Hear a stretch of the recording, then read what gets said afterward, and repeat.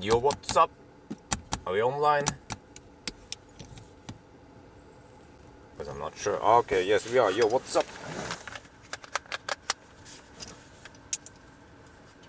Behold the new wifey car. Wifey loves it. I also love it. Yeah, the new Fiat 500e is awesome. From zero to hero. Really. Wait, is this okay? What's wrong with this one? I think this is okay.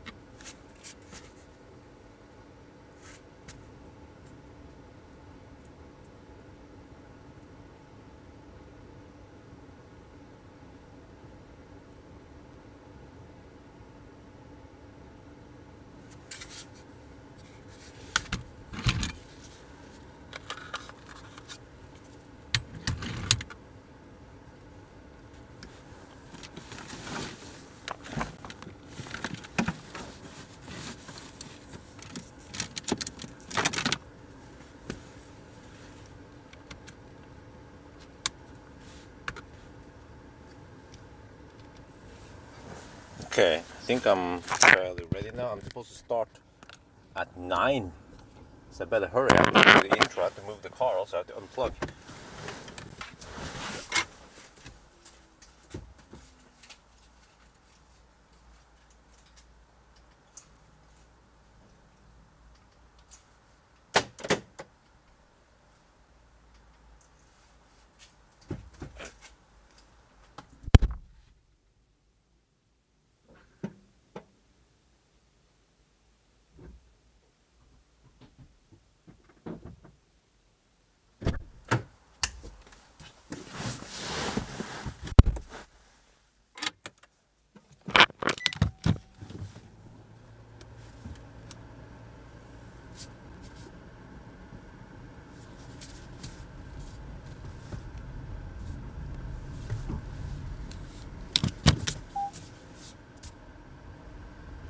How to say the backup camera resolution is shit.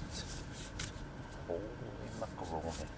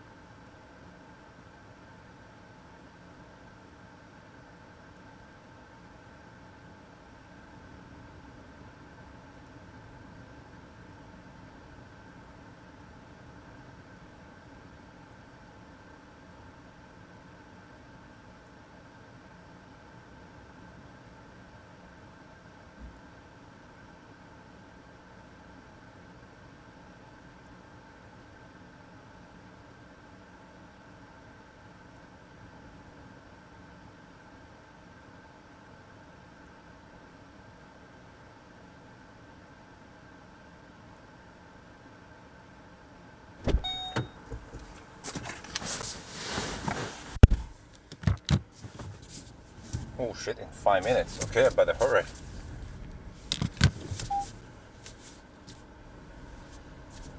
Well, actually, how about I take a good old... Nah. Let's just do it this way.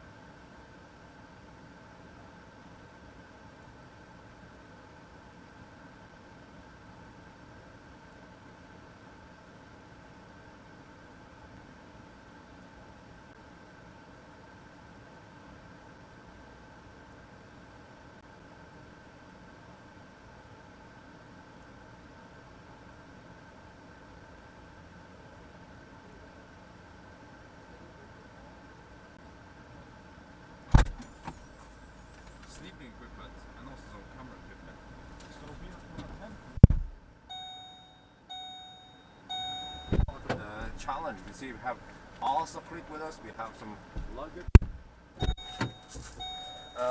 We have to drive pretty far up. We will start exactly at 9.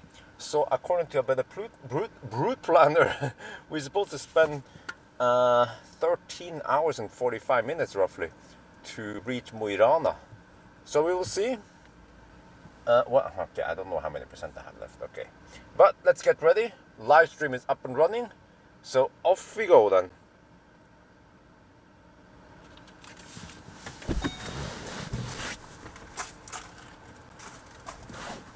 Wait, I was supposed to do this.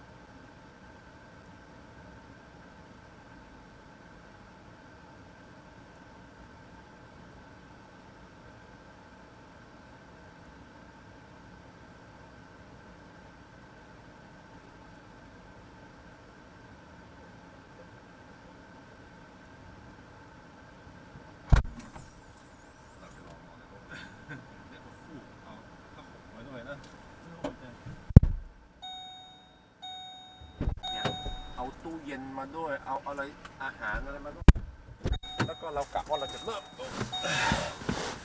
9 โมงโอเคอีก1 นาทีต้องไปแล้วเตรียมตัวแล้วเราได้ชาร์จรถถึง 100% ตอนนี้มันเหลือ 99% เรากำลังจะไลฟ์สตรีมแล้วนะแล้วว่าเราไลฟ์สตรีมแล้วเตรียมตัวไปผมไม่รู้ว่าต้องชาร์จที่ไหนนะอาจจะเป็น Elverum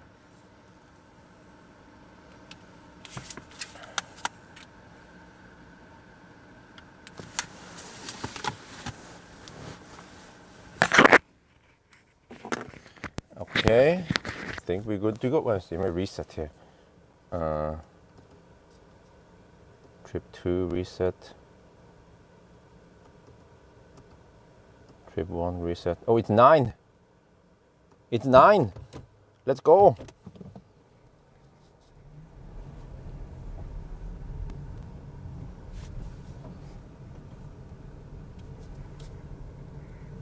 Let me just use eco mode for shits and giggles. Well, right now at least.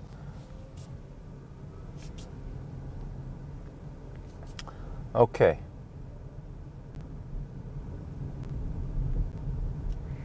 What? The slight offset of the racing strap. Well, that's just because the well, maybe the camera is not completely level. Let me see. I mean, completely straight. There, I guess.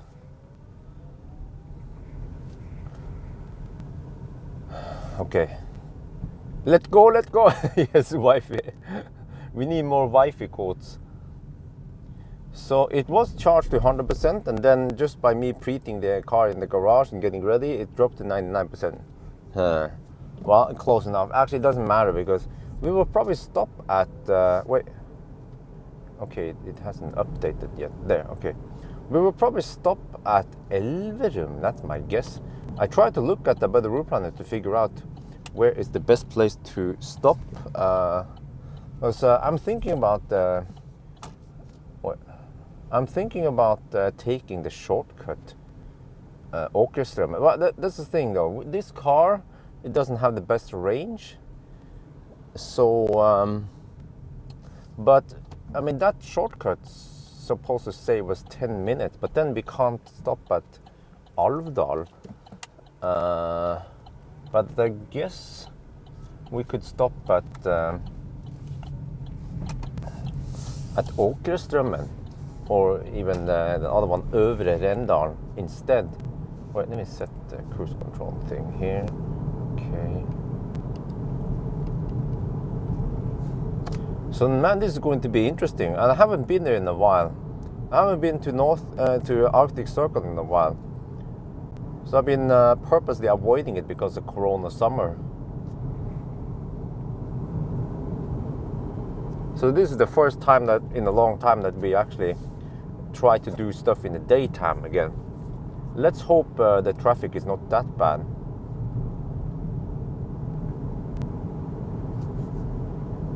Wait, how do I stop? Okay, there. Wait, is the steering wheel a little bit off? Okay. So yeah, that's going to be interesting. Oh well, okay. It seems fine so far, but I don't know how it's going to be once we get on the road.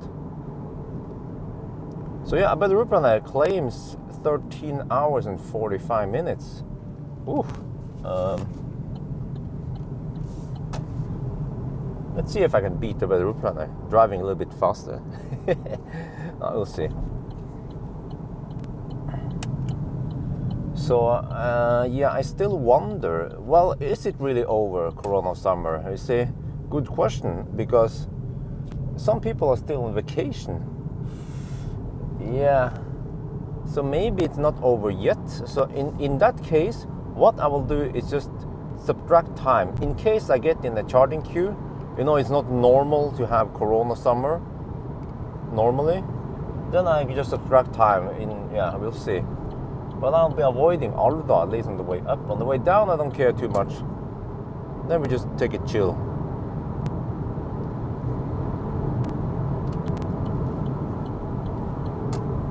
Okay, let me see. Auto steer. What is it? Oh, it's on already. Okay. Yeah, but you see, I also want to see. I want to set the reference time for the PSA cars or the Stellantis cars. How good is it, even for a long trip? Because this one is supposed to be even better than the classic Ioniq, and people also take the classic Ioniq long trips. So maybe, okay, the Corsa-e is kind of small, but at least if you have something bigger like the E2008 or the S3 EC4, you know, then you have more space, and people might want to. People might be encouraged to take it on a long trip, which I will prove will work just fine. Well, we will see, I guess. The only downside with this car is that it has so much short range. Well, not short. I mean, 300 kilometers, still decent.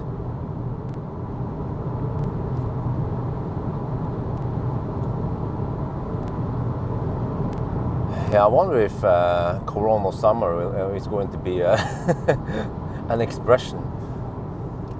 Like, man, it was so crowded, like, so Corona summer.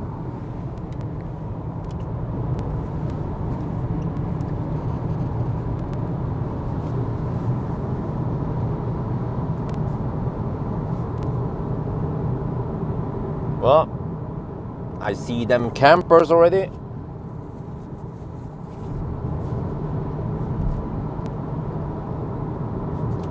Yeah, I guess. What do you guys think? Should we take the shortcut or Alvdal route?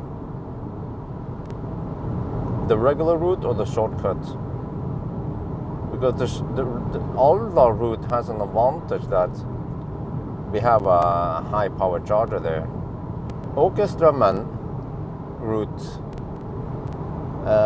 supposedly, if you look on various maps or whatever, charge map, it has 150 kilowatt fast charge at Åkeströmmen, but it's actually only 75 kilowatt.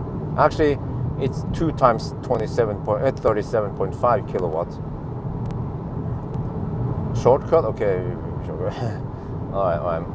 So I guess the problem with this car, which is again name of the game, is that I'm kind of stuck to having to take. I have to stop at Elverum, which is a detour. It's a 6-minute detour, but I can't really skip it. I mean, I can stop at Espa, but that's a little bit too early for this car.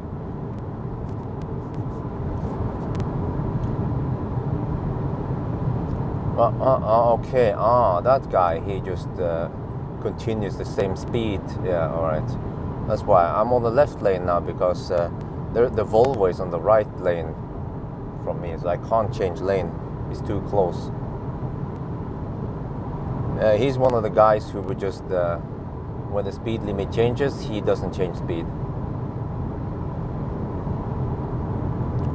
Yeah, it went from 90 zone to 80 zone, and he just kept the same speed.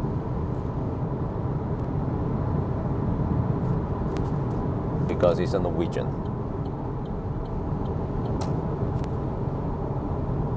Okay, but yeah, so one disadvantage with this car is that I kind of have to stop at Elverum, so I have to take a 6-minute detour and charge at the Elverum.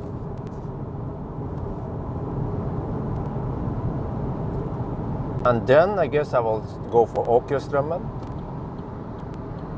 Stop there. Hopefully it's available. But Østsiden, the east side, is supposed to be quite empty regardless, right, of Corona summer. But then from Åkerströmmen, well, I could try to go for a high power charger in Berkåk, but the chances are that Berkåk might be occupied. So but Ruplan suggests me to charge to about 80% and then skip it and go for Klatt. So I might just go for Klatt.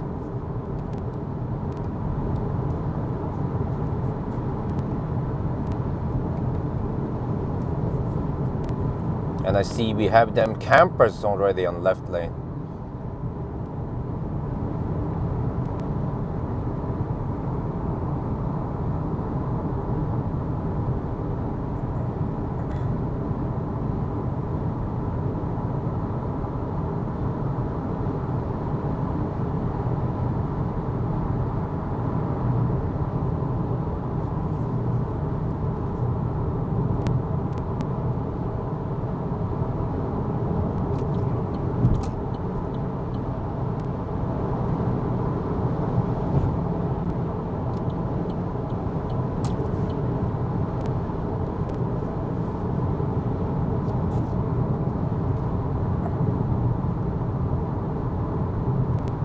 So let me navigate to Elverum then, since that's the most like. Okay, let me block this camper. Have to hurry a little bit. There, okay. So I guess we're gonna be going for Ionity Elverum. That's the best deal. What? Why doesn't it show up? Huh? What? Hey, you gotta be kidding me. Ionity. Wait, did I misclick? What? What? Ionity Elverum doesn't show up here. What? I mean, it's right here. Okay. Ah.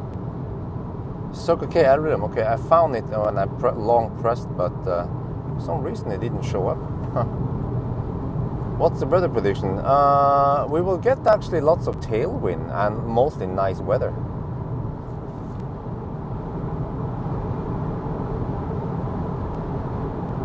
I think we'll get some sunny weather in the afternoon.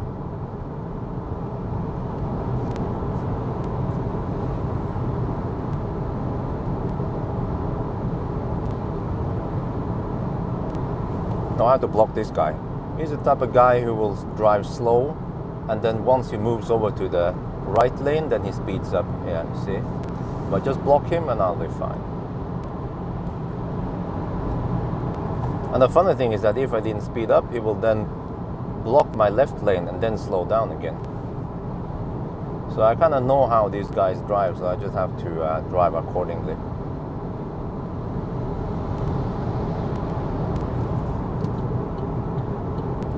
So yeah, it would be great if I can do it in 13.5 hours.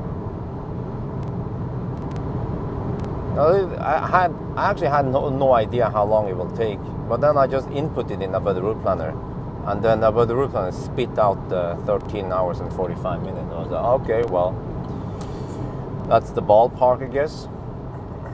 We are not seeing 12 hours, obviously, because this is not a Tesla.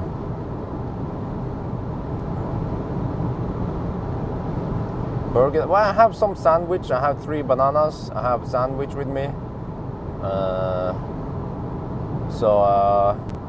But I guess I have to go for that pizza again at Gruben. I mean Gruben pizza at Mo i Rana. So fortunately for me, I have 195, 55, 16 inch. Oh yeah. Skinny tires for the win.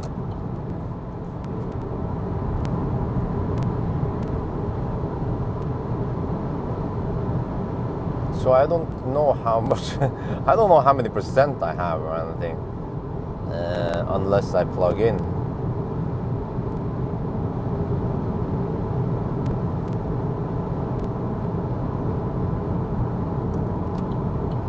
Wait, what did I set the distance to? Okay. But a daytime, yes, a daytime trip. Because again, I don't feel like flipping my sleeping schedule. I've been doing that this summer, and it's kind of cumbersome, man. So that's why we want to do it daytime, and also I think we get more people watching in the daytime and evening in the prime time. It matches better because once we get close to the end, that's when people want to watch, and that's when prime time is. So it's better to do it now, time-wise. And then what the heck is this guy doing? It's a French guy. Yeah, he moves over. Good.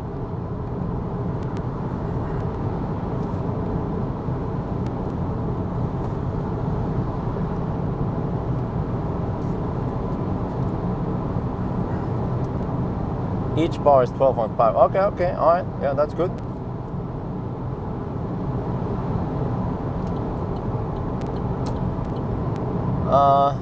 It seems like I did some measurement.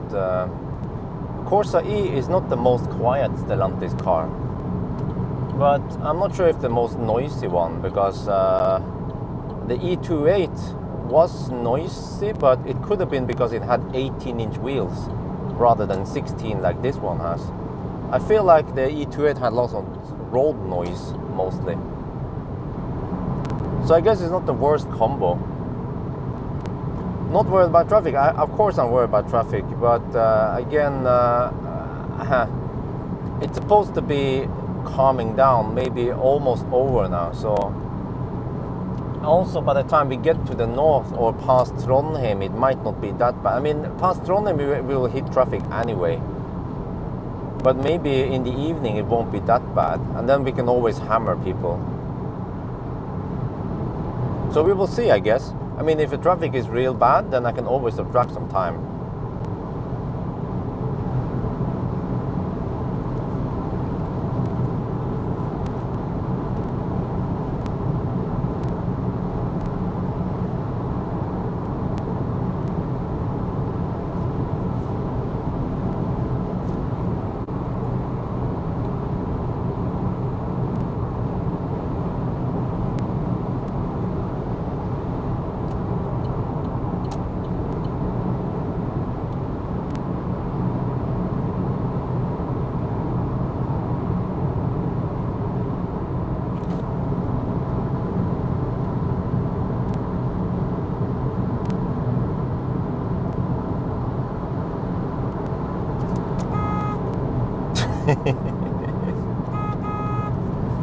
I'm just testing the horn. Yeah, just testing the horn to show you guys what the horn sounds like.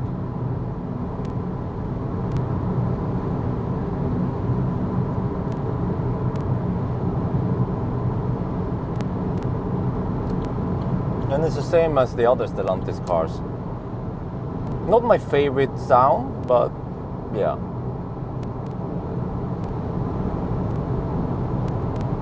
One time I'd 4-kilometer range left. Oh, okay. Oh, the Tesla is building supercharger. Oh, I can see the supercharger stack. Wow, they're building fast.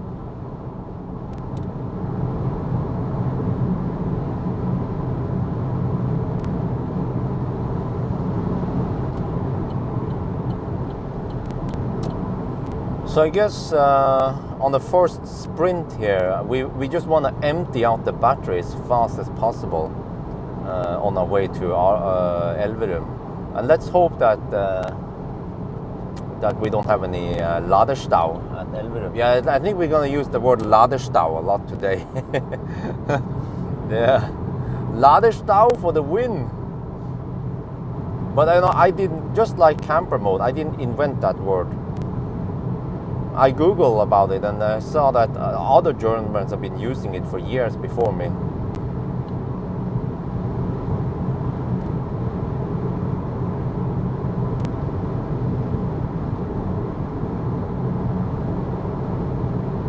Oh, it's a comfy car, by the way. Let me show you a little flip mode here. It's a comfy car, kind of small, yeah, but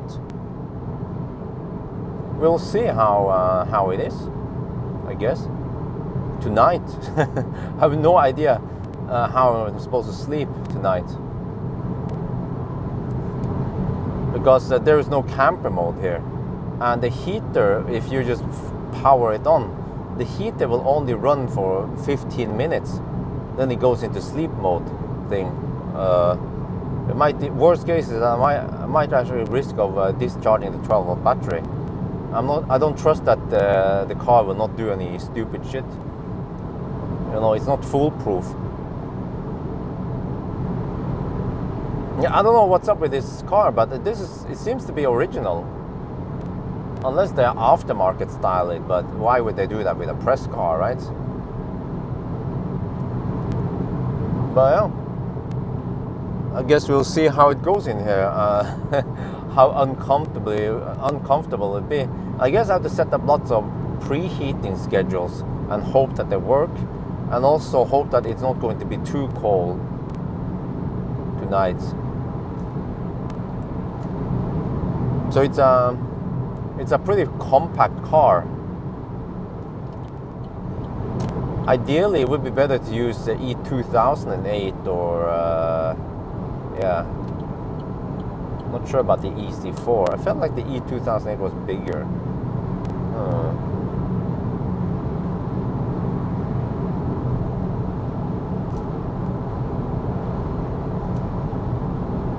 Sleep plugged into AC, huh? No, but does that help?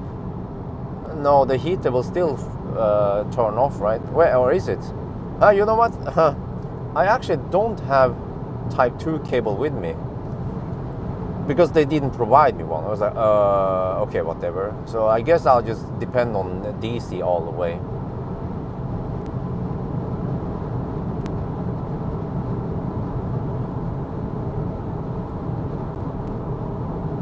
So yeah, because normally when I go on those trips, I never use the AC anyway. So that's why I figured, okay, maybe I don't need it.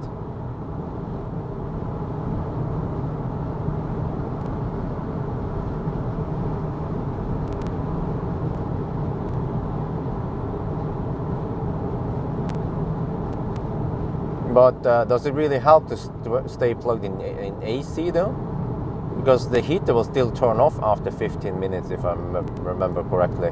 Even on DC or AC, it doesn't matter. It will just stop after 15 minutes. So, but I guess if I set up preheating schedule, it will at least heat up a couple of times. Hopefully. I don't know if it will heat up or not.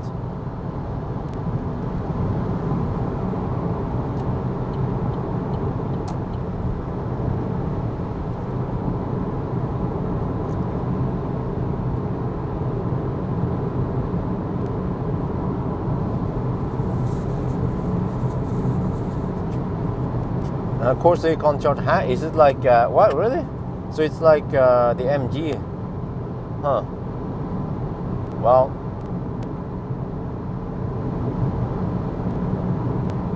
wait, didn't I get any cables at all? I guess I'll be depending on DC all the way then. If you need it on the road, I think you have to maybe visit Biltema or something. Maybe those hardware stores sell them. I'm not sure.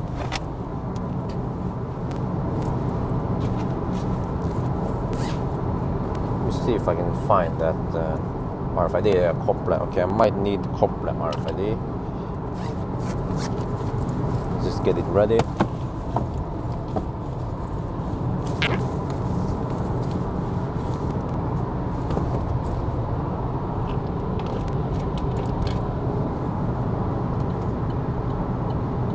You can have, but the thing is that what I'm talking about is that it will switch off after 15 minutes, regardless of if you're... I even tried to use neutral and engage park brake. It still switch off after 15 minutes.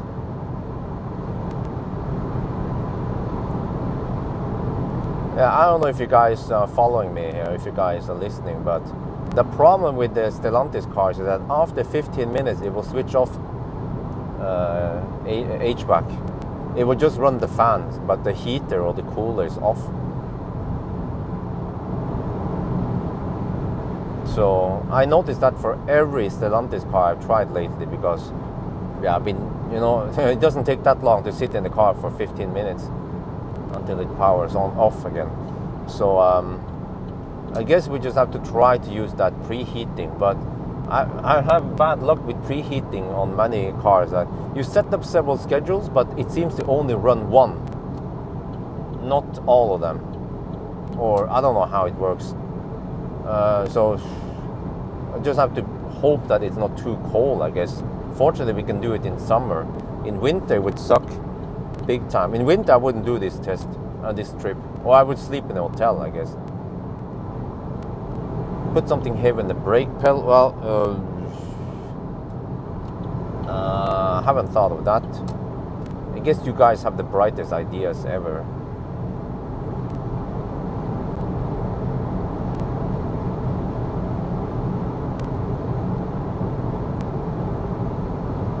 Battery must be okay. Well, that's no problem. I can just charge to 90%, and then I should have more than enough juice for the night. And I can always top up a little bit in the morning when I prepare. Yeah, with this car, I want to top up. I want an A, B, C.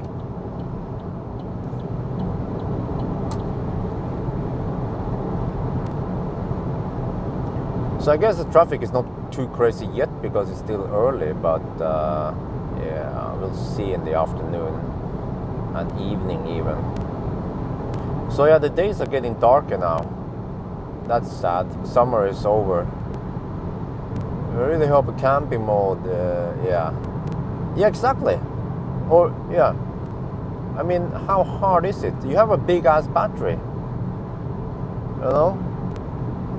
I don't understand why you can't keep people. I mean, a car manufacturer, they think, oh, you have a small battery, there is a risk that you can run out of juice during the night. No, you don't. You don't. When you have nowadays you have roughly 40 kilowatt hour or more, then you can run it through the night, no problem.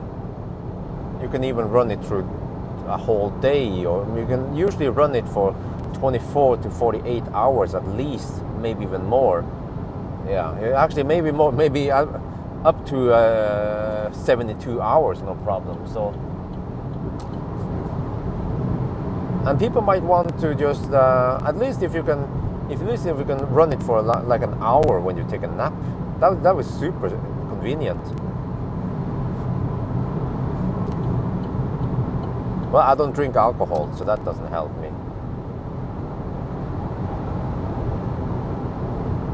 Okay, consumption, by the way, is 240. All right. I think, yeah, we have headwind, so 240 consumption with headwind is actually quite good. I wonder if this, if the E28, no, sorry, if the Corsa-e is even slightly more efficient than the EC4, but the EC4 was also remarkably efficient. People keep asking me, hey, are you going to do 1,000 kilometer challenge with Corsa-e? I'm like, no, I'm not going to do it. It's pointless. I think I have to make a specific video explaining why doing the same test with different and with the same platform is a little bit pointless,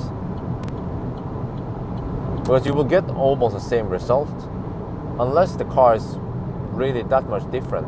Yeah, like let's say I did it with I did 1,000 kilometer challenge with Enyaq, but also with ID4, because those are very popular cars. But the results were almost the same, so I could have skipped one of them.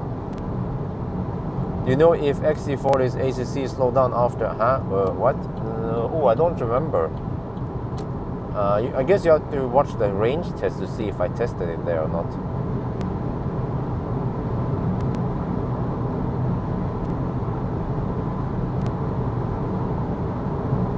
Yeah, you know what? You're right, because software, you know, many car manufacturers, they focus too much on hardware, and they don't give enough attention to software. Software is almost as important, or maybe even more important than hardware. I saw yesterday Munro's Munro Live. You know, he talked about Mach-E and something about the park brake mechanism or something. I don't know what he was talking about, but he said Ford, they use some hardware that adds cost and weight just for some parking feature that you can easily solve with software. And he mentioned that Volkswagen and Tesla, they solve it with software. He said it's just a few lines of code. Well, maybe not a few lines, but it's just software that could solve it. And he said that lines of code doesn't weigh anything. How many times do you need to charge between Oslo and Trondheim? Well, that's what we find out. I think we only need, wait, let me see. According to Abed Ruplani, we need to stop at Elverum. Well, if we went Østerdalen, Elverum and Alvdal would be enough. 2 stops. So that's what I might be aiming for. I'll go Elverum and then take the shortcut, and then top up at Klett. That's pretty far though, from Åkerstrømmen to Klett. But I don't want to gamble on getting juice at. Yeah, you know, I'm not sure if I should go shortcut or not. Yeah, that's the thing, because no, maybe I'll do it anyway. Because actually, but you know, you're thinking, oh, you will save 10 minutes. Well, actually, do I? I kind of have to stop at Elverum anyway, but I have to semi-slow charge at Åkerstrømmen, so I might only save 5 minutes. Yeah, because I have to charge to 80%, which is kind of slow, versus topping up at Elverum and then just enough to go to Alvdal, and then top up to Alvdal and then go to the next one. So charging wise, topping up, and also I won't be getting 100 kilowatts at Åkerstrømmen, only 75. Okay, I didn't test it. Well, then I don't know about the XC40, fortunately. Yeah, but I mean, if you can save 5 minutes, I guess we'll do it, and we might also avoid some traffic, so that's always a good deal. We just have to hope that no one plugs in next to me, or... No, actually, I think Åkerstrømmen has 2 chargers, so hopefully the chance of me having to share charger is lower. But I have to stay there a while.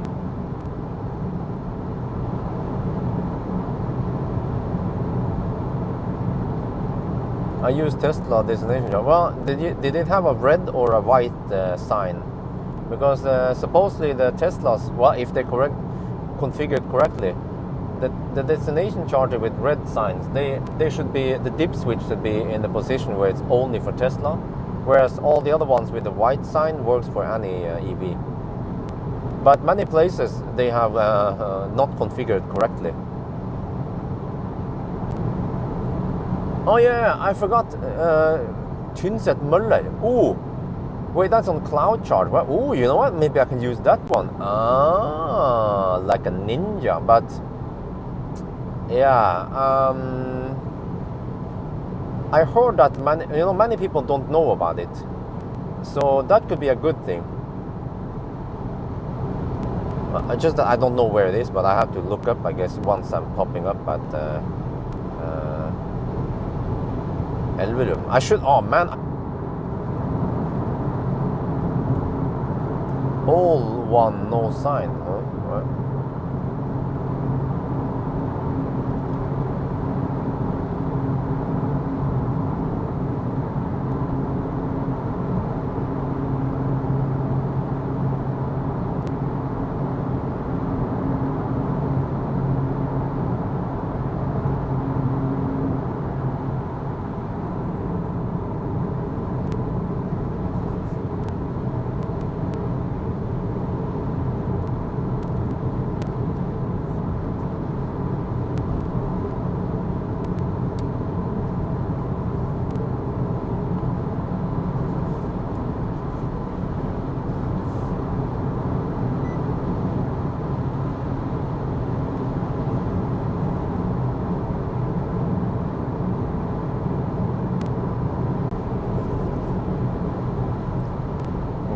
to say that the traffic seems to be picking up a little bit.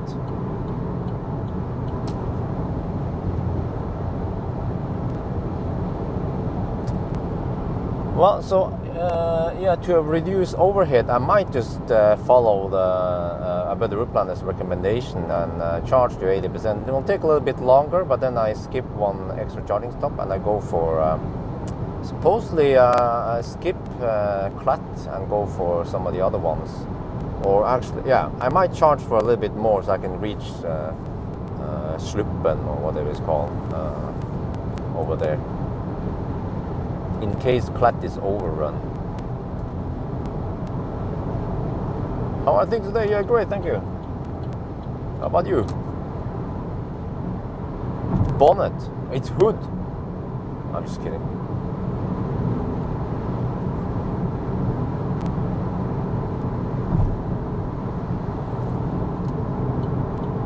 Wow, to say it's heating up over here with traffic. But I experienced some traffic before also on Saturday mornings, so that's nothing new.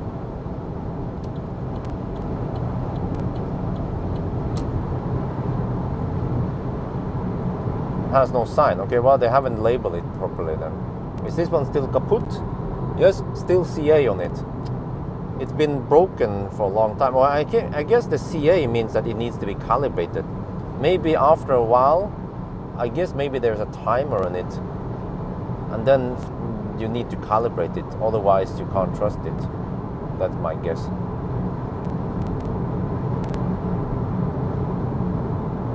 Wow. I'm a little bit worried with the traffic.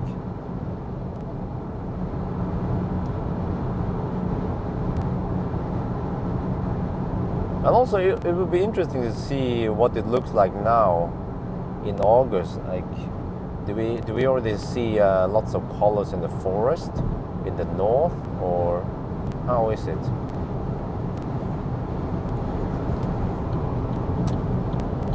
Is summer really over?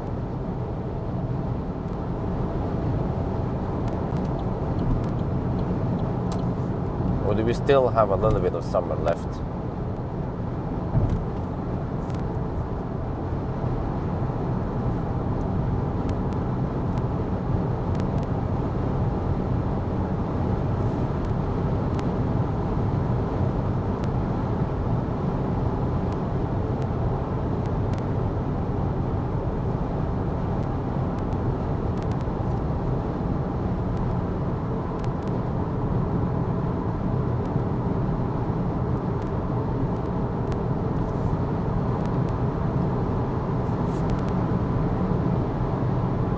Last weekend in the holidays, oh, well, I hope it won't be that bad. So I will. I mean, I know how it's supposed to be. So if it's really bad, then we could just subtract 5 minutes, 10 minutes.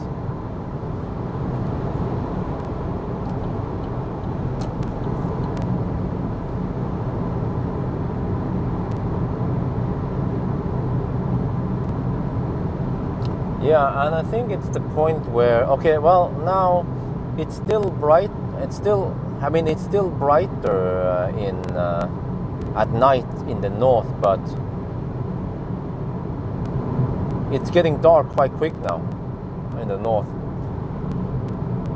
So tonight, by the time we get over to Mo i Rana, it should start getting bright. I mean, dark-ish.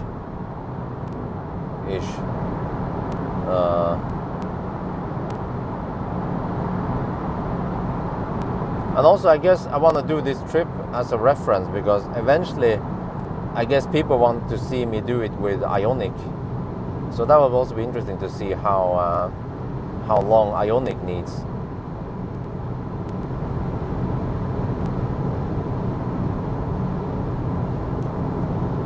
But it's still 17 degrees Celsius. I have to say that we've been lucky with the weather this summer.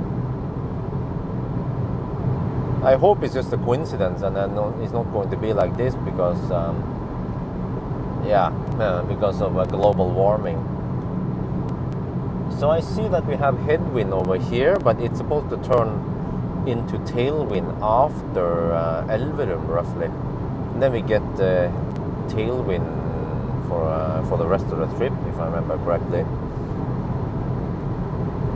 Yeah, consumption is 238 by the way, which is not too bad still. Huh, that's not too bad with the headwind and everything. It would be bad if it was closer to 300. So I guess we picked the right car for the task.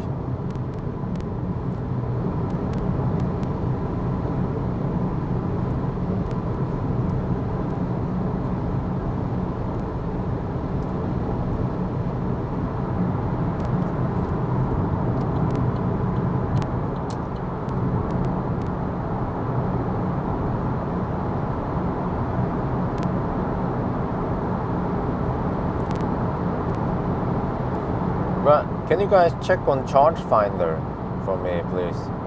How busy is Elverum, Ionity Elverum right now?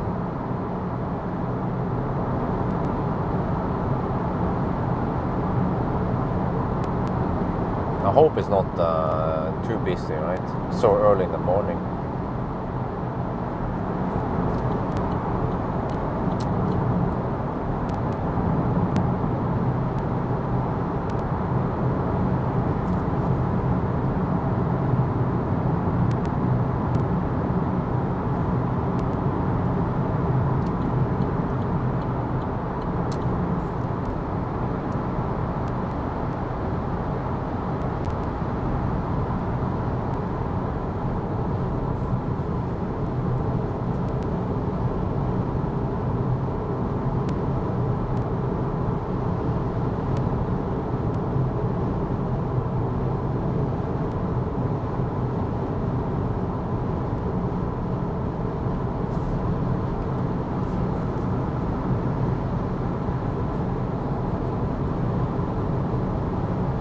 You know, I don't know if this is a coincidence or not, but wait, is that the Maxus Enuic? Yeah, Psych motor, Maxus Enuic 5, huh?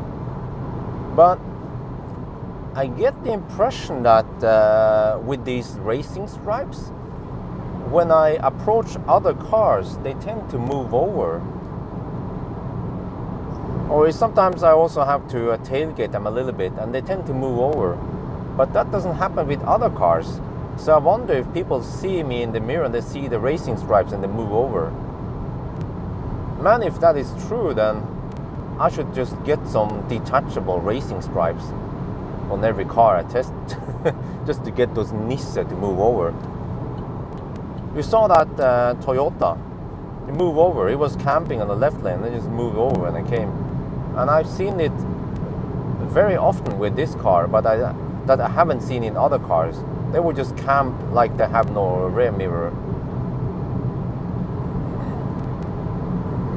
Only one taken. Okay, thank you. Well, I guess we have a pretty good chance of charging there. The only downside is that we have to waste at least 6, well, maybe I'm a little bit faster than Google. Let's say 5 minutes. 5-minute detour, but that's the only choice for me. Because I don't think I can reach Åkeströmmen in one charge. Yeah, I'm already down to about 65% now. And we are still 51 kilometers away from Elverum.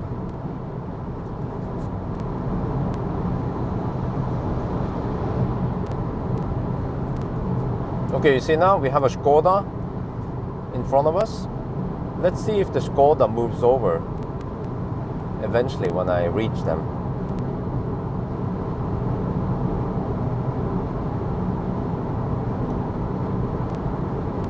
Well, maybe not.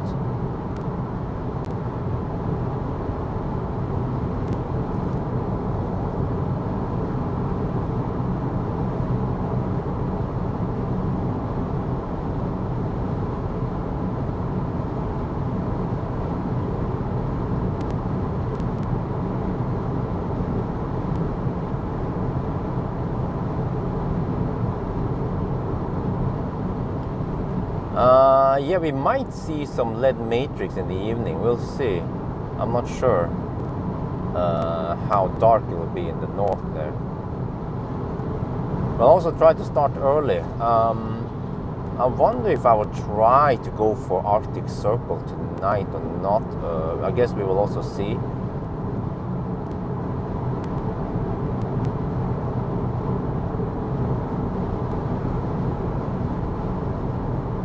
Oh, there's still Germans here.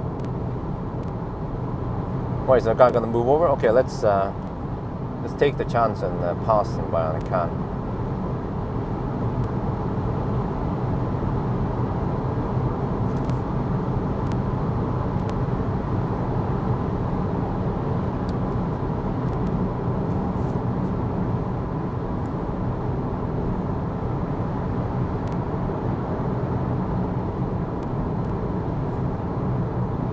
What is the time loss for Elverum detour? About 5 minutes. Oh, versus a short charging at Rena, huh? Oh, oof. Well, that's the thing. I mean, it's not going to be a short charging at Rena, because think about it. By the time I reach Rena, I will be down to 40%, 30% maybe, and I kind of need to pump it up a lot there. Well, or unless I top up at Åkerströmmen. Yeah, that's also an option.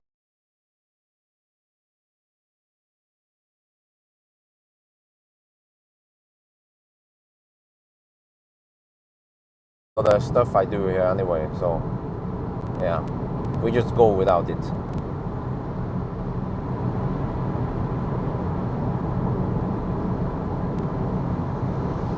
Well, I have to say the road seems a little bit busier than usual.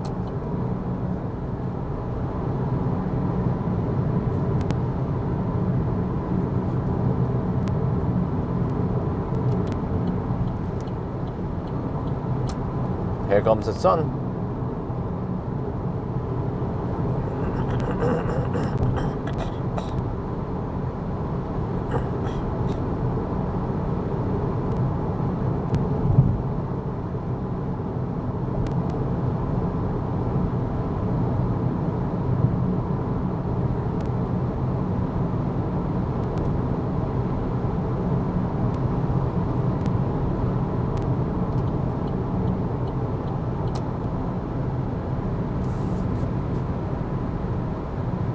Thumbs up for the restless Bjørn. Well, thank you very much.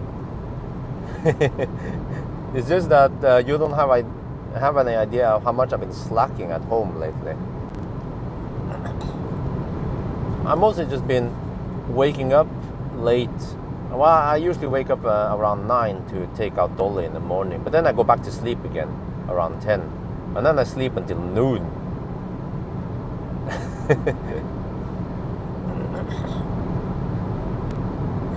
Sometimes I even wake up 2 in the afternoon. I'm like, oh, okay. Just get lots of sleep. Because many of the videos you guys have been seeing, I don't know if you noticed, but the banana box test and the interior review is done in the evening, right before the sun sets. That's when I get the best light. If I do it in the daytime, it's too sunny. Or I could wait for a cloudy day, but there hasn't been many cloudy days lately. So I need the studio, man, or the garage, 50 square meter garage. I have to ask them to build it as large as possible within the 50 square meter limit,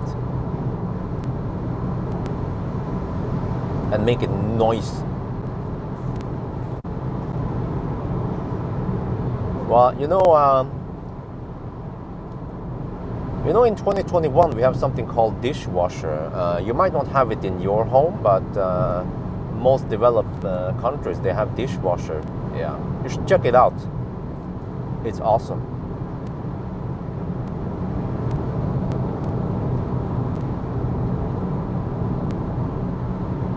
Wait, what sign is this? Czech Republic. Wow.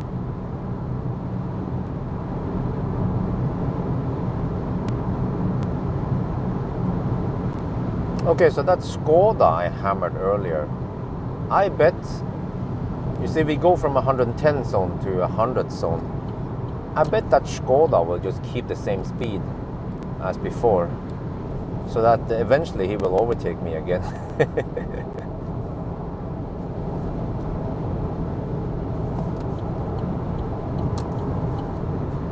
Yep, here he comes.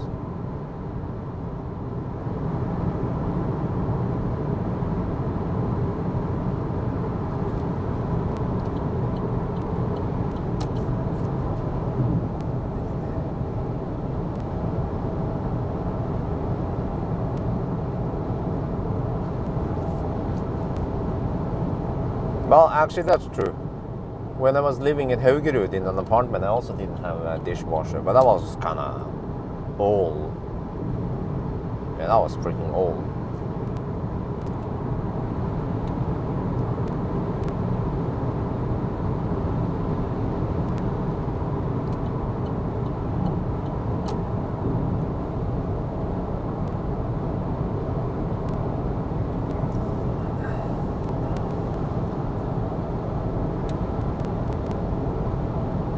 No, I don't want to have 2 stories garage.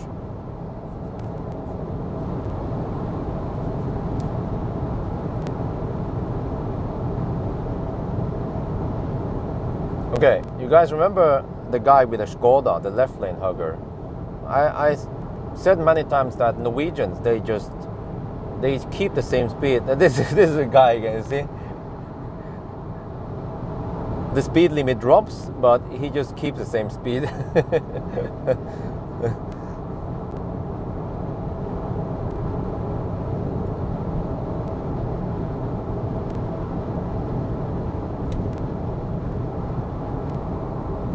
Wow, I have to say the camera is kind of shaky. It's from the surface, the road surface.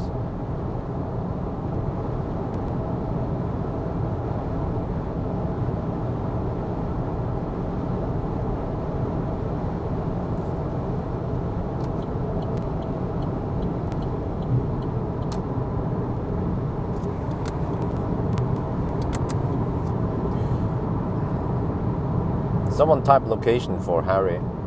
Or Harry, you can just type exclamation. Okay, well, someone type it for him, because he doesn't know.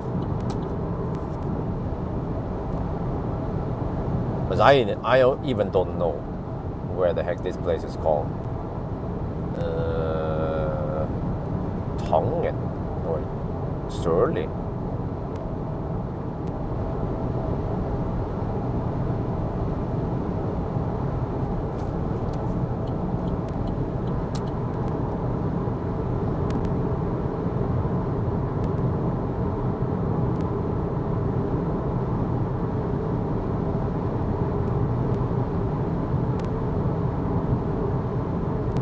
Well, that's a Kia e-Niro with a bicycle behind it.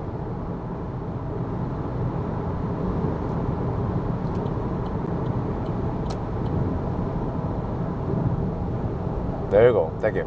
Dankeschön.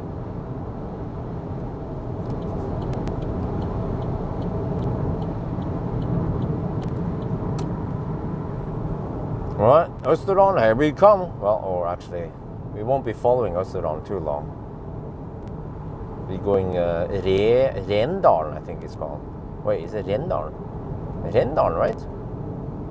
Renadalen. But they don't call it Renadalen, they call it Renda. Uh-oh. Stuck behind a Mustang.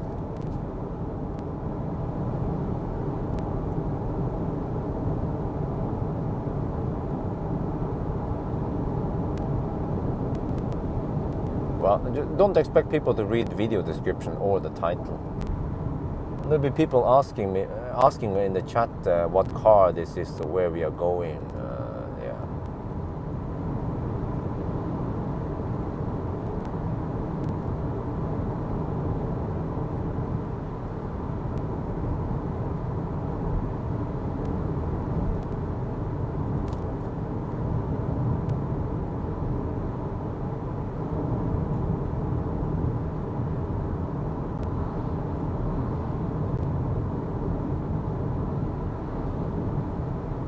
Well, I guess, you know, it's those little things. Like here, we are slow poking behind this Mustang.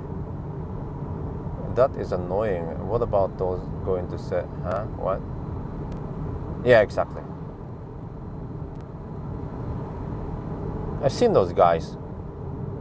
Like in the 80 zone, you know. No, again, I don't want to complain too much. I'm just mentioning that in the 80 zone, you'll be stuck behind a Norwegian Nissan going at 70 kilometers per hour, and then it turns into 60 zone, and the Nissan still keeps going at 70 kilometers per hour in the 60 zone. Because I'm preparing to overtake them, and then well, then he's going over the speed limit.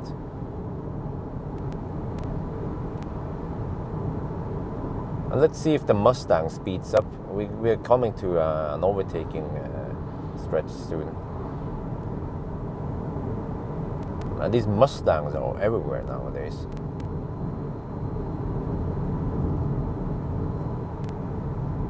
But you see, already now we might have lost 10 seconds. You might be thinking, oh, but that's just nitpicking. Well, but add 10 seconds. I mean, 10 seconds here, 10 seconds there on a 14-hour drive, 14 and a half hour drive, then we're talking about many minutes, maybe at least 5 or 10 minutes. Versus if I would drive at night, then we have no traffic. Is that guy going to overtake? Well, go.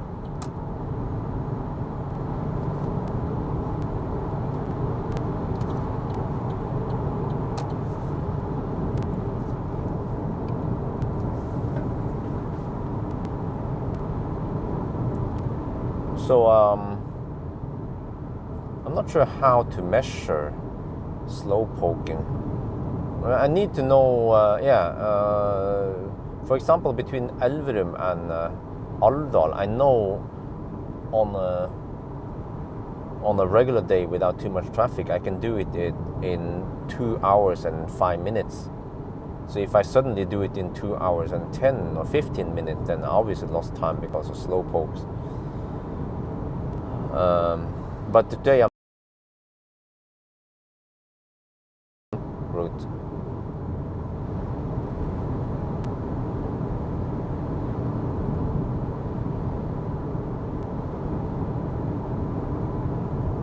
Okay, consumption is 233. We have 17 degrees outside.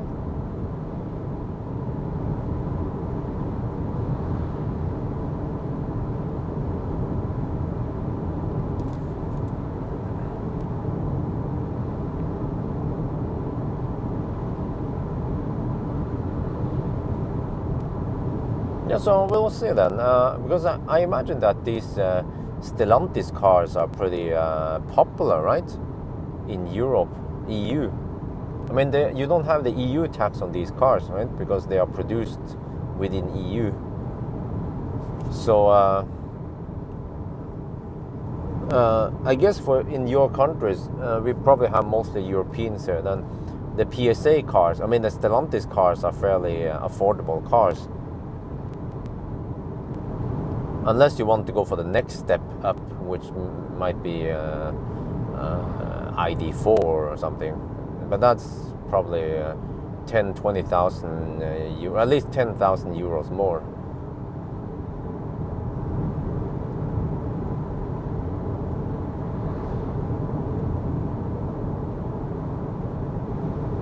Stellantis is the new PSA.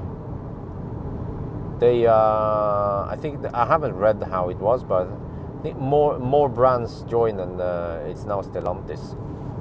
It's PSA plus something else. I think it was PSA plus Fiat and some other brands, and now it's Stellantis.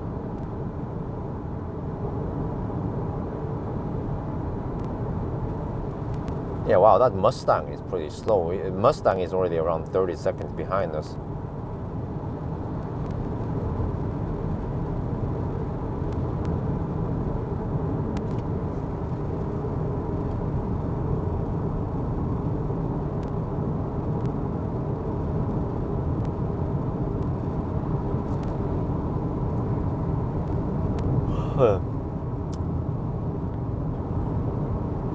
sure if I got enough sleep last night, and I'm a little bit concerned about the sleep tonight, how much sleep I will get. I guess I just have to get enough time to try to sleep, right? Because I expect it might be a bit uncomfortable, but that's the name of the game. FCA, yeah, what is FCA? Fiat Chrysler something? Fiat Chrysler Alliance, maybe. I don't know what it's called. I see it says FCA on the sign on the Fiat 500 here. FCA, huh? Fiat Chrysler Group. Why is it called FCA? Why isn't it called FCG then? Yes, 50 kilowatt hours, just like the other Stellantis cars. I want to see real long distance champ other than Tesla. Huh? Well, we have the e-tron GT and Taycan. We have Mustang. Those are pretty long range cars. Fiat Chrysler Automotives. Ah, of course, yeah.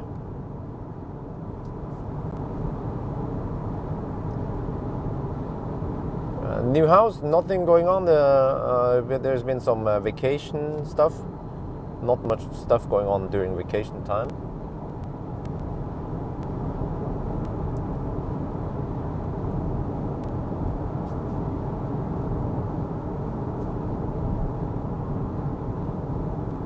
Okay, we're getting close to Elverum. Only 18 kilometers left. Going kind of slow now. We are behind a guy with a trailer.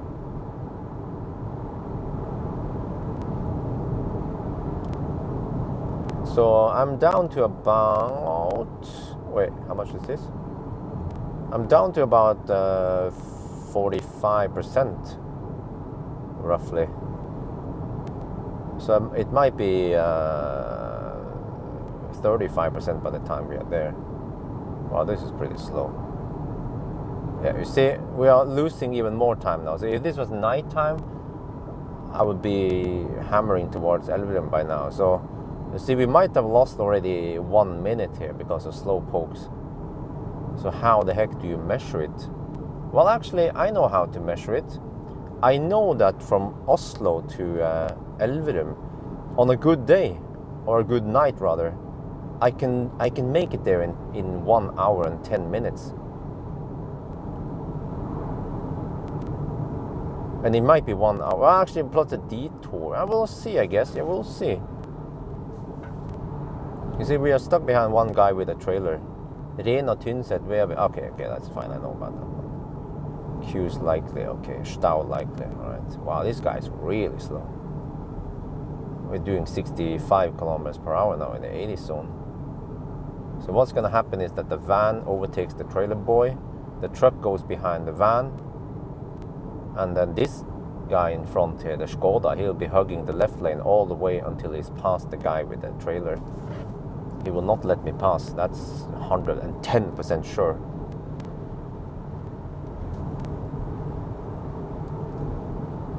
All stalls are still, oh nice, okay, thank you for the update. Yeah, so I guess it, I should, on a good day, I should be at Ionity. I should be at Ionity 15 minutes past, actually 10 to 15 minutes past 10. We will see. You see, this guy now, he tried to hammer it.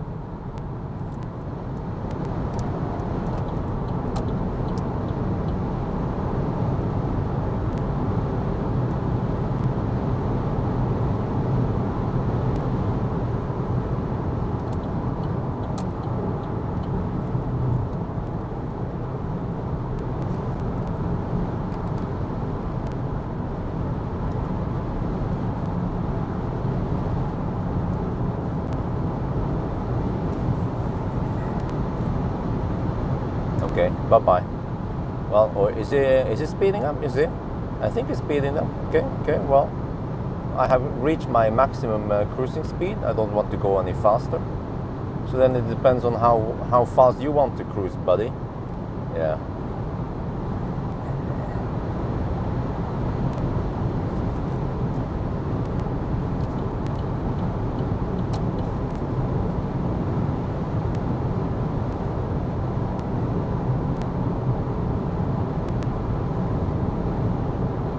No, you don't save kilowatt, you save kilowatt hour. You know, you don't save horsepower, you save energy.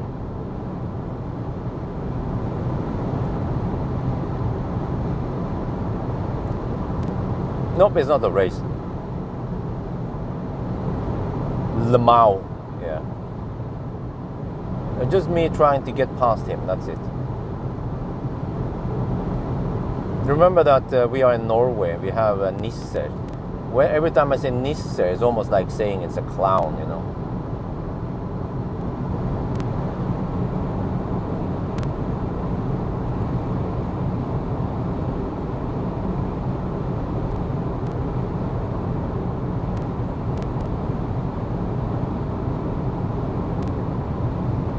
So I guess we'll see if I can make it there in about 10 minutes, then we are fine, right?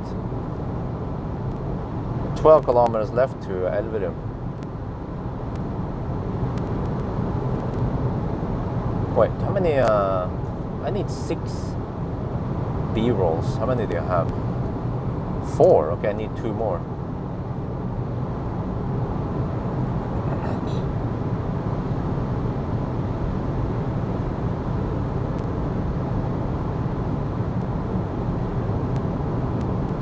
But for cars that charge this like fairly fast, then like this one, then you want to go faster. You don't want to slow poke.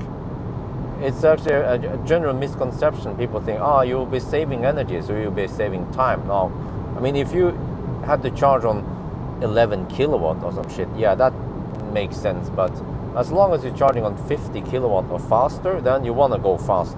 You want to go at least 110, 120 kilometers per hour. Don't slow poke at 90, for example.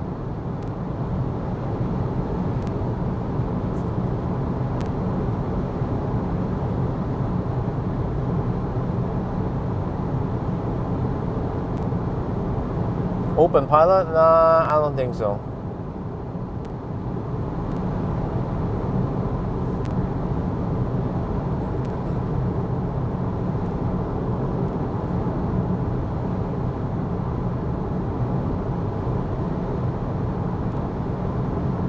Will you take an electrical car along Kystbilsveien? Maybe a Tesla, but I haven't considered it. Usually when I go to the north, I want to go, I have other destinations, and I know Kystbilsveien is a very slow route. I know it. I've gone there, Ørnes, Nesna, Sandnessjøen, but I haven't considered it.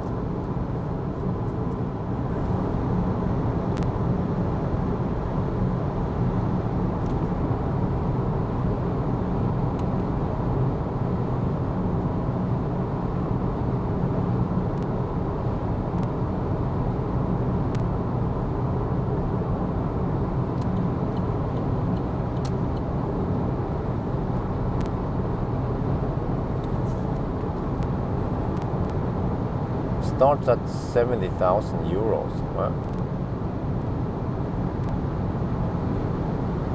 What's that?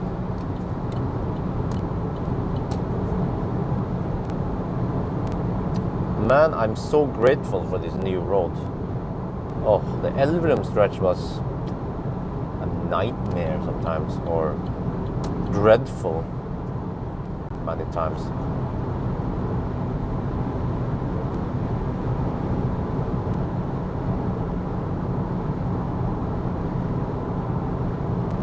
So I'm happy that I can skip that stretch.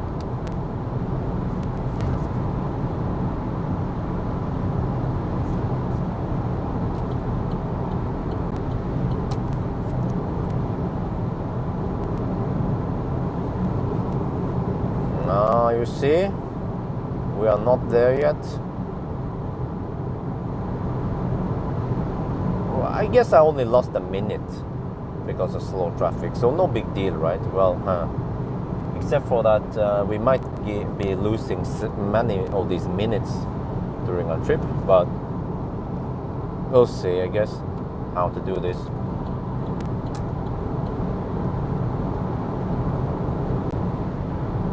Oh, that guy's almost standing still, or that woman, rather. Yeah. Okay, here we go. So usually if you have a Tesla, you have the advantage, you can just keep going straight and even take the detour, take the shortcut. But here we have to take a detour. Let me try to count now. So right here, 1830. Okay, 1830. I look at the counter. Let's see how long it takes to reach Elverum. So 1830. Trying to remember that one.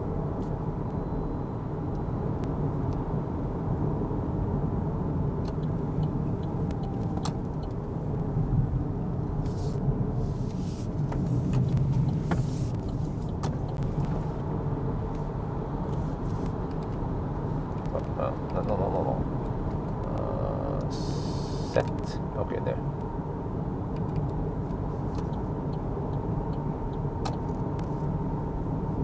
Wonder when is that supercharger coming up? Tesla been building, supposedly building the supercharger over here for the longest time.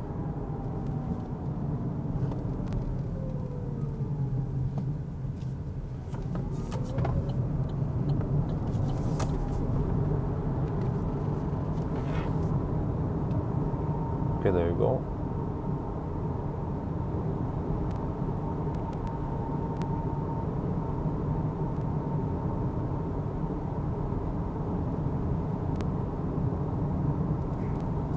Okay, already 1.5 minutes.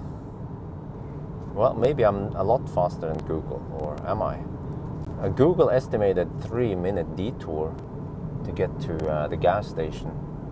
And I've been lucky now without any wait on the roundabouts or any slow pokes. Let's see.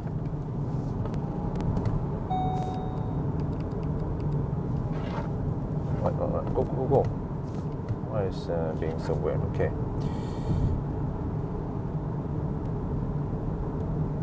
Uh, 1830. Okay, 1920. Okay, that's 2-minute detour already. We are still not at fast charger yet. Well, soon enough. Okay, nobody's there, right?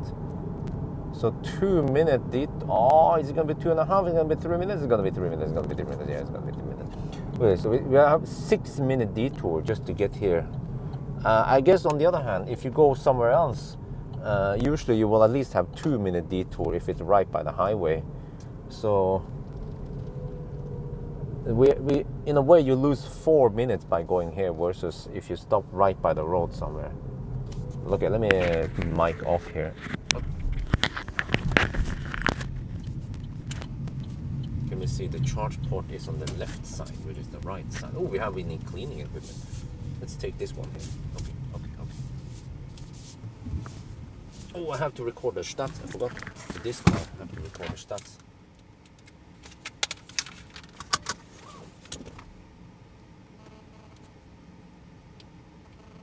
Elverum.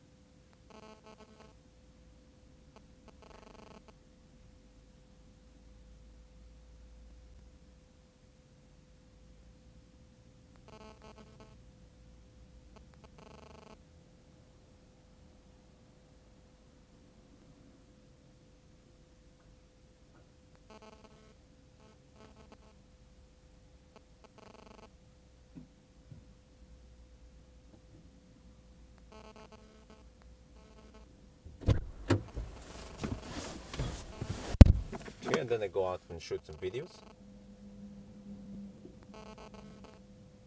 And I think I have to go to the restroom. It's kind of, it's the time of the day.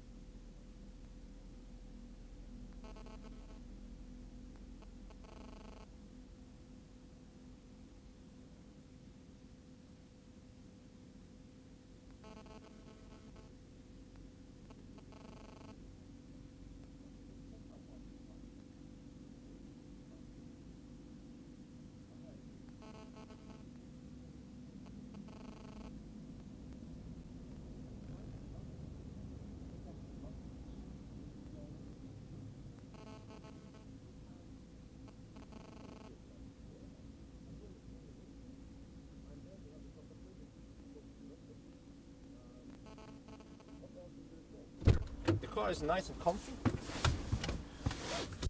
We just see charge of 500 kilometers per hour. That's what we see here. That's it. We don't see kilowatt while charging.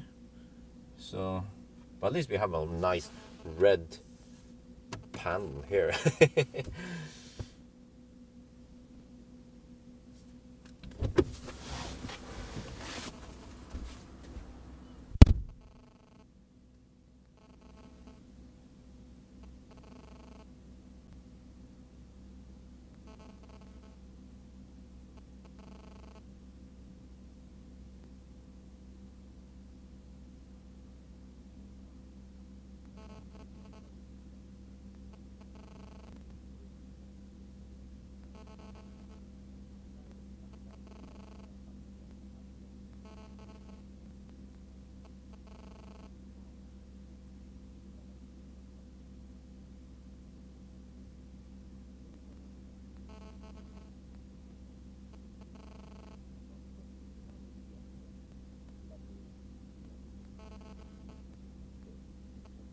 ในรถตอนเราชาร์จนะมันไม่บอกหรอกว่าเราจะชาร์จกี่กิโลวัตต์นะมันจะแค่บอกว่าโอเคมันชาร์จ500 กิโลเมตรต่อชั่วโมง แค่นั้นนะโอเคตอนนี้เราก็ต้องพักนิดหน่อยนะไม่รู้ว่านานที่ยังไม่นั่งนานมากมั้งจะเข้าน้ำล้างกระจกแล้วก็อาจจะคุยกับไลฟ์สตรีมนิดหน่อย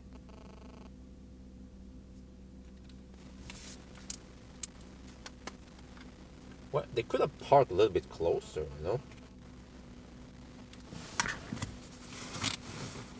Okay, I think I have to clean the windscreen. I have to go to the restroom. Might be a type 2.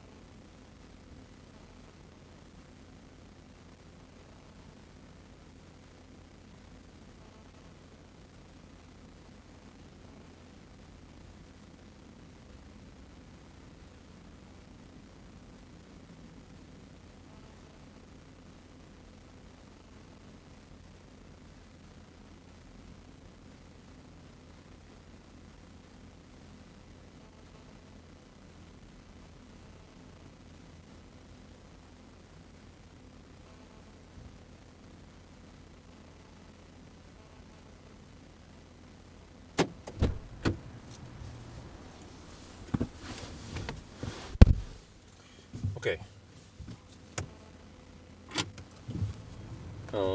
Let me do a little shot here.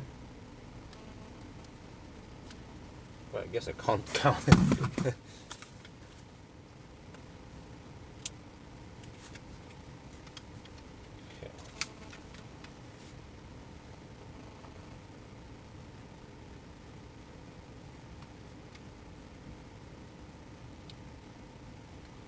Well, we have the bug where when we are charging, then the consumption drops.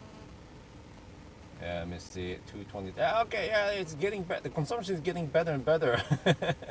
Well, okay.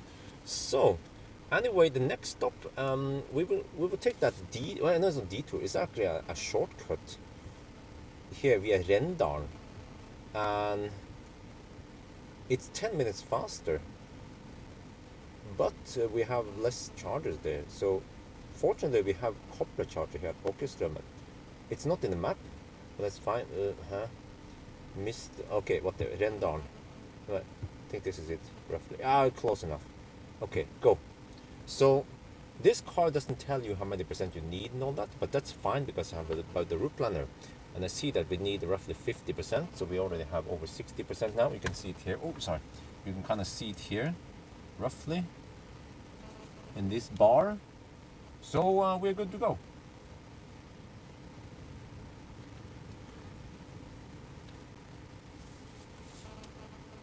รถคันนี้มันมีเบิกนะถ้าเรากำลังชาร์จนะไฟฟ้าที่เราใช้เนี่ยมันจะลดลงเนี่ย นี่มันน่าจะอยู่เท่าเดิมเดี๋ยวมันจะลดลงตลอดเลยนะโอเคแต่ว่าตอนนี้นะเราจะไปทางลัดนะเราจะขับไปทางลัดมันจะเร็วกว่า10 นาทีแต่ว่ามันไม่ค่อยมีที่ชาร์จเยอะแต่ว่าเราก็จะไปจอดที่นี่นะที่Åkeströmmenรถคันนี้มันไม่กะให้เราหรอกว่าเราต้องการกี่เปอร์เซ็นต์แต่ว่าผมก็ใช้อัปเดตรูทพลันแล้วมันก็กะให้เราว่าเราต้องการประมาณ 50% เรามีเกิน 60% แล้วตอนนี้เรามีสักเท่าไหร่เนี่ย65แล้วมั้งเนี่ยถ้าเราเช็คอันนี้นะโอเคก็แปลว่าตอนนี้เราพร้อมนะไปนะเราชาร์จไม่นานหรอกเนี่ย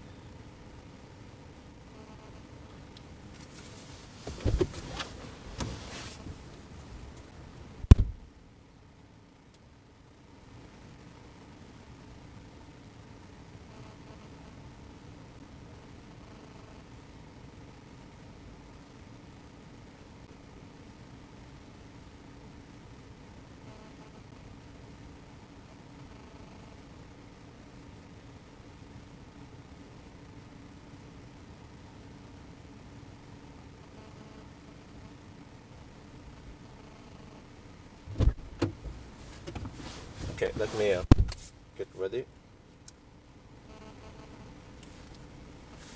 Seems like I need to charge this one a little bit maybe. Where's the plug? Maybe this. There's a cable.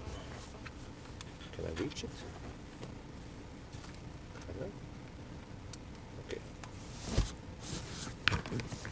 Yeah, I can. No, almost. Okay. Alright, let's get ready. Let's get the camera ready.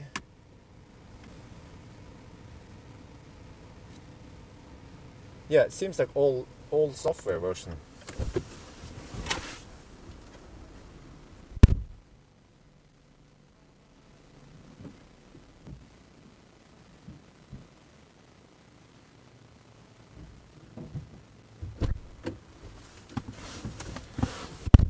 So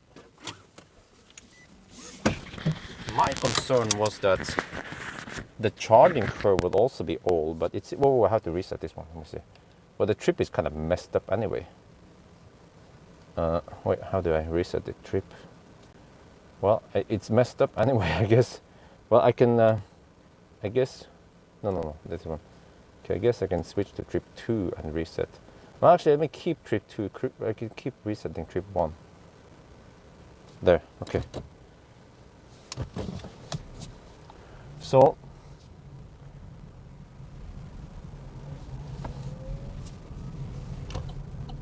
yeah, my concern was that the old software would also mean shit the charging curve, but it seems like the new charging curve I mean, it seems like it has the new charging curve because it could maintain 95 kilowatt until 31%.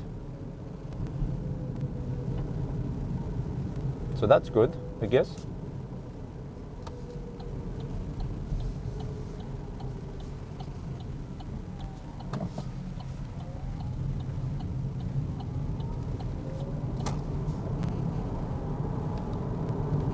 Oh yeah, I lost count. Let me check here.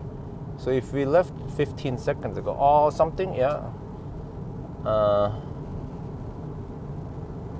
When did we leave? 30? 20? Let's say 20. Or let's say a minute ago. So it's been 1 minute now in.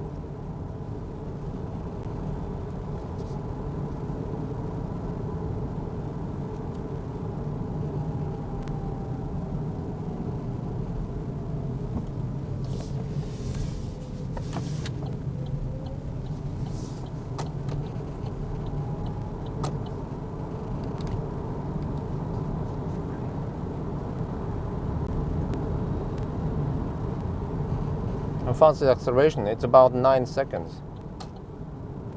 It's the same for the. I mean, it's the same for every PSA car. It's around 9 seconds or 8.9 seconds roughly. So I actually haven't bothered testing acceleration here because it's not much difference. The different models of each, which is so, what? Well, I did feel like it was not charging as fast as it could be. Like, it wasn't charging as fast as the EC4, but could it be because the battery wasn't hot enough? I'm not sure. Well, we've been on the road 2 minutes already. It's taken 2 minutes since we left Elverum.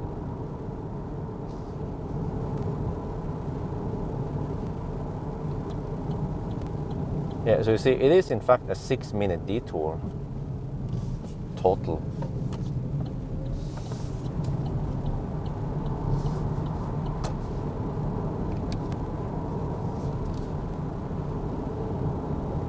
When do you do the Model 3 as the road trip? I haven't decided yet. I'm trying to finish all the tests with this PSA car, so this is the last one in the PSA. Whoa, no cars in front, that's lucky.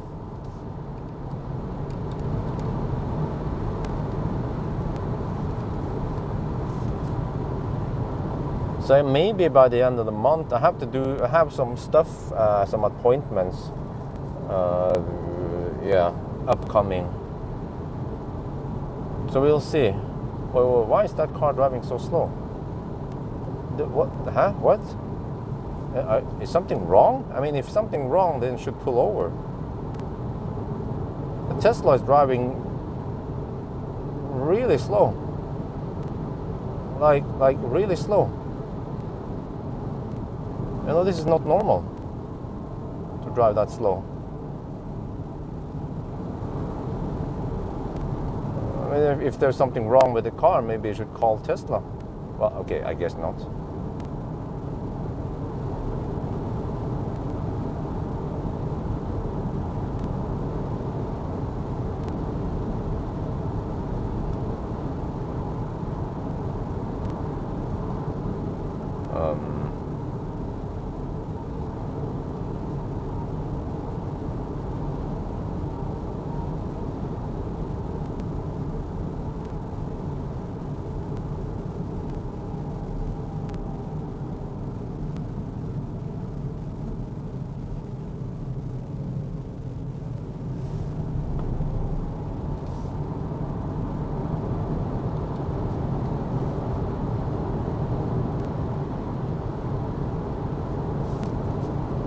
So again, you lose 10 seconds there, 1 minute here, 1 minute there. So again, I'm okay. At least I observe the times we lose a little bit here, a little bit there. So by the end of the day, I might subtract 5 minutes total because of all these weird shits. No, seriously, that guy was driving, it's a 90 zone, and the Tesla driver was driving 85. No, sorry. 80 to 85 kilometers per hour. in the 90 zone, and the roads are pretty good over here. There's no reason to drive under the speed limit. And he was actually driving at 80 kilometers per hour in the beginning until I reached him and he speeded up a little bit.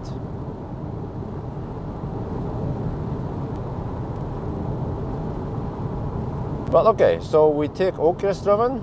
Hopefully that is a good one.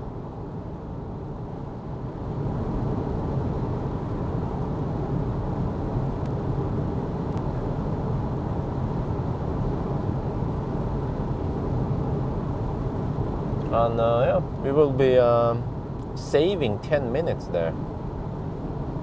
And then hopefully we don't have any charging queues or whatever. Åkerstrømmen has one kaput charger, so I charge extra so that I can skip that one and go for Rendalstunet, what it was called. I have plenty extra actually. I charged to almost 70%, but I was getting only 50 kilowatt towards the end, but we didn't stay at 50 kilowatt too long.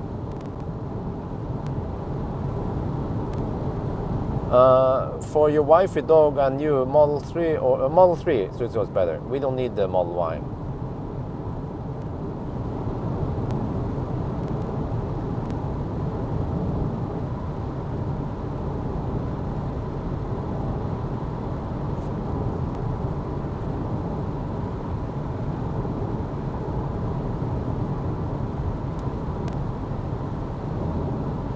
This is spring. Well, once it comes to Norway, it's not in Norway yet, or it's not. It's still not in Norway.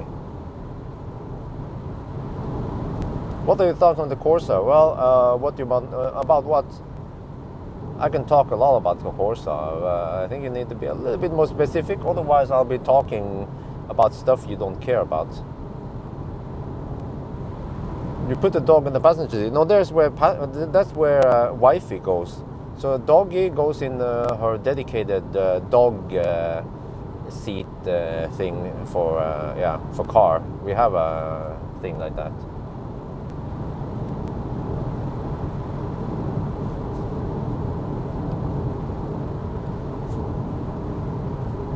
But doggy doesn't like traveling with cars, so that's why we just let our friend take care of Dolly instead. And also the problem in Norway is that dogs are not allowed in many shopping centers or restaurants. So she has to then stay in the car, which is not cool. So it's actually better for Dolly to stay with a friend's house.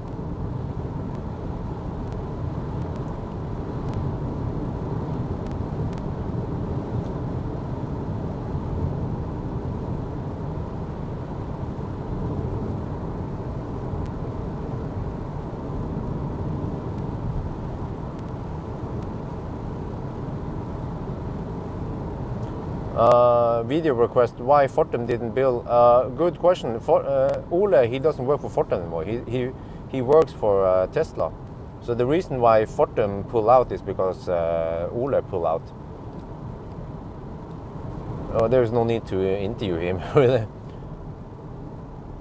How is Tesla supercharger will evolve in the future? Well, the thing is that I'm not sure if Tesla wants to be interviewed. That's yeah.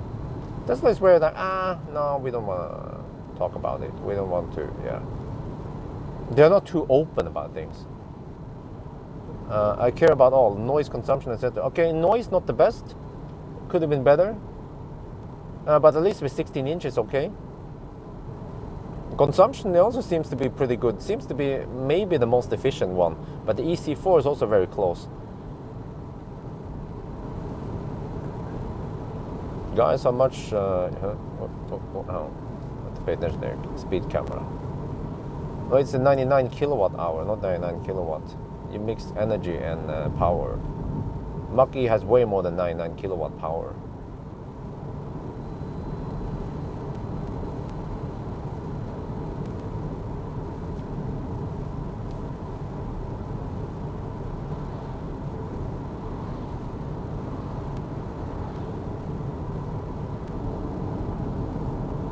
Okay, so I just reset. Consumption is 184. It should be pretty low. It should be below 150 on this stretch. I guess we just have to top up a little bit at Åkeströmmen, or even better, maybe. Oh, you know what? Maybe I should go for that Övre Rendal instead. Because then I'll be riding on 75 kilowatt for longer. Yeah, you know what? Maybe I'll change my mind. I charge enough for Övre Rendal, so I should go for it. And then I go, after that one, I go for Klatt, or maybe not Klatt, but what's the other car? Schluppen, yeah, thing around there. Is the Fiat 500 the worst car you... Huh? The old one, yes. The old one was the piece of shit car. The new one is way better. I love the new one. It's from zero to hero. Think about it. You guys have seen the videos. The old one had piece of shit interior. It's plastic. No infotainment. Shitty display. Everything was shit with the old one. No fast charging option. Tiny battery. Shitty consumption. Yeah, everything was shit with the old one. The new one is more powerful, has a bigger battery, charges pretty fast.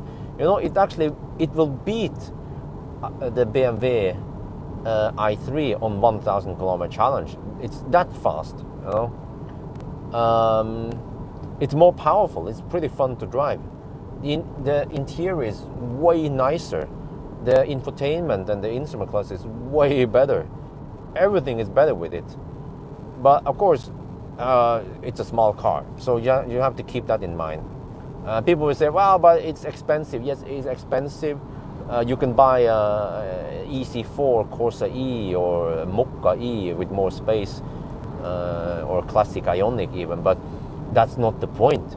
Wifey doesn't care about space. She thinks it's adorable. It's cute and it's easy to drive, and yeah, it's an icon. So it's nice. I like it. I love the car. I wouldn't mind buying one for wifey. Nice, yeah. Next time people just say Dacia, exclamation Dacia, yeah.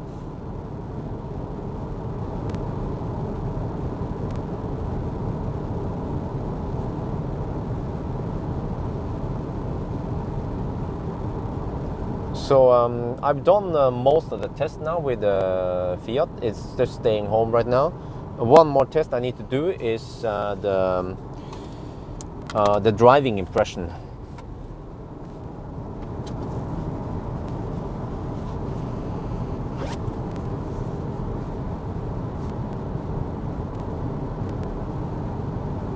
Wow, wireless Android. Maybe I should start testing those Android Autos. Well, at least the traffic over here is not that bad. You guys see it? And then we always have some traffic around Trondheim, between Trondheim and Steinkjer, so that's normal. But also traffic over here, this is more normal on a typical Saturday.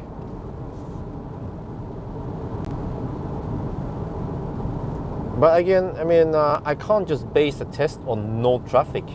So normally when I do 1,000 kilometer challenge on Saturdays or whatever, then there is always some traffic, which is realistic.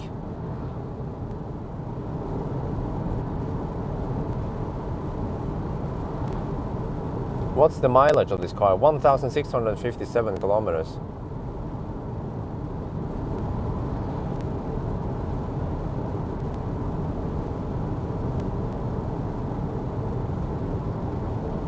Well, do I even have keyless entry? It doesn't work. I have to press the buttons every time.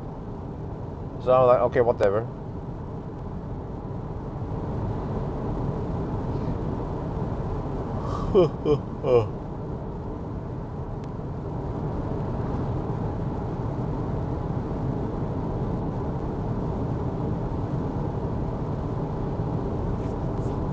Yeah, I wonder how it is in the north now.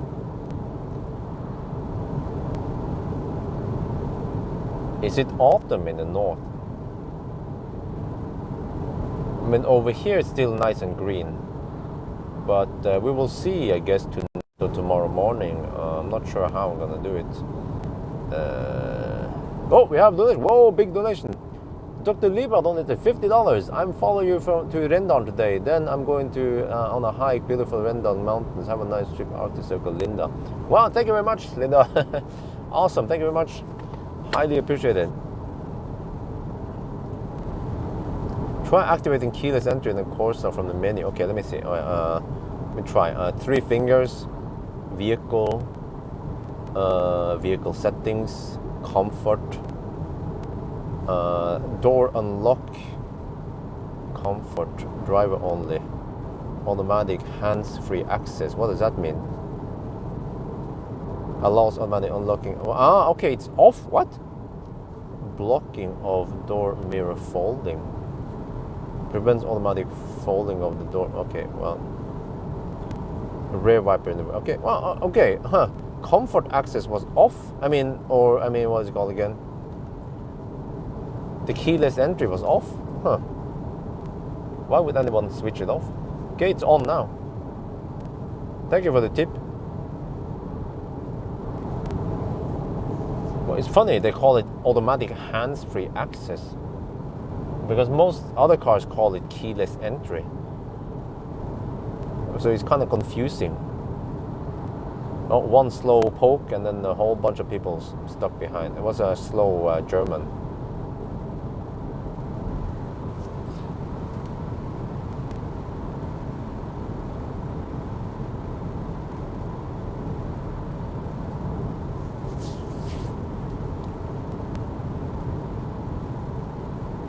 Yeah, but I checked the weather forecast beforehand, and we're supposed to get something like this for the day. It would be nice weather most of the time, and then tomorrow morning and in the midday, actually tomorrow until 6 or 4 or something, we will have rain through Trøndelag, Nordland, Trøndelag. We have some rain, but then south of Trondheim it would be nice again. But then around Oslo it's raining, because I was thinking about doing 1,000 kilometer challenge, but then I thought I don't feel like doing it with a Fiat. I mean, we just calculate it pretty accurately, but I don't have. I mean, I can use a better route planner to calculate the Arctic Circle run also, which is also quite accurate. But then the thing is that I've been camping around Oslo for a while now. You guys notice that the videos lately is just range test, banana box test, interior review. Range test, banana box test, interior review. Headlights test, range test, acceleration test, interior review, banana box test. It's the same over and over again. And I see on the view count that people are getting bored with the same old. Except for the Space Tourer. That one might get some extra interest because it's a van. And also the Fiat 500e will get some interest, because I will actually be praising it big time. And then just in Grevens tid, well, then the Corsa-e comes, and then but I guess many people are interested in Corsa-e, so we'll get okay view count. And then I will also show this road trip. But then after that one, then I don't know what to do. I haven't booked any cars past that point. I have some appointments I have to do, but other than that, maybe, yeah, I might also start doing some tests with the Made in China Standard Range Plus again. We still need to do Arctic Circle run with that one, and 1,000 kilometers just for the heck of it. Video of our trip was great, yeah. So I guess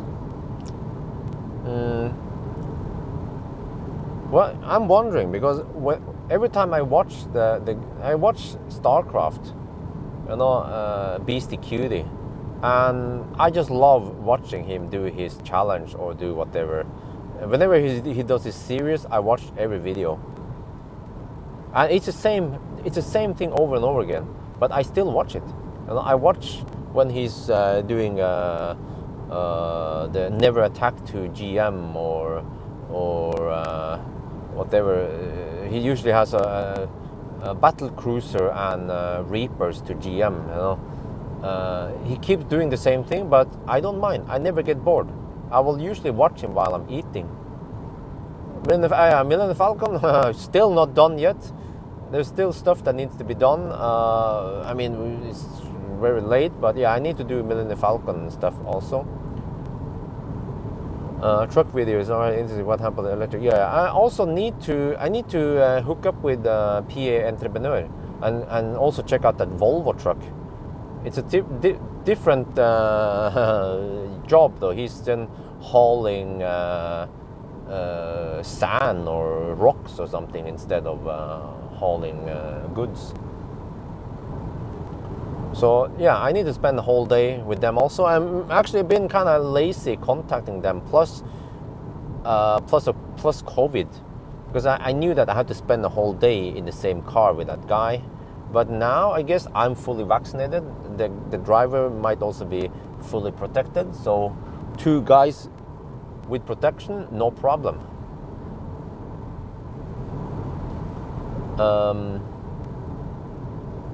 So I might do more of that, but no, house, there's not much going on right now. We have some vacations, so there's no news really. But it could seem like my audience doesn't want to watch the same thing over and over again. That seems to be like that. My audience seems to get bored after a while.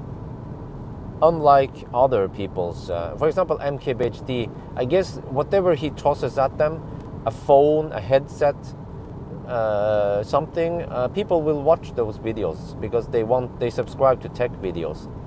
But for my audience, I mean, people subscribe for car tests, and I keep pushing out those tests. But I guess it's because it's the same platform. It's the PSA Stellantis platform, so that's why maybe people get bored, because it's the same range. It's the same, almost the same car, it's just different body. But I guess once I start testing other different cars, then I get more views. Just like the Ioniq 5. Ioniq 5 received lots of views. Dolly, no, I'm not active on the Dolly channel. I'm actually, I don't have time for the Dolly channel, to be honest.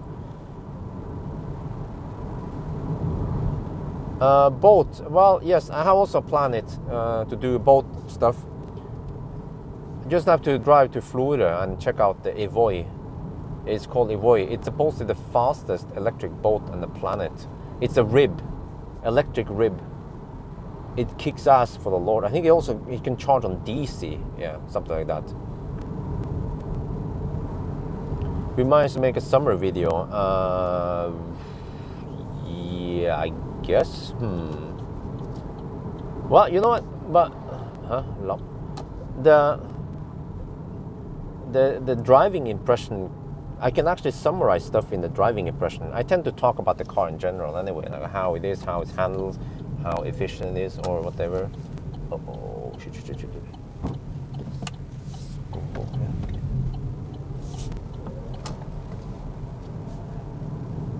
All right.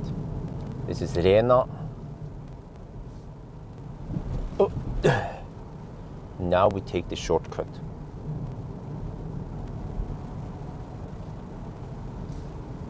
Watching all videos would be rather time-consuming, rather Google.tv. Well, okay, yeah, maybe people.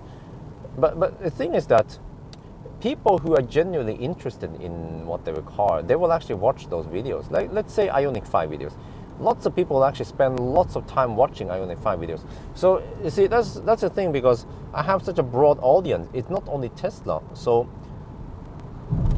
people who are interested in Ioniq 5, they subscribe to my channel. But then once PSA cars popped up, they just like, that's not relevant for me. So they don't watch it. Oh, is that guy? Yeah, okay. A young driver. So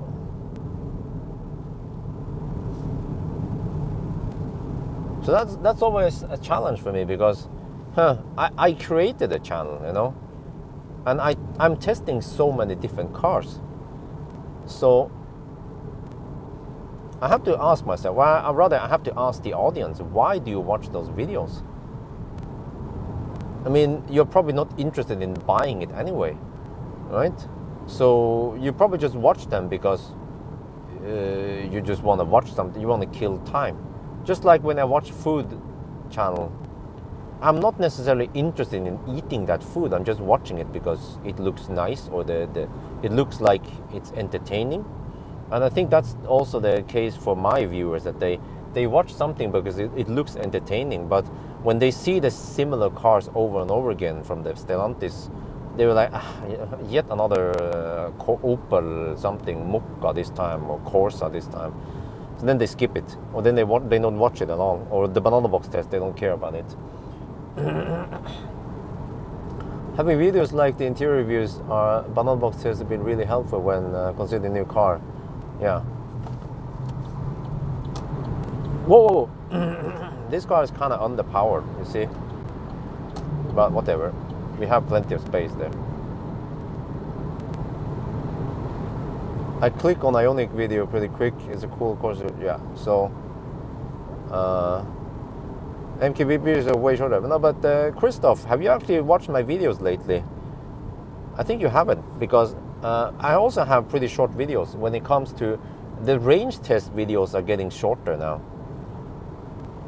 They are usually just less than 10 minutes. The banana box test can be just 5 minutes. So I think you've been, Christoph, you're a little bit stuck in the past, because yes, in the old days, I tend to make long videos, but I do have long videos also. That's the difference, but I also have the short one and the long ones. Okay, MKBHD, he only makes short videos, but I think the reason why he gets lots of views is not only because he makes fairly short videos and very condensed, but also because he reviews tech stuff. Lots of people are interested in it versus cars.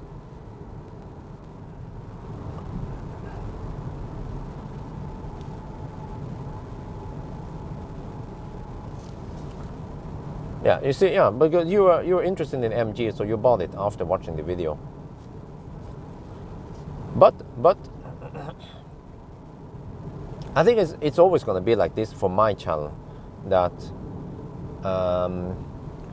many you see, many people, they will not watch every version of the same platform. For example, the MEB platform cars. Once they've seen one of them, ID4, then they don't care about Enyaq or Q4. But people who are seriously considering buying Enyaq or or Q4, they will actually watch those videos specifically, and they might also watch the other ones, because they will then consider which MEB car would they go for.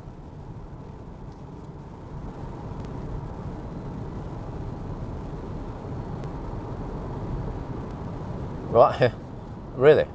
You think so? If the focus is about me, because I mean, I don't want to focus too much about me. I want to focus about the cars I test.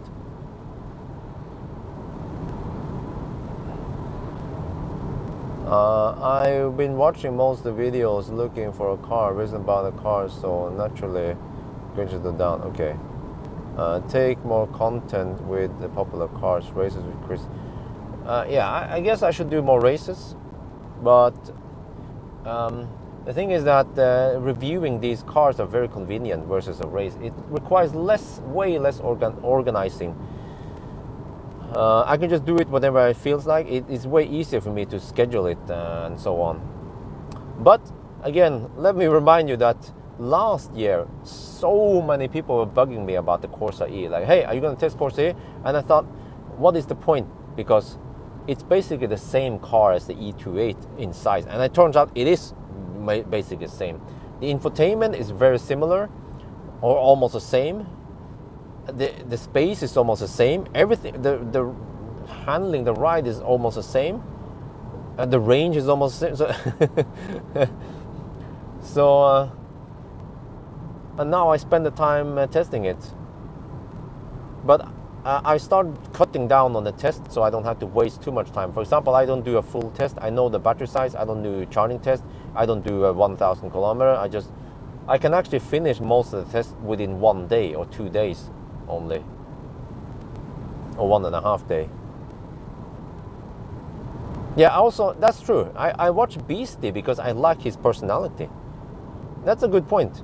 YouTube suggests other channels, other StarCraft 2 channels, but I don't want to watch them. I follow Beastie because I love his personality and his playing style and his challenges.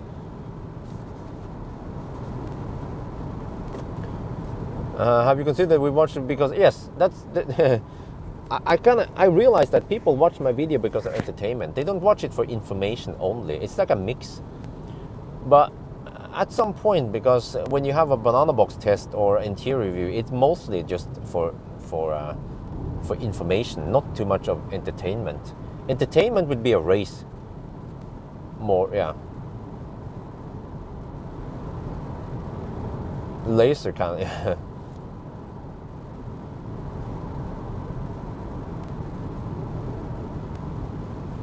Well, yeah, I will still do the laser test. You know, I try to be unique, and not only being unique, but I try to give people the answer of questions I would also have, right? Like when I see impressive range numbers, I'll be like, okay, well, can you actually get that VLTP range or not? So then I do the range test and I find out. Wait, we actually have some traffic here. What? That's a bit unusual. Okay, well, we have an L here, so we try to get past the L. Whoa, that's pretty slow. Oh, it's a small bridge. Okay. Okay, the bus is pulling over. All right. I can overtake this L maybe. Maybe I should switch over to sport mode temporarily, because I feel like I have more power in sport. Okay, he's turning that way. Okay, that's fine. Okay, back to eco mode.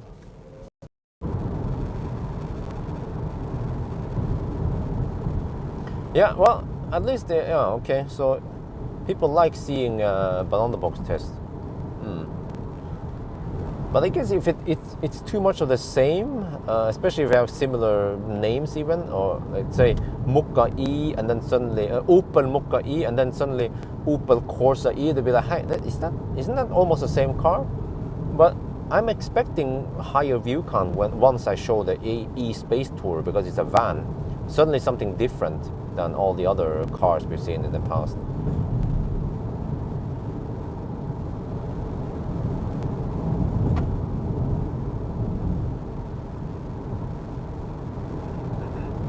But yeah, I guess I have to mix in some stuff. You also notice that I try to space them out so that I don't post a 1,000 kilometer challenge and then the next day I post another 1,000 kilometer challenge. So I try to even it out and mix it in so that you have some range tests, some banana box tests, and then some 1,000 kilometer and some, yeah. But I guess I should also do some other videos. Oh, this section is always bumpy. But I have to say, the car handles the bumps nicely. That's an interesting question. Why does Audi put their own infotainment there? Well, ich weiß nicht. Well, well, are you implying that the Audi system is any better?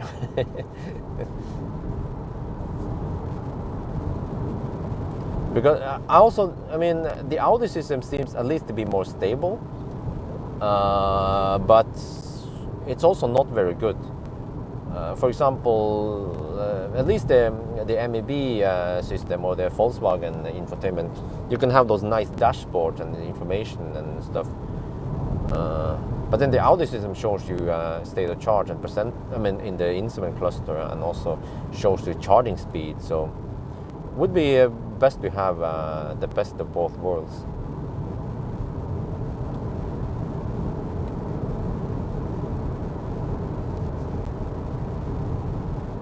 Okay, you're watching for information and entertainment, okay? I'm a big fan. You have a big fat e-tron. Well, I think it was Linda who gave me the tip about driving Åkerströmmen. I think Linda posted some pictures on the Norwegian e-tron group about Åkerströmmen. I was like, hey, why not? Let me try it out. Yeah.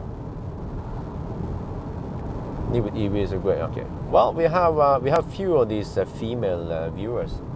I actually have about 3% females here in my channel. That's it. 97% men. Yeah.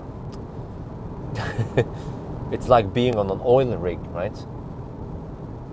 Only men there. And a few women. Oh, we have a donation. Christoph Little donated $5.88. Watch all the test videos. Good. Got a Model 3 long range anyway. Your videos helping. Nice, thank you very much. Yeah, so I guess people watch the videos and then they might also get. It might help them decide which cars they like, because I normally don't say buy this car, get this one. You know, I don't decide for you which car to get. I just say, okay, I like this cool feature, this awesome feature. But then I don't put decisions in people's hands. It was okay. Well, cool. Thank you. Corsa-e, no percent battery. Yeah, that kind of sucks.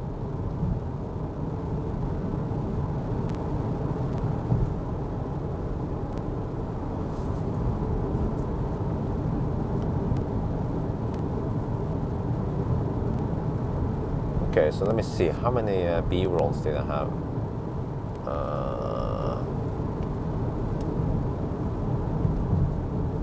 Yeah, it's kind of bumpy here, that's good.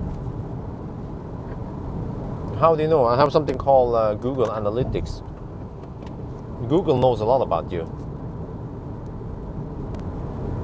Well, AutoSteer doesn't work here. It works with Tesla, but not with Corsa-e. Okay, I'm going to do a little... oh, is that slow speed stretch? Well, if that's the case, then... Whoa. Okay, let me try to record it anyway. We are now in... I think this is called Rendal. This is the Eastern Valley. And over here, the road is pretty bumpy and narrow, but we have way less traffic. So I like it, except for that we have, like I mentioned, we have slightly less charging options. But it is 10 minutes faster, except for that we won't be getting more than 75 kilowatt over here. Yeah, it says 150 if you look on charge map, but it's actually not that fast. It's only 75 kilowatt. Oh, we have a 60 zone. Also, I noticed that in this valley, we have way less of these 60 zones. It will be mostly 80 zones. So that's probably why it's faster. And it also seems to be, yeah, it's also 6, 7, 8 kilometers shorter. But the road is bumpier. But at least with this car, it has nice suspension. And I don't feel the bumps that much. So that's good. Even for this one, which is a sedan version of it. Skolestart. Oh, okay, I have to be careful. Achtung.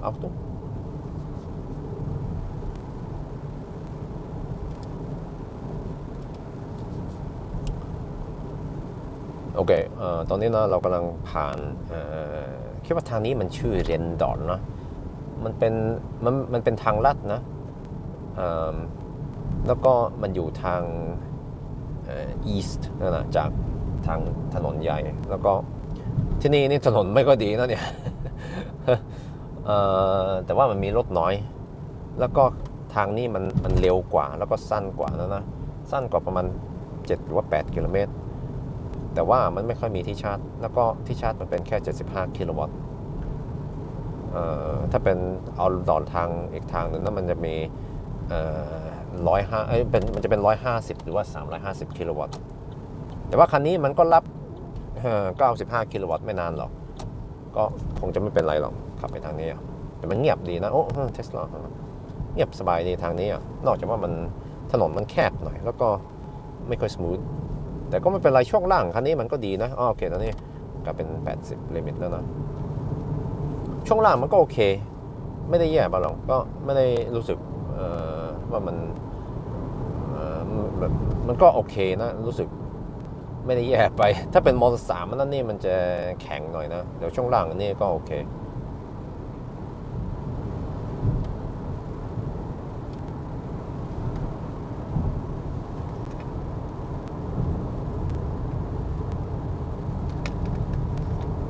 The suspension killer. No, I'm just kidding. Well, I can imagine driving here with a GTX. Oh, you know, if I would drive here with GTX, I would have it on the soft mode.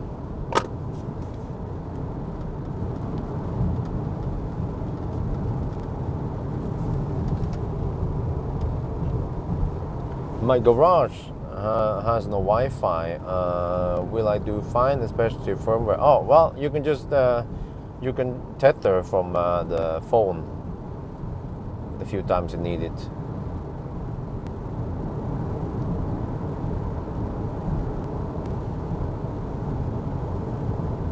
That's what I do. But I think in the new house I want to have a Wi-Fi coverage there also. In case I could use a Wi-Fi extender or something. I actually want pretty high strength in the garage for stuff. We have fiber over there. I'm getting a little bit hungry already. What the heck? I had food around 8. Oh, it's 11 now, 3 hours ago, but only 2 slices of bread. Maybe I can munch on a banana. Yeah. Let's do that. Wait, where's the banana? I'm trying to find my banana while I'm driving. Okay, hold on. Let me get a plastic bag and 1 big banana. Wow, that's pretty long. I brought 3 big bananas for the trip. I'll eat 1 today, maybe 2 today, and then 1 tomorrow. We'll see. I'm not sure how to split them.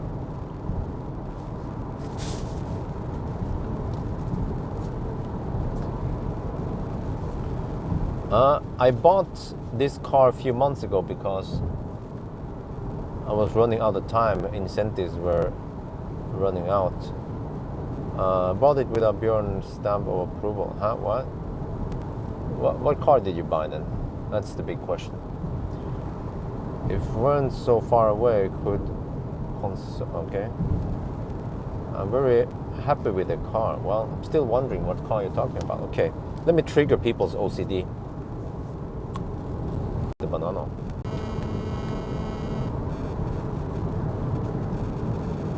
Okay, let me do a flip mode again.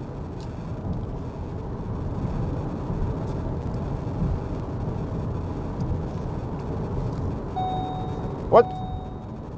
It detected that fast?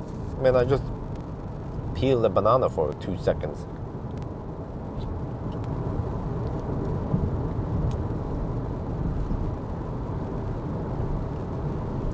I like the banana. It's self-wrapping. It's a nice meal.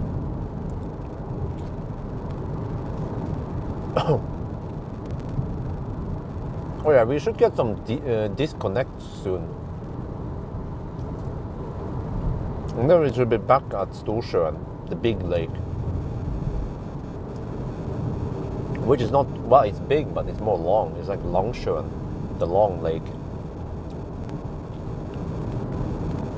Get the cable from the house in the garage.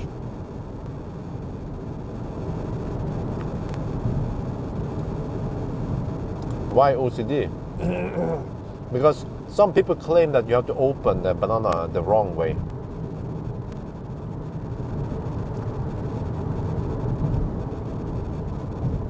But the way the monkeys do it is the right way. They invented bananas.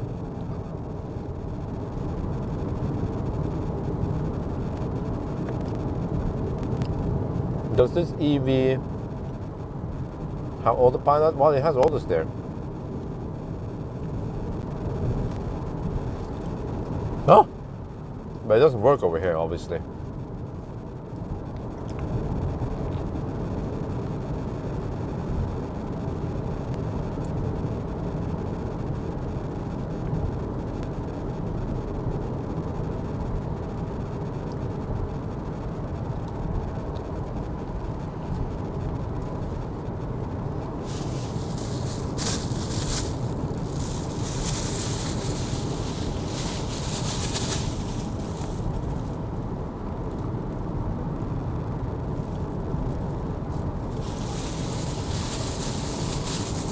Wow.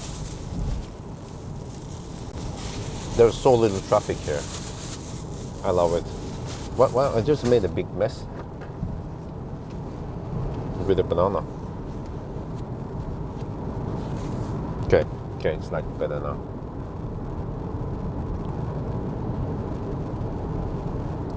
So next stop is only 36 kilometers away. We are skipping Åkrestrømmen. We're going for that Kremmertunet.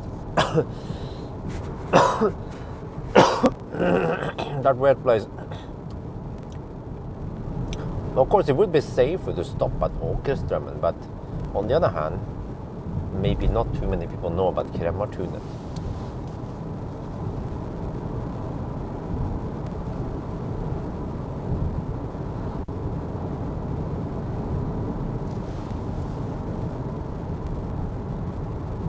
Oh.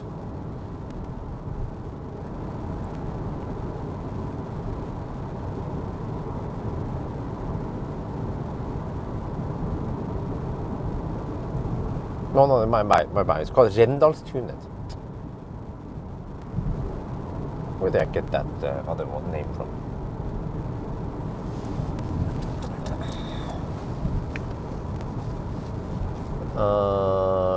Did you know that in the US, it's really hard to read the chat now,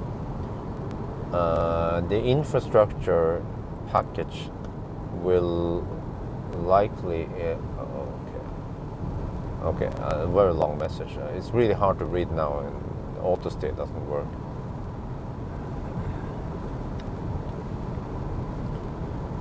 The ride is about the same as the E28. But I get the impression that E28 is slightly tighter. But it's been a year since I tested it.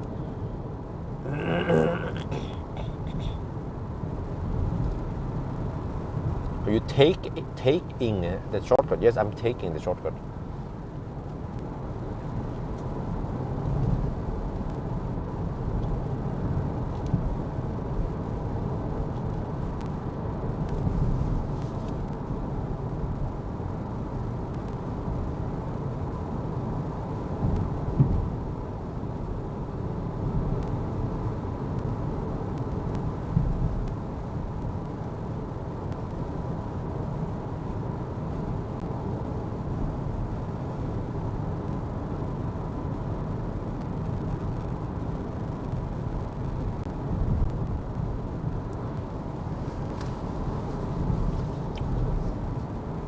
Have a good day, yes.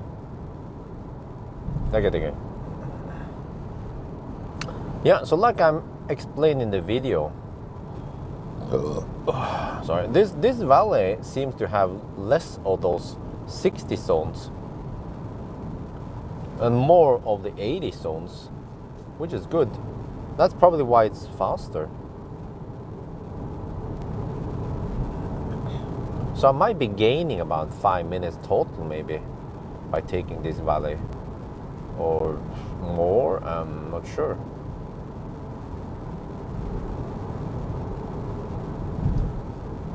But it is semi-bumpy, as you guys noticed.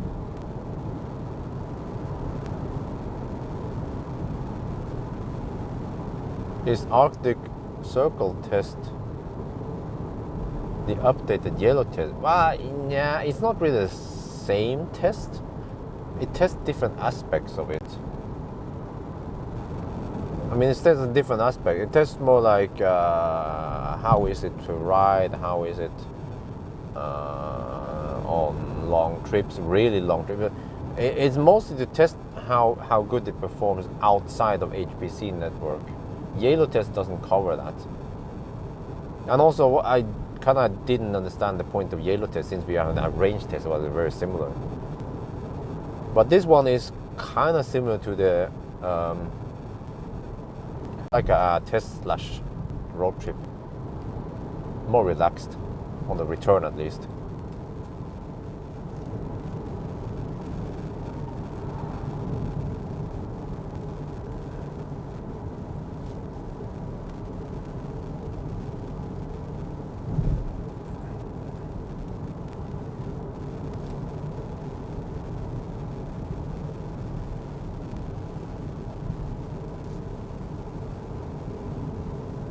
think I'm slowly gaining on another car. Not sure.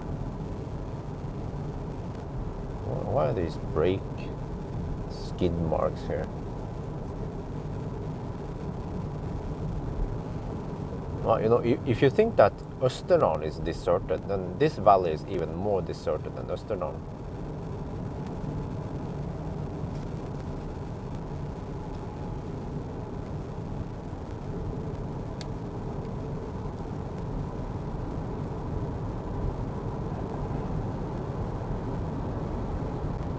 But what the heck is that? Some bush?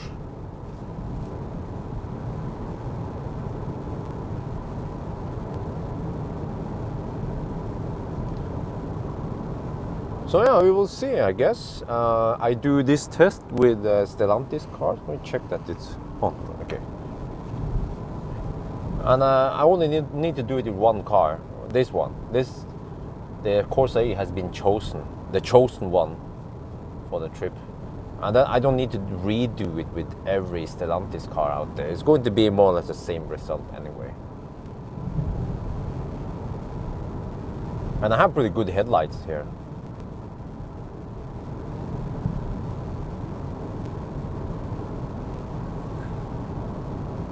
But I'm not sure if I will be able to utilize it. Well, actually, I will use it on the return. Yeah, tomorrow night in Østerdalen. And actually, no, yeah, more like towards Elverum part. But then we get to the highway anyway and the motorway. But yeah, around there, maybe I'll start using the headlights. But I think tonight it will be too bright still on the way to Mo i Rana. But this is it, the last of the summer. We're gonna enjoy the last bit of summer. So I feel like it disappeared. The summer passed so fast this year. I wish it, huh? What? I'm holding the steering wheel. It's getting confused over here, man. I feel like summer went by so fast. And then it's gonna be winter again. Man, I don't like winter.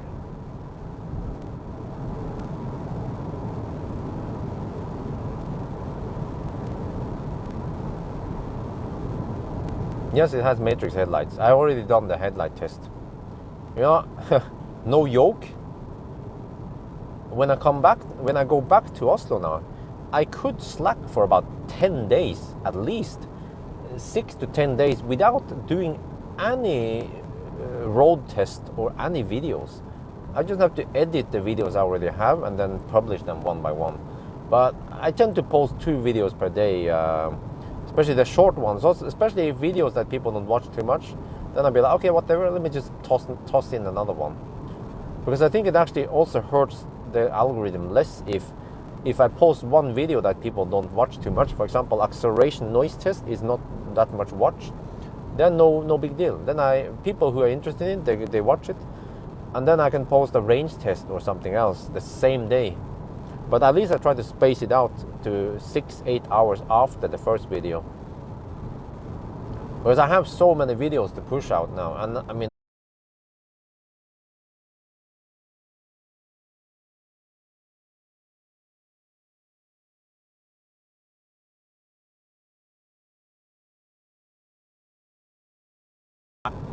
people seem to, but I still haven't started publishing the e-space tour videos, and that one is, oof, I tested it almost a week ago, a e-space tour, and I still haven't started posting Fiat 500e videos yet. And I still have this one, which should be 2 episodes, this Arctic Circle trip. And I'm making it in the road trip style video. So I have to record every charging, every leg, how much consumption it is, and so on.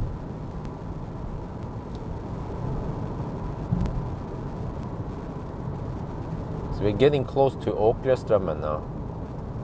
But we are going past it. We're going to Øvre Rendal. What? Huh? Is it? What? Wait. Oh, no. I navigated towards Åkrestrømmen. I forgot. We're not stopping there. I have to go to the next one. Let me see. I have to cancel this. Wait, how do I cancel it? Menu, stop navigation. Okay, I'm going to Rendalstunet instead. Where the heck is that? Over here, roughly? Shit.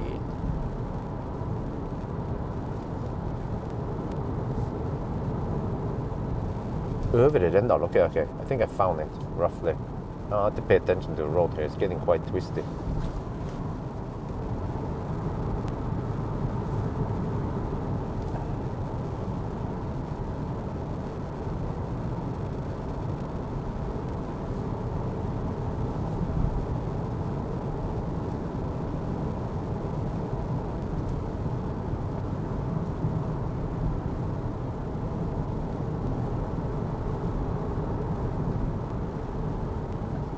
Mini electric, I've already done it last year. You can check it on my channel.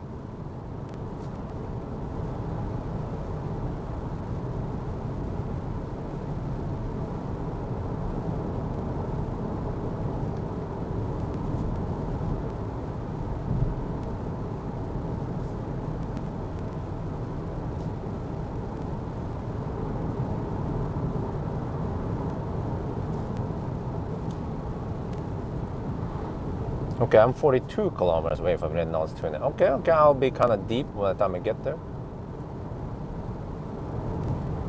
Might be at 15%.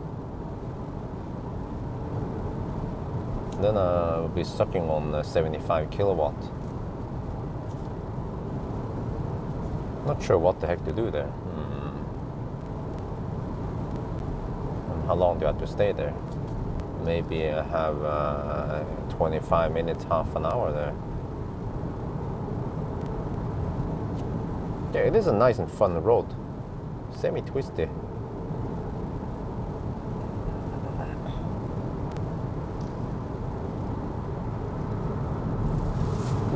It's a fun road for this car at least. Whoa!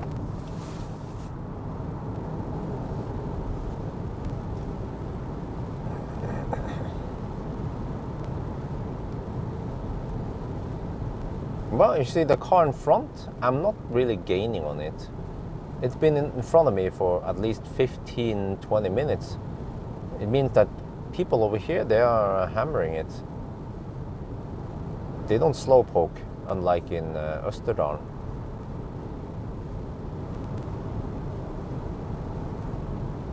I might slowly gain on him now because it's twisty.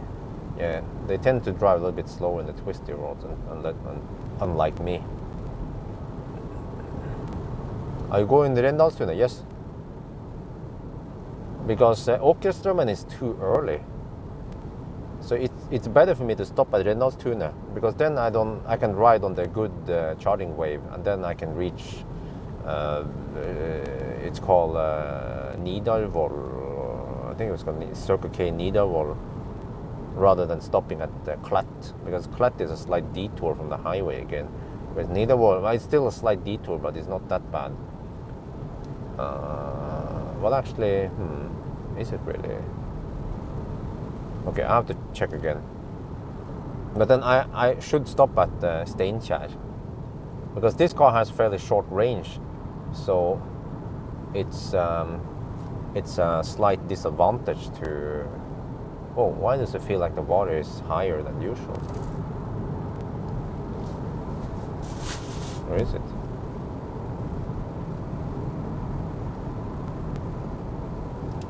Yeah, you see, I'm slowly gaining on that car in front now. What, the banana peel keeps moving. Put it there.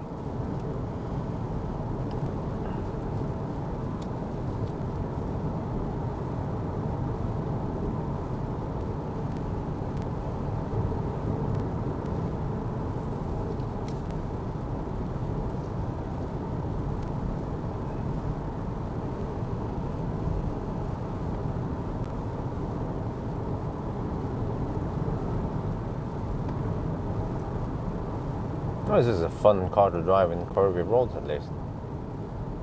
Good thing I chose this one and not the EC4.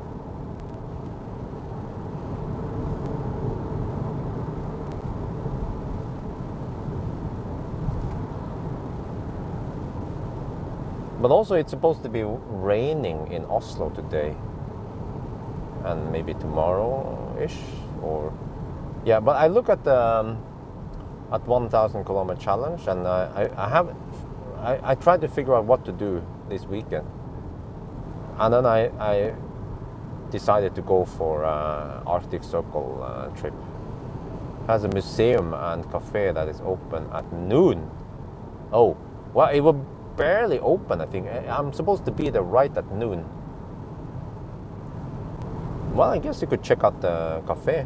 I will have 25 minutes, maybe. Maybe I should support a local business. Wow, that guy drives right in the middle of the road.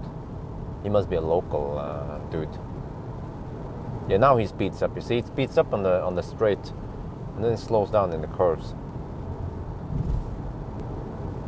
Yeah, you know, I don't want to know how this road is in winter. It might be pretty bad. I suspect that they don't salt and plow this road as good as Highway 3.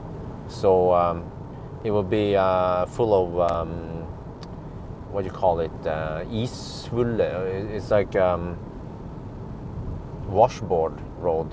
You know, not smooth. Yeah, put it that way. That's what I suspect. So I guess in winter I will not take this shortcut, because I'm driving kind of fast around the curves, but in winter I have to slow down. And there are some twisty parts also when you get closer to Tynset, where you don't want to drive too fast in winter.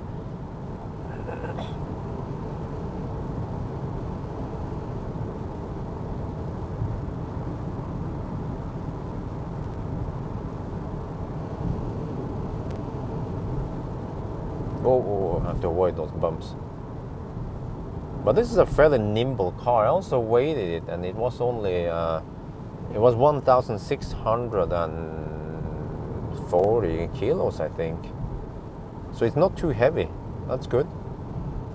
Some of the other Stellantis cars are over 100 kilos heavier.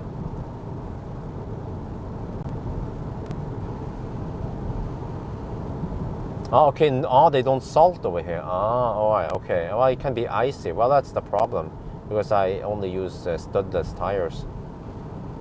So that could be scary. So in that regard, in winter, I should stick with Highway 4. Highway 4 is super safe and comfortable and wider and less twisty.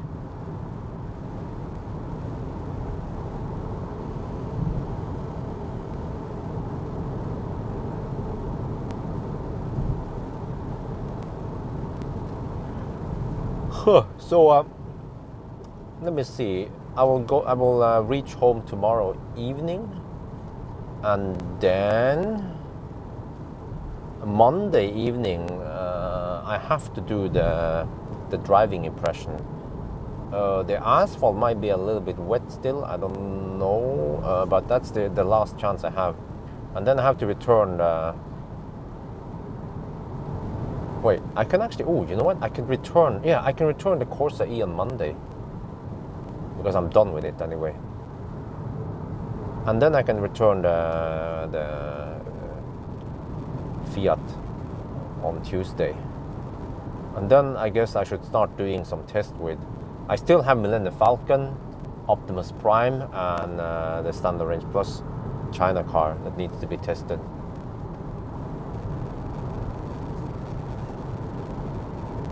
No Bjørn Normal, what? But pretty exceptional for city car. Huh? What? Huh? I have no idea what the heck you're talking about. Good morning. Can you show the exterior of the car next chart, just so we know what it looks like? Okay, I can do it. Yeah, quick one.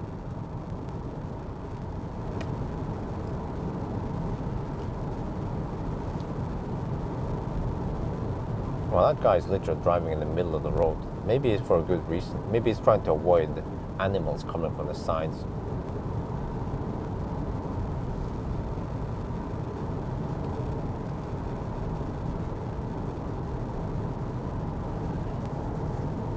Oh, you mean Highway 3? No, I mixed them. Yeah, Highway 4 is to Gjøvik. Highway 3 is to Alvdal. I tend to mix those highways.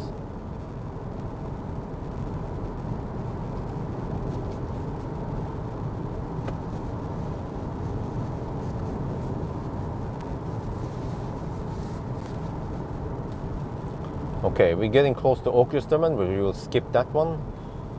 I have 82 kilometers on Gom, 29 kilometers to Øvre Rendalen, and consumption is 156. A little bit higher than I expected, but nah, I guess it's fine. It's semi-twisty. We're going uphill a little bit, so 156 is okay.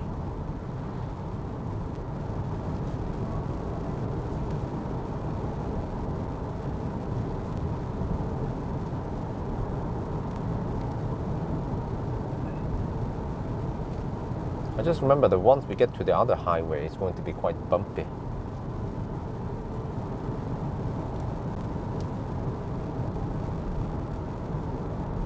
And there's also a road on the other side of the lake.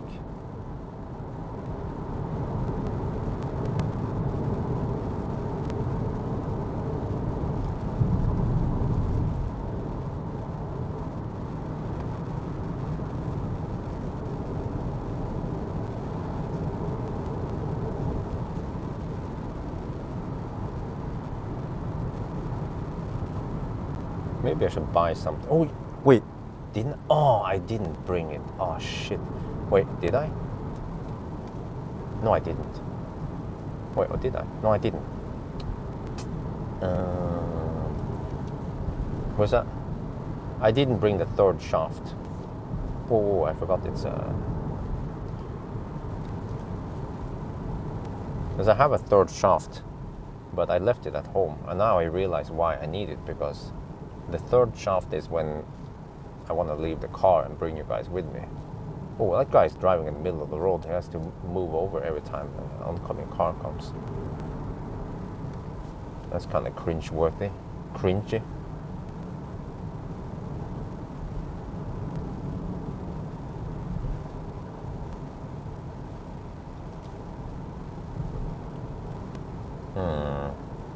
Well, I'm getting a little bit hungry. So if I can get there right when the cafe opens, then what do they got there? Just some bread and stuff? I mean, I have sandwich with me, but I didn't bring Pawel bread this time because I felt like I'm actually getting a little bit fed up with Pawel bread. Gamle Kongevei, the old King's Road. Okay, all right, great name. Hail to the king, baby. Elvis. Elvis is the king.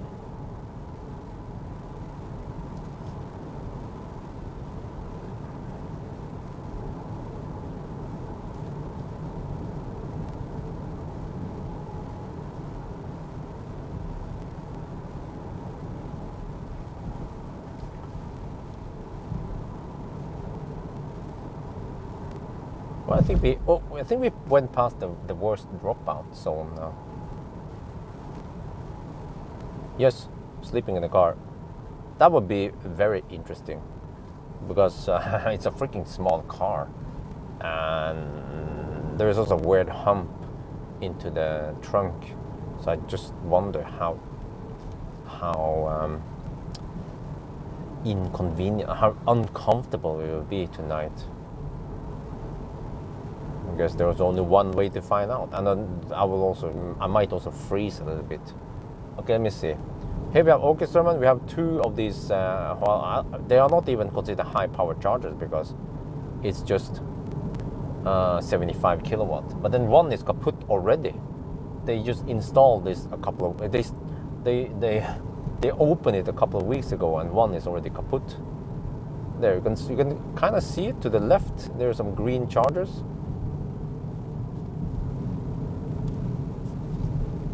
I will skip that one and go for take back control. Yes, okay, good. And go for Øvre Rendalen instead.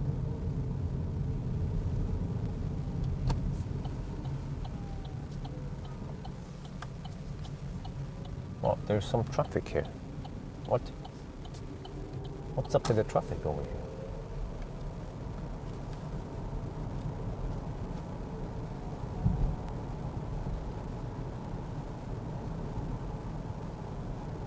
Bjørn, it's the range increment. It's a range increment is 2.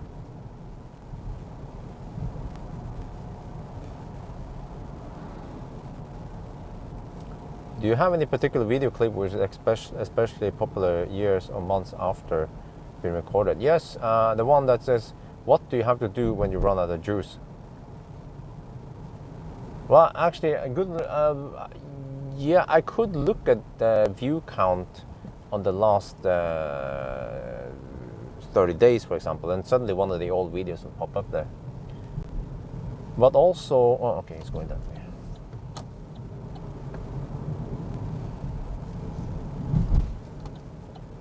Okay, so now we come to the highway 30. I just suspect that this is going to be a slow poke, so let's switch over to sport mode so I can easily overtake. Whoa, just got a little kick here. Oh, well, he speeded up. Okay, that's good. Wait, or did he? Oh, it smells shit now. Okay, well, I have to overtake this dude.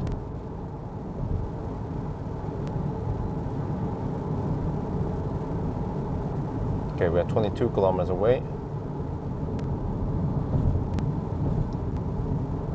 GLC, I wonder if that's similar size as EQC.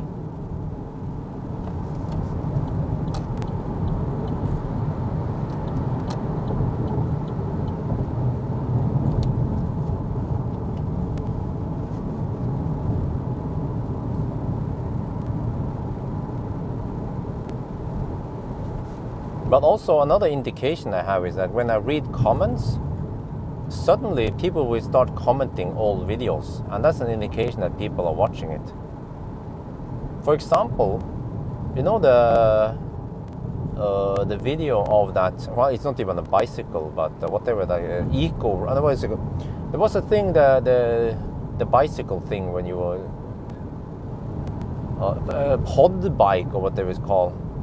That one didn't get many views in the beginning, but then suddenly I guess the algorithm figured out that, okay, it wants to recommend that video. And then, so now I have over 100k views on it, I think.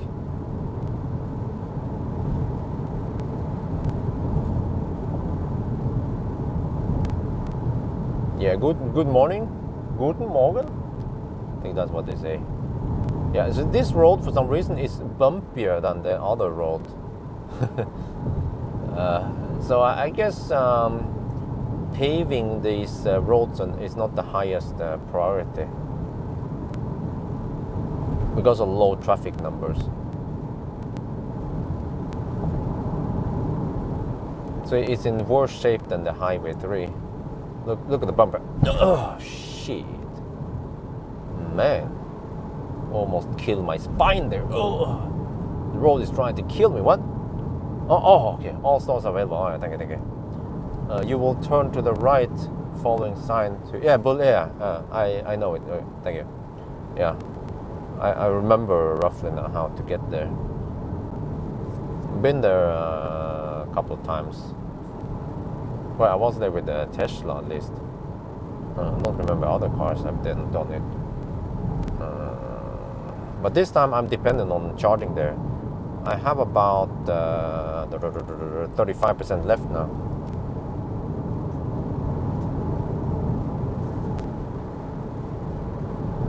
We have to drive on the gravel road for a little bit. Wait, is that guy fishing?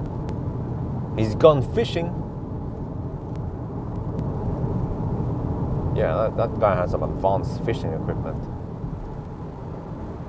Okay, so we're getting close to. Well, I still have 35%. That means I charge way too much. What? Really?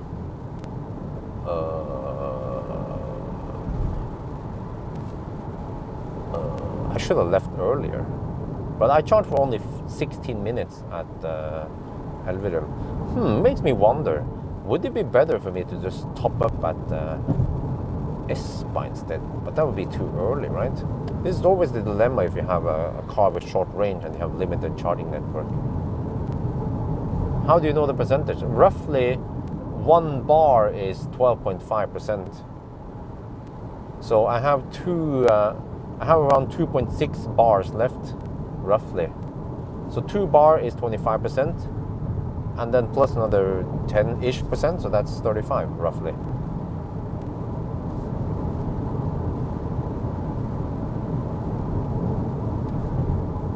But I see that I will be at 50 kilometers left.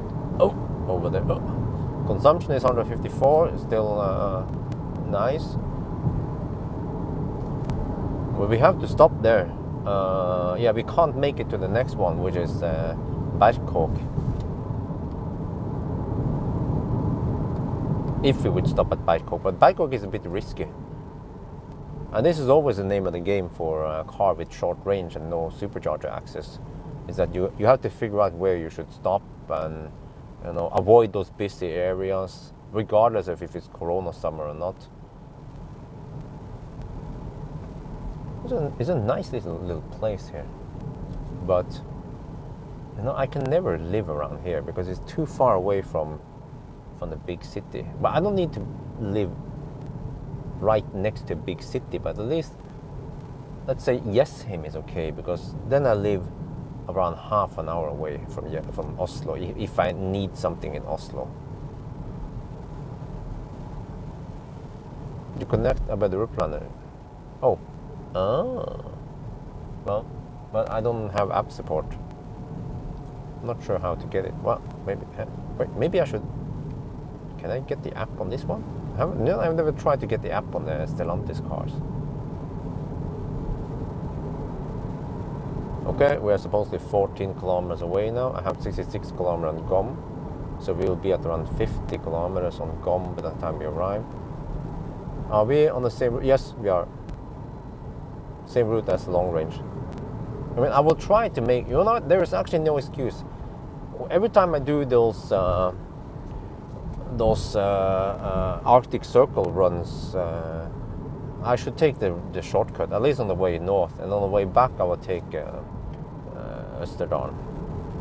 So I have to redo it with Polestar one day, because the Polestar was pretty slow, but I guess the Polestar could be way faster nowadays with more chargers available.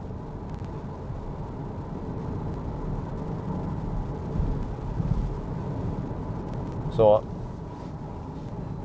I requested to borrow, or is it? Yeah, I sent an email to Ford requesting to borrow a long-range rear-wheel drive Mustang. But she hasn't responded yet, so I'm guessing she's on vacation. Same thing with Tibber. I emailed Tibber about an interview. I want to reschedule an interview with Edgar, and also she hasn't responded. So that means that people are still on vacation. Some people have late vacation, I guess. They don't follow strictly the July, August vacation time. Trinity, okay, well, I don't have that, so. What sign is that? Is that red, or is that sign supposed to be red? It was so pale, you could barely see the red color. They should have replaced that sign a long time ago. But I guess upkeep over here, I mean, the condition on this road is pretty shitty compared to the busier roads on the east. Oh yeah, sorry, on the west side of us.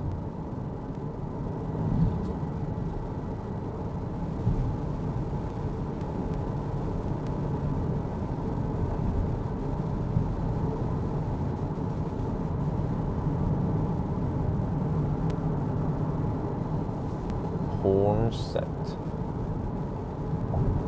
Okay, so I have to get the RFID ready, so I don't lose more time here. Where's the RFID?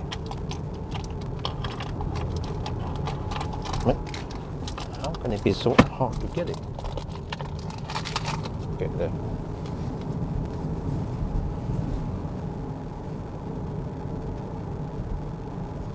Okay, so this is called Rendalstunet. How much more narrow is the road compared to Østerdalen? Well, I don't know. 69 centimeters maybe.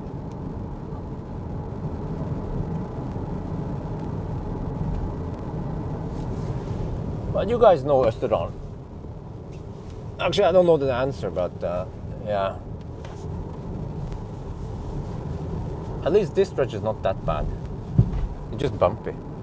I guess they basically just slapped the asphalt right on top of the ground here without any good foundation. That's why we get all these frost hives.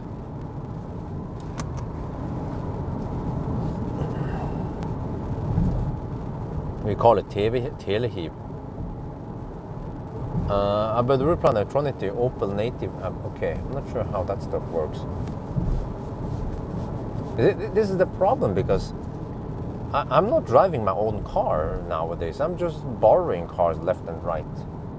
So I'm like a flyttsamme nomad. So I don't have app support most of the time. Well, I have app support on Markus Bil's car because he gave me access to his account. But then if I want to check out the Millennium Falcon, he's on a different account, so then I have to move over there for, yeah. So that's a bit clumsy.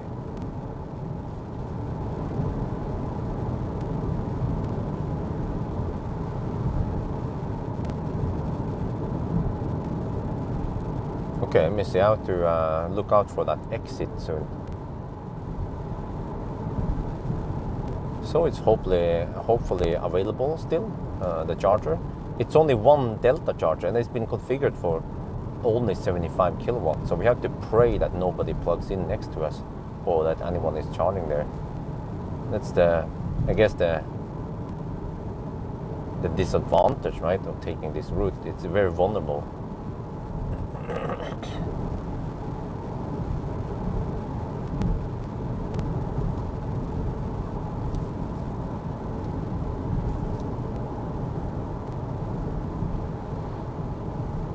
Well, consumption 152. Okay, not too bad. Let me see. Gamle Kongevei. Okay. So in about 6 kilometers we exit, and then I follow the gravel road. I know roughly where it is, which is good for me to know where the charger is. Oh man, it's so bumpy over here. Wait, did Statens Vegvest forget about this valley? Look at this. It needs an upgrade. They should just shut down the whole valley and then dig up everything and do it like they do in Østerdalen. Yeah, Østerdalen is getting... You know, Østerdalen was also something like this on the stretch they've been upgrading, because the foundation was shit. So they figured out, okay, we have to do it right for the beginning. Because if you look at other newer roads, let's say, you know that when I towards Hamar, or that stretch, Kolmoen, that stretch, they did it properly. So there is no frost hive there. The road is just smooth. Day after day, year after year, winter, summer, it's always smooth because they did proper groundwork. But this one here is not. That's why it's so bumpy.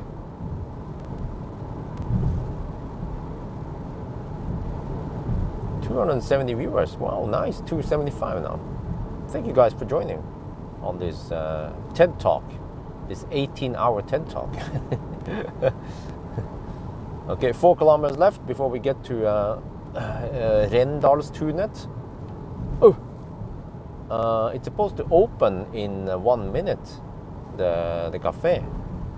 Well, I guess I can check out the cafe. I can eat the sandwich later tonight. It's kept refrigerated in my Asaklit anyway. Do I have time here though?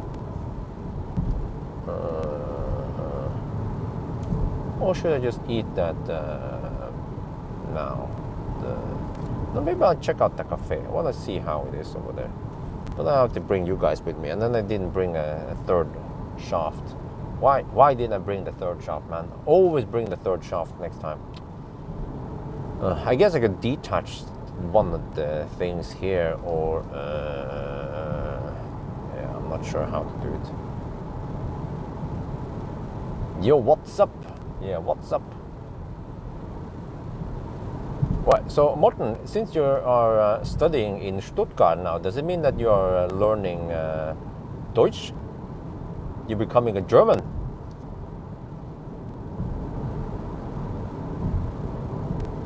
Yeah, Morten, by the way, he used to, for you guys who don't know, Morten, he lives in, normally he lives in Gothenburg or Göteborg, but then he recently moved over to college, I get to study in Stuttgart, in Deutschland.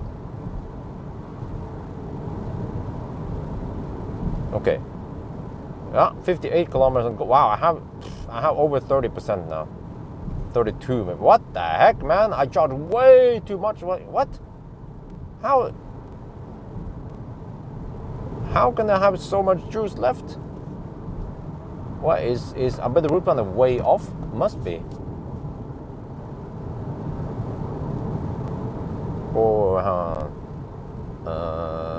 Bullmuseet. Okay. Pay attention here.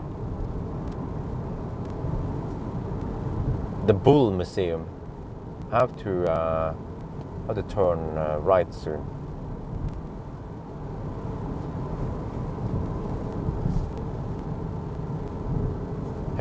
Fiskevollen, Østergren. I hate it. Okay, he's coming. Go on.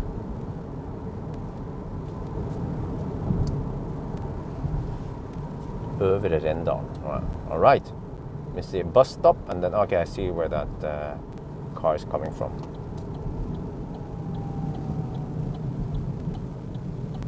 Well, I was just following about the route planner's estimation. Maybe I should B-roll this one. Yeah, there we go. Oh, no one there. Oh, yeah. Oh, yeah, boy.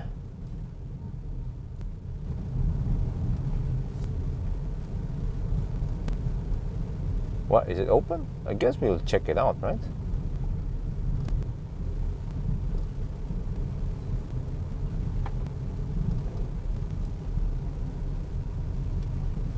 Okay, let me see. Where's the charge port? It's over there.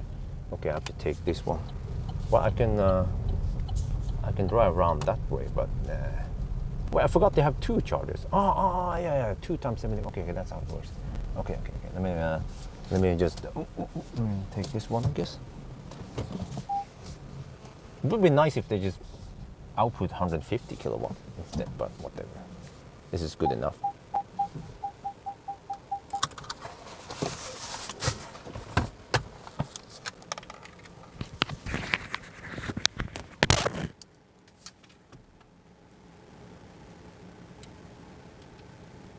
Øvre Rendal.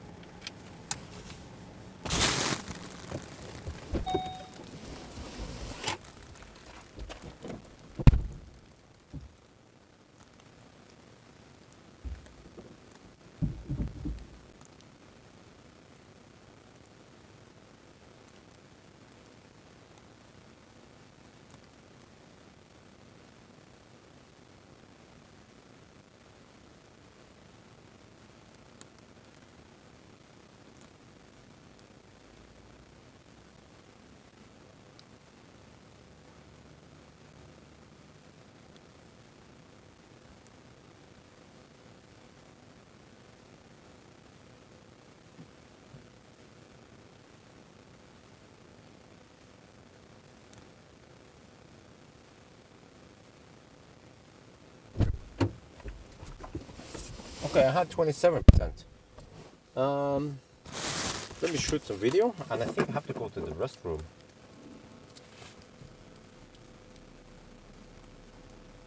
Well, it's not an HPC. It's only 75 kilowatt. I think that's not powerful enough to be called HPC.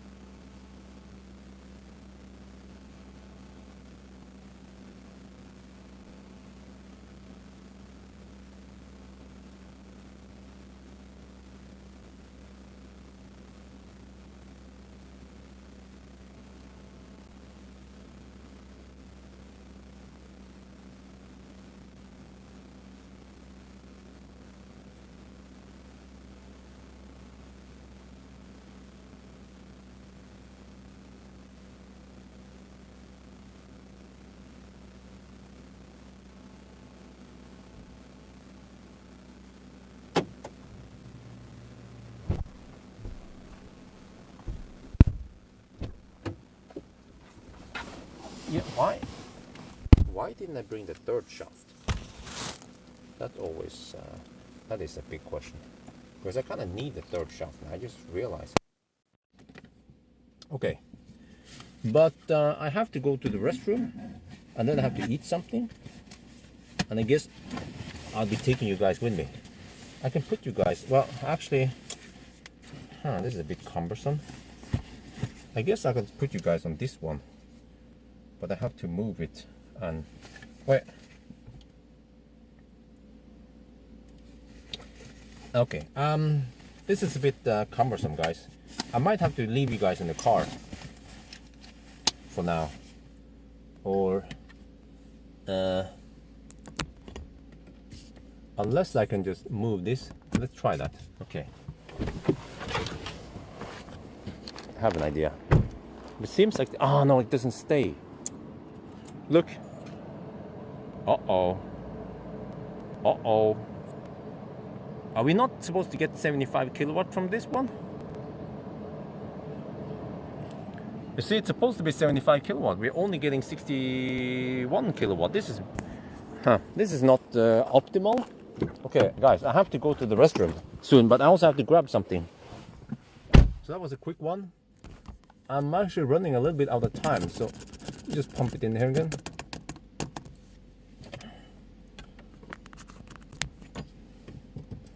So I have to leave you guys in the car for a little bit.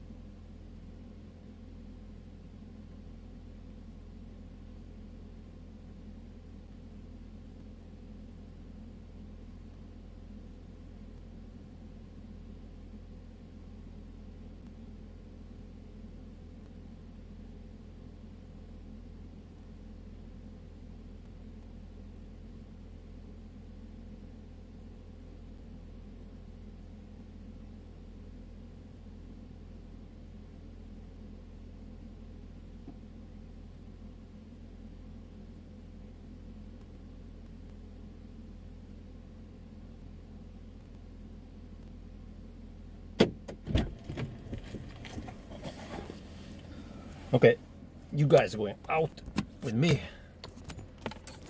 I mean, I think I should bring the shaft protector. How is the charging going now? What? 50 kilo? But 63%.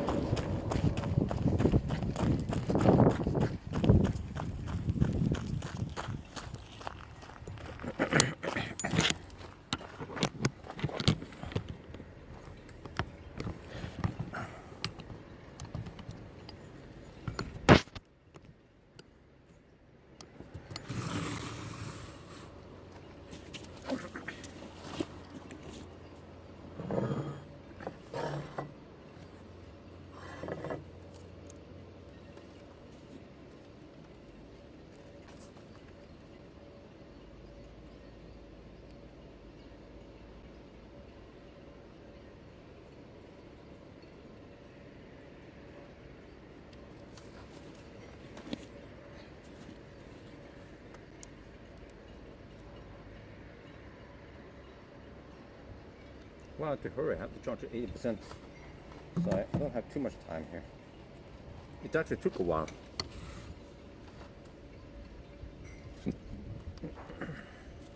Got to attach this one, which is really nice for when I do my shots. Yeah, I should do a shot with this one.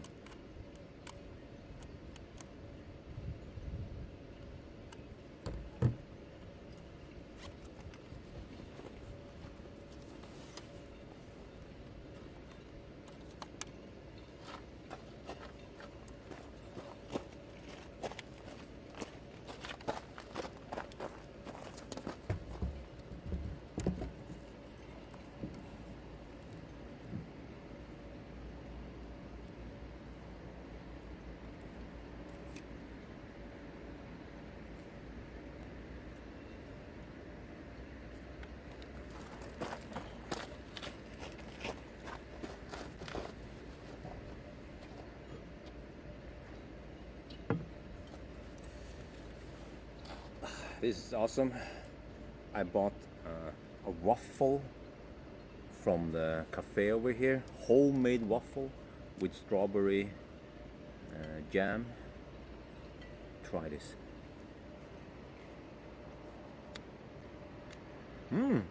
Nice. Delicious. And this is soda. Perlende tyttebær. It's from Røros. Local soda. Tyttebær.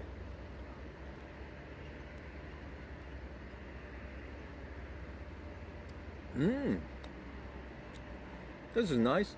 Yeah.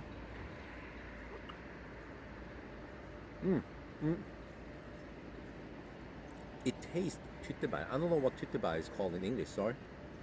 It has that fruity, sour taste and some sparkle. Skål. Well, no, if I skål, I have to drink after.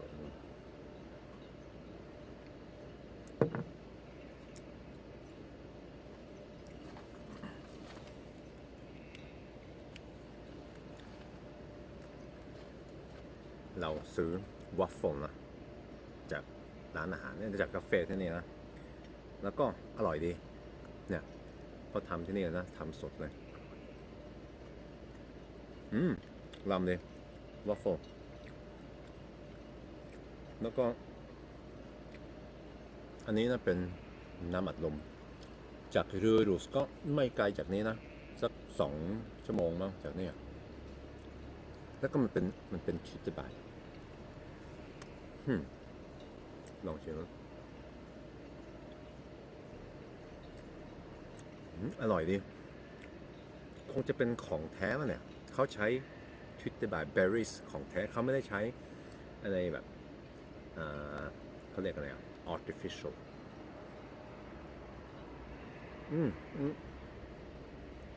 มันรสชาติเหมือนผลไม้นั่นเลยแล้วก็เปรี้ยวนิดหน่อยเปรี้ยวแล้วก็หวานพอดีไม่หวานไปนะ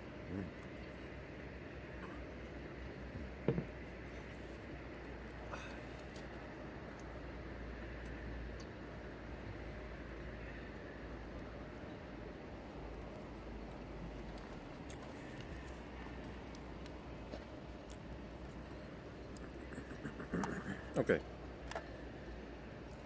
But I guess we have to hurry a little bit. I had my restroom break, which took some time. But we're only charging at 50 kilowatt now. Seems like maybe this car has slightly old-ish charging curve, or I'm not sure.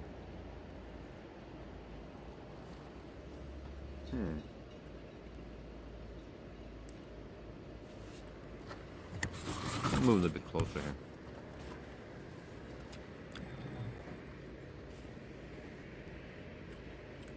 Well, they asked me if I want some sour cream here, but I'm not a big fan of sour cream on top of the waffle.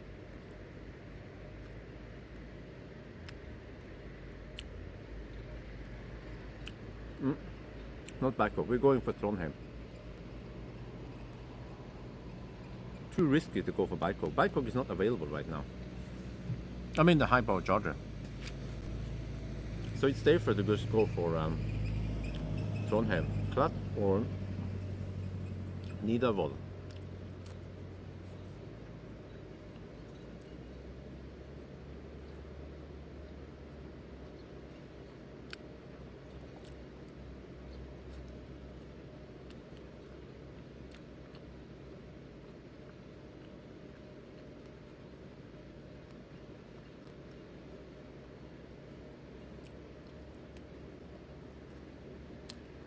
At least the weather is okay, right? Not too cold. It's going to be over 20 degrees, 22 or something in Trondheim today. Good weather. No. I mean sour cream. You know, rømme. That's what they call it. Rømme. Whipped cream. Whipped cream. That's called. Here we say kremfløte. Krem. Yeah. Krem means whipped cream. Here. Sour cream is fløte.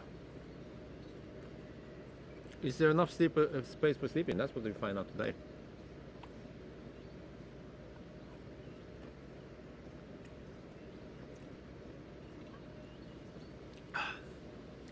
Perlende tyttebær.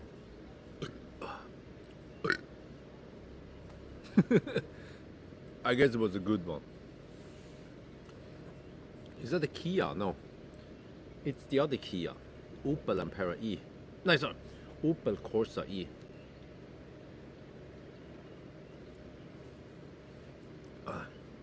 Too bad the waffle was a little bit small. But I don't have time for dinner. They have some lunch and whatever over here, but I only have enough for waffle. The waffle was 40 NOK, 4 euro for waffle. And this one, tyttebær soda, was also around 40 NOK. So 8 euros for tyttebærbrus and waffle, yes. Skål.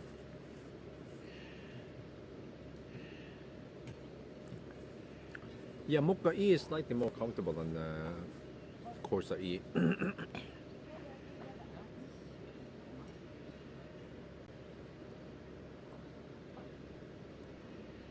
Yes, exactly. That's what I said, Toby.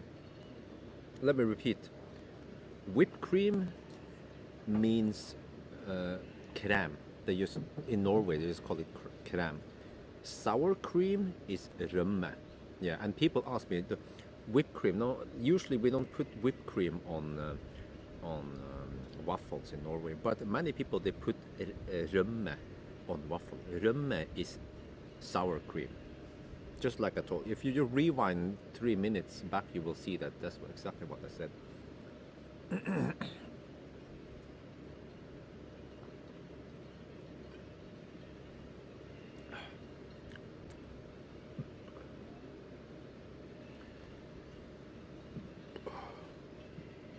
So yeah, I have to charge at 80%. And I feel like I want to wash my hands. I want to bring this inside and maybe go to the toilet and wash my hands because I've been touching some fat waffles. And then we get inside the car again. So I don't think we have time to do, maybe I can do a quick interior view, but timing is important. So once we hit 80%, then I should leave. I think we should be fine with 80%, right?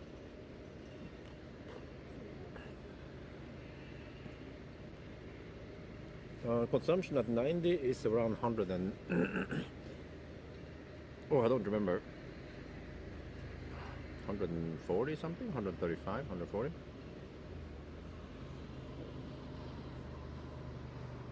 Creme fraiche, I don't know what that one is, but no, in Norway, like I said, we put sour cream on waffles.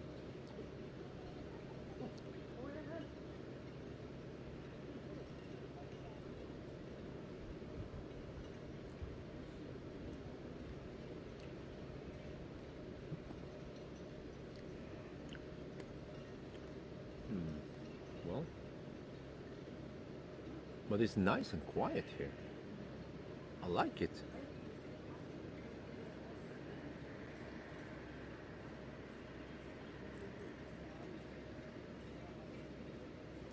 Exactly. Like I said, Nick, just rewind 5 minutes and then you can listen to what I said about cream versions.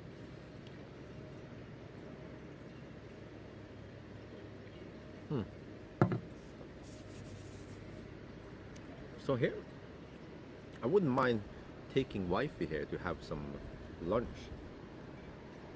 Just listening to those bells from the sheep is so calming and nice and quiet here.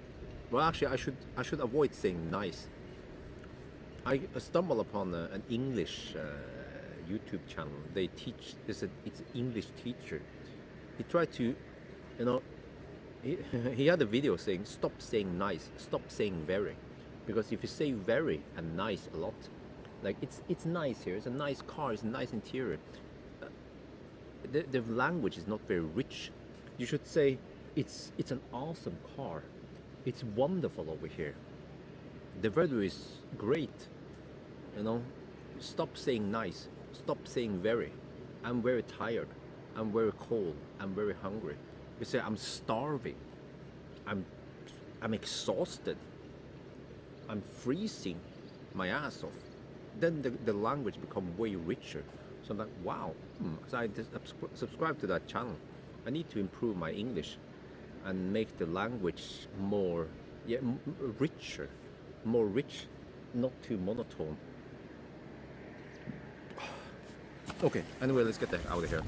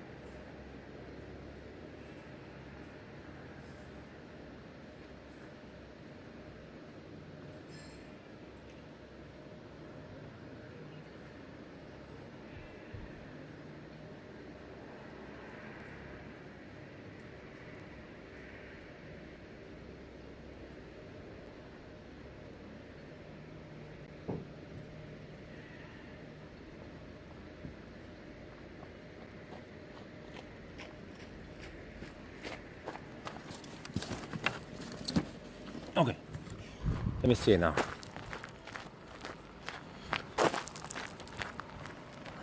So the car was only taking a little over 50 kilowatt when we started eating the waffle. I need 80%. I think we should be fine with 80%. We're 82. Let's go. Oh shit. Been slacking too long. But actually we didn't stay too long at 80%, so that's the damage has not been done. I mean, it's not that bad, but it's always nice to have, well, nice again, I said nice. It's always, I guess, useful, safe to have a little bit of margin, but again, we shouldn't stay here too long now, since we already reached what we need. Let me just put this back there. It was a mistake for me to not bring the extra shaft.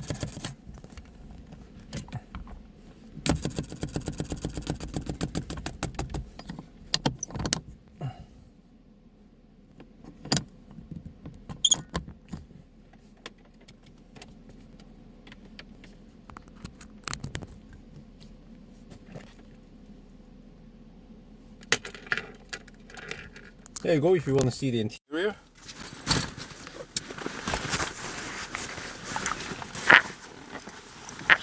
Okay, let's get out of here.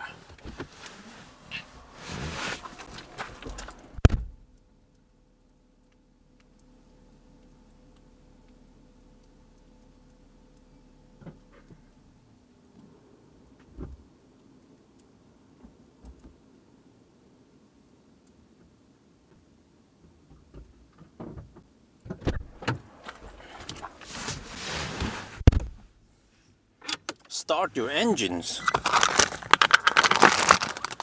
So you see, I guess this is an interesting observation that, wait, let me reset again. Trip 1, okay.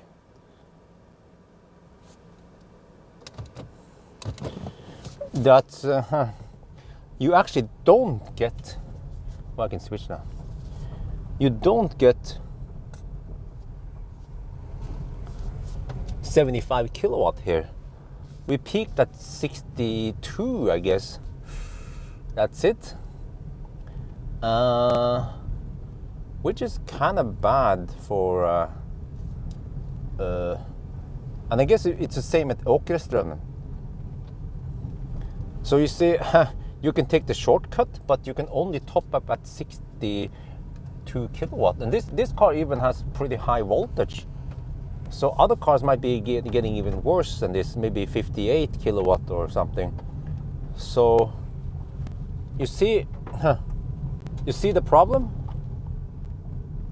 I just realized it now. Wait, can I? Okay, let's get in. Oh. So yes, I did save 10 minutes by taking the shortcut, but I might have lost 5 minutes because of slower charging. So by the end of the day, how much time did we actually save by going this route, right? But at least if some cars can top up at Elverum a lot and then only need to top up here a little bit. Let's say you only top up here for about 5 minutes just to get enough to reach the final destination, which is Klatt, then that would be okay. Wait, you get 74 kilowatt, on your e-tron. Well, on the at the very bottom, or wait, why is this guy driving so slow? I think I have to enable sport mode again here.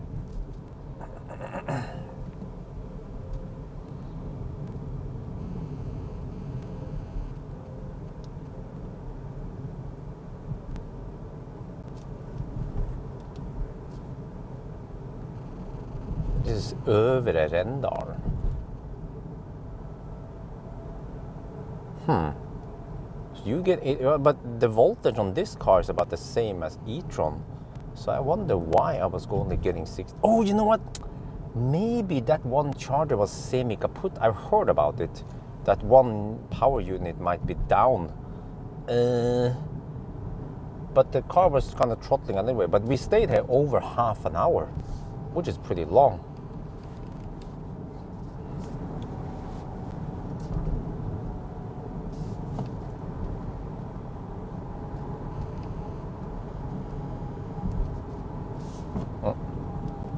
Okay.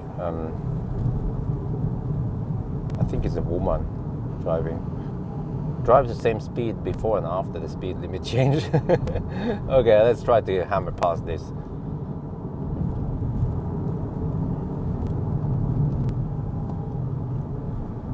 Okay, I think this one is a good opportunity.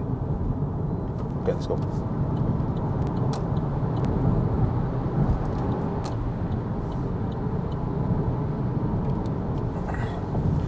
So,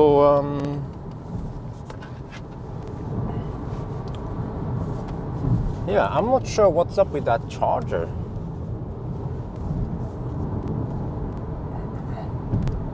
Send it? Huh? Send what? What are you talking about? So that was not the best charging session, to be honest. Only 62 kilowatts. Could be that one power module is down. I was supposed to get 75 kilowatts. But I mean, once I came back after the toilet break, then I was down to 50 kilowatt only. So I also wonder if this car has not the latest software.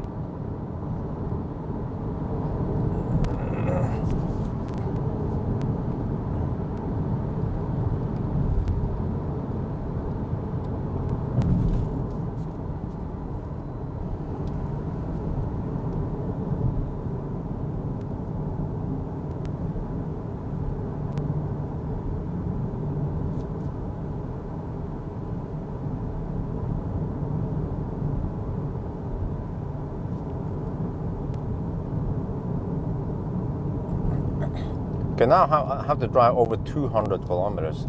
And I guess I'll go for Nidarvoll. I think that's what they call it. Circle K Nidarvoll. Or should I go for Ionity? Nah, Nidarvoll is closer, right? Yeah. Yeah, I used the charger at the end. Ah, maybe it's kaput. I mean, semi-kaput. Yeah. Well, it's a bummer. But I kind of needed that food break and that toilet break. And we left with 83%. And the car was charging at only 25 kilowatt, but not for many minutes. Because it throttles at 80%, 81% roughly. And you're getting still okay speed until 80%.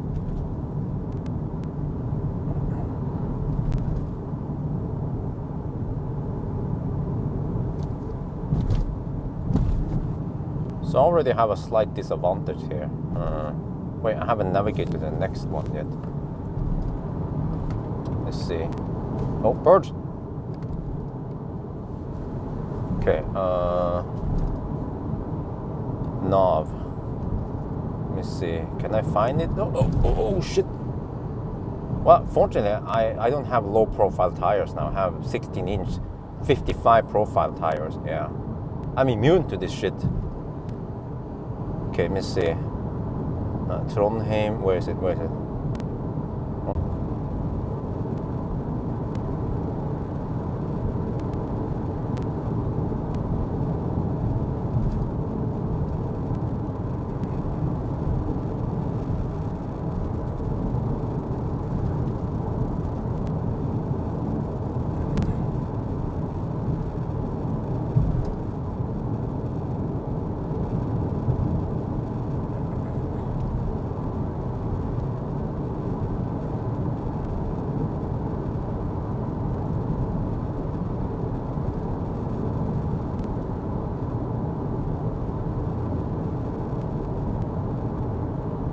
Oh, are we back?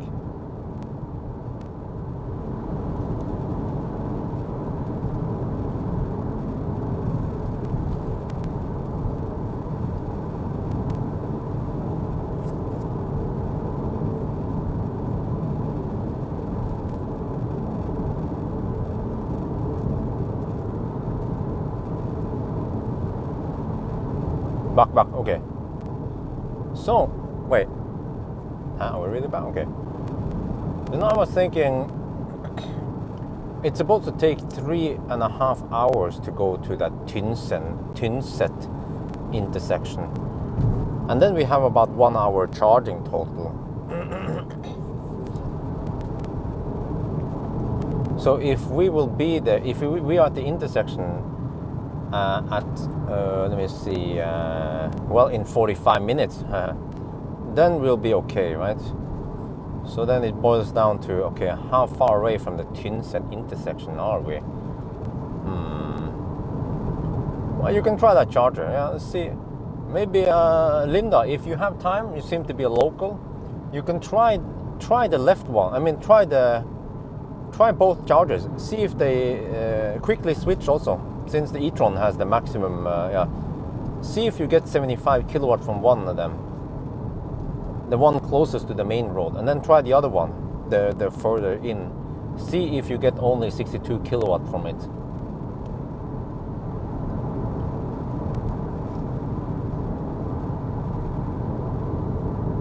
Because if it turns out that that charger is semi-kaput, then maybe I'll consider subtracting 5 minutes. But then, did we really lose 5 minutes? Probably not, because we couldn't keep. We arrived with 27%. I don't know why it was so high. It should have been 15%. So maybe Bjørn is miscalculating a bit. I guess we'll see now. I charged 82%. And Bjørn claims that we need 75%. So we should arrive. No, I charged 83%. Yeah.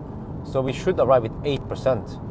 And if we arrive with more, then I have to change the reference number so we get better estimations. Seems like I have to overtake this fossil. Yeah, it's going to be twisty soon, and I bet that the fossil will be slow. Okay. Wait, did he speed up? Because I wanted to overtake him.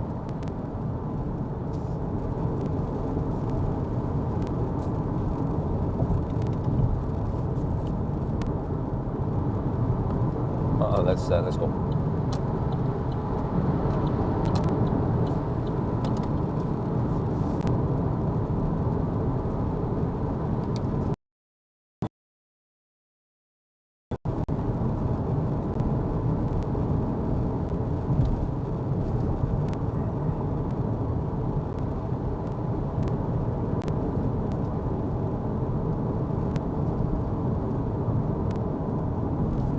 Well, so this car spent already 1 hour charging.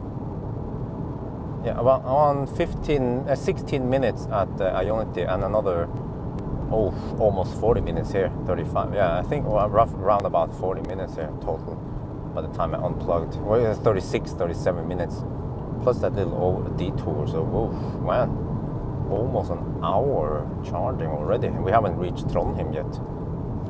But on the other hand, I mean, for a long trip like this, then I don't mind that break, really.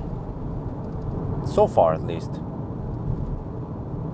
But I guess, well, okay, so the stop at Nidarvoll shouldn't be too long. About 15 minutes, I guess. Just get enough to go to Steinkjer. And, well, I guess we have to see then how busy Steinkjer will be. That will be in the afternoon hours. But even if I have to share and I get only 75 kilowatt, then it's still no big deal for this car.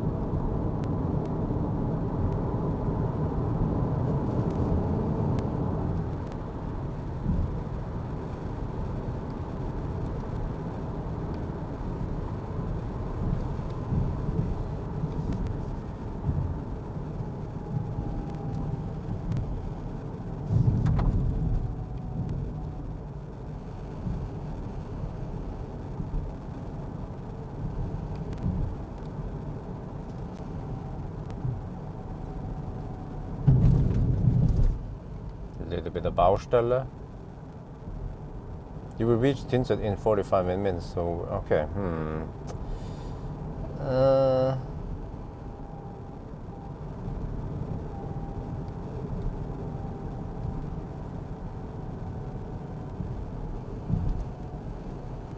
Yeah, so ideally, I should be there Wait. I think I should be there 20 minutes past 1.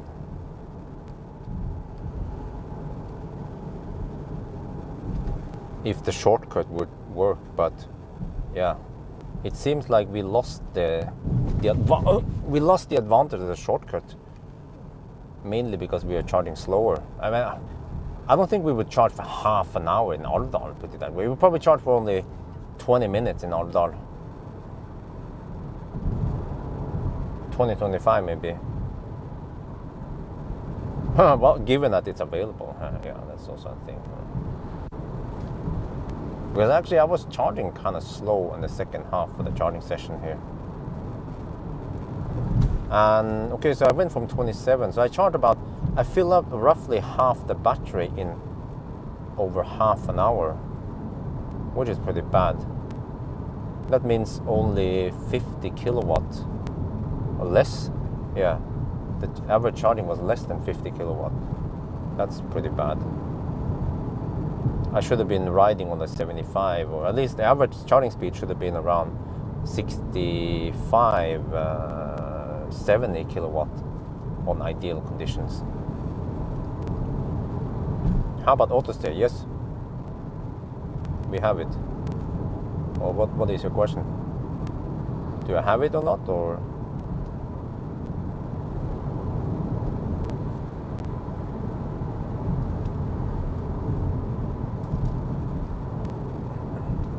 Oh no, how was AutoStay? Well, yeah, it works. Okay, my bad, I didn't read it properly.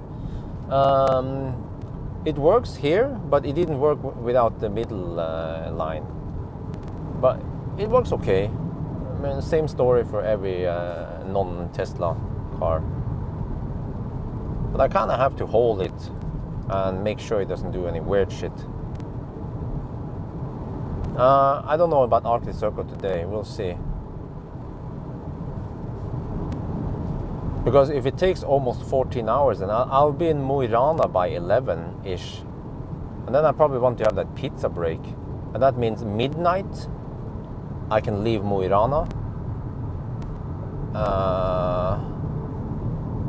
And I will be at the Arctic Circle at 1 at night. So,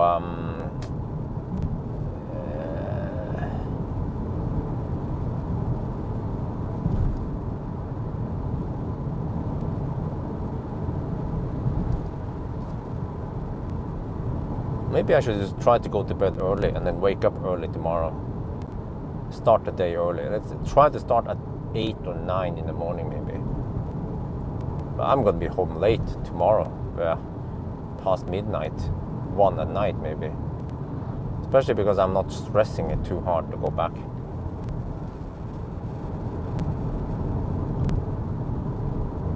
Is the AutoStay deadly? Well, I wouldn't say deadly, but you just have to pay attention.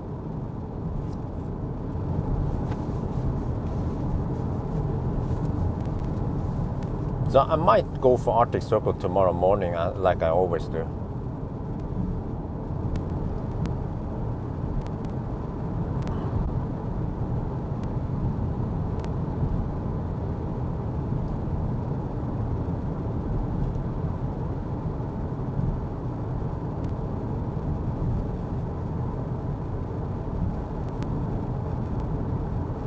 But you see, this is the problem again with non-Teslas, is that they can oh, that was a big moose. Oh, he just ran. Yeah, is that,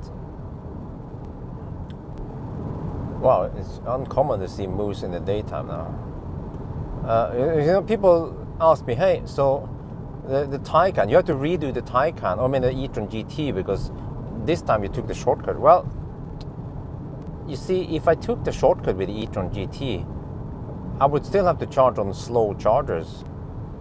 And I don't know what kind of speed I would be getting from it, but not 150 kilowatt. I would be topping up on only 75 kilowatt, which is a downside with the e-tron. You want to pump it up at over 200 kilowatt, 250, 260 preferably. You don't want to dick around over here getting only 70 kilowatt. So But I don't remember what I did with the e-tron GT. Did I? No, I went. Oh yeah, I went. Oh yeah, you see, that's also a thing. I could go straight to. Yeah, I could go straight to Alvdal with the e-tron GT. So I didn't have to waste 6 minutes going to Elverum. But if the e-tron GT would take this shortcut, I will have to choose. I will have to take the 6-minute detour to top up at Elverum, or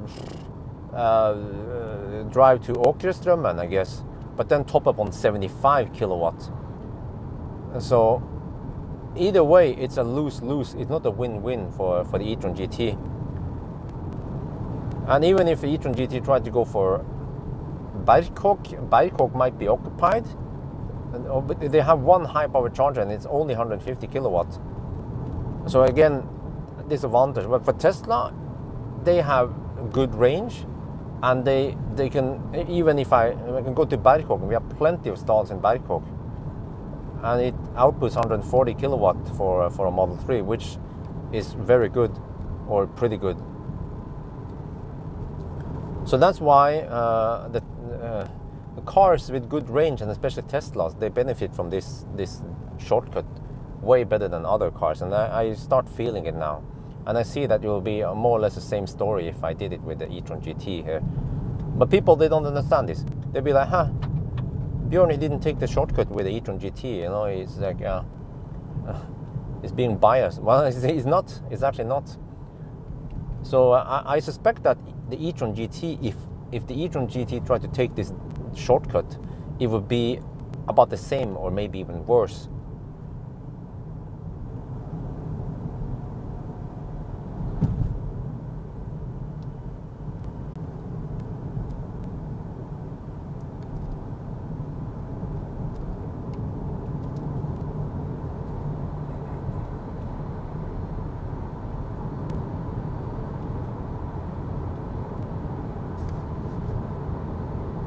What? More Baustelle? Whoa, whoa, whoa.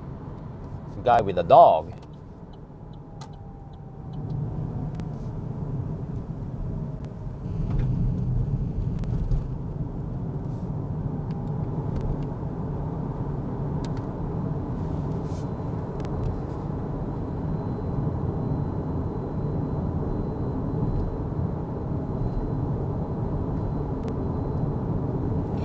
Okay, well, but I did lose some charging time, that's for sure. I mean,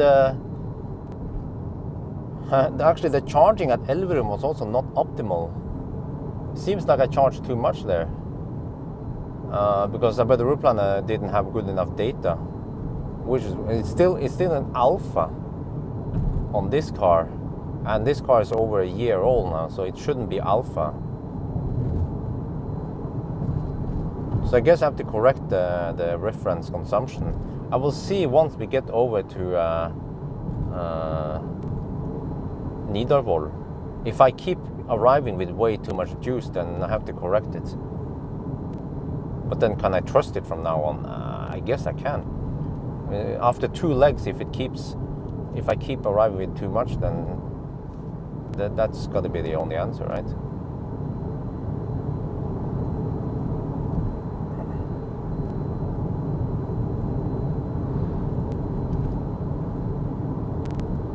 Well, or they could have tried to make the batteries cheaper, like Tesla is doing.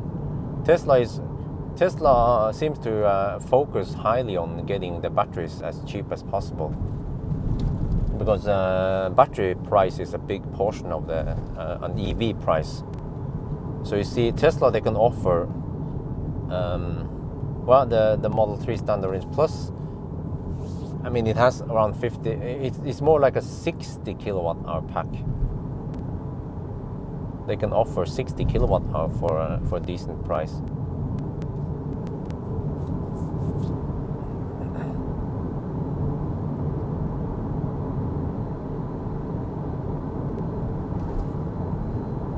But yeah, I also agree. You know, many people, they criticize the Stellantis cars, like, oh, it's a shitty car. No, I think it's a damn good car for the money.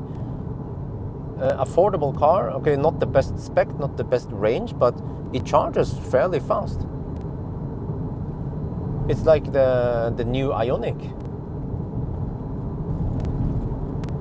Okay, slightly more expensive than Ioniq, but it's also better than what the Ioniq was back then when it comes to equipment and lights and range even and charging speed. And it is faster than the classic Ioniq, so you get more better car for the money.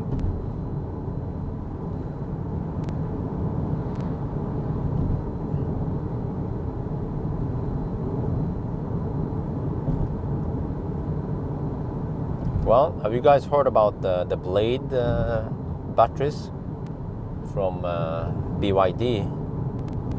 It could seem like Tesla might be signing a deal with BYD for supplying, I guess it would be for the China cars.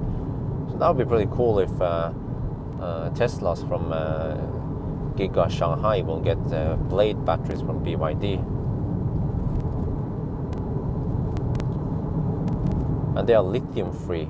Well, I don't remember what it was again. It was a different compound material they use.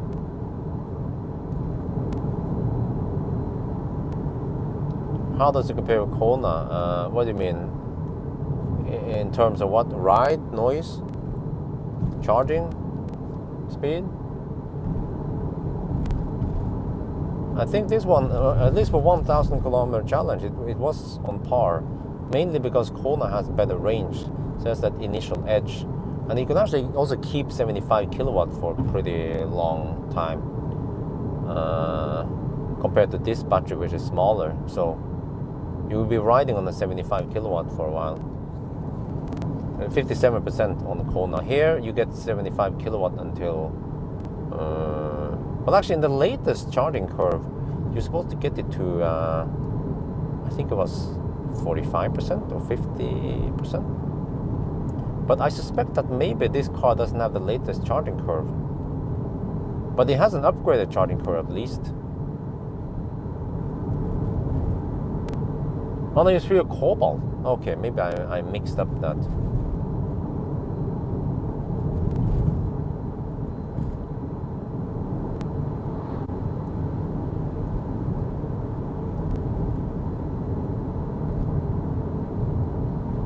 Wait, are we supposed to be only 15 minutes away from the Tynset intersection?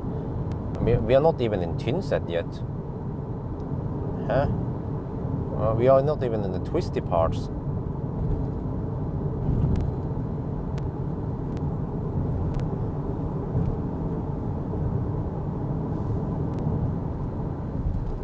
Save the trip? Yes, I'm gonna save the trip. Thank you. I think you meant safe trip, yes.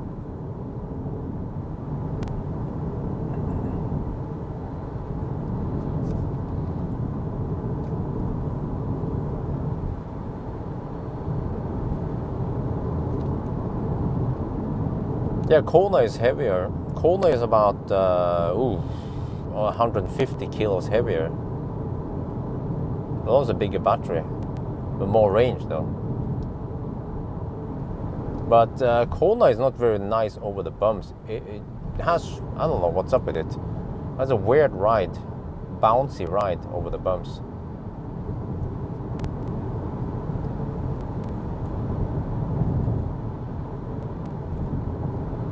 Because in the old days I didn't care too much about suspension and ride. I was more focused on the range and charging speed.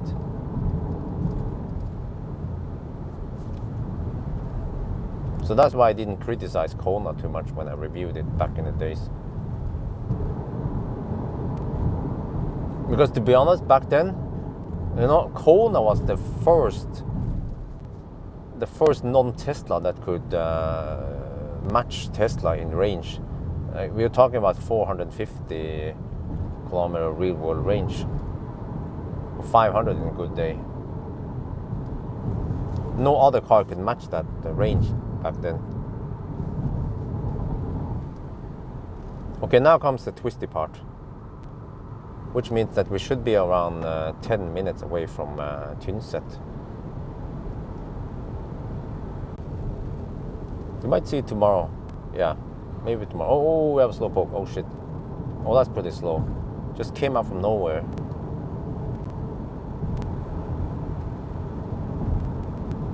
I have to try to hammer it.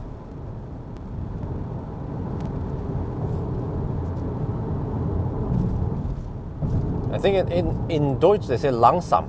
Yeah, langsam. I learned a new word yesterday. I was watching some guy drive a Model 3 in performance around the ring, and he said langsam.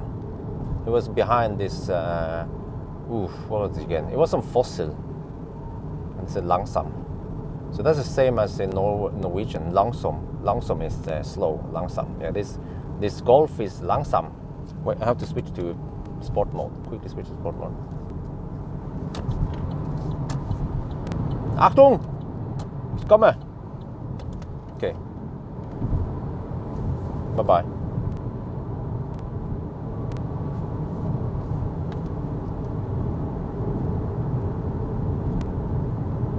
If you are getting to the charger, all right, with too much charge, you are better off hammering it. Nope. I'm already going over the speed limit. That was a bad suggestion, bad idea from you. What you should do is adjust a battery planner, the reference consumption. Because I think the reference consumption might be too high. So we just have to adjust it a little bit, and that'll be fine.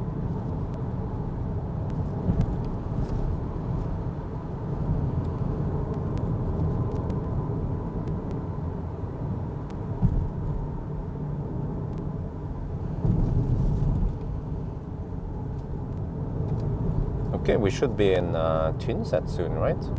In about 5 minutes.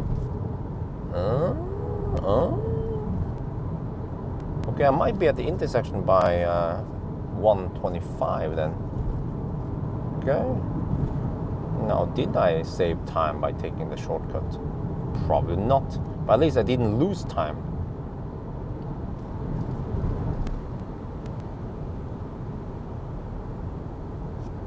Is the performance adequate?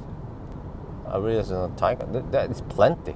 That guy, he was actually stuck behind a fossil something. And in the curve, that fossil was kind of slow. But then in the straight line, the fossil was actually had better acceleration than the Model 3. I don't remember what the heck it was. Was it an Audi R8 or something? Or I don't remember. It was some exotic fossil car.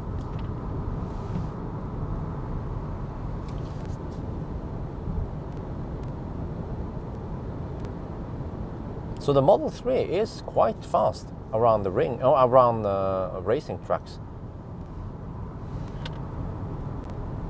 And it's fairly affordable. So you get very good performance for the money. And it's as a light car, it's a fairly light car.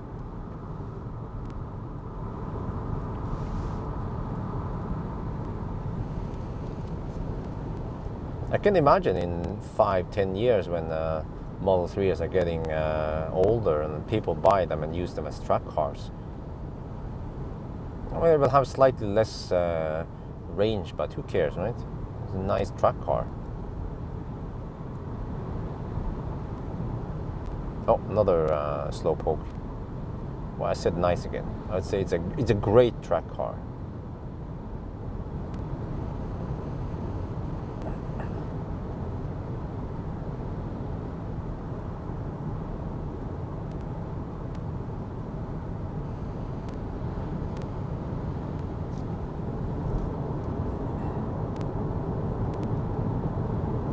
Okay, we should almost be at Tynset now. I can smell it. But the question is, will I be able to hammer this guy before Tynset? I can give it a shot.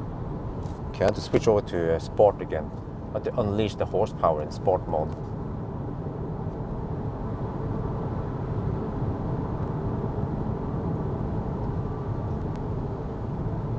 It's another Opel. The Opel brother from another mother.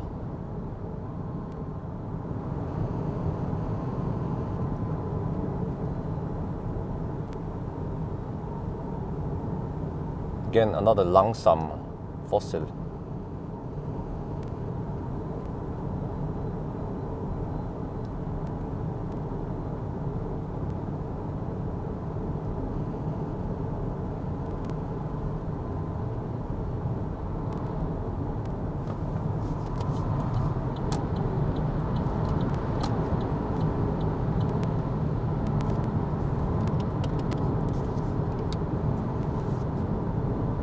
But that's no match for the racing stripes.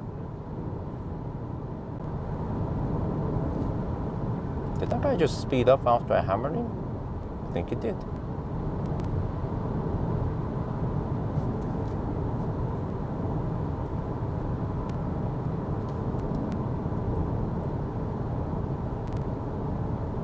All right, it's 13:15 now. Sounds to me like we are 10 minutes away from the intersection.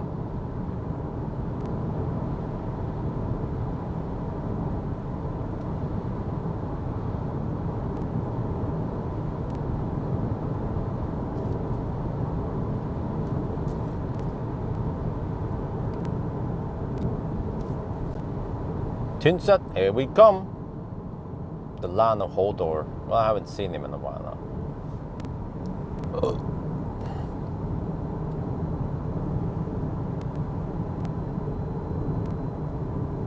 Yeah, it's supposed to be pretty hot in Trondheim today, this afternoon.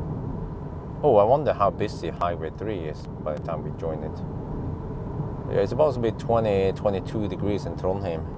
17 over here. Tynset. Okay, let me see. I guess I'll go straight. I can take two ways, but I will take that. Right, I think you can take the left route also here, but I'll take that other one. The bypass road. Yeah, there's supposedly a bypass road here also. Tynset.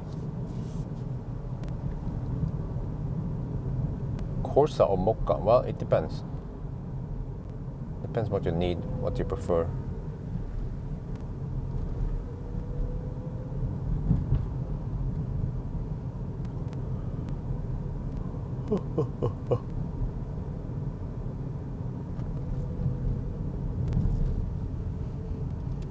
Welcome to Tynset.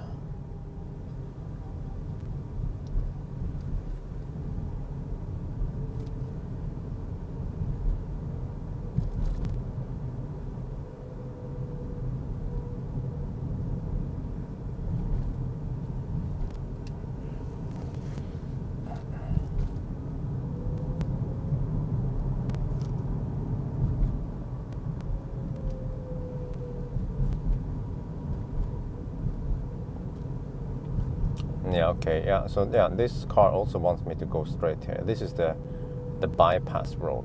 Just stick with it. Oh, well, you can go now. You could have gone now, dude.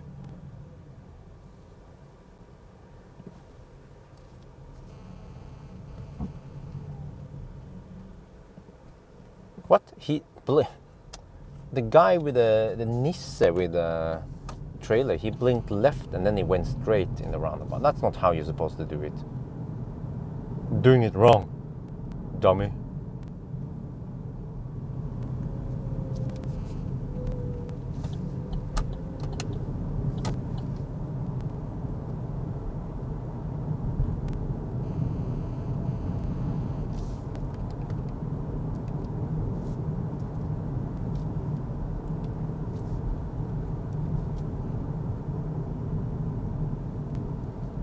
Trondheim, Elverum. What?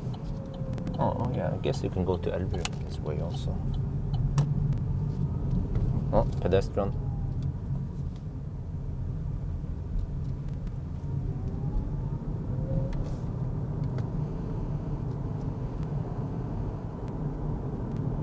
Oh, he's 19. Oh, okay. I'm gonna get there fast. Schnell.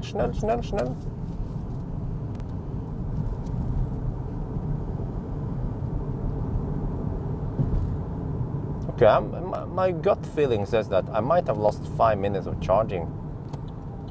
Well, I mean, the charging was slower, so I lost 5 minutes, but I gained 10 minutes on the valley, roughly.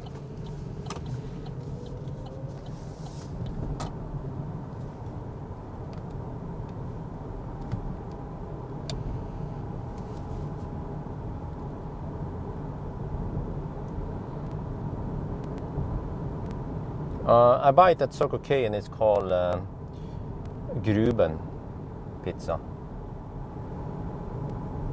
Okay, it's not 25. It's going to be 21, 22 by the time I get to the intersection. All right, close enough. Close enough.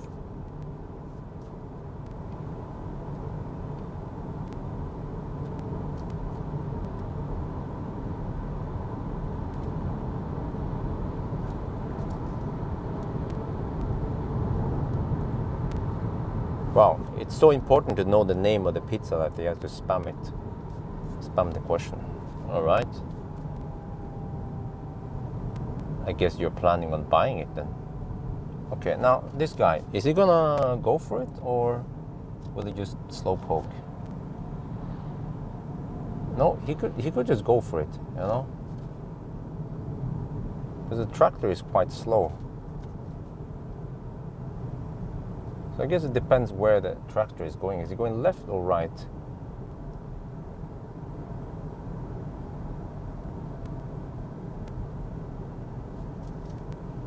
Wow, oh shit, I see a lot of traffic on Highway 3. Well, I hope they won't get in my way.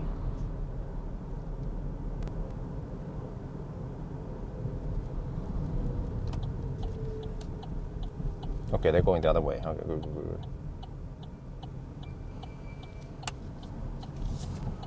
Do the stop here, zip, and there we go.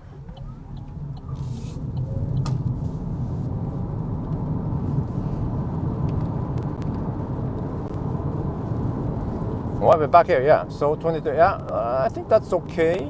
Time-wise, it's okay.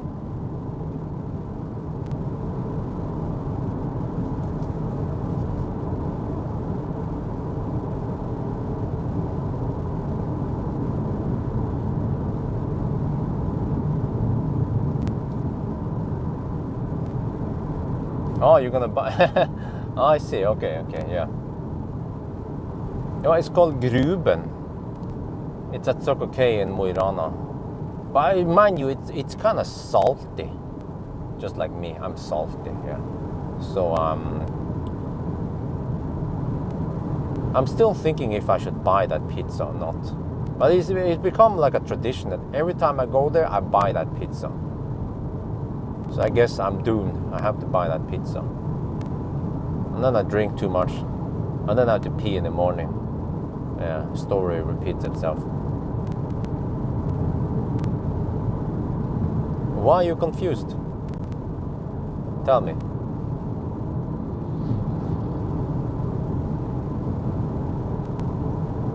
Are you confused because I just posted a video about Mukka, but then we are live streaming from a Corsa? Is that the confusion?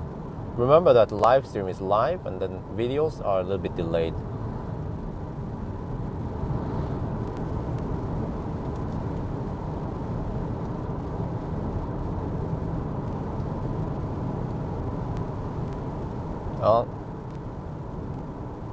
If you remember, the Mukka is the green one, and this is not the green car.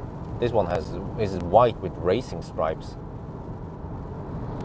So yeah, I'm not sure where the confusion is. I mean, remember that videos might be delayed many days, maybe even a week. Some people think that once I post the video, then that's live, you know? Yeah, many people, like when I go to North Cape and I post the video that, oh, I reached North Cape, and people say, oh, and then 3 days later when I post the video that I reached North Cape, people go, oh, wow, are you in North Cape? We should have some coffee together. Like, no, I left it 3 days ago, dude.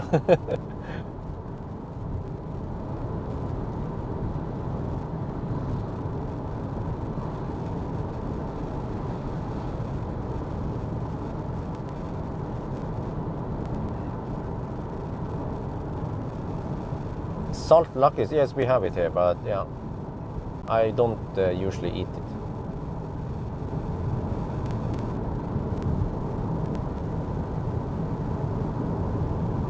Always is with one L, by the way.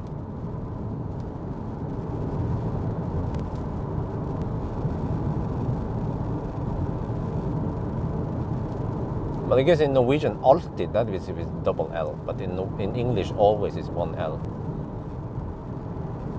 That's yet another confusion, I guess.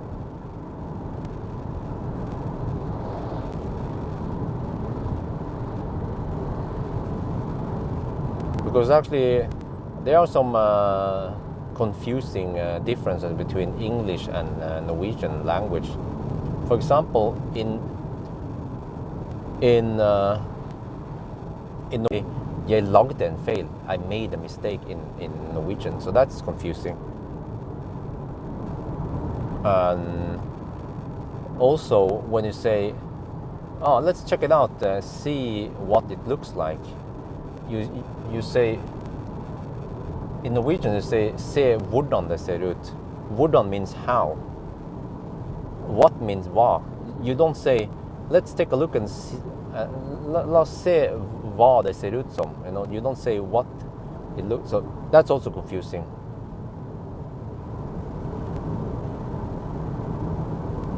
Okay, we have one slow poke and a bunch of other guys, passive guys behind.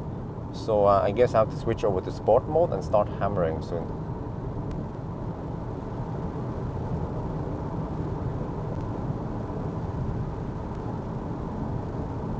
Still wonder why people keep calling these tiny cars SUVs. At one point, Kia also called Soul SUV. I was like, that's not an SUV. That's a crossover. SUV is something bigger. Okay, try to overtake these guys.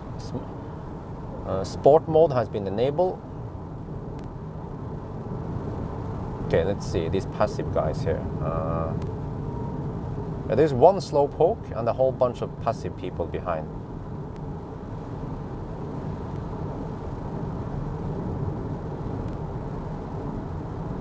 But I don't have time. I mean, I don't have opportunity to overtake yet.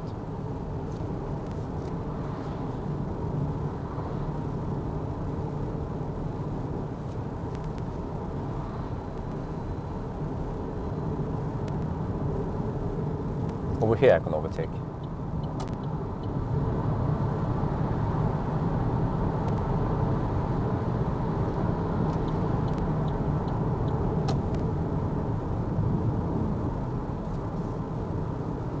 Okay, past a few of them.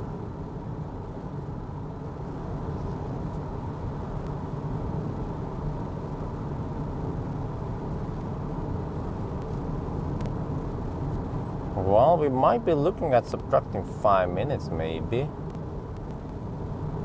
Because of some charger problems maybe.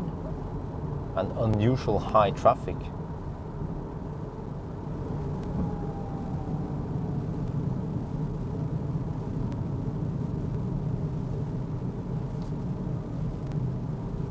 Okay, I see the problem now. It's one van with a trailer and a whole bunch of people behind.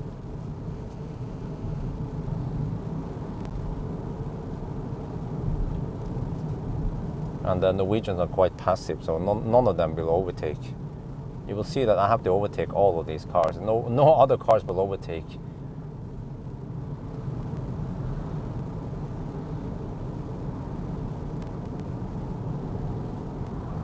Yeah, I see lots of foreign license plates. Some Danes, some Germans. This guy's Polish.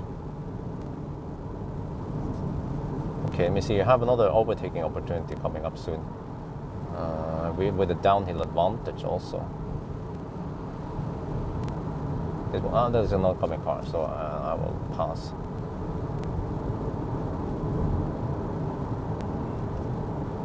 But there's another one after the right turn, and there's another overtaking stretch. So there's some overtaking stretches around here, even though it's a bit twisty some places. Just have to know where they are. Like the next one here, I can probably take 2 cars. It depends on the oncoming traffic again. See, wow, the roads are busy today. Indeed. Okay, so I have to wait here. I guess after that curve, then maybe. No, more trucks and stuff coming.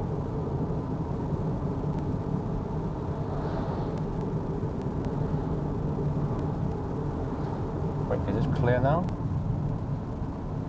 For a little bit? Yeah, let's go 1 car. Maybe 2 cars.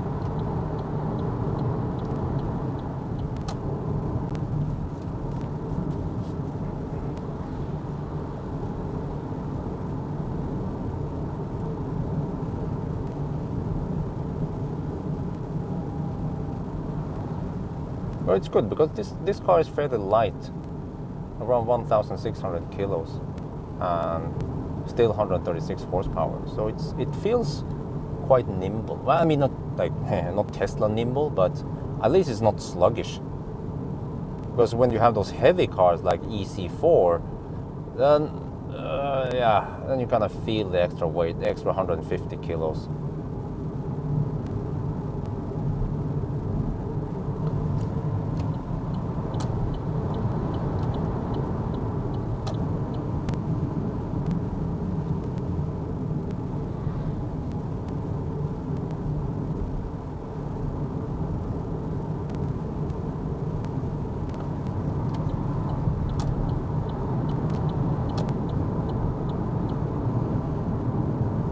Yeah, you know, what I said about passive people, none of these cars overtook each other. They're just staying behind each other, all of them.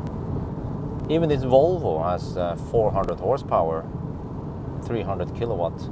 Could have overtaken, but didn't do anything. It's a Volvo XC40 recharged, fully electric.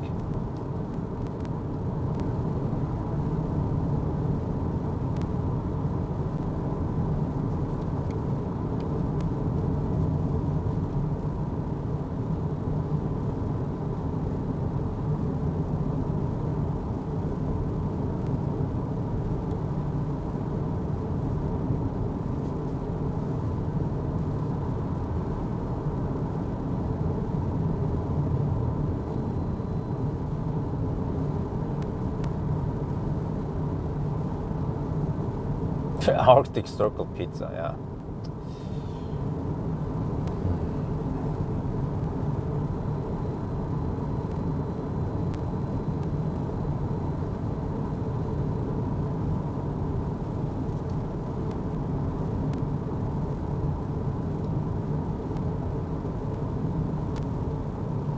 Okay, this is highest point of this leg. 733 meters over sea level. Now we will go downhill all the way to Trondheim. So right now I have only 118 kilometers gone. It could look like we won't be able to make it, but I guess we just have to regen a lot. Okay, soon we will get more overtaking possibilities. I guess I'll wait a little bit and I can hammer all of them in one go, or at least, yeah, we'll see. I'm not sure if the Volvo wants to hammer or not.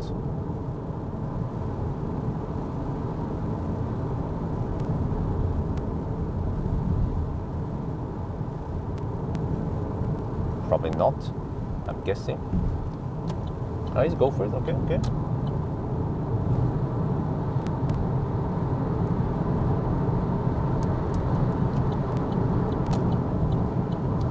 Oh, that's good.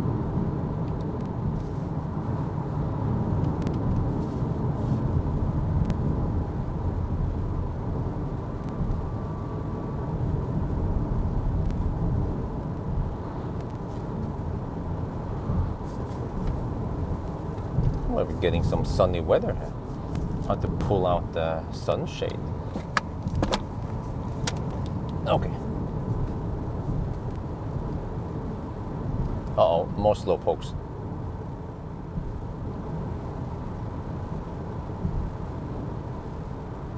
And this part is also getting pretty bumpy.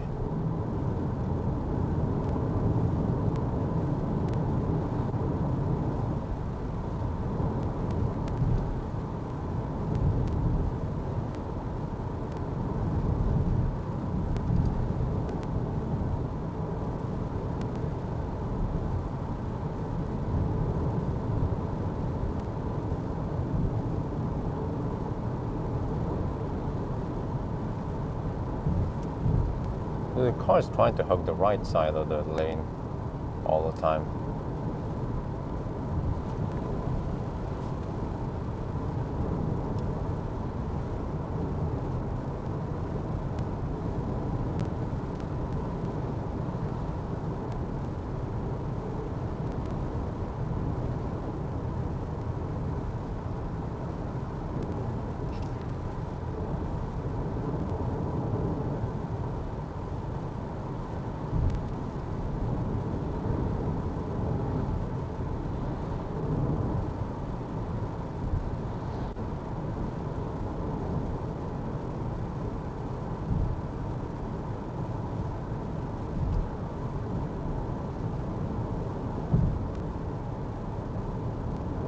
So well, it will be interesting to see how long it takes with this car, because it could seem like the Stellantis cars, they are also okay for long trips.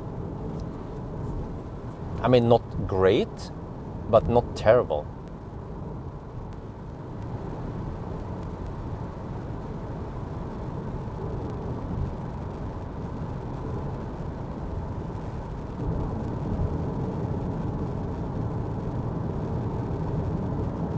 Is E6 slower than this? Yes.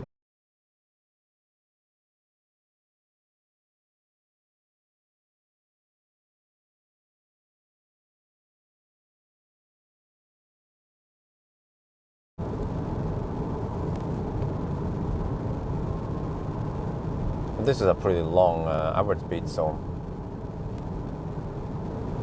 it's all the way until right before Kvikne. So I already see the slow pokes. I guess I'll build up a little margin.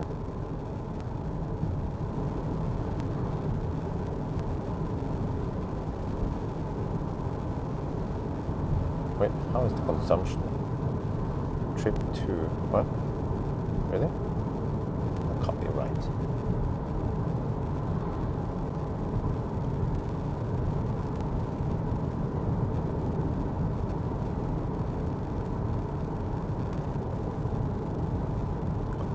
Well, I guess at one point I need to have a proper dinner.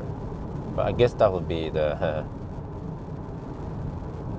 pizza then. I have a sandwich with me. And I was trying to have the right lane, right side. Oh, I'm dropping the key.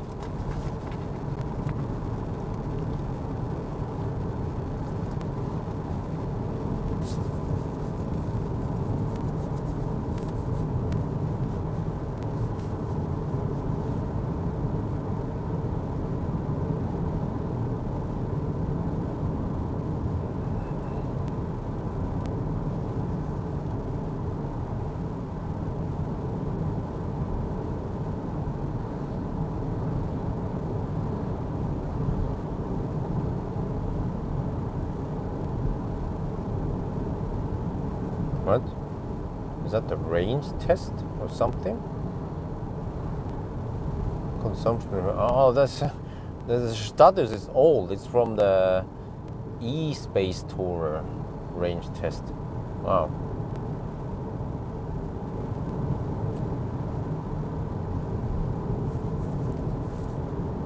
Wait, am I not gonna get any food? I have to get some food on the way there. Wait, how about the Nidarvoll?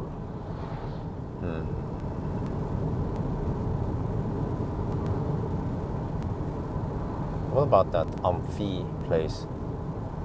But it kind of sucks that I'm not allowed to film in Amphi. Why the heck are they so strict there? It's a freaking...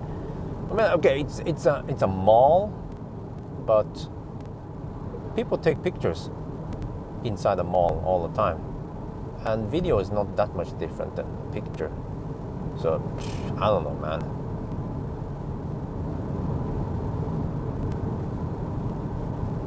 EV Cannonball. Well, I guess they have some stuff in US and yeah.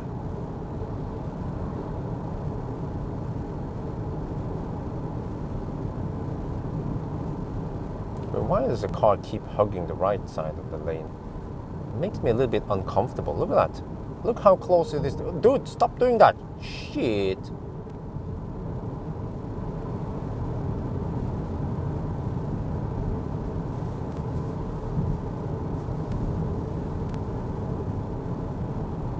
I might have to go for something at Circle K Nidarvoll, but I'm not sure what, because I don't have too much time there, and I have to go to the restroom again over there.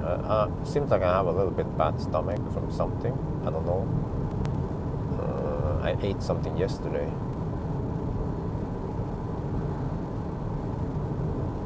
Oh, well, this is kind of busy. Busier than normal.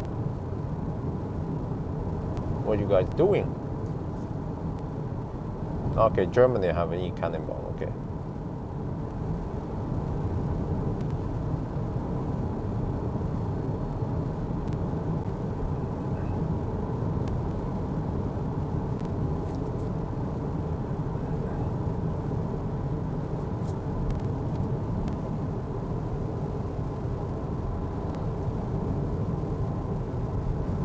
Hi, Brian, no shouting here.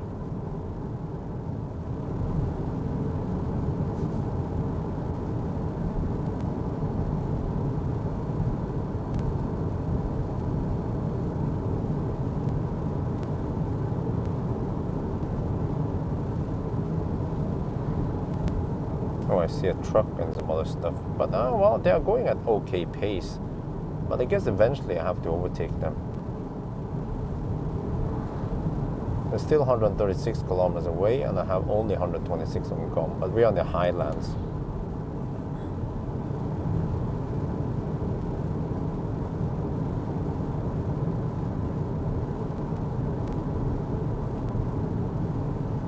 Ha! Funny. Police follow it until they ran out of the charge. Okay, well, at least they managed to locate it and follow it in time.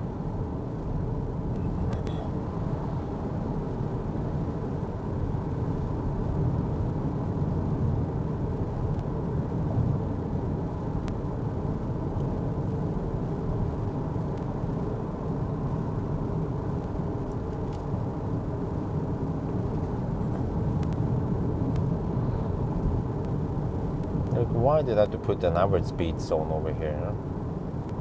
The road is great, and I usually don't see many people speeding around here anyway.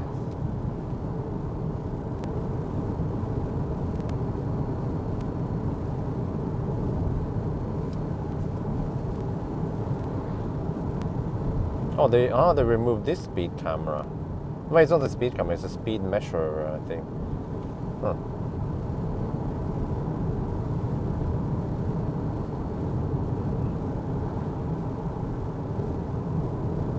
Well, with the old Leaf, it will run out of juice after 1 hour. Well, I mean, guess it depends how intense the chase is. It might just be half an hour.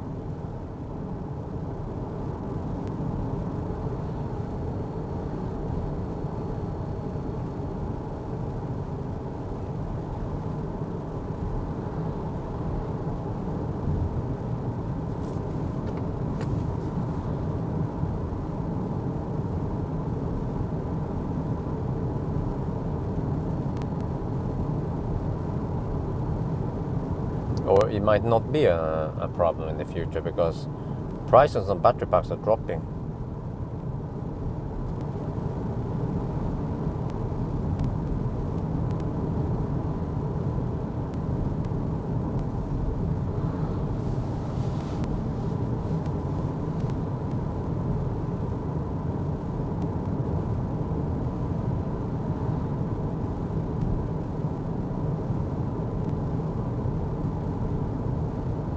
And also battery packs are big and heavy, so it requires some extra, I don't know, extra stuff to transport it, and it's not something small and expensive. You wanna steal something that is easy to carry and easy to detach even. The battery pack needs to be disassembled into modules and then sold, and they are heavy, and there could also be some degradation in it. So I'm not sure if Leaf battery would be the first one to go.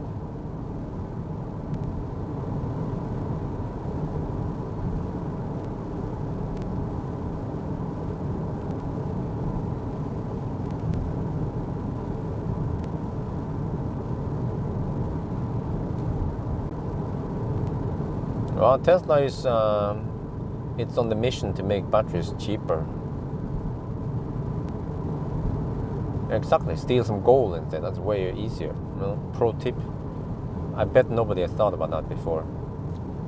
Steal jewelry, diamonds and shit.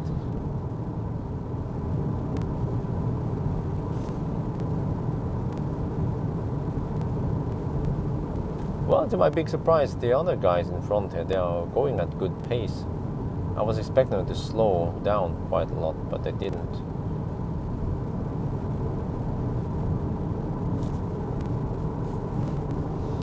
"130 kilometers away from Nidarvoll." Alright. Let's hope we get HBC over there. In the worst case, I have to go to Oops. I could go to Circle K Clat, but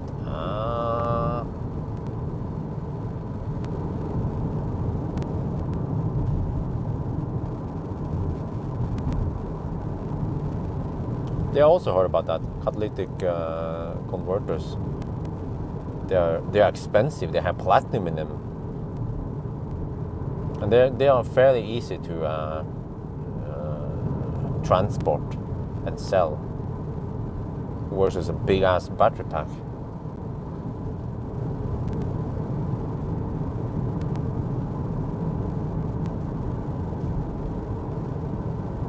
Okay, the speed okay, I was to say it's supposed to end now, so here it is, the end camera. No, I passed. No yellow blink, but I see it's Fossen Kraftwerk. It's not the same word as German. Kraftwerk. It means power plant.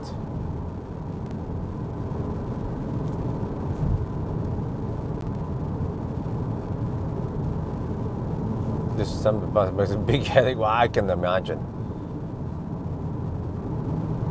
Also, we're dealing with high voltage here.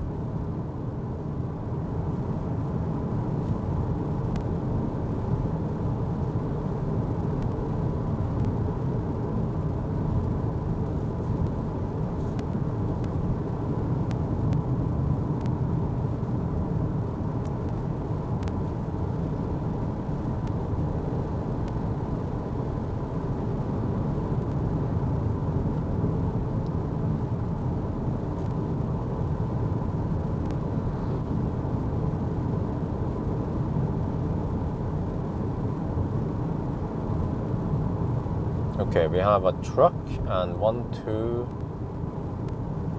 3 cars and 1 motorcycle behind the truck. The motorcycle seems to be a tourist. Okay, I guess I'll overtake these guys after Kvikne. Getting close to Kvikne now.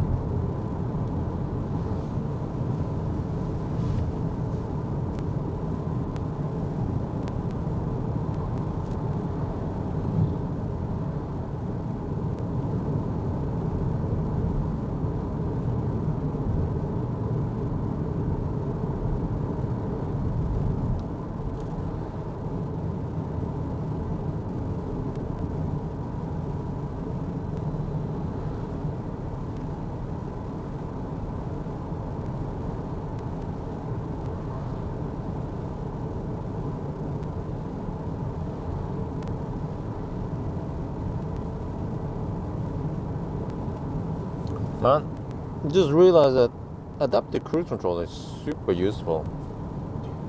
In the old days on Millennium Falcon, I didn't have it. But it's very convenient to just stay behind these guys, and they are driving yo-yo, but that's fine. This car would just follow the traffic in front.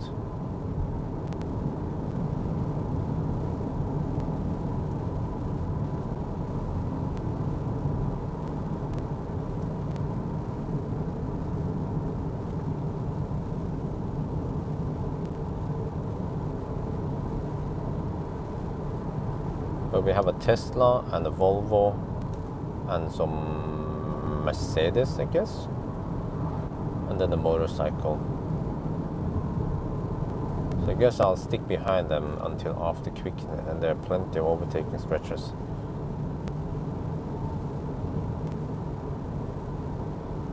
Yeah, it should be standard in all cars. I agree. It's so great feature, a very useful feature, and very convenient to have it.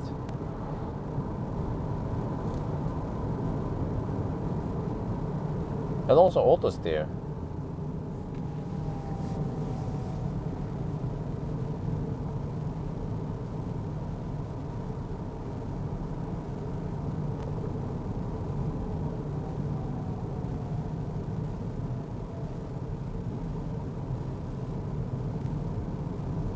Okay, we're coming to red light. What, are you not gonna brake?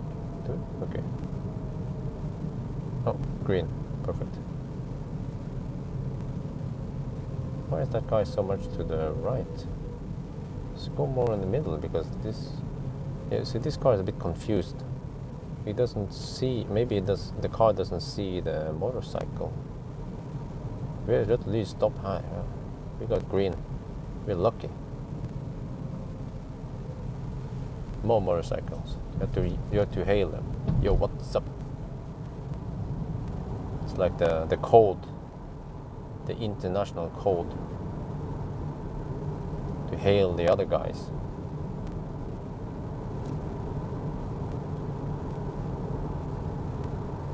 But most cars, they have okay auto steer. I say okay. Not great, but yeah.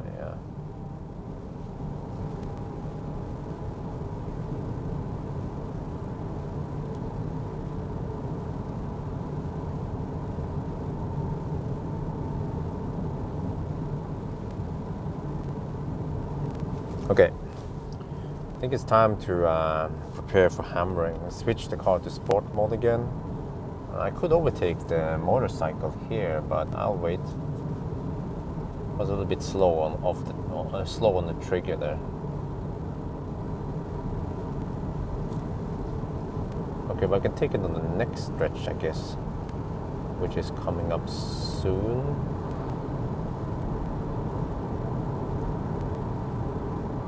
This one? Yeah, let's go.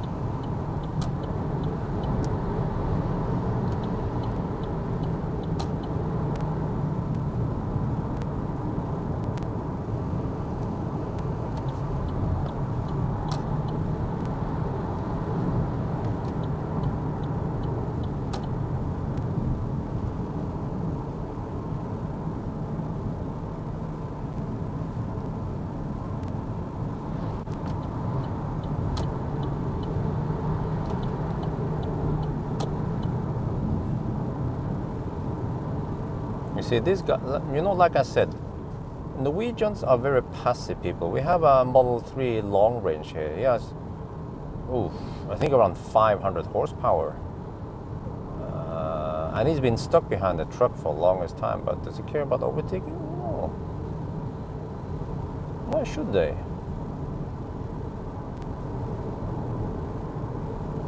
Let me just focus here on overtaking the last one. Okay, let's go.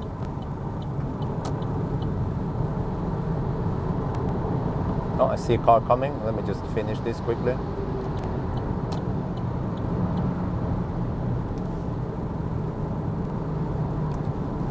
Okay. When do you think the MG Marvel will be coming to Norway? I have no idea. Seriously, I have no idea, man. It's not out anywhere, so who knows? Not even Lord Elon Musk knows that one.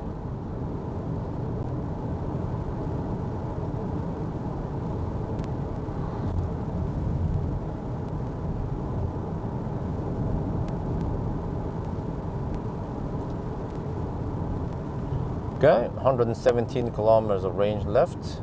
Oh, sorry, 116 kilometers to destination and 118 kilometers of range left. But we are in the highlands here in Kvikne.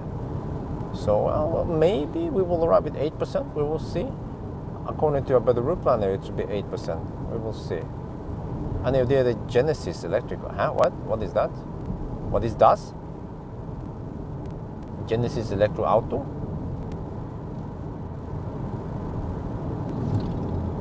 It would be better if the Norwegians weren't so passive. If they would also overtake when they had their... Just like that Volvo. Wait, where's it again? It was a Volvo. Oh no, he exited somewhere, I guess. Yeah, the Volvo disappeared at one point. But the Volvo overtook the slowpokes. But let's see, okay, there's one guy overtaking the back. But most Norwegians, they are very passive and they don't overtake. Then you have these big clusters of cars. If they overtook, we will then there will be better spread. The people who want to drive faster, they go faster, and then the slowpokes, they get stuck behind trucks, I guess.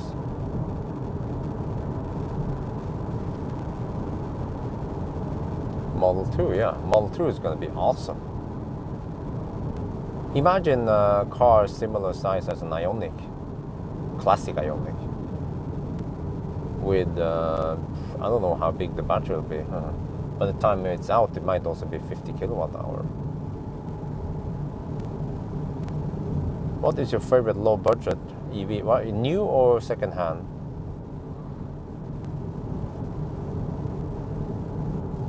Second hand would be second hand Tesla, I guess, Model 3, or a classic Ioniq in that price range.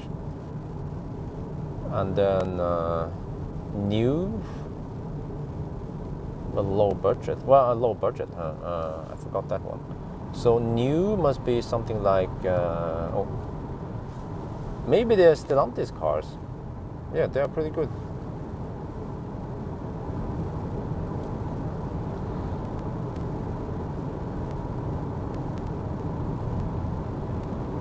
Yeah, you see, suddenly I have this Mercedes that I hammered earlier. He's suddenly riding on my rear bumper now. You know, why didn't he overtake earlier? He had plenty of opportunities earlier. I mean, I was overtaking like a mofo earlier, so he could have overtaken, but he didn't. He wasn't using his opportunities. So now he's stuck behind me. That's how it goes. Yeah, now the motorcycle also passed the truck now.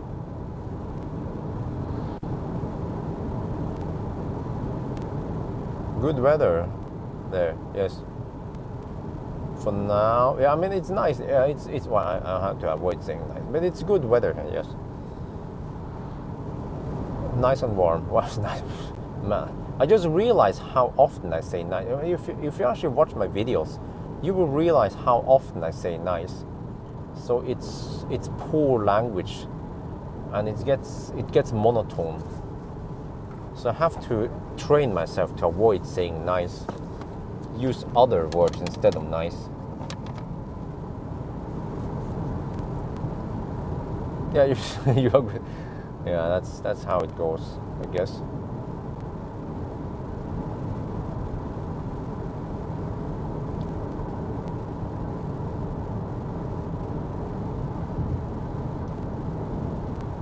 Okay, suddenly now I have 112 kilometers on GOM and 111 kilometers left. But we are still in the highlands and we have to drive pretty slow past Berkåk. The closer to Trondheim, the slower we have to go. So, but I have to say, so far it's been going quite well, or fairly well. We haven't hit any crazy traffic yet, and I guess it will probably stay like that. And then always the Trondheim Steinkjer route will always be slow anyway. Even if it's not Corona summer, it will still be slow. Yeah, or whatever. That's always something I say, because you know why I say it? Because if I say, well, we have about 50 kilowatt hour, but then if it's wrong, then I'm wrong, right? But if I say, or whatever, I'm not sure, you know, then I just have that extra clause just to make sure that I'm not sure what it is.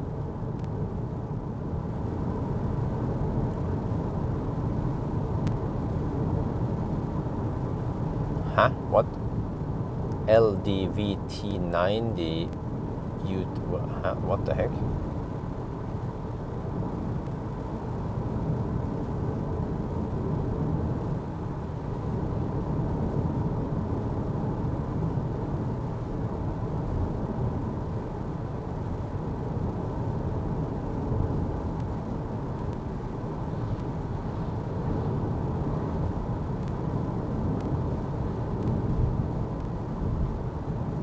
The news on the house? Nope. The guy from Idehus, he has vacation. Also, the woman at the municipality, she has vacation. But they should be home soon, maybe in a week. So maybe stuff will happen then. We have to finalize some stuff, I guess. And I have to, yeah, it was fun. I think I have to sign some contract with Idehus. We are applying for the house now. I mean, applying to the municipality for the house. And then I guess once it's approved, then I guess we'll be signing some contracts and they can start working on it.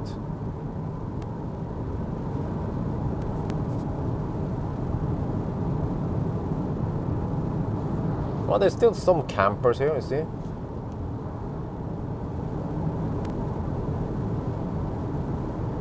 What? Pickup truck? Oh, okay. Well, I don't know that one. I don't even know if they have it in Norway. Cheapest Model 3 Standard Plus goes for 350k. Yeah, correct. Price of a new. Huh? Okay, yeah, that's weird. Why would people try to sell? Oh, on Finn. Yeah, okay. I just saw it now. Yeah. No, just buy the new one instead. Don't buy the second hand. You get more warranty. There is actually no reason to buy the old one.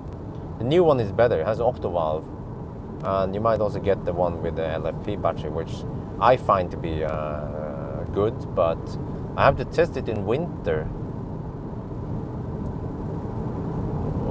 Except for that, Marcus said that he will probably sell the LFP Model 3 before he gets the Model Y. So I'm guessing, okay, well, I guess that's good news for me, because it means that I might be getting the Model Y once it's out and I can drive around with it and do lots of tests with it. And that's going to be big for my channel. I will get lots of new subscribers and lots of views and more income. Yeah, so Model Y is very welcome for my channel. And it's going to be very important. Well, I say very again. It's going to be quite important car for the Norwegian market and for the European market also. Are they peeing? Those guys are peeing. They don't care. They just, oh yeah, I'm gonna urinate right here. Okay. English only. Remember, English only here. What function do you prioritize for home charger at the new house? Oh, what functions? Well, I don't know. I haven't been using any smart features on the home. You mean charging station, right? I guess I'll get the Tibber. I mean, I already have it. I just haven't installed it yet in the old house. Also, I requested the electrician to install that stuff so they can make a new episode, but they haven't done anything yet, so okay. There is put on hold. Okay, let's see now. The Mercedes behind me, it's some kind of Mercedes SUV. That one I would call it an SUV. It's a fairly big Mercedes. Once it gets twisty, it might disappear in my rear mirror. We'll see. Well, some of these guys might be fast on the straight, but they tend to slow down a lot in twisty roads.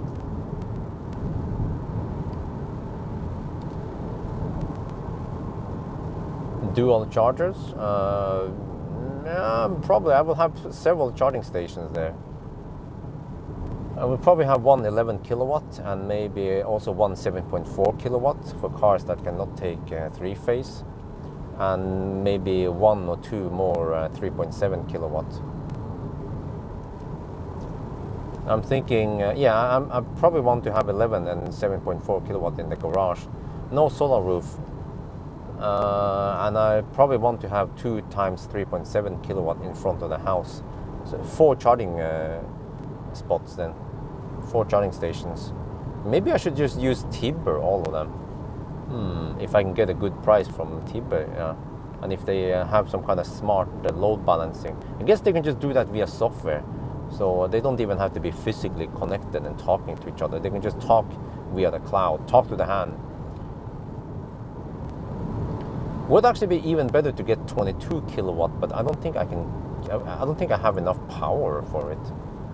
I mean, the house will need a lot of power. I mean, they have a big ass house and swimming pool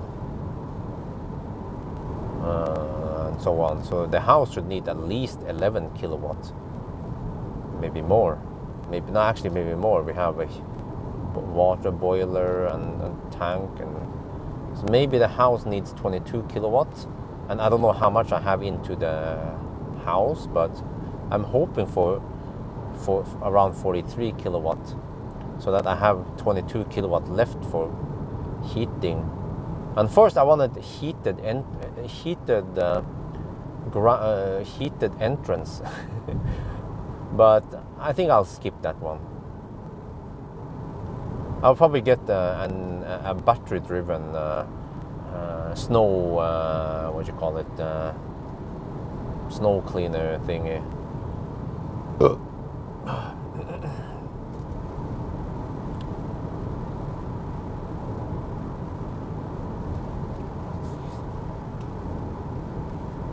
You want 35? Well, three-phase. Well, I mean, we have 400 volt TN over there. Just wonder how much power I can get from that cable.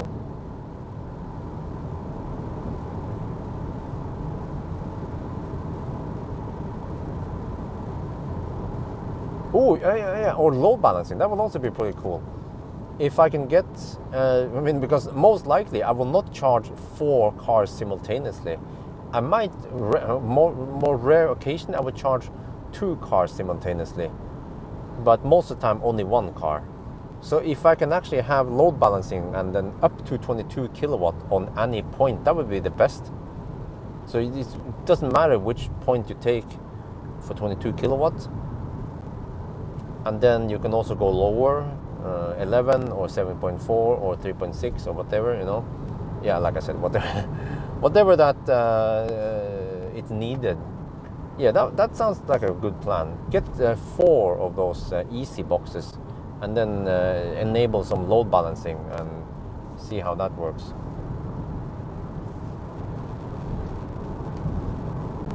Man, I feel like I need to go to the restroom again. Oh, jeez.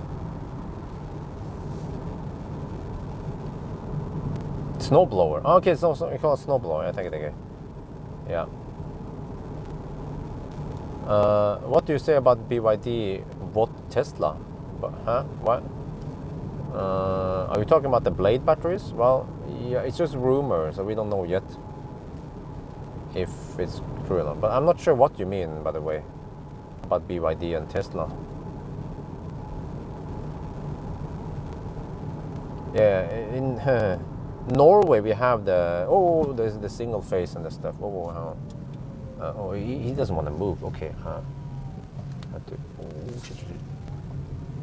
I have to ninja past.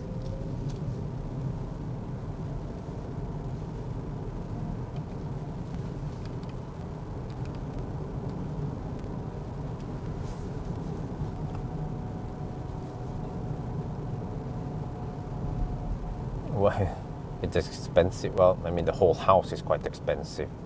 So,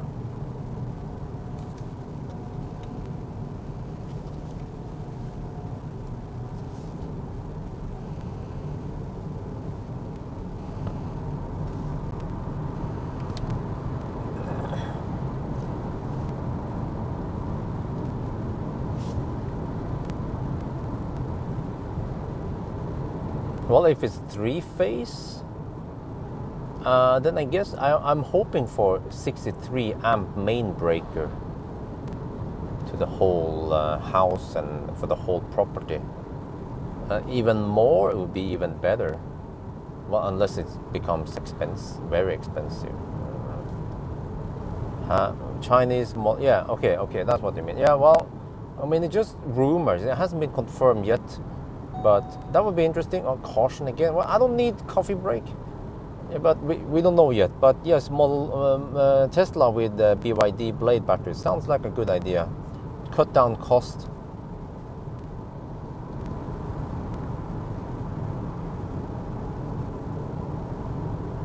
I guess we have to wait until there is confirmation or not confirmation or not. Yeah. See, Northern Europe is 3-phased. Most developed countries, except for Norway, we don't have that. No. Like the house I'm living in right now has the 230 volt 3-phase IT system, whereas the rest of Europe they have moved to 400 volt TN a long time ago. Is it worth getting solar in Norway? Nope. Because electricity over here is dirt cheap and very sustainable. Well, I said very again. It's quite sustainable if you put it that way.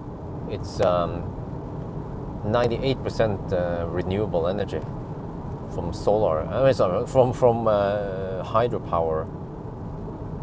96% from hydropower, 2% from wind. So the return of investment in Norway, and also another problem is in Norway, labor cost is quite high. So to install, and also I guess there's some import stuff and transport cost for getting solar panels from China. So you will have to pay a lot in investment for solar, and then the electricity is dirt cheap anyway. So yeah, we haven't fixed the cracking noise. I tried to fix it for the longest time. Even bought a new phone, and the problem is still there.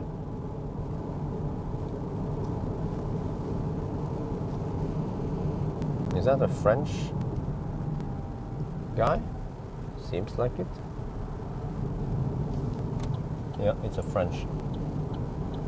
It's a Peugeot with French license plate. What? Stau? Seems to be some stau around here.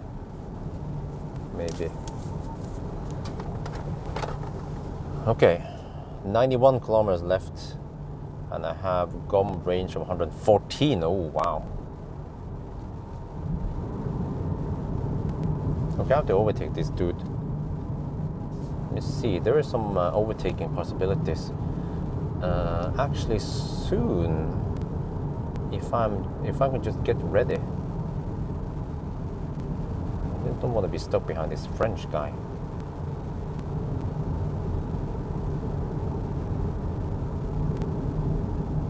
Which car would you choose? Used Kona or new 2008?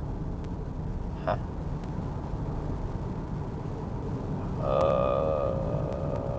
What?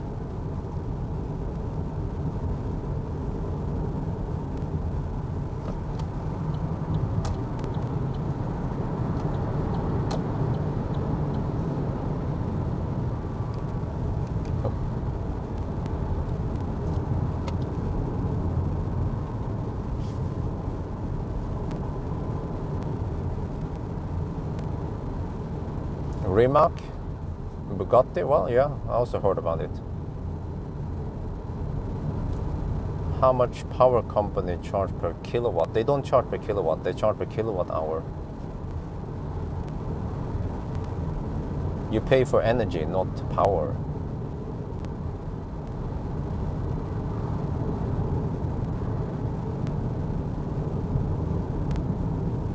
But it's around, well, it's roughly 1 NOK per kilowatt hour. But can I overtake this guy also? He seems to be hypermiling.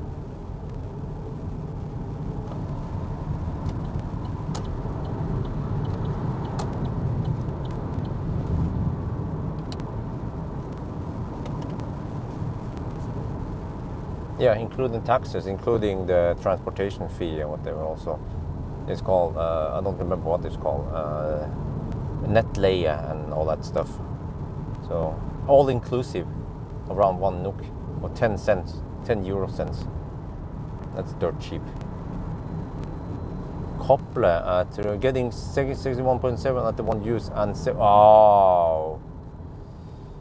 But they did, okay. Well, thank you, Linda. I guess you can calculate the difference in. So I was getting.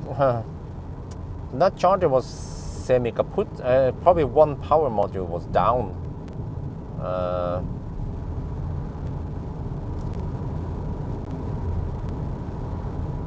How is your MG doing back in town? Yes, in-laws are driving it. It's fine. Like, no news is good news. The MG is fine, no problem.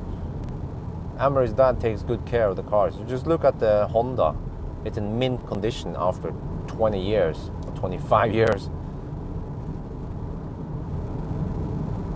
Okay, so man, I chose the wrong charger and I was getting only 60 kilo. I didn't think about changing charger because Yeah. And I had to kind of go to the gas. I mean, I had to go to the restroom. I should have thought of that. Why didn't I do that? What was this? Stand closed. Huh? They closed this one. Okay. Oh, they are fixing something. MG update would be nice. Well, but there is no news about it. MG is just fine. There's nothing going on with the MG really.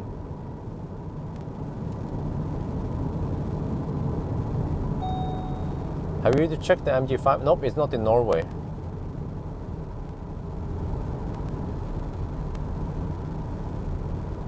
You guys remember that some cars are not in Norway yet, like the Dacia Spring and the MG5. And the EQS is also not in Norway yet. People keep asking me, hey, have you tried the EQS yet? Nope, it's not here. Can't test it.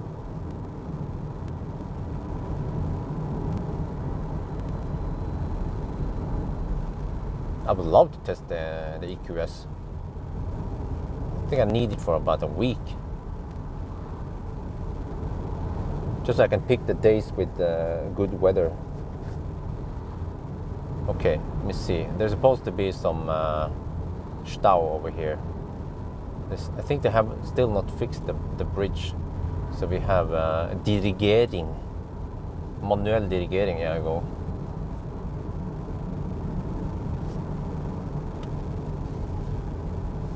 Well, or...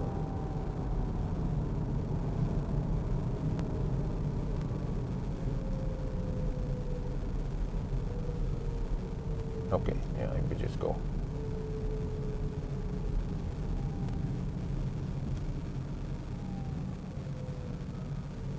Well, I guess...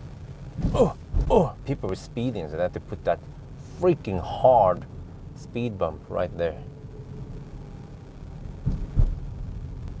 Those speed bumps are deadly. Okay, we have a German BMW in front of us, so the tourists are still here. Well, I have to say I've been lucky with the traffic. No wait state. Yeah, I'm getting hungry. I have to get some food at the next stop. Oh, okay.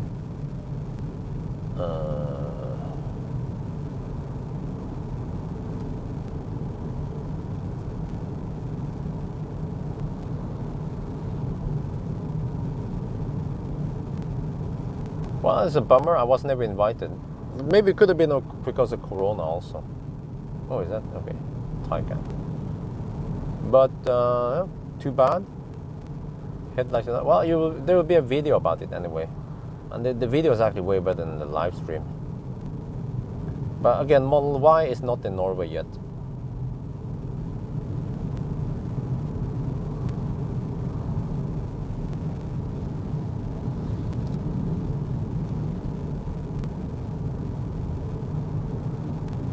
No, this guy is langsam.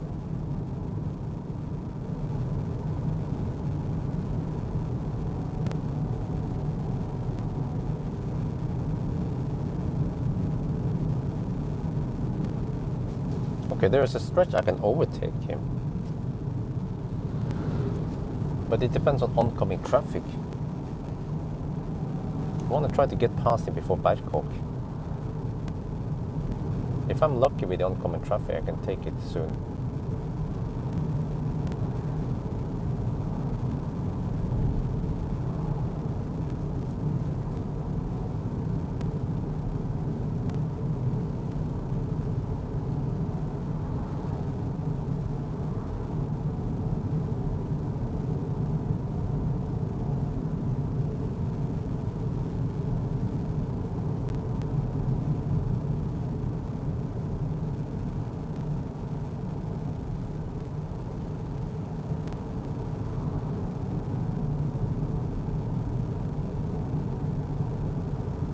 Okay, after the Volvo.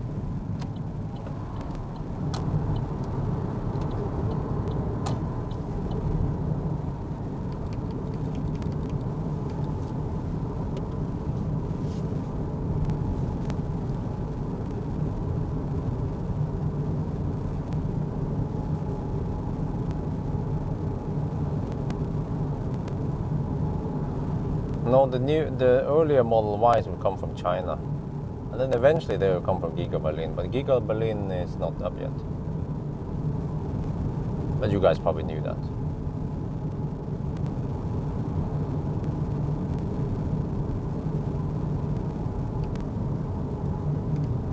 Okay, Bangkok has been breached. Let's see how bad it is over here. Let me see, I have about 20. Oh, I have almost 40% battery left.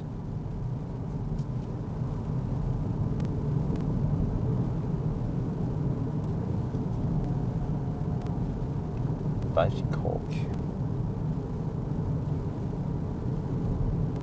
Yeah, you see, this is, what is it? Is it a little bit close? No? Guess not. Let's see, is anyone charging there? Let me check. Yeah, it looks like an e-tron. Yeah, e-tron and Leaf charging. You see, e-tron is using the HPC. So that would be bad shit for me to try to gamble for this one. So it's a good call that I charge enough and I can skip all of this and go straight to Trondheim, because you have way more charging possibilities in Trondheim.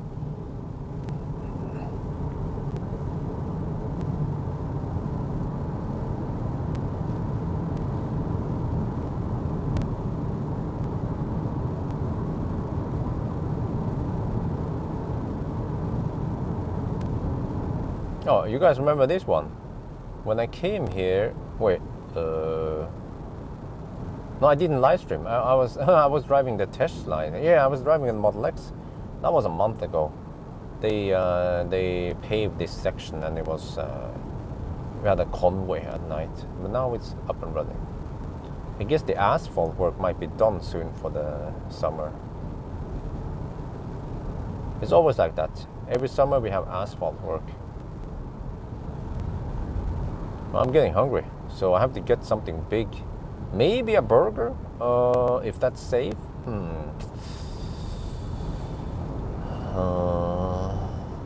And then I can save my sandwich, or maybe I should have the sandwich. Maybe I can munch, but okay, let me see. I have to think what to do now. If I have the sandwich, how about I have the sandwich and then munch on something else from the gas station? Avoid that burger.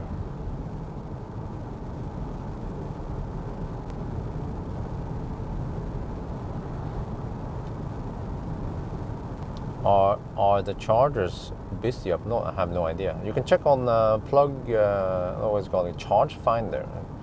Charge Finder will show you the way. Whoa, it's quite busy over here. Uh oh.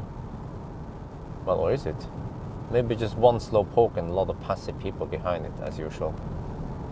So I should just start hammering people regardless. Because it might just be 5-6 cars and then it's clear. It's free in front.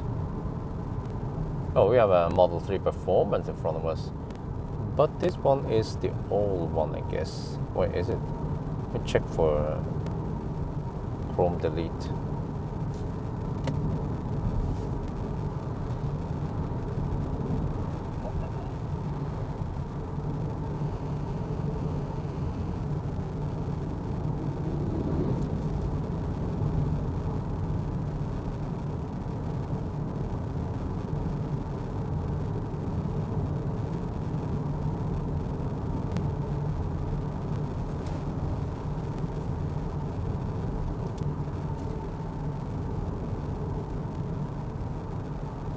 Okay, it's exiting there.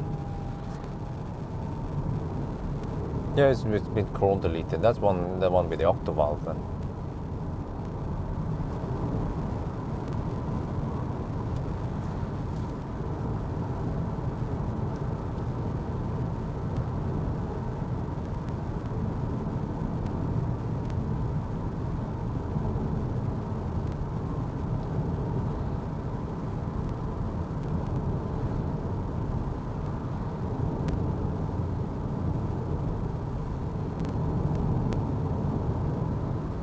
See if I can try to get past the truck.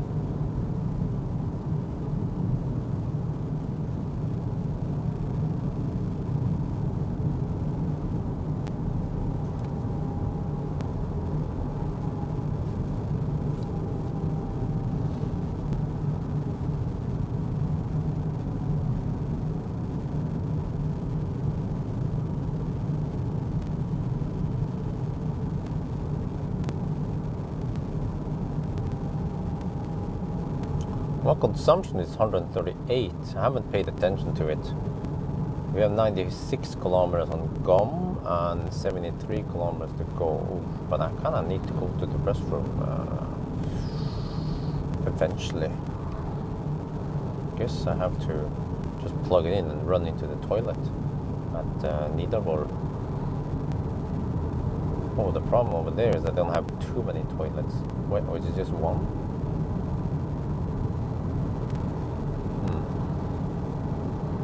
So that's actually better at Circle K Clut. I have several toilets there.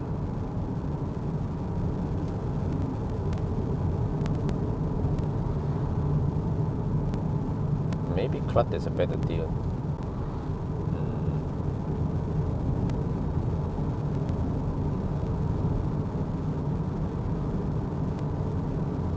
Yeah, this road here seriously needs an upgrade because it's a little bit overloaded, lots of traffic, and it's old, this road. I'm not sure how old it is. Let's say at least 30 years old. And it hasn't been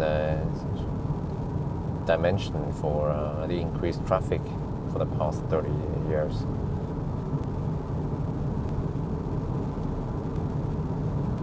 But they're working on it and making a new road, supposedly, all the way to Berkåk. They're from Melhus to Berkåk. It's going to take some years before they're done.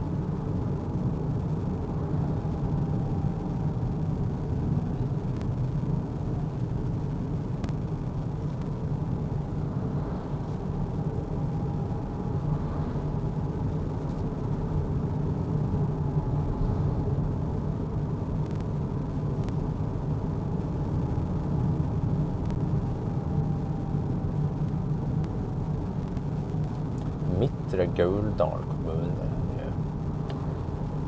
Here we go.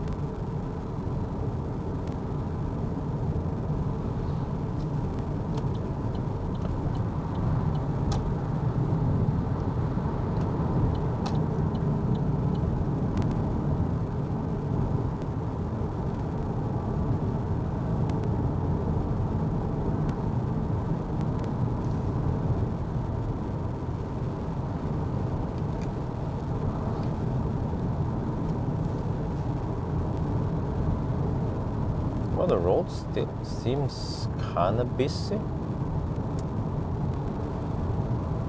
People are camping by the road and stuff, or just slacking. Just one. Ooh, you know, I wonder if we'll run into Laderstad tonight, because I bet the route planner wants me to stop at Circle K. What's it called again?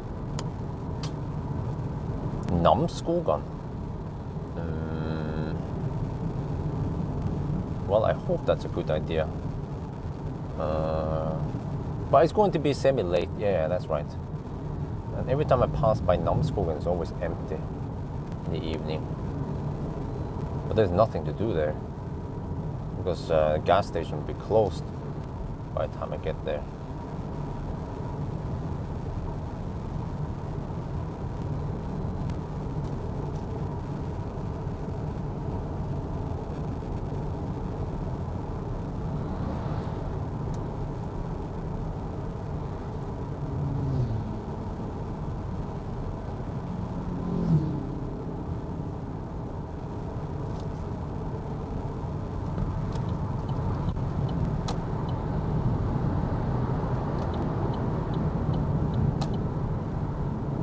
Okay. We passed most of them. So now I guess we can hope that I can get past the rest after the passing lane, on the passing lane before the tunnel.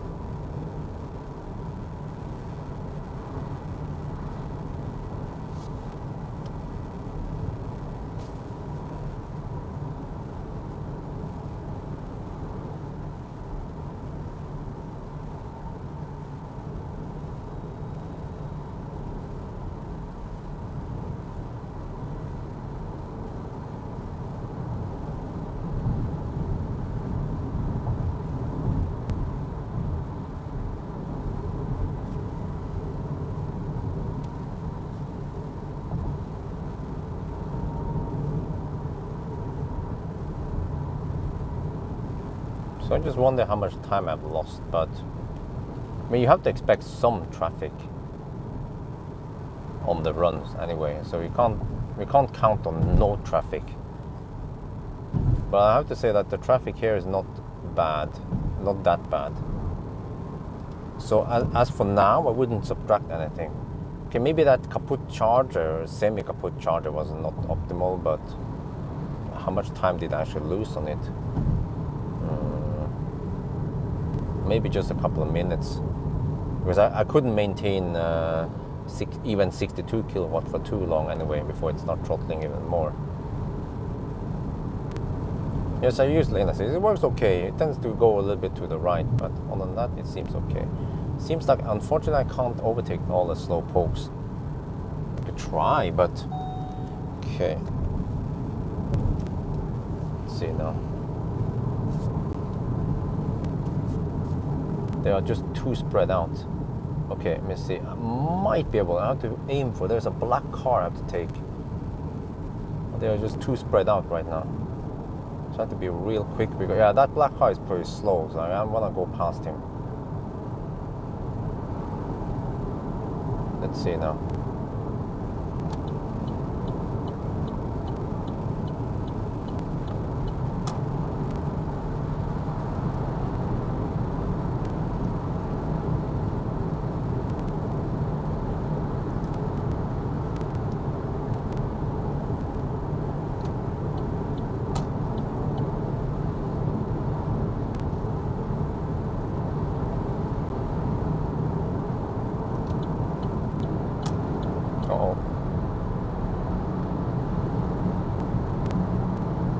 Okay, slow down. I don't have to go that fast.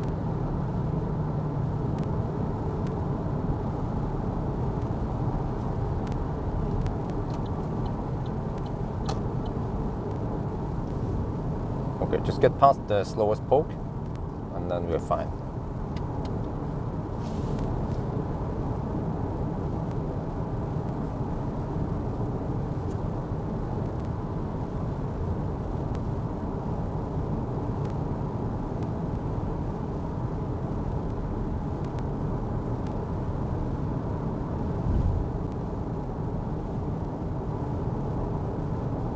Do you think you will sleep better in this than Kona?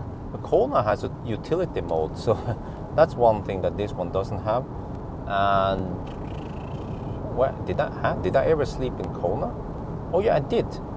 Nah, I don't think I will sleep better here. I'm expecting pretty shitty sleeping experience, so I should try to get as. I don't know what the heck to do.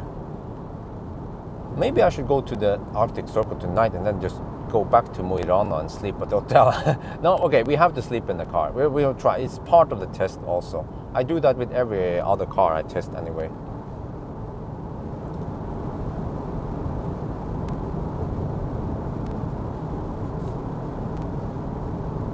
Yeah, as expected, the BMW was slow in the tunnel, so I had to get past him.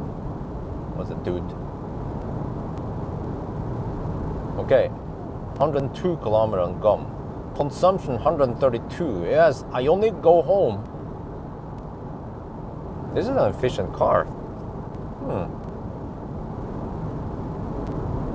So I guess it could be realistic to get almost 300 kilometers of range if I go 100%, but at least 200 kilometer range should be fairly easy to achieve. Just charge about 75-80%, I guess.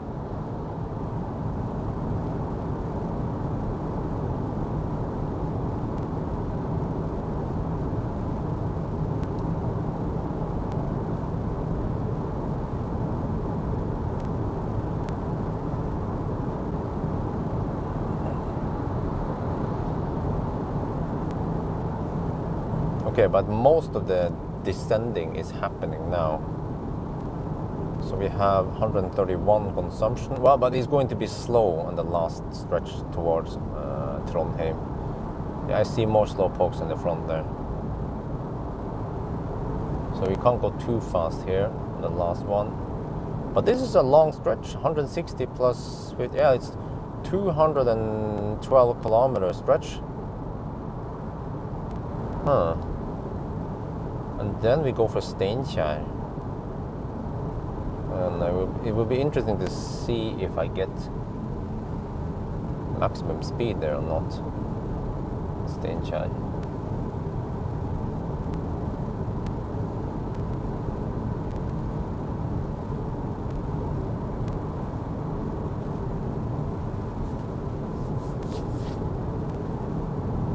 I'm getting hungry now. I'm starving.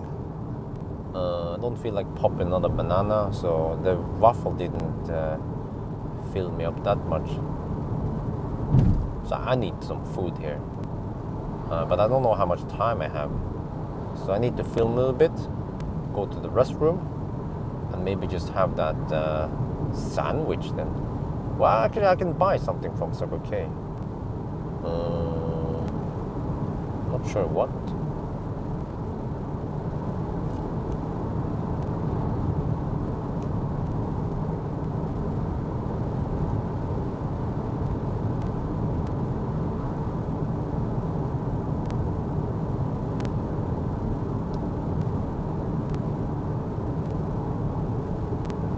Wow, 130 watt-hour per kilometer.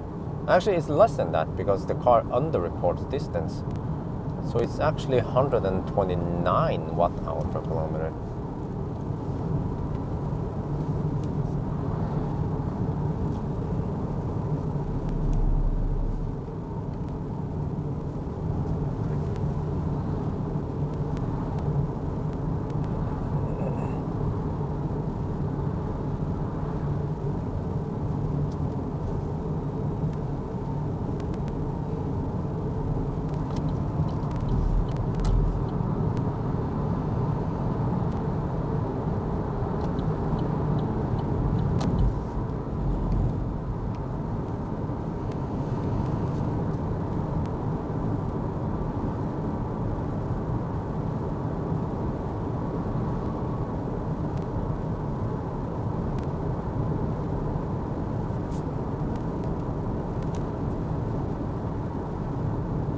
Yeah, this car is more efficient than E28, but E28 has had the big tires, which ruined some of the fun and consumption and comfort and everything.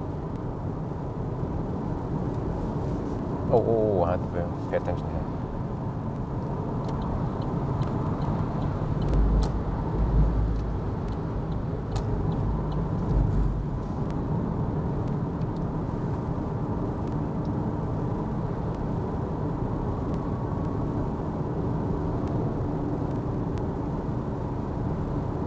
Okay, the guy with a motorcycle, a noisy motorcycle, do you want to hammer it or do you want to stay behind? Because if you stay behind, then maybe he wants to go to his buddies. Well, I'm not sure if he's traveling alone or he's traveling with his buddies. It's very noisy, so I don't feel like staying behind him too long. It could also be dirty and smelly.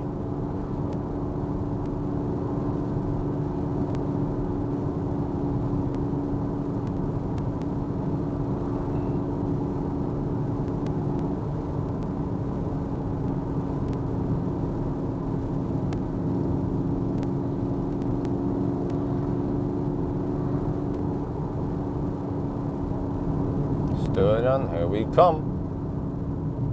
So I've been here in a month almost. I guess one trip here every month is no problem. That means 12 trips per year only.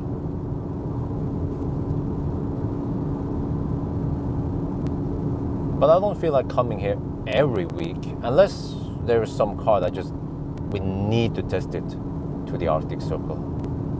But the Arctic Circle is like a special trip that I do with selected cars, like I mentioned before. Okay, it seems clear. Yeah, it's clear, but busy.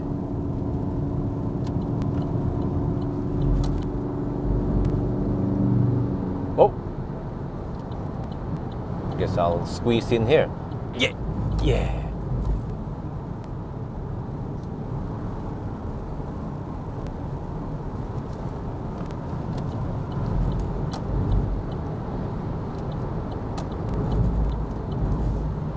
Racing stripes for the win. Wait.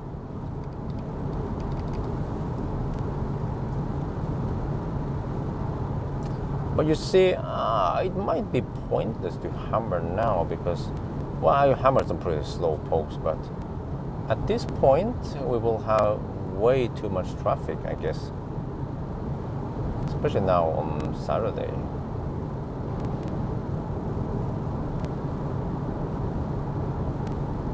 Burger. You know, I haven't had a burger in a long time. Try to think of the last time I had a burger. I think it was with wifey. Yeah, when I went on a trip with wifey, and we had some burgers. Because I haven't eaten burger by myself in a long time. Whoa, why are we driving so slow here?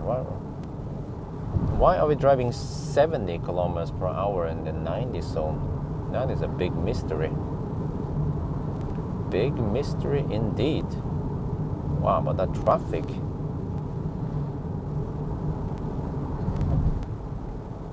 Okay, if the motorcycle hammers, okay, default answer, you have to hammer. But it's just too much traffic right now. Yeah, whoa. That's way too much traffic. Well, or is it? MC goes for it, I'm going for it.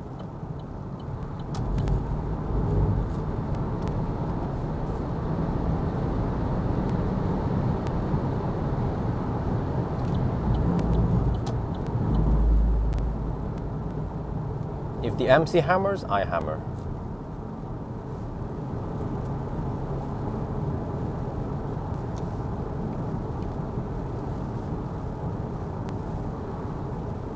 Yeah, extra boost. Yeah, I get 10 extra horsepower with those racing stripes.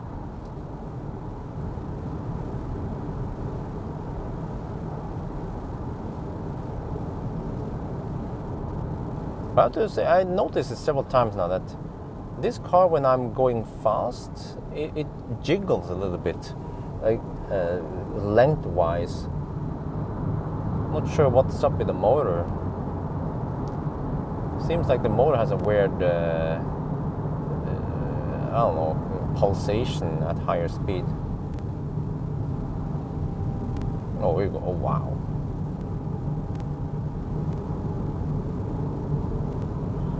Yep, we go pretty slow over here. Yep.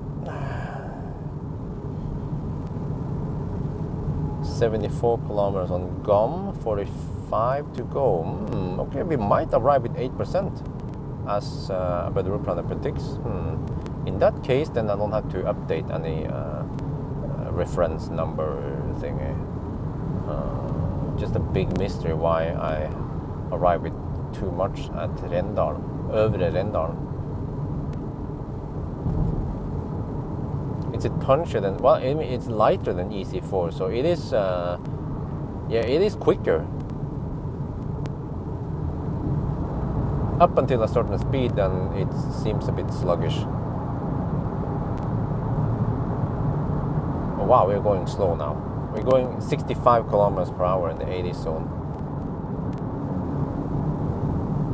So again, we're losing time, but how much time are we losing? Well, normally we wouldn't hit this kind of traffic on a regular Saturday.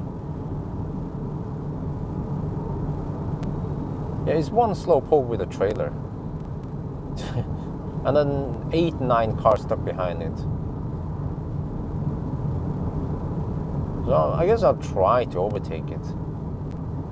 Should be able to. I have 44 kilometers left to go, so it pays off to overtake.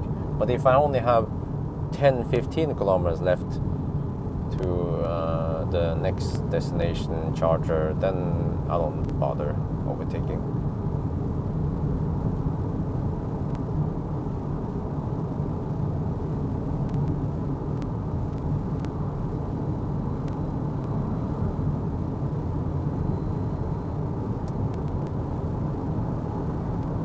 Yeah, but, oh, okay. Nah, I'm not sure if it. Well, I guess I'll try to overtake. If the MC guy hammers, I will also hammer. How about that? There's a motorcycle about 2-3 cars ahead of me.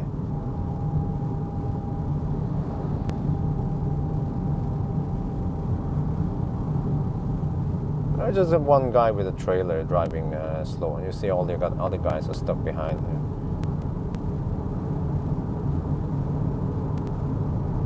But we will see past Steinkjer. It's supposed to be very, well, I would say very, I have to say, it's supposed to be quiet over there, traffic-wise. So we will see tonight then, or this evening rather, yeah, this evening we will pass by Steinkjer.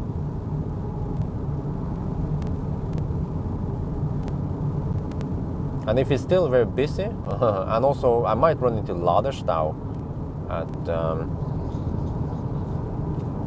Namsskogan, and I guess I'll just subtract time, because normally there would never be any traffic there.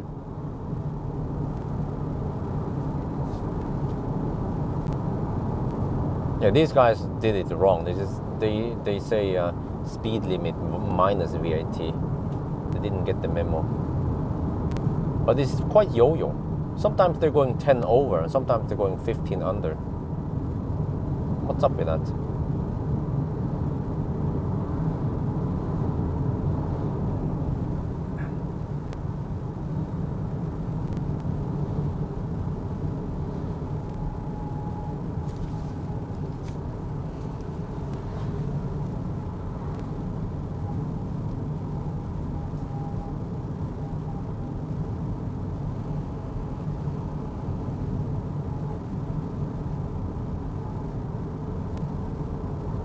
Oh, look at that constant stream of traffic.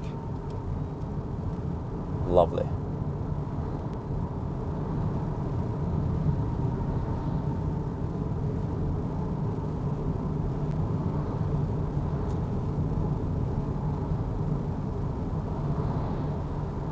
Yeah, MC guy is going for it.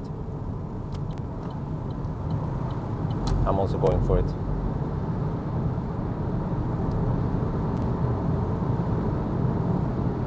Question is how far. Okay, no, I better go in here.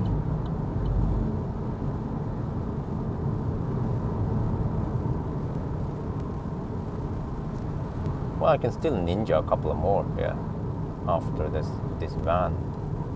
See, you have to heat up the battery.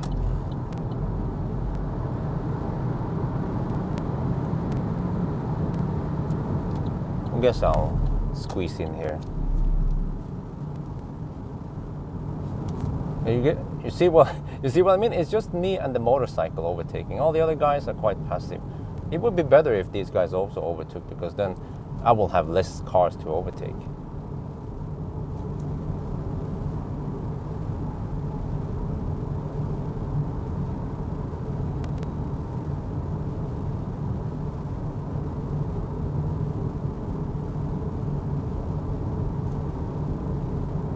Okay, 38 kilometers left for, let's see, I navigated to, yeah, Nidarvoll. I think that's what it's called, Nidarvoll.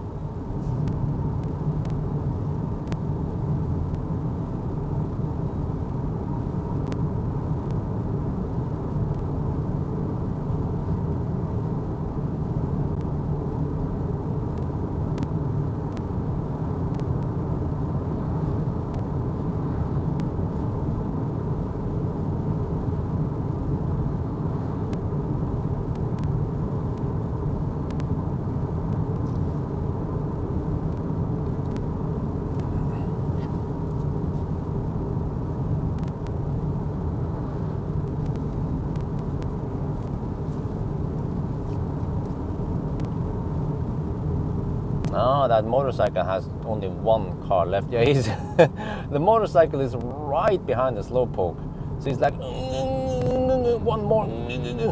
Yeah, but that's good because he's scouting ahead of me. So if I see that the motorcycle goes, then I will of course also double check, confirm it's clear, and then I can just go for it.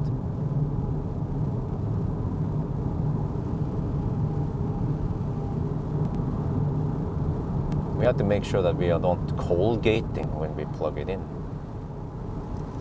We don't want that to happen. Wow, consumption is 128. Ooh, well, actually 127.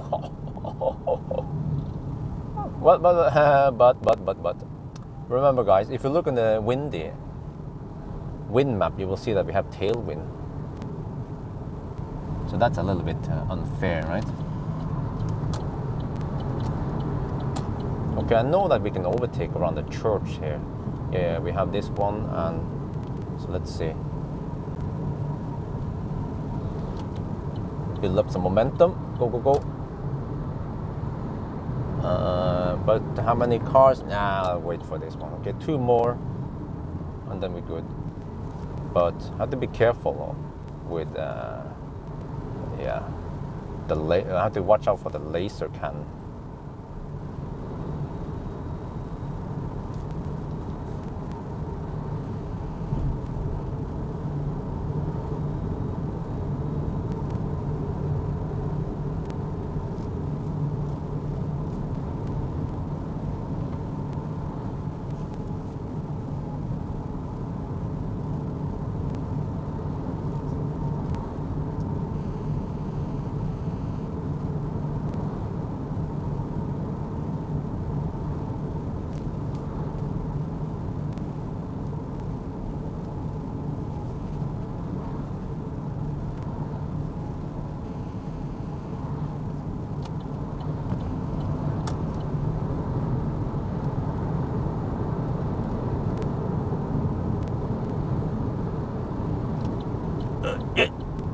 Yeah.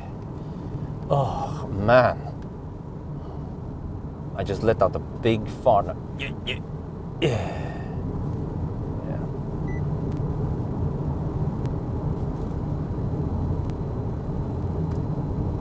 Remember to take a break. Well, wait, how can I disable that feature?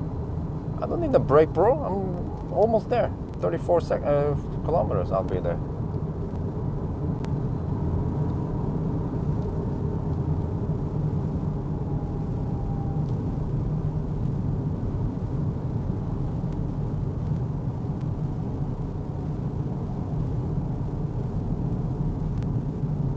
Well, but you know, you can't just go downhill and with tailwind and say, the Corsa-e is more efficient than Ioniq. It's not. I mean, I bet if I drove the classic Ioniq today here with tailwind and downhill, I would have 110 watt per kilometer consumption. You see the trees, how they are swaying in the wind? We're getting tailwind here, massive tailwind. And some downhill from from Øvre Rendalen, it's called. Yeah, Øvre Rendalen. I forgot to check the elevation over there. Wait, wait, don't I have elevation here? Wait, I thought the PSA cars would show you elevation in the map, but I don't see it here.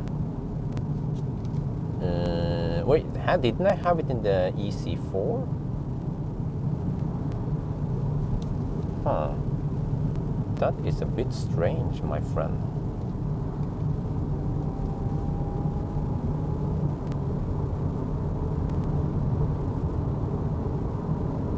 Fart tour, yeah. Say guten Fahrt, right? Gute Fahrt. Well, I think it means have a nice trip in German. Oh man, for how many years do we have to drive this road here? Oh, I guess many years, maybe 5 more years, or at least 3 more years before they get the new road done. How is the acceleration of Corsa-e? It's about the same as the other cars. about the same as the E28, roughly.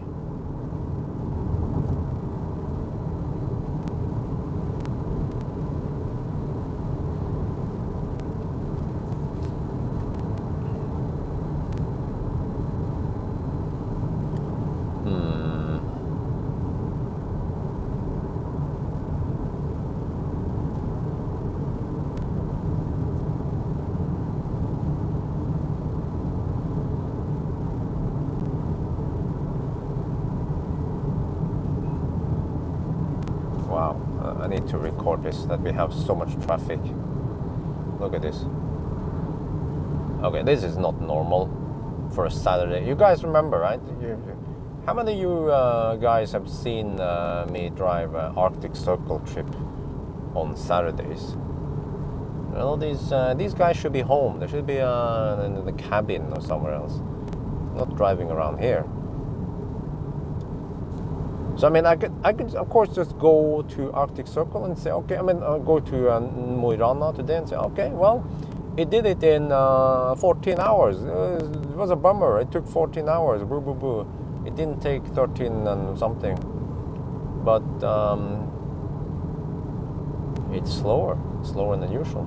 And I guess, oh shit, it's going to be dog slow between Trondheim and, oh, it's already getting dog slow here. But it's going to be dog slow between Trondheim and Stjørdal. Hey, Steinkjer. Yeah. Maybe we'll lose as much as 15 minutes because of the slow pokes. We'll see, I guess. But the Ruplana expects the best condition, and that one says 13:45.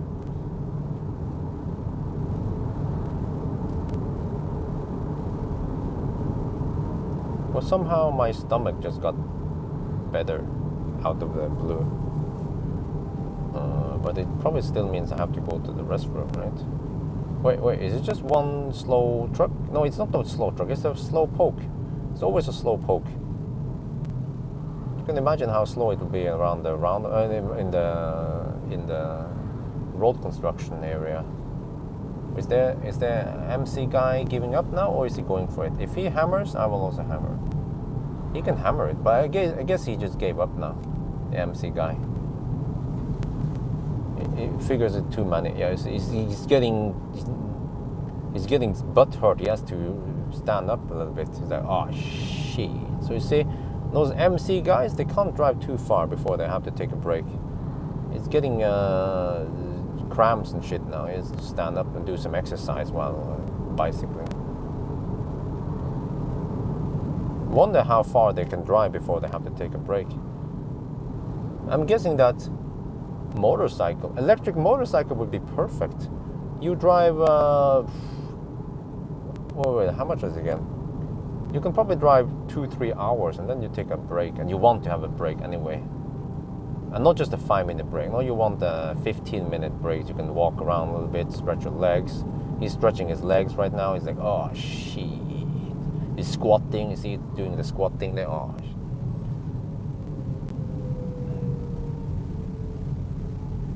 No, he's actually standing now, riding the motorcycle, standing. I guess if he's sitting too long, he gets the cramps.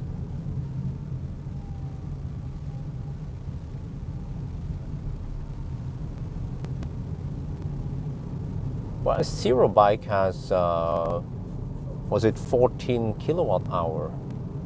And what's up with this traffic? I mean, it's just one guy, I guess, but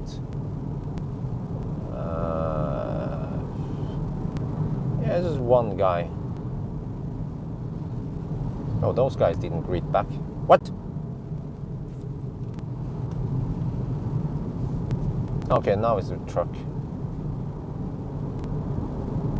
What is your camp mode trick? Well, there is no trick. That's the problem. I tried everything. It doesn't work.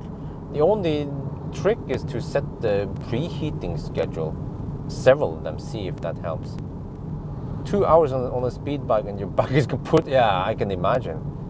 Like, I have no back support. I mean, I have back support here in the seat, but well, I guess if you drive those Harleys, you also have some back support, right? Or do you? You still have to sit. You have to be in the riding position in a long time. Oh, look at this traffic. Oh, Well, what can you do, right? Yeah. So you see, we are losing time. I'm actually leaning towards subtracting 5 minutes. It will be a sum of some slow. The charger at the orchestra was semi kaput. Next time I will avoid it. I might have lost a couple of minutes there, maybe 1-2 minutes there, and then we lost also some extra time because of these slow pokes that normally wouldn't be here. We just have exceptionally high traffic. Yeah, it's just crowded over here. It's boiling here. That's what happens. It's completely Texas. You can sleep plugged in and the AC won't stop. No, do you know that for sure? Because when I tried, it didn't work. And also, I don't have Type 2 cable with me. So.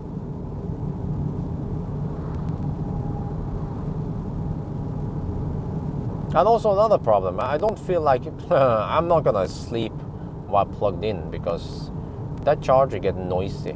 People get over there all the time. They make noise. Oh, is he? Oh man, his butt hurt. He's out. He's out. Oh well, he exited. I don't know why. He wanted to just exit and enter for some reason. So.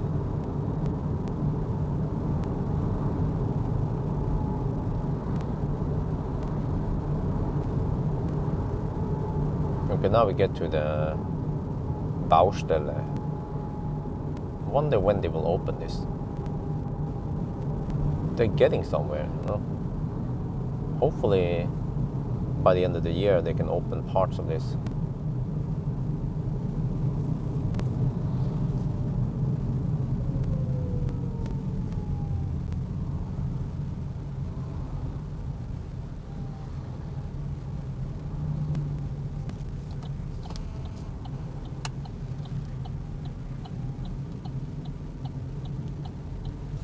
Okay, so I have around 26% left because I have 2 bars.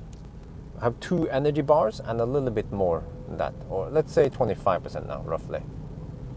25% should equal to well, let me see. Around here, I get 300 kilometers. Okay, 300. One quarter of that, which is 150, which is 75 kilometers. Okay, I have 75 kilometers of range. GOM says 68. Okay, that makes sense, roughly. 23 to go. Okay, so it means that I should have enough to go to Ops in case all of the chargers at Nidarvoll are taken. But then the question is, what the heck am I supposed to do at Ops on a Saturday afternoon? Well, they could be open. Whoa, this is pretty slow. Oh, shit. It's almost stau over here. We are hypermiling. We're doing 26 kilometers per hour here.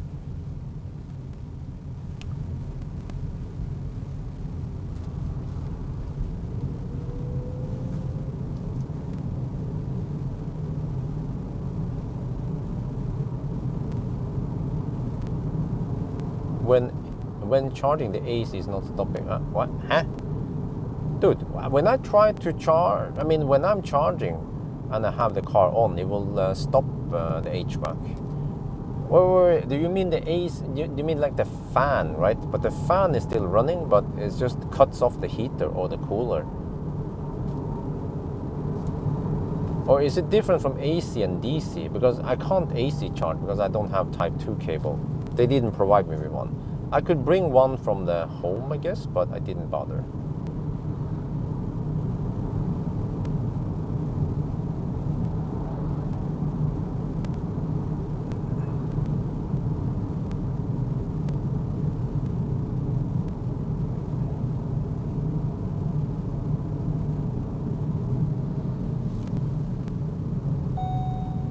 Take control. Yes, I'm taking control.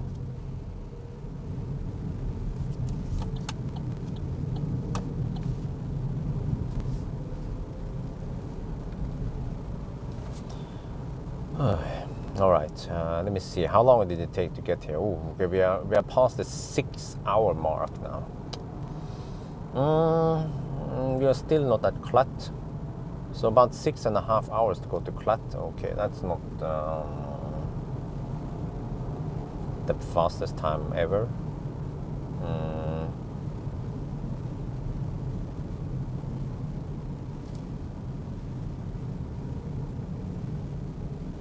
All right, so what do you guys think so far today? Should we subtract 5 minutes because of a little bit of charger problems and some traffic? Subtract or not subtract? 5 minutes. But we haven't seen yet how bad it could be past Trondheim. Yeah? Maybe it'll be more than 5 minutes. Maybe it'll be 10-15 minutes subtraction. Because you can say, well, but the test is a test. Well, true, but if I just waited 1 week and then I did the trip, I might be 10-15 minutes faster. 7 minutes? What? Where do you get 7 minutes from? What? I don't deal with odd numbers. I deal with the 5-minute units.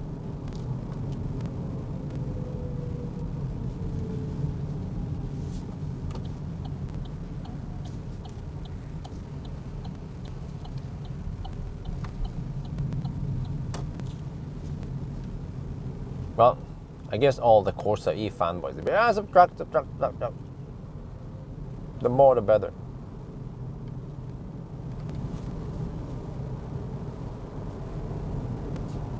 Yeah, I know, I should have brought the Type 2 cable. But again, I don't feel like camping by the Type 2, or by the charger at all, the fast charger, because people get over there and they plug in at night or in the morning hours, whatever. I need to sleep and they hear boom, dunk, dunk, and they talk and they slam the doors. And I remember with Optimus Prime, well, actually it wasn't Optimus Prime, it was the other Model X. I kept waking up. Okay, we have this truck, holy macaroni, this truck is super slow. You see how sluggish it is to accelerate. There's no cars in front of the truck, but I don't feel like overtaking all of them just to get past the truck. I wouldn't go. It's clear now. We are almost past the slow stretch now. In a couple of minutes, we can overtake all of them.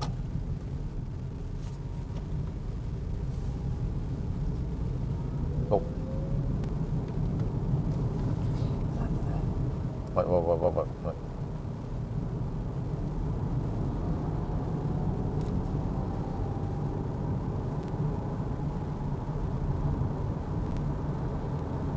Zero motorcycle 150 kilometers of range. Well, that's not too much at all.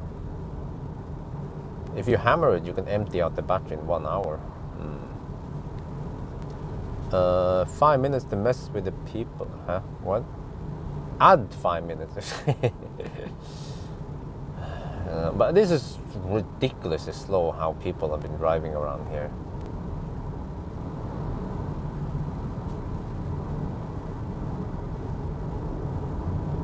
So, I guess 5 minutes is no big deal. You can subtract it. Because again, if I knew about the charger problem, because I wasn't sure if we were supposed to get 75 or 62 kilowatts. So, yeah, I was missing on the 13 kilowatt at what is it called? Øvre Rendalen. If I knew it, I would instantly change charger and then get the best. But then I have to move the car also, yeah. So that charger has been kaput, I didn't know.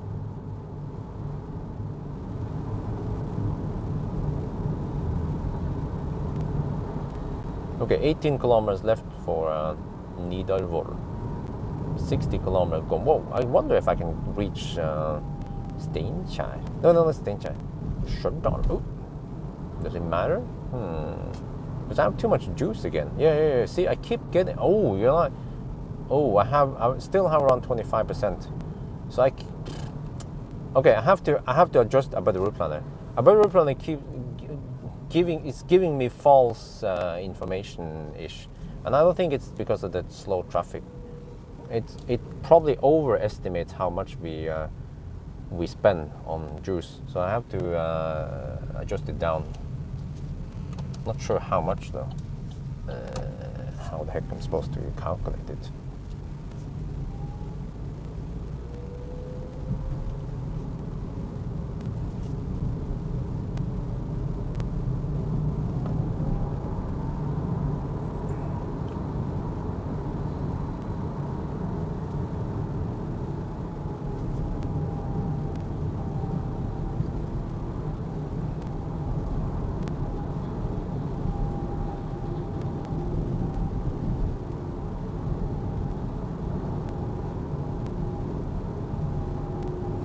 Would it make any sense to go to shutdown instead?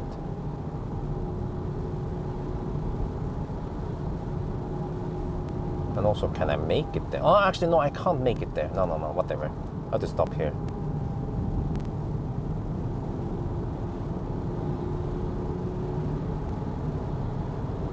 But again, not optimal temperature-wise. Wait. Okay, well.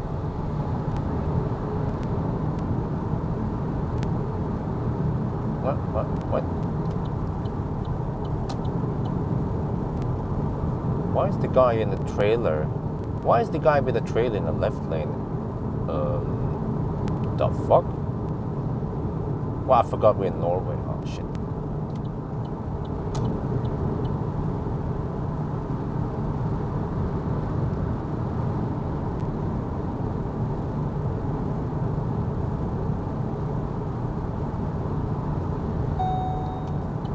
Yeah, like, rødt kort, anyone?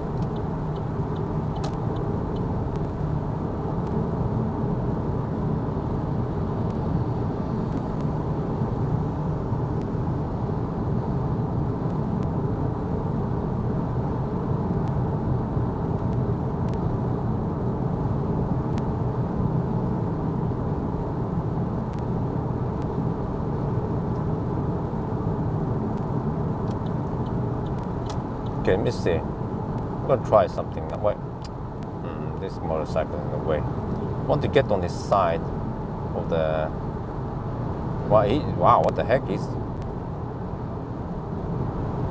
that guy with the trailer? No yoke, man. He's going way over 100 kilometers per hour. Okay. Okay, I need to block here. Shit. Okay. You know.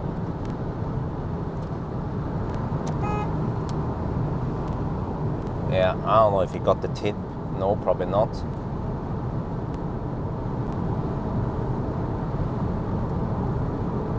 He should slow down a little bit. I was trying to hint that he should slow down with that trailer.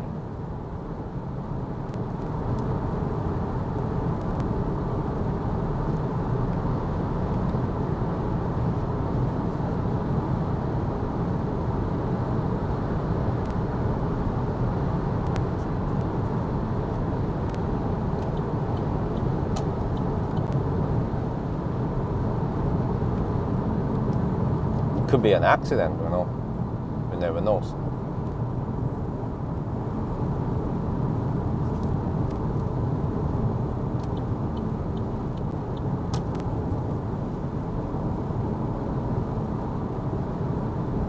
Yeah, it's not a serious one. I need like a truck horn. That's what I need. Wow, what the heck, dude? It's 24 degrees Celsius over here. Wow. I mean, I saw on the weather forecast it's supposed to be hot, but I didn't know that hot. I didn't bring my shorts. 24 degrees? What? In freaking Trondheim?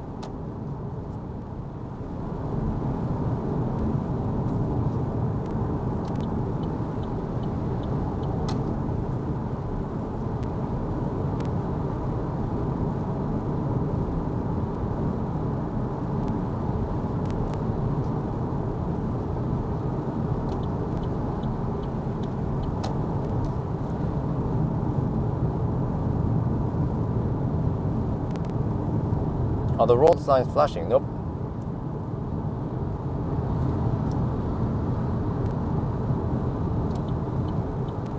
It's just a result of shutter speed versus the LED dimming. All right. Wow, 24 degrees.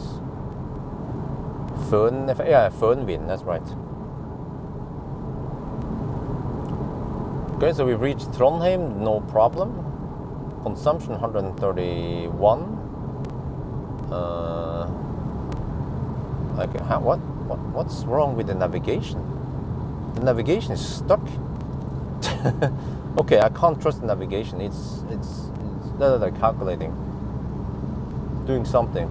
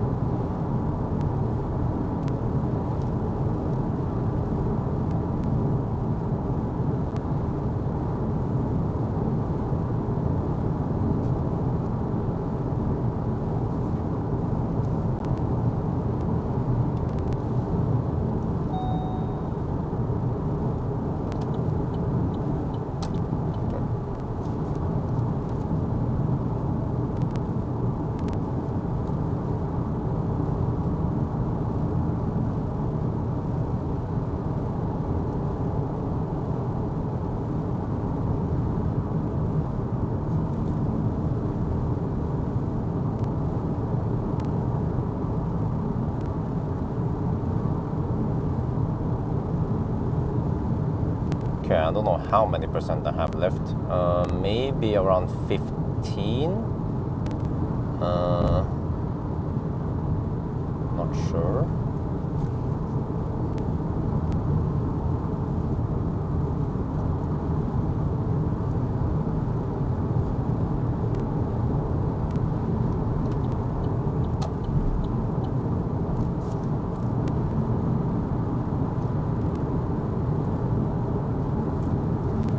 Yeah, it's the last piece, the last bit of summer, I guess.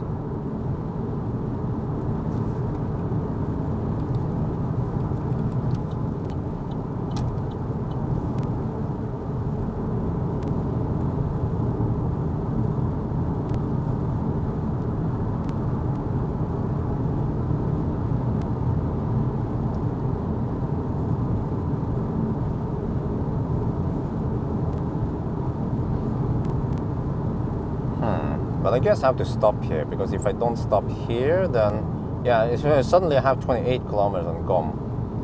So that's not gonna be enough for Stjørdal. So we have to stop here. Okay, I might have to do a minor down adjustment on the weather route planner.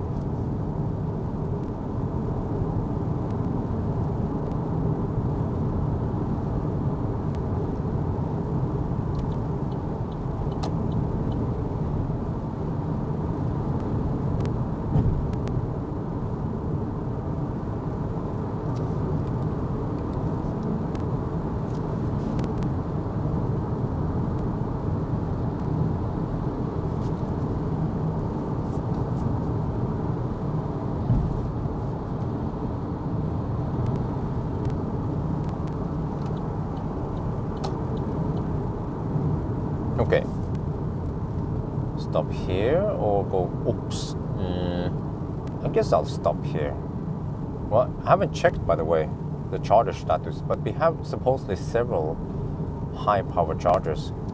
Okay, do these guys want to move or no? No, they don't? Okay, whatever. Welcome to Norway. Alright, Klæbu. Right, I know this. I never lived here, but I kind of know my way around Trondheim because of the Nimber task. Okay, let's see. Is it busy? Is it busy? Oh, I have to slow down here. Oh, I have to yield for traffic. I can go, I guess. And I go over here. And I go over here. But wow, I haven't been at this charger location in a long time. Oof, let me see, is the hypercharger free? Yes, the hypercharger is free. Wait, that's the only one, I guess. The other ones are not high power charger. Yeah, it's just the hypercharger. But that one is a bit. Wait, why does it look black? No, it's not black. It's not black. Okay, let me see. Let's take this. Oh, well, let's take this down here. It's actually a bit risky to take this one. I just realized we only have one hypercharger.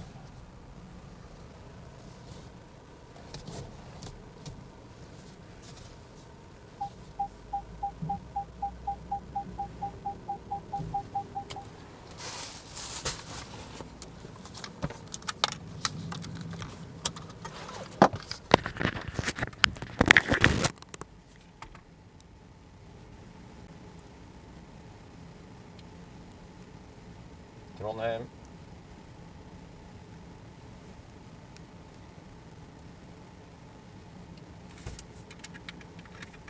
Okay, let's quickly plug it in.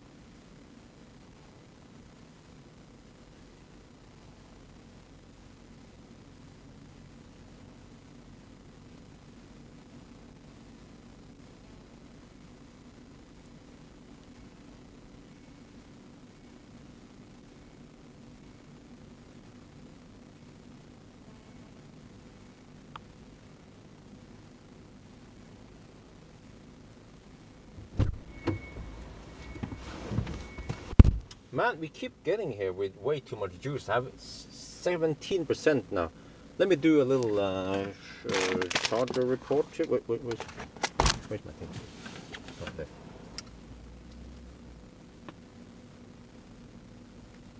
Okay.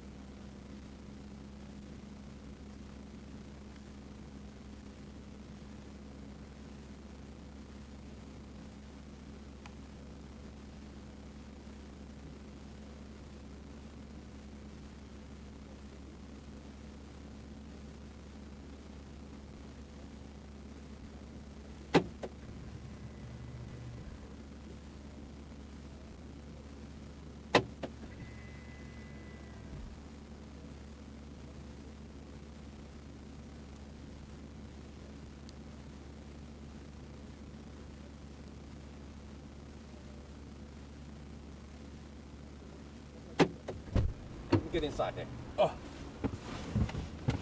But I have to say, the car has been quite efficient, but we've been riding on the tailwind, and it's also nice and warm today, so that's why the consumption is low.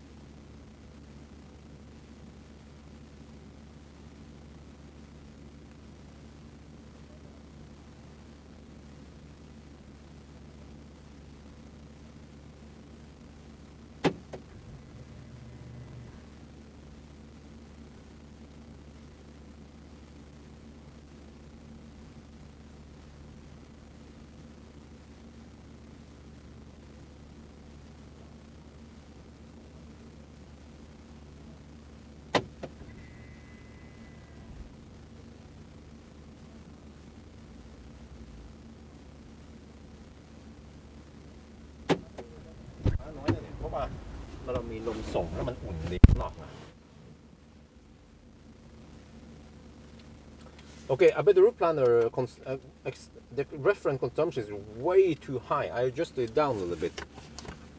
But I have to quickly go to the restroom now.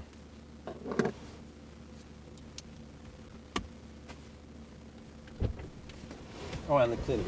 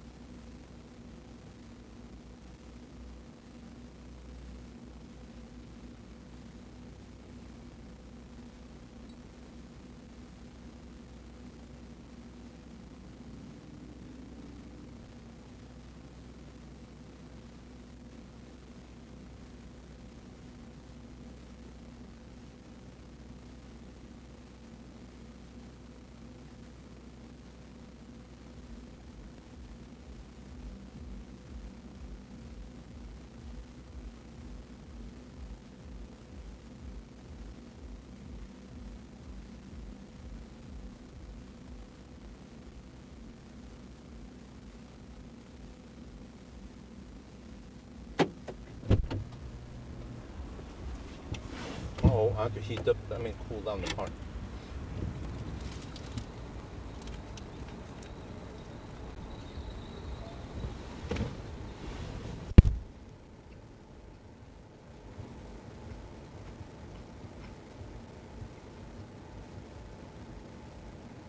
But is it not cooler?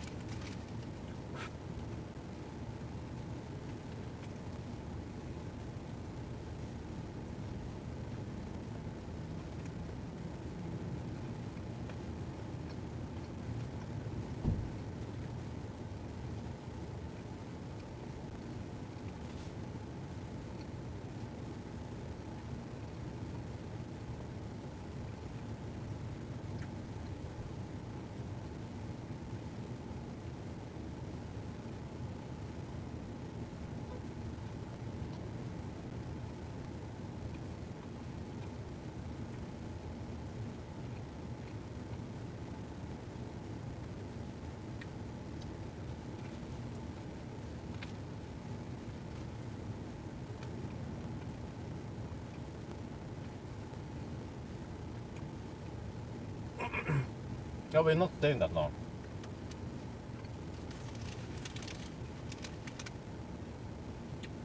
I should have left 5 minutes ago already, but a little bit late.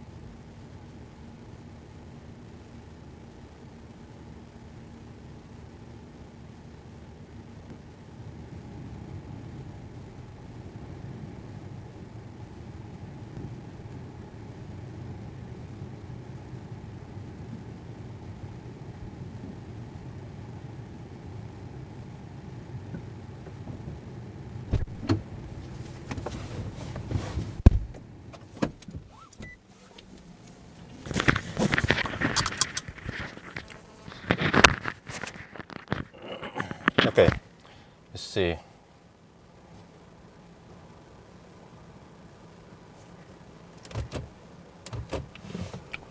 I charged to 67%. I tried to hurry as fast as I could. I only needed actually around 50. I think, I'm not sure. It's the estimation today is just way off really. So I adjusted it down to only 175 watt-hour per kilometer to see if that helps.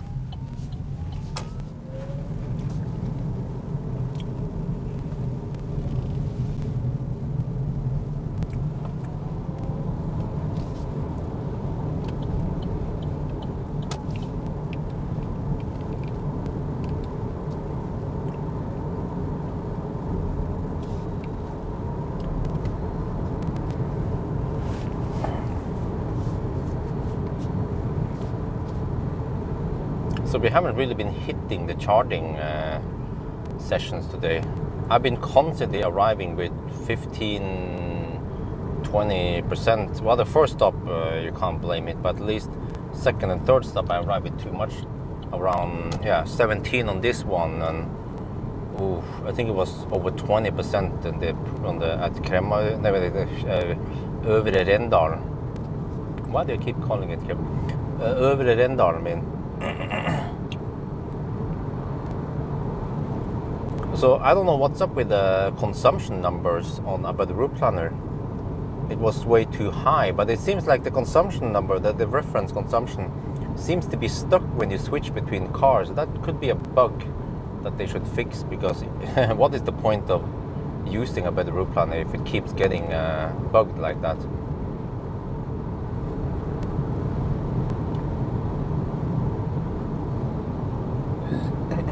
So it was set to 198 watt-hour per kilometer, which I saw was way too high.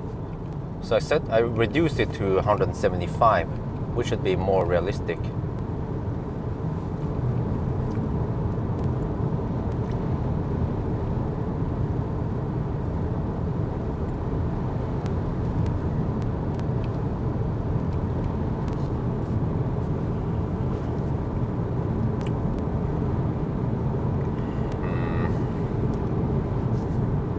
But what the heck, 25 degrees over here.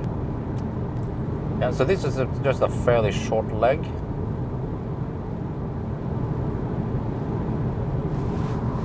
Okay, I need drinks now. Oh.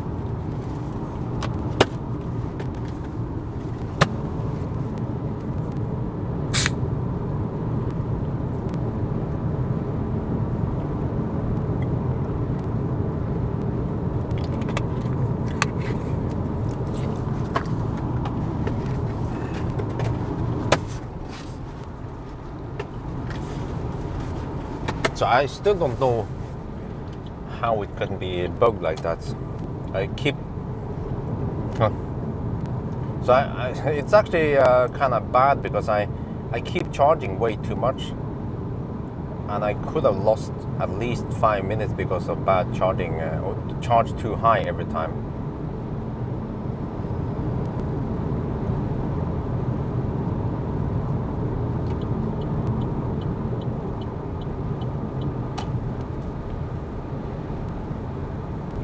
Okay, so this is going to be the last the last HPC for us at Steinkjer. Is there anything unique with the Corsa that well, it has pretty good headlights. 198 is number, but it's way too high. The start is, but it's way too high. I mean, at 90, this car consumes around 140. So at 110, maybe 160. No, 100. Yeah, I think 170, 175 should be more realistic at the 110 reference. So I've been running it with 198.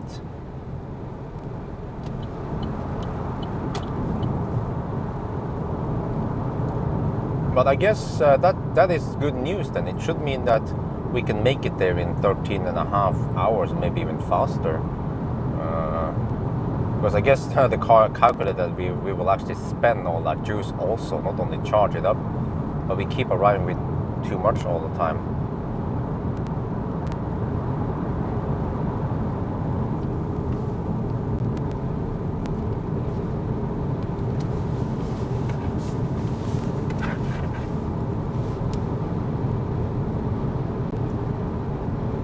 And I just had to grab some food, so I had some hot dog.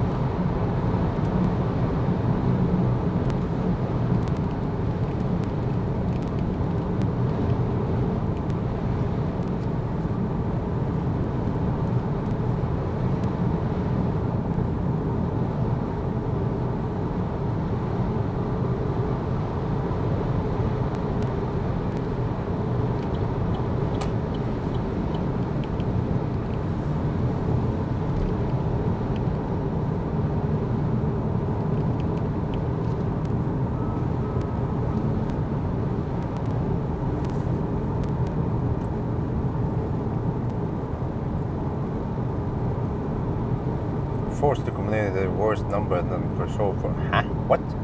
That's weird. Well, but still, I mean, why is About the Route Planner using that number? So do you guys also get it? If you switch, if you try to choose a Corsa-e in About the Route Planner, do you also get 198 as the reference consumption at 110? Which is way too high, man.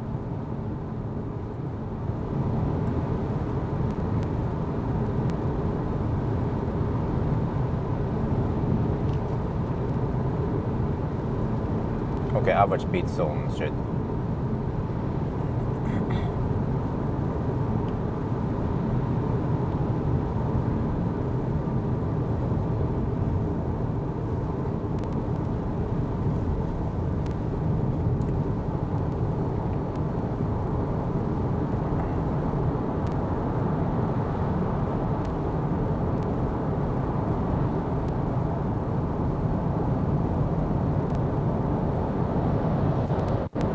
Okay, you get 198. Okay, so so it is 198 then.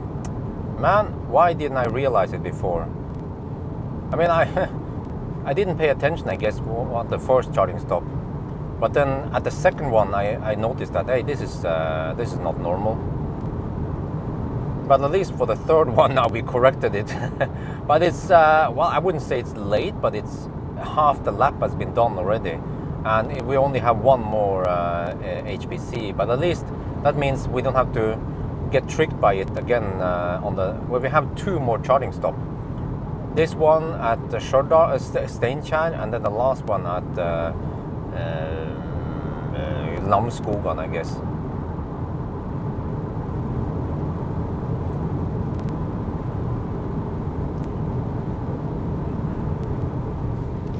Minimal live data, yeah, I guess.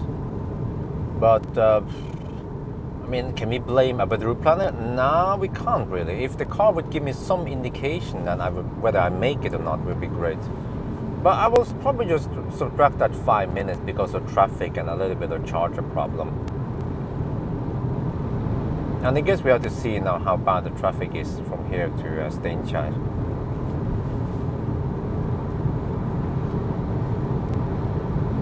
Oh, we have more slow pokes.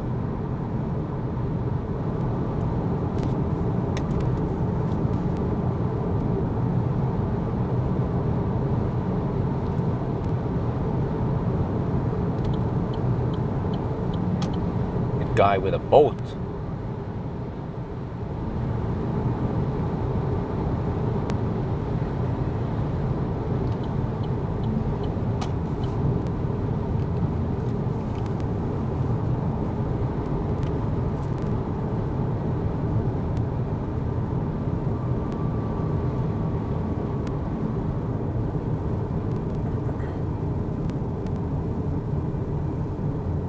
Okay, just pull over, that's good.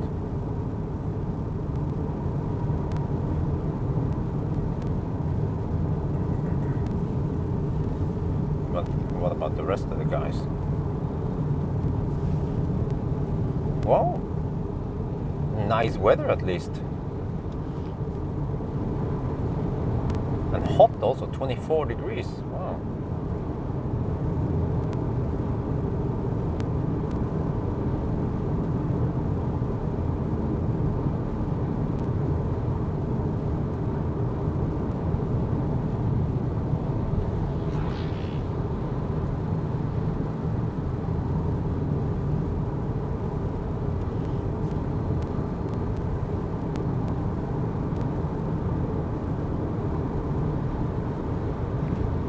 It's 210. Whoa, really?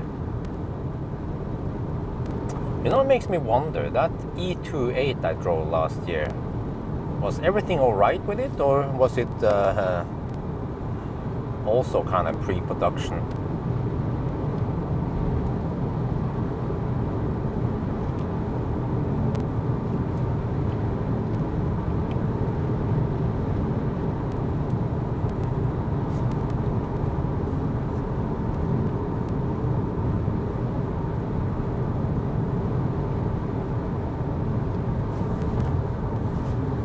Nope, no disconnection of the battery.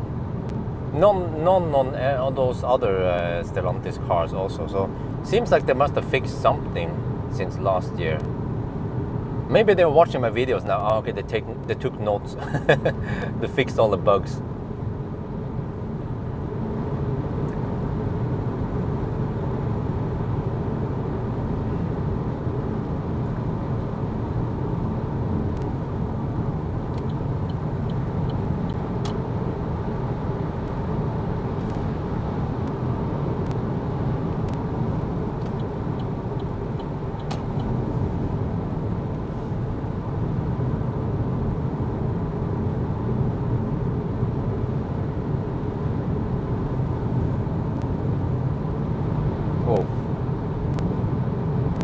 Could make it.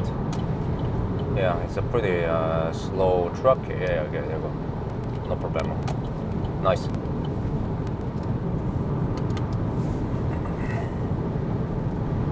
Do you have hands-free opening now? Yes. A little bit too much. It's very trigger happy, opening and unlocking and unlocking the doors.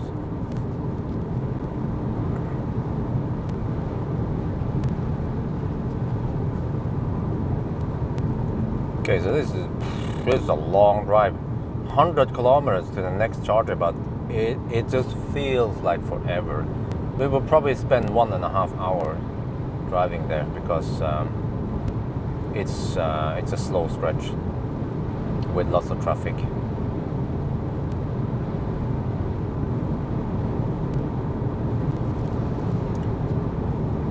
Well, I'm not sure about the it switched to headwind now. Oh. Well, I didn't notice. But I checked on, again, but the route planner claims around 40%, 42% something. So I just needed 50%, but I charged 67 by the time I managed to eat the hot dog. So that's a little bit too much charging, but how much time did we lose this time? Maybe a couple of minutes. We were riding on 50 kilowatts for a little bit too long.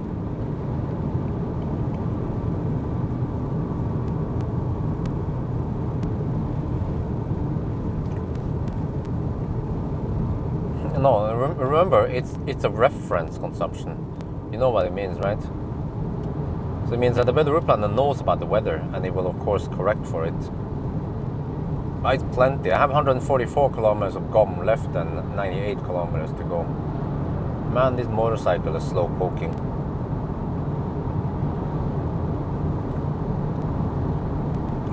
Do you have more APG now? Not really. We have the one at Steinkjer.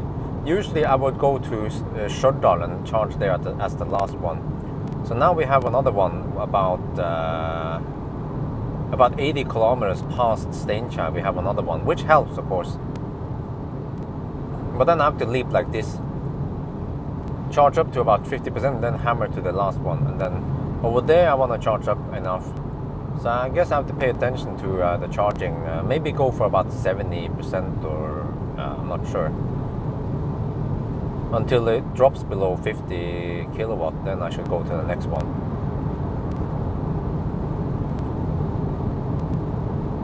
But maybe I should get enough juice so that in case I can't make it to, I mean, in case Namsskogan is occupied, then I can go for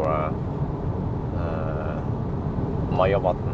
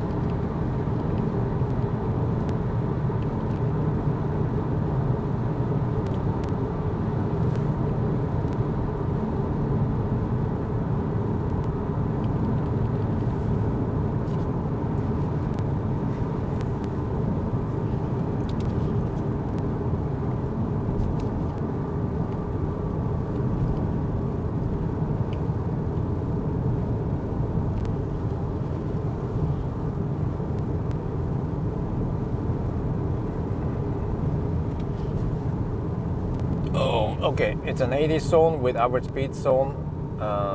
Let's see what kind of speeds we are cruising at here. I'm guessing 70 kilometers per hour.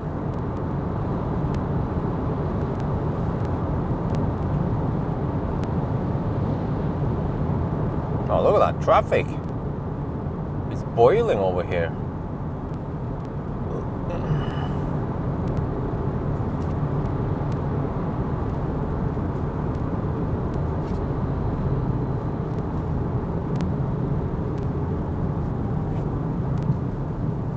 Yeah, how about we go 55 kilometers per hour? Yeah, why not?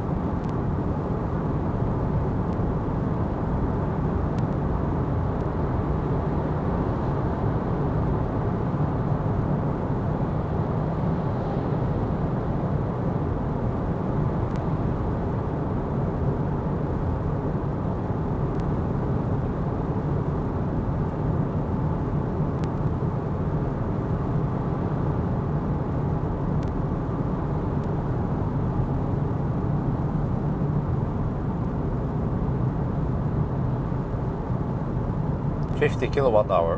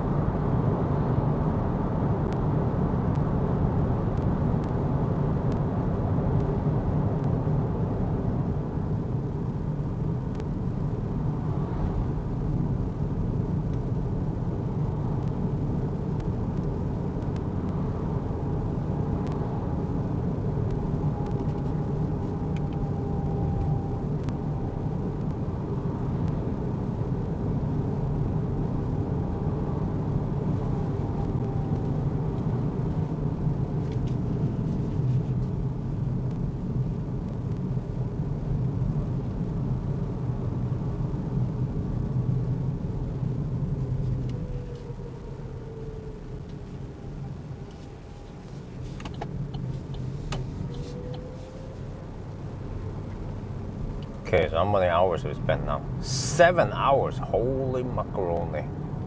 7 hours to get here. Wow.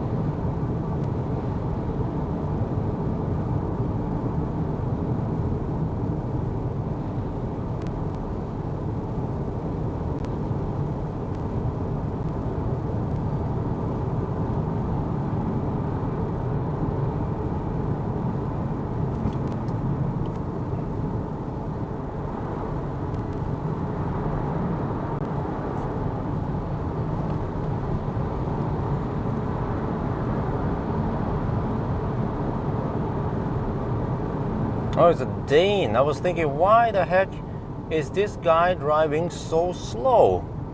It's a Dane over here, but there is no reason for you to drive 20 kilometers per hour under the speed limit, buddy. Tell your Danish friends that. See, that guy was driving 25 kilometers per hour below the speed limit. Danish dude. I wonder if he's doing that in Denmark also. He's probably not doing that in Denmark. So why do it here?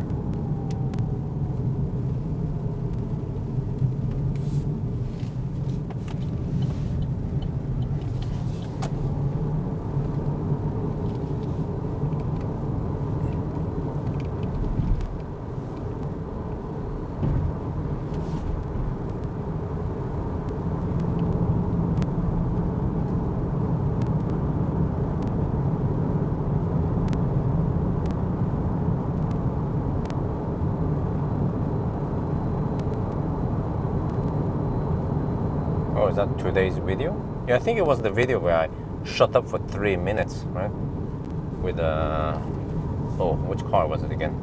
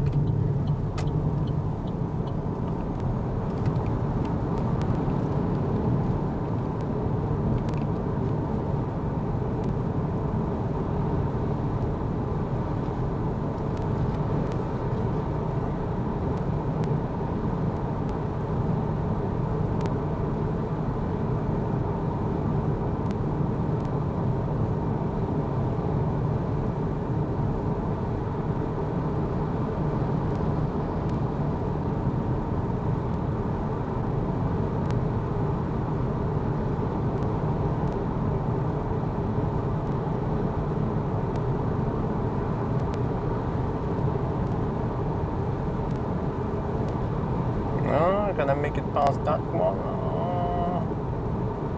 I guess I can, but I will not make it past the milkman.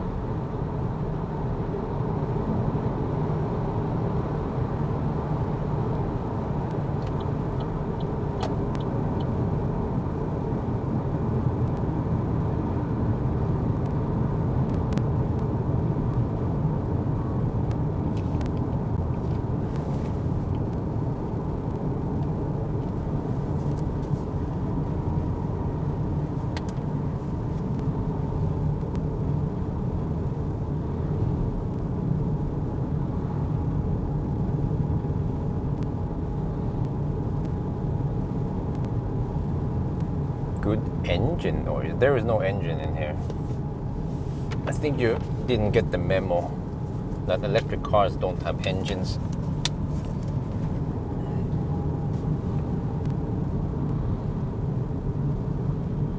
Wow, we We got stuck behind the milkman.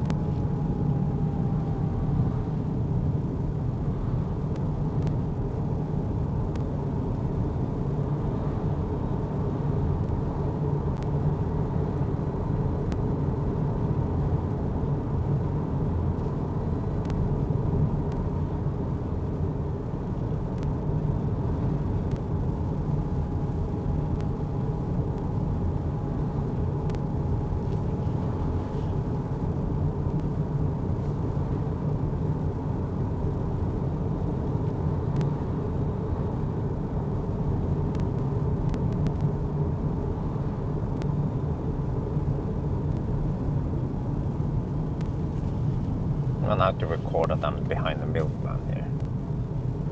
But this is not the real milkman because he's kind of slow. The real milkman would be hammering it, making milkshake.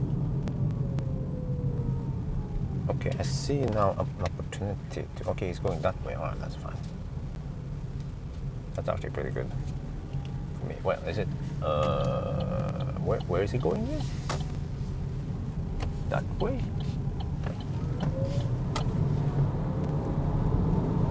Yeah, so you just utilize that they are slow.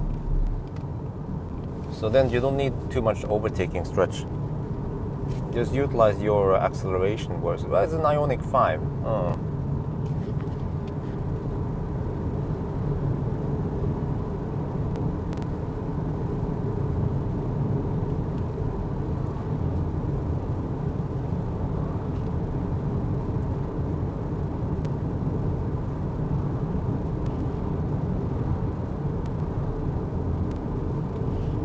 Well, I don't remember. Oh, wait, today. Oh, yeah, today was the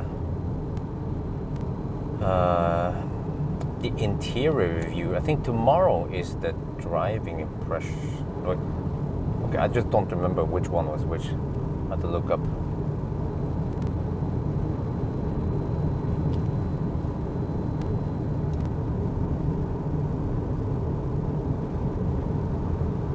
Well, yeah, Flying Dutchman, it's actually hard to know what you're talking about since you haven't mentioned that you are talking about the video today. And even people who haven't watched the video today, they don't know. They might not have watched it. So that's why people are misunderstanding your joke. If you mention something like, oh, in today's video, blah, blah, blah, then, yeah.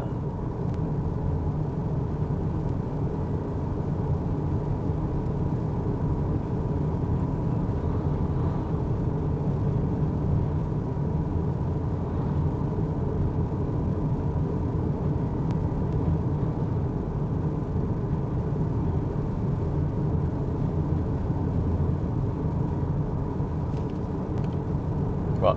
Joke police with me? No, listen, Mark. Snowflake. I'm just saying that people need to be more clear. This happens all the time. Doesn't have anything to do with jokes. It's just that I misunderstand all the time because people are not being clear enough. I'm really like, huh? What? What? Huh? What are you talking about? Happens all the time. I know you guys are not new viewers here. You've been here a while, so how about we make it a little bit easier to communicate for everyone, you know?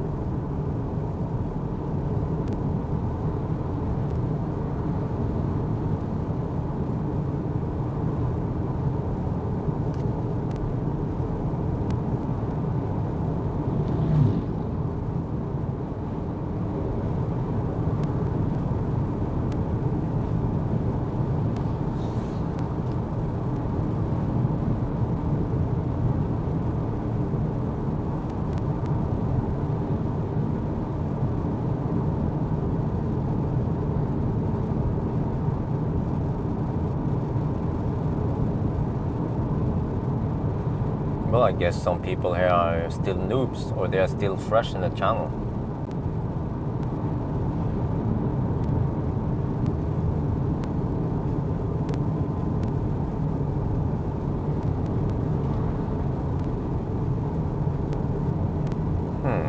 I should be able to overtake that Toyota because the speed camera is not here anymore.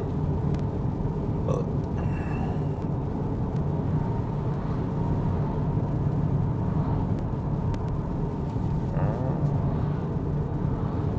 and this Q7 is loaded to the max.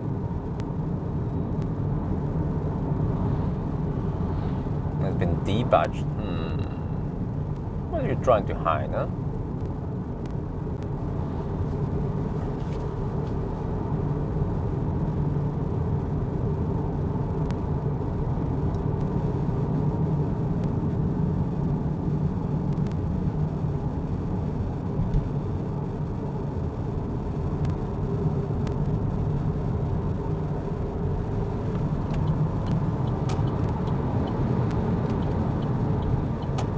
Okay, I guess I'll,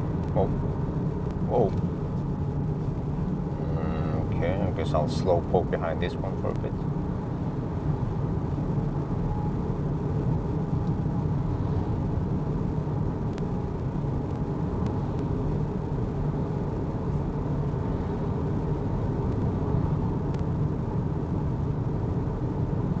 But this car is quick as long as it's in sport mode. In the other modes, it's a bit sluggish.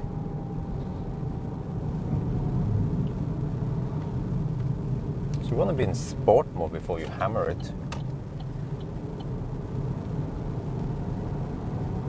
Okay, average speed camera zone thingy.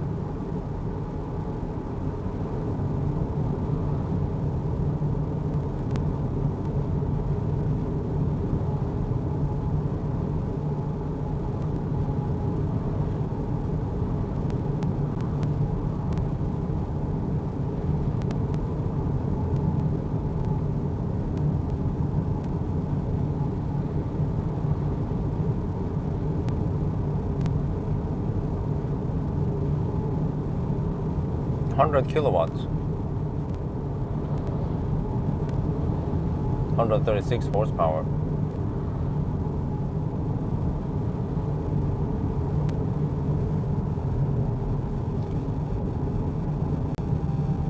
Oh, we have some bicyclists. Uh-oh.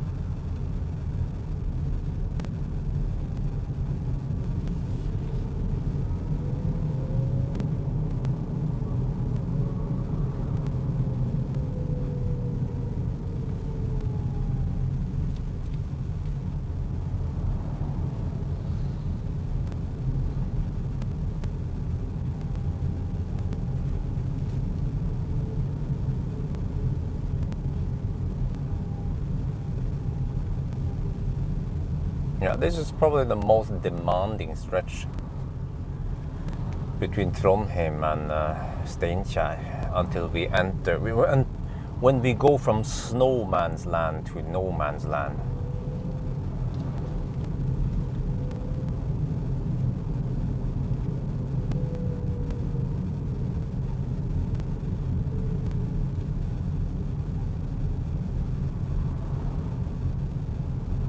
Truck can't overtake now. Bjørn, what do you think of electric motorcycles? Well, I don't know what to say. They are cool, I guess. It has potential to be more popular than it is. Especially electric scooters like we have in Thailand. That's superb. Okay, I guess, okay, they actually pull over eventually. Which is at least that's good, right? Okay, but now I still have to overtake those other guys here, especially this Toyota. So now I have plenty of speed I can spend. The speed buffer is quite big now.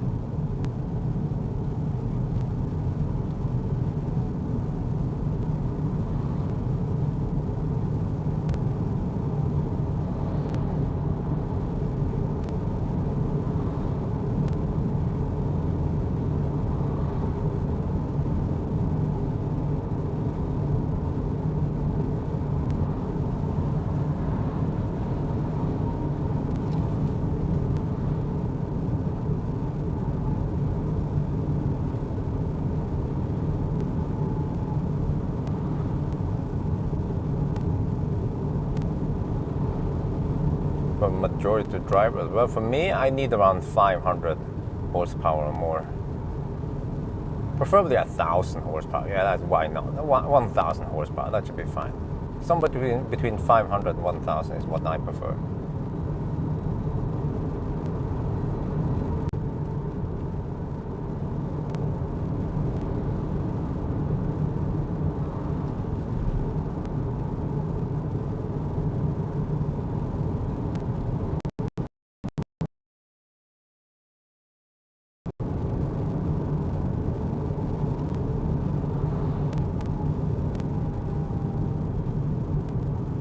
But yeah, especially electric scooters should be way more popular than it is today. I actually don't know why it's not more popular, because you can buy relatively cheap electric scooters for, well, I mean, from China or somewhere, but for about 1,000 to 2,000 euros, depending on where you live. And that will take you 50 kilometers around town, like I experienced in Thailand. It's superb. And it uses so little energy. And you can do your local errands or whatever you need to do just fine. The only problem is it has no weather protection, unlike cars. But for countries where you can drive scooters, like Thailand or many other countries in the south, let's say Spain, southern Italy, or even Denmark, if the weather is nice, then why not? Or just dress up properly. So for you guys who don't know what I'm talking about, it's an electric scooter. I mean not the kick scooter. I mean that electric motorcycle thing, but it's the lightest class. They call it scooter, which is very confusing, because that one, the English language is not very rich. Wow, it's just constant stream of cars here. For example, in Norway we call it moped. We have different names. We have sparkesykkel, that's the one kick scooter thing in English, and then we have moped, which is the very light motorcycle, not even the lightest one, because we also have something called lett motorcycle, which is a light motorcycle. And then we have a motorcycle, or we call it tung motorcycle, heavy motorcycle. But yeah, so those motorcycles, I just call it motorcycle. Those motorcycles are awesome. Like the one I have in Thailand, 1.2 kilowatt hour battery only. And you think that's not gonna cut it. No, trust me, that's gonna cut it. Because I tried to drive around with it around town and stuff, and you have to drive over an hour, 1.5 hours to empty it out around town. So for local errands, just go to the restaurant, go to the mail office, whatever, where you don't have to haul a lot of shit. Or even for commuting, it works great. And it can hit, well, that one can hit, how much was it again? Top speed was around 70, 80 kilometers per hour, which is more than fast enough. I usually cruise at only 50, actually between 30 and 50 kilometers per hour. So moped in English, well, English what? British English or US English?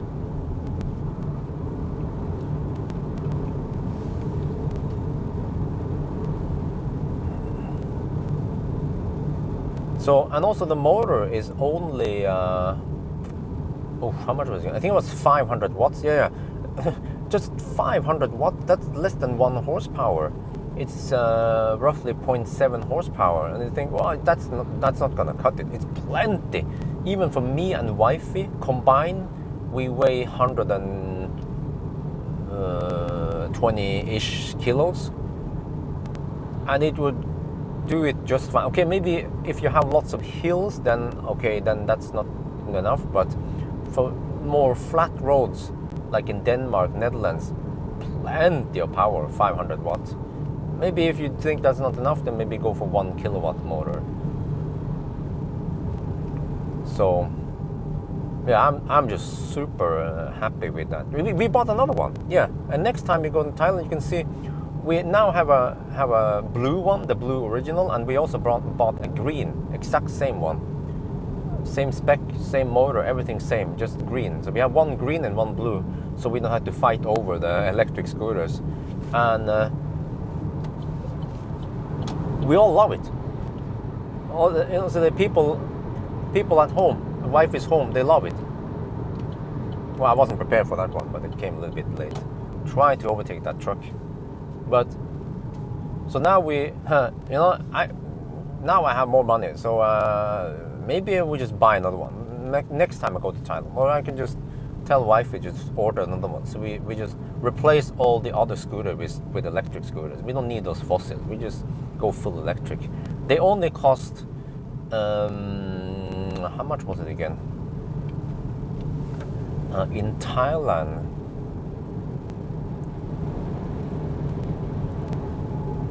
It was 40,000 baht or something, or a little 12,000 NOK. Yeah, it cost. I remember now. It cost only 1,200 euros, and the running cost is. I mean, it's all basically free to drive around with it.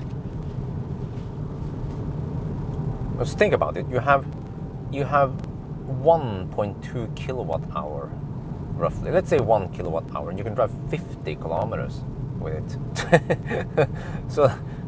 So that's what was the energy consumption again? Then roughly 20 watt hour per kilometer, right? One kilowatt hour, 50. Yeah, 20 watt hour per kilometer. I only go home, I guess. For 20 watt hour per kilometer, you can zip around town, do your errands, commute, whatever. It's dirt cheap. So again, I don't know why it's not so popular, because nowadays we have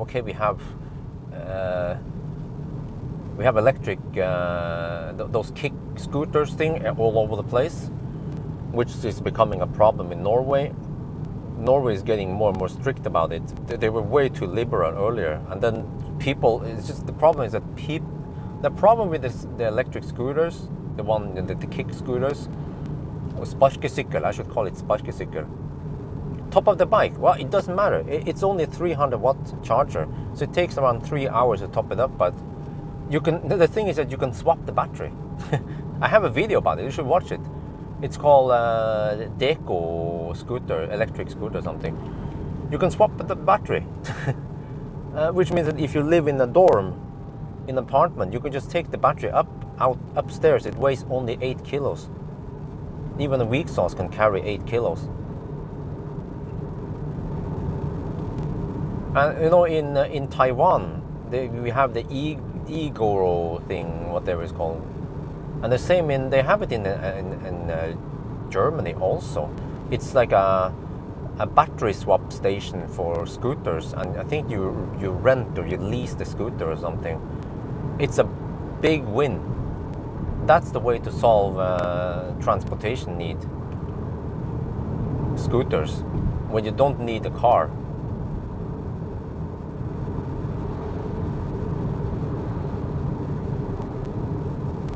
And also it runs on those batteries, lithium manganese something, super safe batteries, and probably cheap also. A little bit heavy, but who cares, right? You only need 1.2 kilowatt hour. There was also another version I have. I mean, I've tried, which has 2 kilowatt hour battery. Well, how slow are these guys gonna be, man? I have to get past that BMW.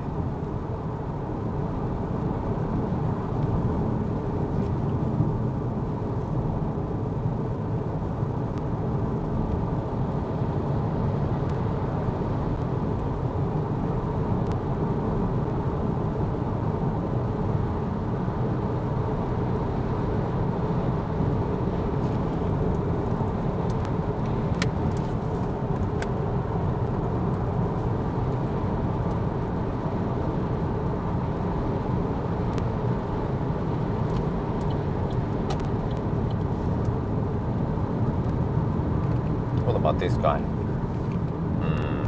Okay, let him go. Seems to be yeah, it seems like he wants to go faster. That's fine. 8.5 kilowatt. Okay, that's overkill. I mean, if you only just keep the cost down, like I said, 1,200 euros for electric scooter, then you can even carry 2 people on flat roads. So I think I need to make another video about it, because I think people just don't realize that an electric scooter like that could solve the problem. They just see a video from Thailand and think, oh, that's not relevant. No, but there are electric scooters selling in Norway and other places in Europe also, but for some reason they just don't sell. I remember, you know, electric bikes. I bought one. It's called Whisper 905 or something. I bought it. Ooh, that was, I think it was 10 years ago. At least 10 years ago. I bought it long time before Norwegians even thought about electric bikes. You know, those electric assisted bikes. It had half kilowatt hour battery, 250 watt motor in the rear nav, the rear hub. It was a rear wheel drive. Plenty. I had 90 kilometer range. I tested it. 90 kilometers range. That one, because you also help pedal. That one only consumes around 6 to 10 watt hour per kilometer, because you're also helping with the muscle power. But it was brilliant. I invested it. I didn't have to take the metro to work. And summer months I would bicycle instead, get some exercise, and it will actually be as fast as the metro, because I just go from door to door without having to wait and walk over to the metro. And actually over 3 years it paid for itself, because I save money on the metro ticket price. One step removed from the what?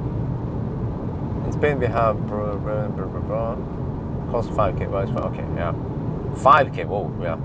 But you know, I'm saying 1k. I mean, sorry, but that one is made in Thailand. But think about it: if Thai people can afford those Deco motorcycles, Deco scooters, that would solve a lot of pollution problems, and also it's cheaper to run, it's cleaner, it's more almost maintenance free. I need to get another one. I need to replace all the fossil motorcycles with electric ones at Changdao. I mean, before 1-2 years ago, I couldn't really afford it, especially not during the worst COVID time last year. But now I can easily buy 2 more, no problems. We can have 4. How about that? We have 2 right now. And I need to show off in another video why these are so awesome.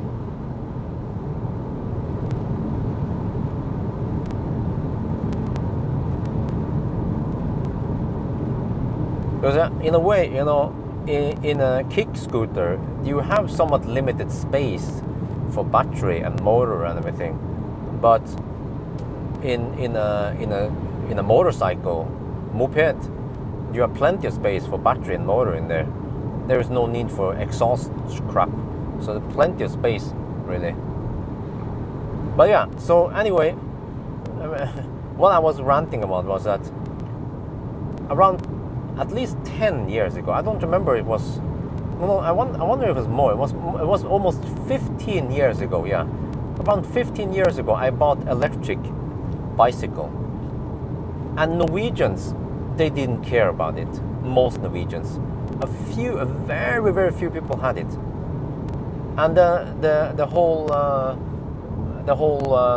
mentality of Norwegians was like, oh, I'm not a weak sauce. I don't need electric bike. Once I'm old and weak, I will get the electric bike. What happens then? 10 years later, the sale of electric bike explodes, and we have way more models out there, and cheaper and more affordable, and even high performance ones and whatever. So, you know, I have to say that Norwegians, or maybe Western people, are really slow to adapt to technology. Just like EVs, you know. you guys know, because you guys follow my channels. EVs, they kick ass for the Lord. There is no need to buy a fossil car. You can drive around with the EV Like my neighbor, he has an e-Soul. He charges to 80%. He has not charged outside his home. He can go to the cabin. He's super happy with it. So we could have reduced the pollution by a lot, and we could have helped develop. The more people who buy EVs and electric stuff, the lower the price will be. The more you sell, the more development you have, the more competition you have, the cheaper it will be for everyone. Just like mobile phones and LC screens and cameras and everything. When people buy them, mass produce more, and it becomes more affordable.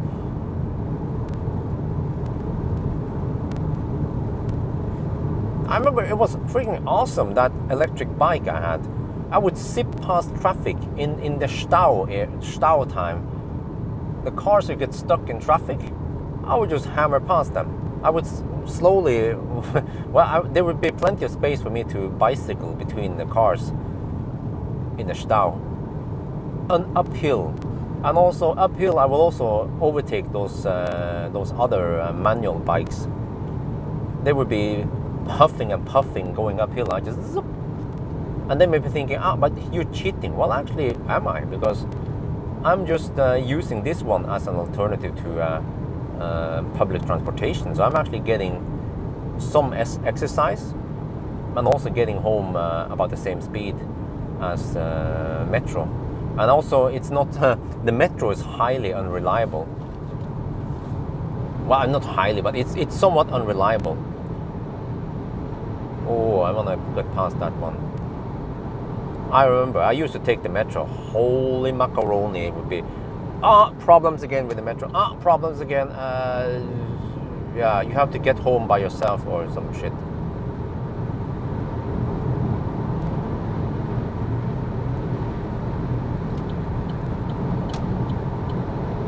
Okay, I want to get past this one.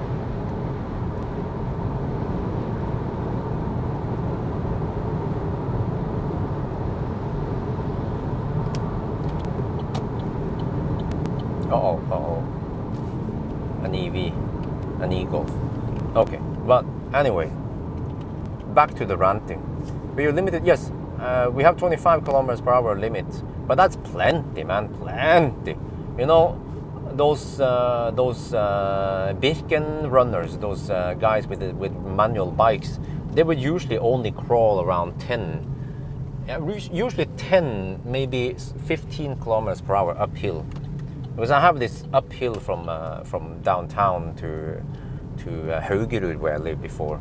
Yeah, and those guys, they would be crawling up the hill 10, 15 kilometers per hour, and then I zip past them at 20.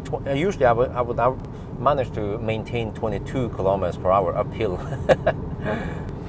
Yeah. But it was great.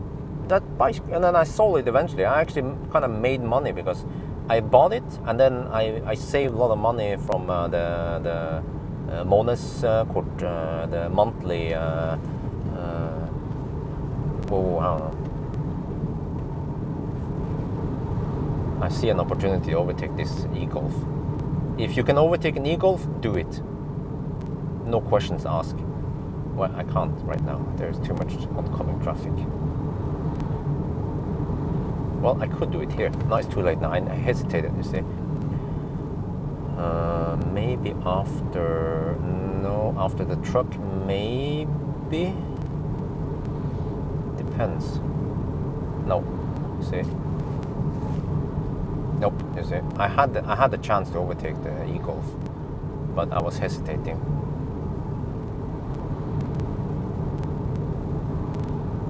There might be another chance here. Let's see.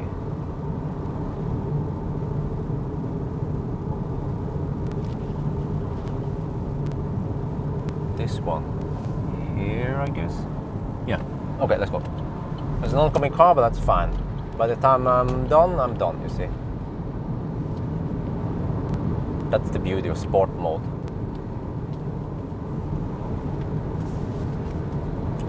But yeah, good stuff. So at our home in Thailand, we will have several of those electric motorcycles. I just call them motorcycle. Yeah, you know what I mean. So we don't have to drive fossil. And also the fossil, and I realize that the fossil motorcycle thing is quite polluting and noisy and actually not very efficient. So there is no need to drive it. And you know, you never drive long trips with with those motorcycles anyway, just for local errands. Like, well, what I've seen usually, Ameri's parents, they will only drive a couple of kilometers, maybe no more than 5 kilometers every time, just around town. So yeah, that's what we're gonna go for eventually when we get the new house in Thailand. We just get 1 or 2 of those electric scooters. We just have 1 each maybe. And what else? An electric car, of course. We have the MG in Thailand, but we have to get another electric car maybe. But the MG works just fine around town, but for longer trips we need something with more range. Maybe a Tesla. Yeah, actually Tesla. I'm planning on buying Tesla, even without the support of official Tesla over there, because more and more people are buying Teslas in Thailand. I think I have to make a video about it eventually.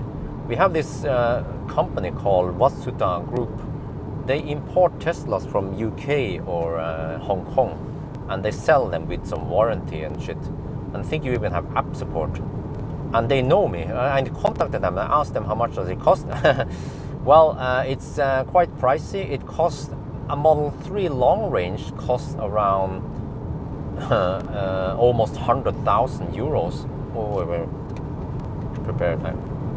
Which is very expensive, but EVs are quite expensive in Thailand because of import tax and shit. So I would like to get a long range Model 3 in Thailand. And they say that they can give me some discount because they know my channel, and it's going to be a very good promotion for them if I start using it. I buy it from them and start using Teslas in Thailand.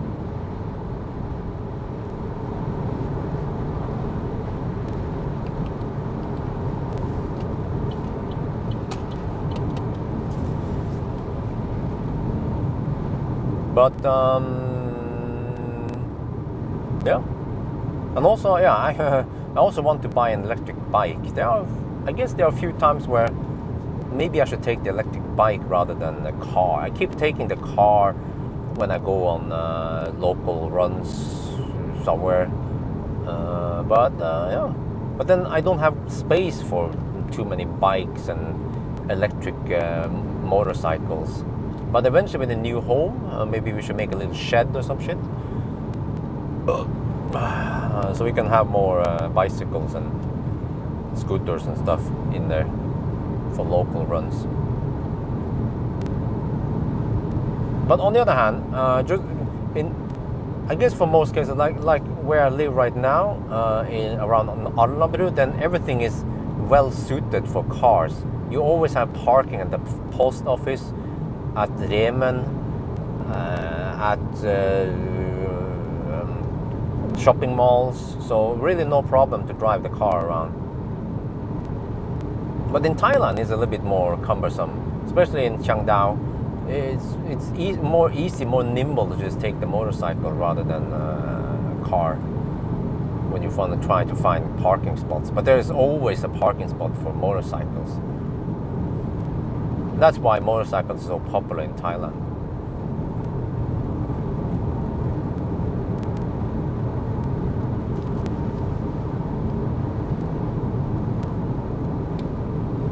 Well, but I've been ranting, but wait, the traffic is not that bad, huh?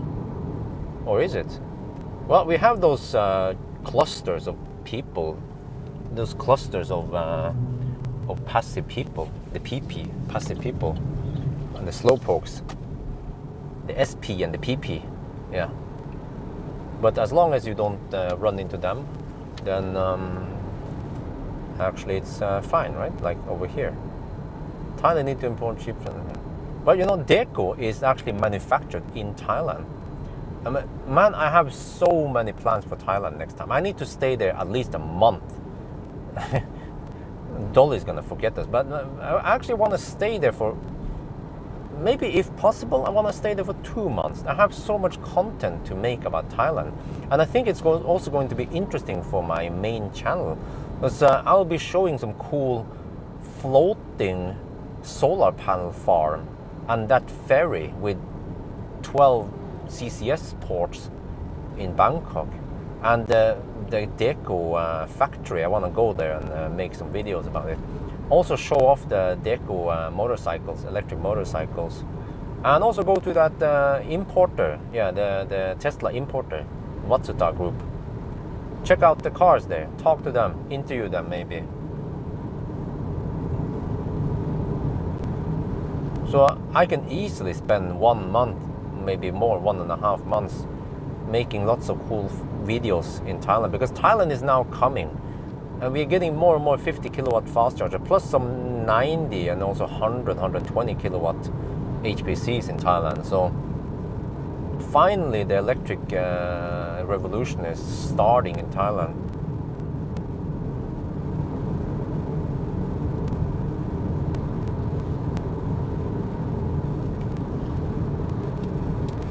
Yeah, I've been talking too much now. I've been ranting. I haven't paid too much attention to the chat because I had to focus on the road. I get a Wuling or a BYD. Okay, I don't know what that one is. Lots of great Chinese. Well, in China they have something called Aura Good Cat, which is a tiny EV from China, and Thailand imported it. And lots of people are interested in that one because it's a very affordable EV, but it's quite stripped down, like seriously stripped down EV. It will make Zoe look super luxurious. You know what I mean?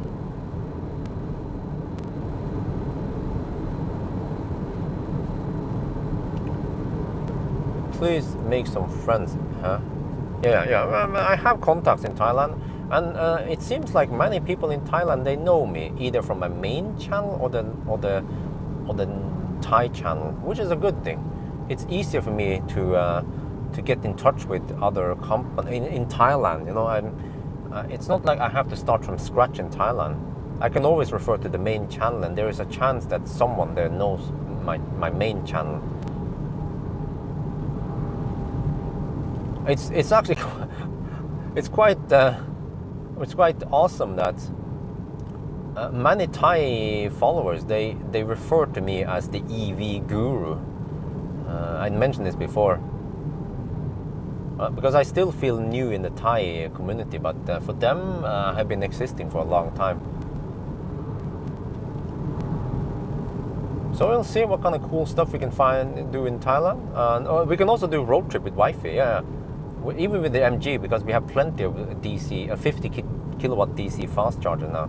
So trip from Oslo to Bangkok, and we can go to Pattaya or Hua Hin or somewhere cool and just chill, and that would be awesome.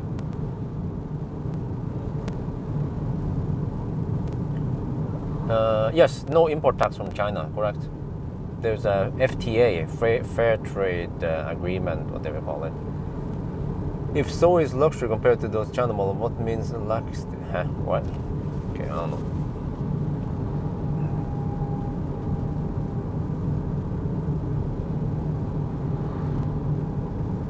Yeah, so I mean, I realize that eventually I want a better EV. I mean, we will still keep Doraemon, the MG will still be there, but there's no reason to sell them. But we want to buy another car. And first I thought, well, maybe I just go for Taycan, because Taycan has Porsche has official support in Thailand, but that thing costs more than a freaking house. Taycan costs around 8-9 million baht and up. Suck on this thing. Taycan in Thailand costs around 200 to 300,000 euros, which is just ridiculous how expensive it is. So, but I can actually get the Model 3 long range for only 1/3 of the price, about 3 million baht, 100,000 euros, which is way better. And just to get from A to B, Model 3 long range, kick ass for the Lord. Wait, I need to overtake these guys. Okay, put the car in sport mode. There's one slow poke.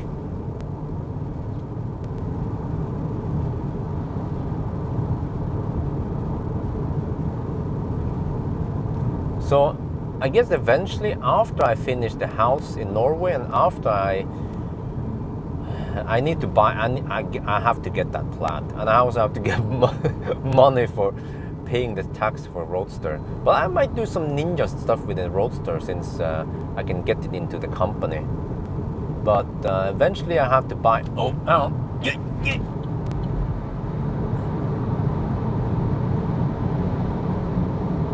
Can we ninja it? Can we ninja it? Yes, we can. Are you a Mexican or a Mexican? Okay, well. Just use the region. Okay. Well, I guess the acceleration of this car has been officially approved by me just now.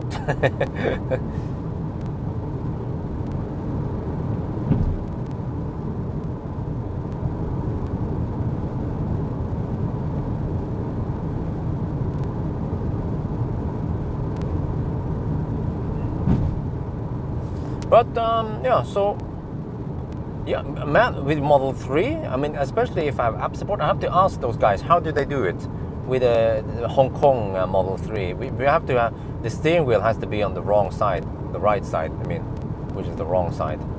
But do we get app support? And what about, I need to ask them everything. What about warranty?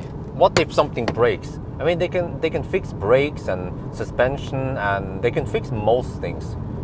I guess radiator, AC. Yeah, most stuff can be fixed locally. There's no need to ship it back to Hong Kong, only for critical problems.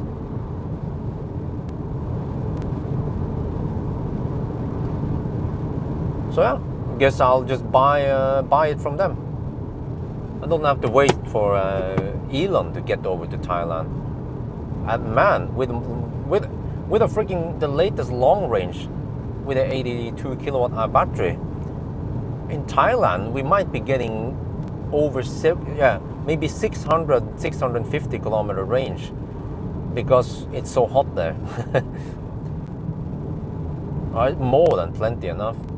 We need to stop anyway, so we can take the long range Model 3 to Phuket even. Yeah, why not? That would be a dream for me, to drive around Thailand and make road trip videos and enjoy Thailand, and also get decent views from the main channel and show people how awesome Tesla is, because it's efficient and it charges fast. Then it's a win-win in Thailand. Even without official supercharger support, that's no problem. We have CCS port. We can charge on those high power chargers, even get 89, I think they get 85, 87 kilowatt from the HPCs. That's plenty.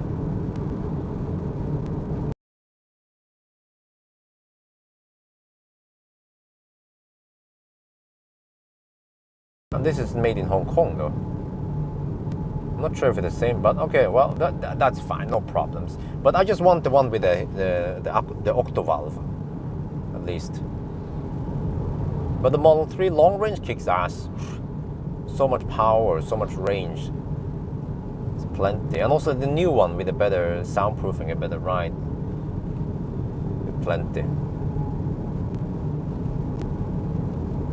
No, the Phantom Dream is not the problem, really. Like I pointed out before, Freddy, you didn't get the memo obviously. You get 1% phantom drain per week, roughly. So in 1 month you drain 4%. How about that? I could almost park the Model 3 there, and then Amber's parents don't have to touch it for the next 6 months, and I can come back to it. But of course they're gonna just keep it running a little bit. But phantom drain is no problem. Phantom drain, on the other hand, on Millennium Falcon is a problem. I see he's draining now. It's kind of annoying how fast it drains. But do you want to live in the past or in the present?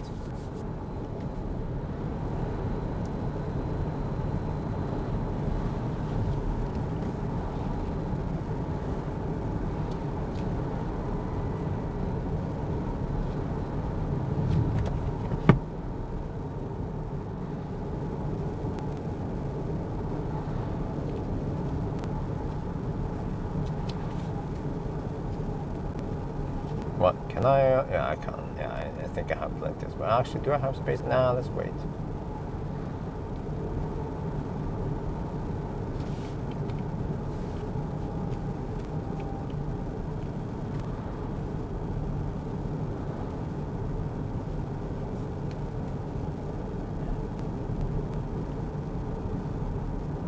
Well, I guess you missed all the videos. I've been making videos about phantom drain with the Model 3, and it's really good now. I mean, it's to the point where it's not really a problem, and it keeps the 12 volt topped up, so you don't have to worry about that one.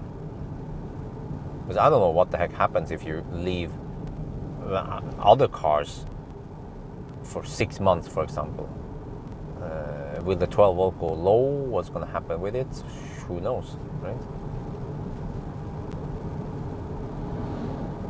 I mean, of course, it's not ideal that it drains 4% per month, but are you bothered by it?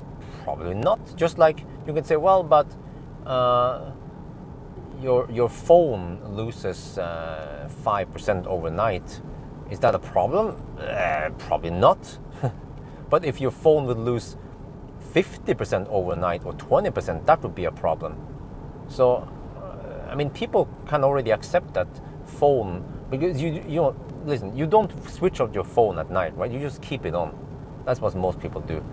And most people are used to that. Okay, your phone will lose a little bit of charge while it just standby, but no problem. You want to have it standby ready so you can just turn it on. I mean, you just unlock it and you can start using it. And the same goes for EVs. I mean, for Tesla, really. But I mean, people who think, that's shit because my Ioniq doesn't lose anything for 1 month. Well, but it's not really a problem. You could say it's just the same people like, but my Nokia 3310 doesn't lose any charge overnight. Well, that's ancient technology.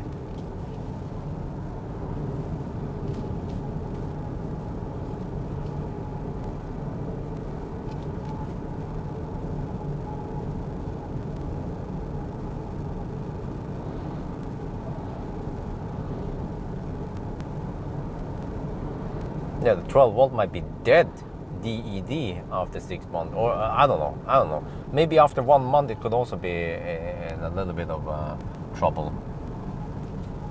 And that's one reason why Tesla has some drain, because it always monitors the 12 volt. Or I mean, I guess it wakes up and checks it or something.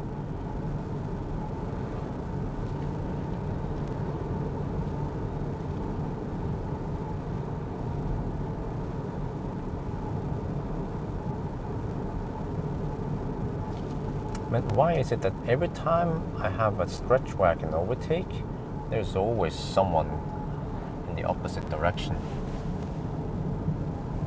Oncoming traffic, I mean. What about now? Nope, you see? Okay, after this one maybe, but again, depends on oncoming traffic. No.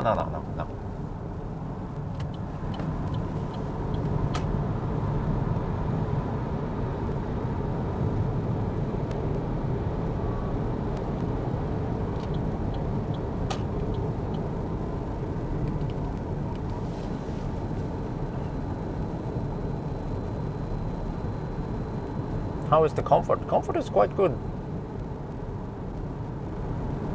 And the sound, what do you mean? You mean sound system, or do you mean soundproofing?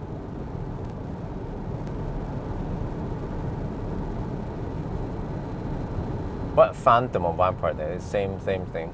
Same shit, different names.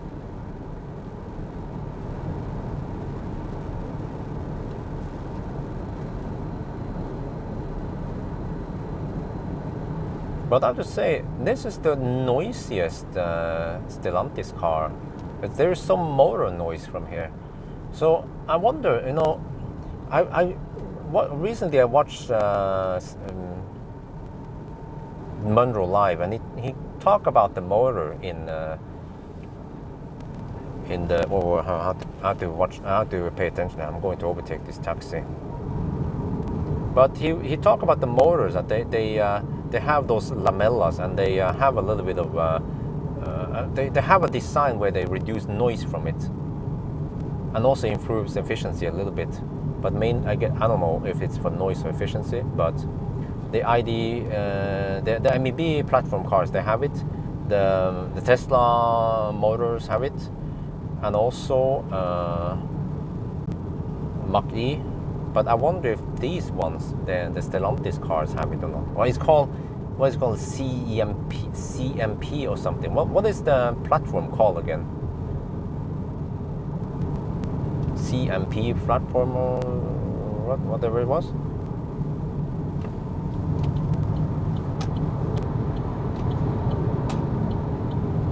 Yeah, sport mode is okay. I mean, with sport mode, you can usually get enough speed to hammer past most people. You don't need a long stretch to overtake them. Staggered magnets for, yeah, something like that. Coil whine. Yeah, I wonder if that's the coil whine I hear now. I hear some. Yeah.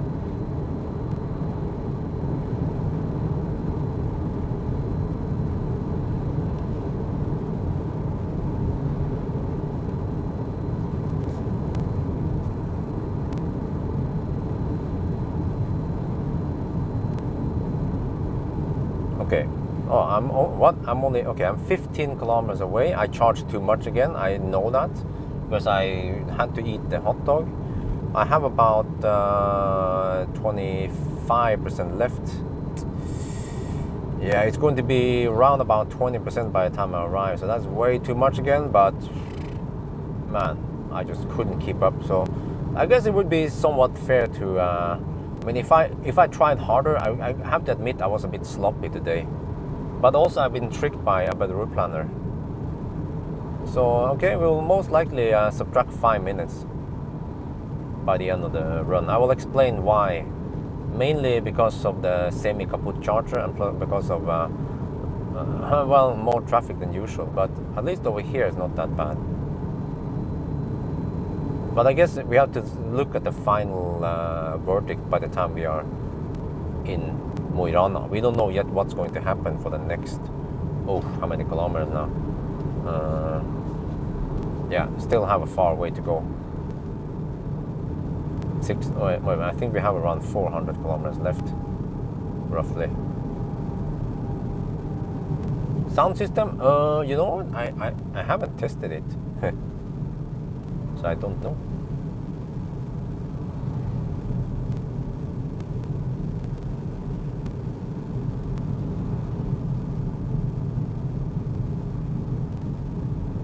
ECMP. Okay, okay.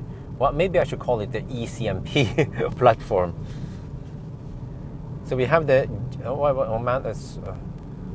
we have the MEB platform, the ECMP platform, and what is it called? EGMP from Hyundai.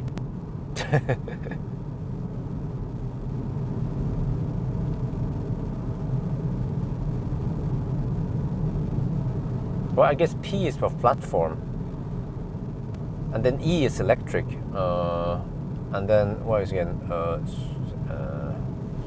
Yeah, I don't know what the heck it's called. What it's supposed to mean.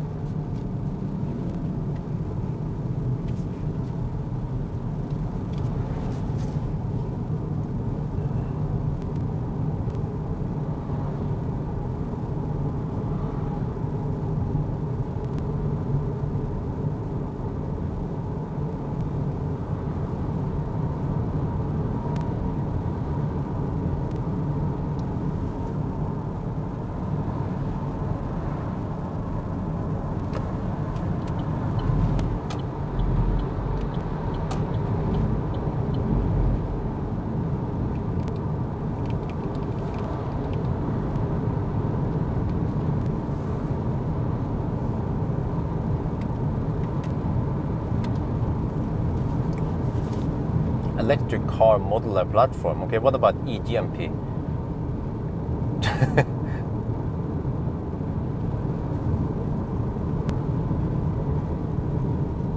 Or the MEB?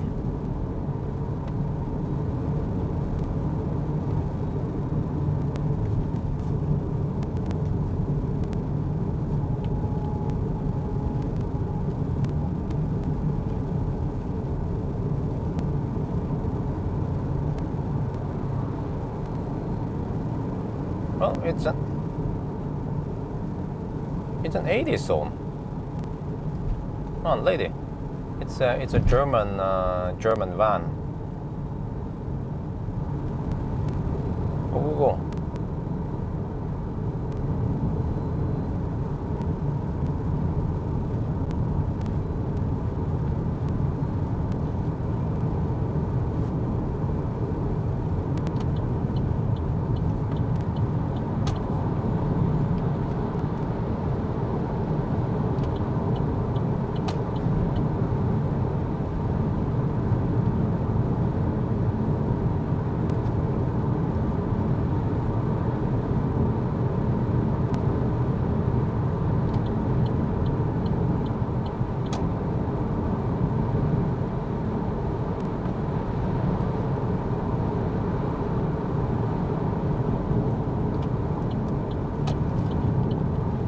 Electric Global. Oh, that's a new one.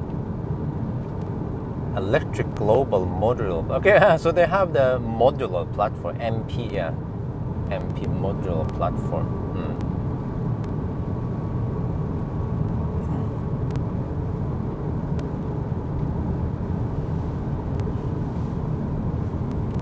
Yeah, I guess so. Let me see. I think the ECMP came out first. And then the MEB platform, and then the EGMP.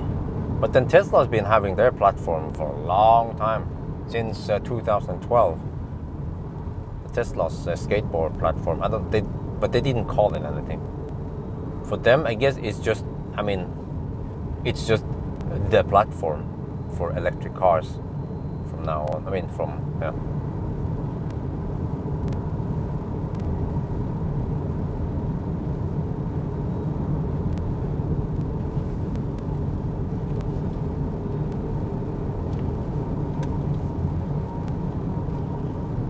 Oh, this guy, Dutch guy with stickers all over the car.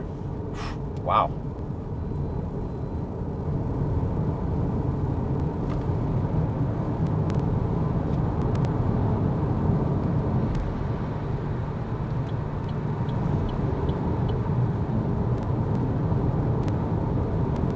Yeah, at least Tesla's been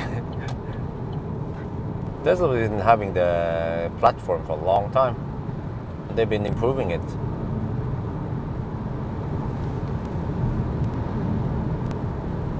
Giga cars. Yeah.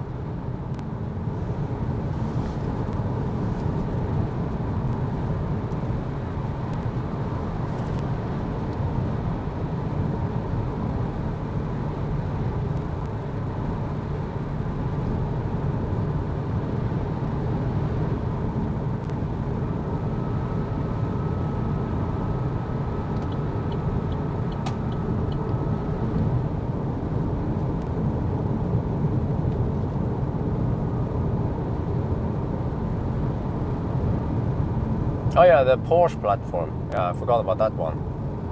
Oh, I don't remember what the heck that one was called.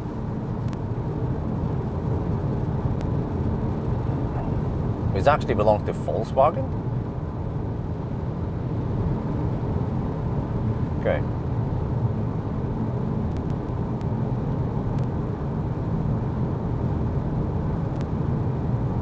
Well, I'm stopping here, I forgot. And I still have around 22% left. A good thing is the Delta chargers. I have to pay attention to how fast we are charging.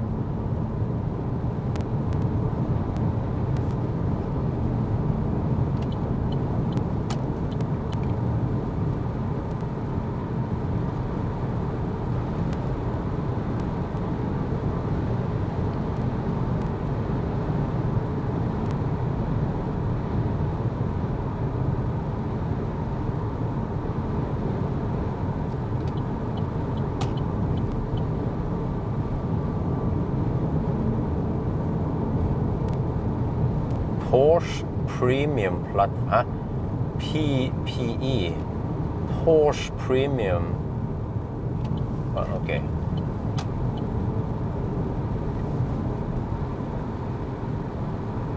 Premium platform electric. So they all have P. What's up with? Oh, okay. They all have P something. All of them. And E, yeah. They tend to have P and the E. Electric, P for platform, E for electric. That seems to be common for all of these. Okay, Steinchild has been breached.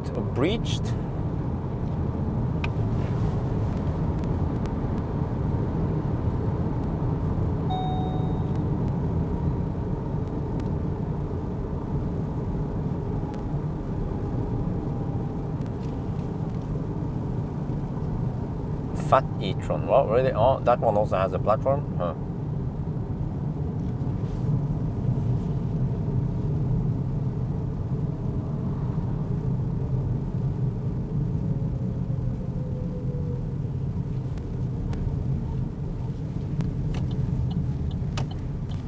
No, you know, I have a better name, which is FAP, Fat Audi Platform, also known as FAP. Yeah, that's it. That's a fat e-tron right there. FAP.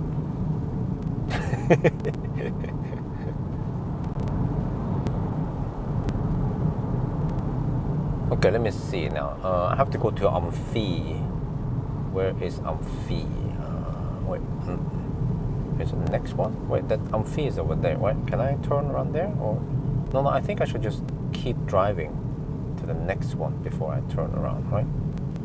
Or yeah, I think it's faster. The navigation wants me to keep going straight and then turn left.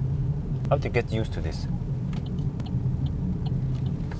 And I guess over here I'm not hungry yet, but maybe I should have some bananas. Yeah, how about that? Okay, here it is. All right, let's see. Let's see if it's available. If it's not available, what the heck do I do then? Subtract time, I guess. Or, I mean, it's my problem that I try to get here. Try to gamble for it, and then it's not available. You can say it's my mistake, right? Okay, let me see. I'm not too familiar around here yet.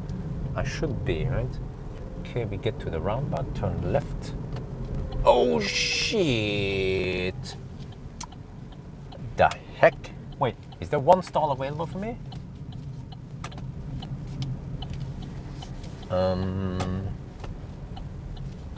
Okay, let me just ninja in here. I can't see right now. I can't see clearly.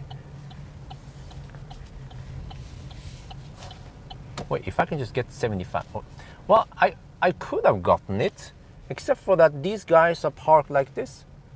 Like, how am I supposed to charge now? You know? Let me just record this foolishness here. I'm losing time now. Okay, 1719. 1719. How to record it. 1719. Okay.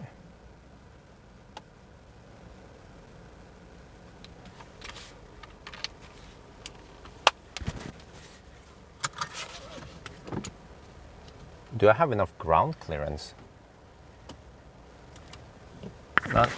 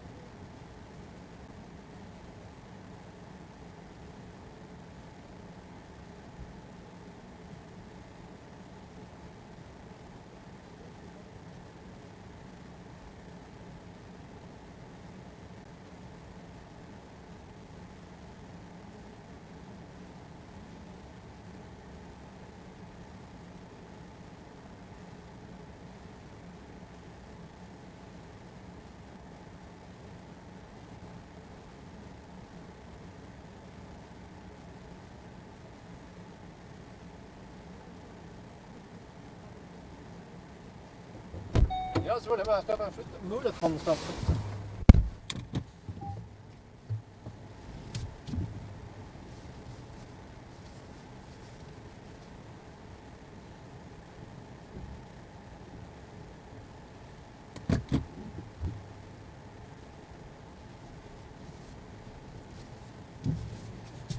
Well, okay. Let me just okay, here you go. Let me go outside and so I need to shoot a video. Okay, so it was 19. I recorded it was 19, so I guess we could just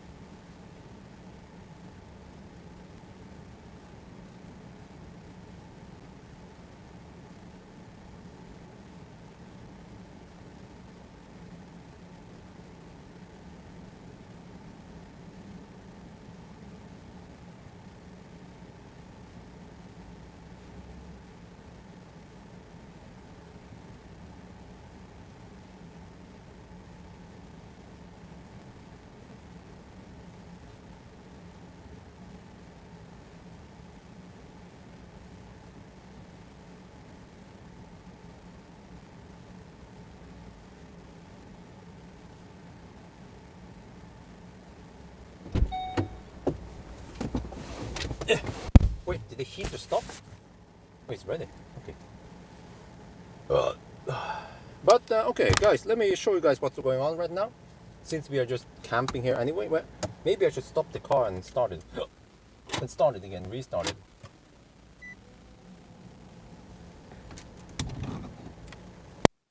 So, okay. What's happening right now is that this charger is pretty new, but it's kaput. People have been trying it and they say it's some temp overload, whatever, so it's not working. So I don't even bother trying it because people say already it's not working. So yeah, but this one is the best bet right now. So we have e-tron here is at 66%. So e-tron is getting 56 kilowatts at 67%. But this e-tron probably needs another, I don't know, half an hour. It's a big battery. But this one is almost good to go. You see, it's at 93%, but it's going kind of slow. I mean, I don't know, they say they want to fill it up, so that's fine. I don't have to, I'm not in a stress. I can always wait for them to go to 100%. So, but actually time-wise, it is better for them to drive and then charge somewhere else. But on the other hand, they might not get another charger somewhere. So, oh, it's 95% now. Yeah, so in about 5 minutes or something, they should be done because it has a fairly nice and flat charging curve. So, what do you guys think? Should we subtract time, or should we not subtract time? It wasn't. Normally, this charger wouldn't be kaput, right? But if I knew about this, I would go to Stjørdal, not Steinkjer. So we have waited here. Well, we waited here 10 minutes, or 9 minutes. Yeah, we waited here 9 minutes so far. We came here 17:19. 17:19. Yeah. So yeah. So because I mentioned it in the video that some people might actually disagree and say that, hey, this is the part of the game.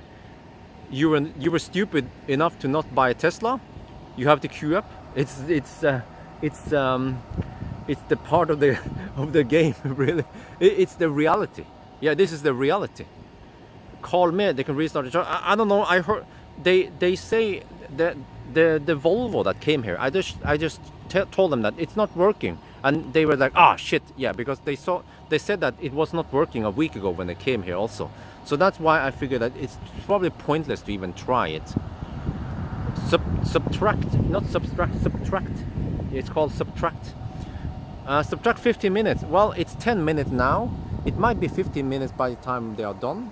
And then we also have to subtract around 5 minutes because of semi-kaput charger and some traffic. But I wouldn't blame the traffic too much because I think the traffic is more normal. But again, we don't know yet.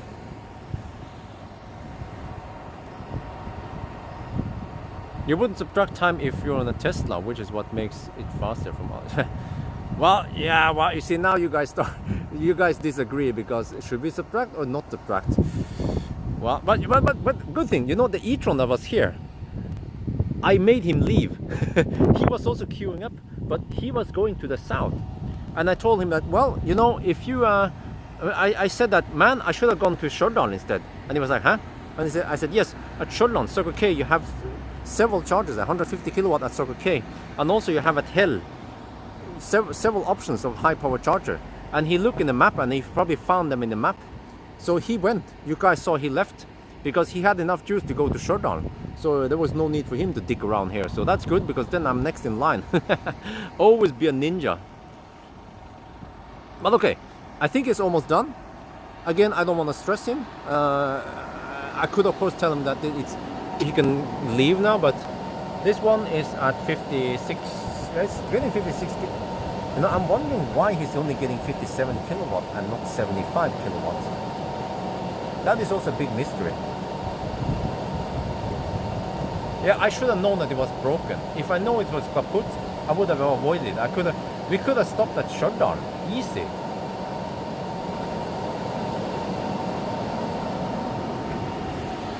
This is not the future. The future is Tesla. If you haven't heard about it. Yeah, 96%. He's almost done now. He's getting 25 kilowatts. So let's see how long it takes. Well, you know what? You know what I can do? I will of course document how long it takes, and I will mention it. And then it's up to, I guess, other people. It's up to the audience which time they want to count. Is that ID3 coming here? Because you're gonna be behind me, buddy.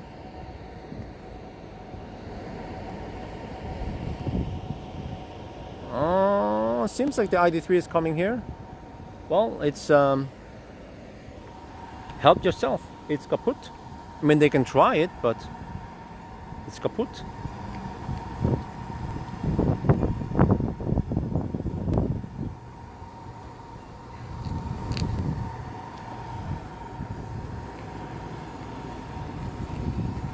So, yeah, I guess I will get ready soon. You know what? You know what? Maybe I should have tried it. Well, I didn't try it. But since people are saying it's broken and it's not reported as broken, then it's most likely broken. Well, I guess we can wait for them to see. We can wait for them to try it, and then we'll get the answer soon that it's not working.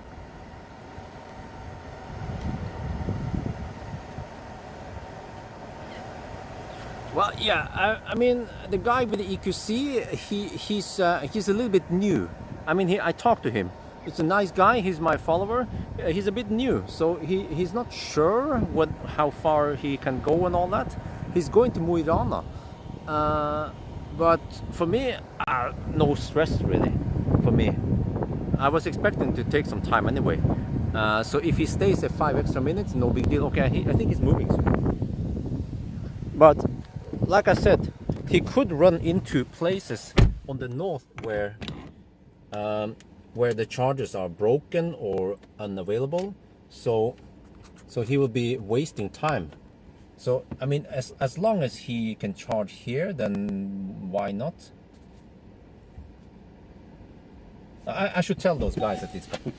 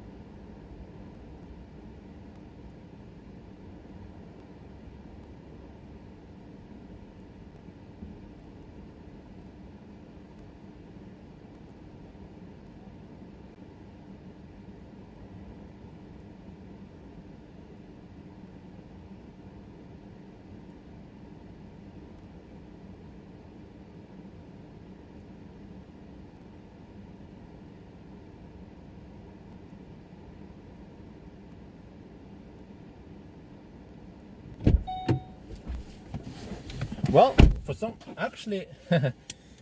some reason it is working for him now. The guy with the ID3, but it could be that it overheats or something. That it might work a little while and then it stops. But the guy with the EQC is done, so he's gonna move soon. I will document how long it takes before I get the spot. It's It's been 20 minutes now.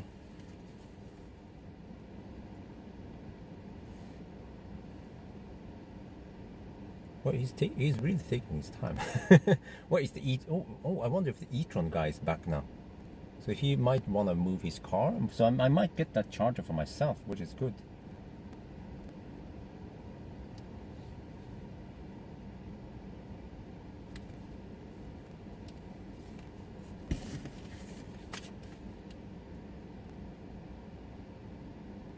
But well, the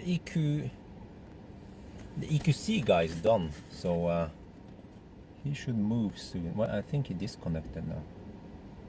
Okay, so I will ninja that spot. But you see, this is the reality of non-Tesla owners. Because you know, if I would drive a Tesla, I would just go to shutdown, plug it in, and then maybe go to ground, plug it in there, and go. There you go.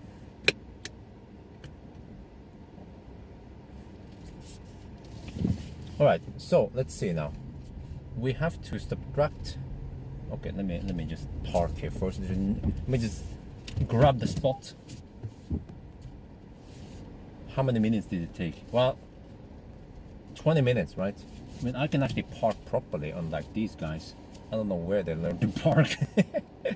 The e-tron guy is just parking like a boss. He also probably left now. Oh, he's about to leave. 1740. Yeah, okay, so that's 21 minutes. 1740. Zoop, I have the spot. Okay, let's plug it in. 20 minutes roughly.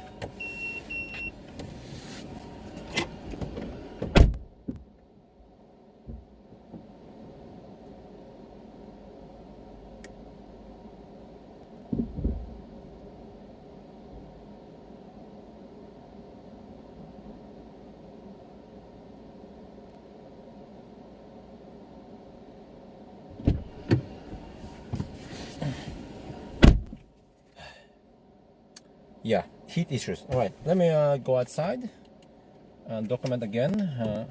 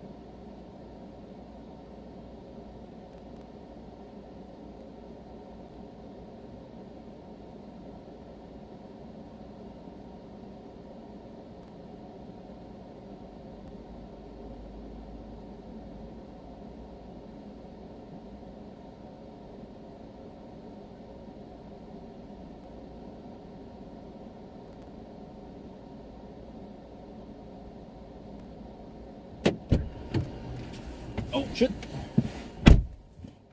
Engine start. I shot some video outside. Wait, huh? What? Don't tell me that the sound was not on. Right.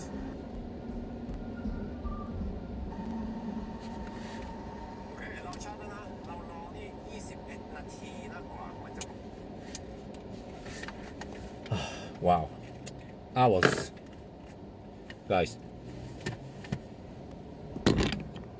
look at this. Look, I have to show you guys this. Seriously. I have to go to the restroom also, but... Okay, how's my parking? Well, my parking looks great, right? Look here. Fairly within the lines. Also on this side. What about the Audi? Audi parking? Right? Audi parking for the win. And then the ID3 had to park here. The ID3 is still charging. It's still getting 64 kilowatts. But then the ID3 has to park a little bit more to that side. And that means that we have one last plug here. But there is simply no space for the car to plug it in here. Huh? Is this what's gonna happen once we open up the superchargers for all the Nissan? So, yeah, I don't know what to say, man. This is what's gonna happen at superchargers. If this happens, I don't want these people to charge at the superchargers. Okay, I have to quickly go to the restroom, but it's a quite long walk to get to the restroom.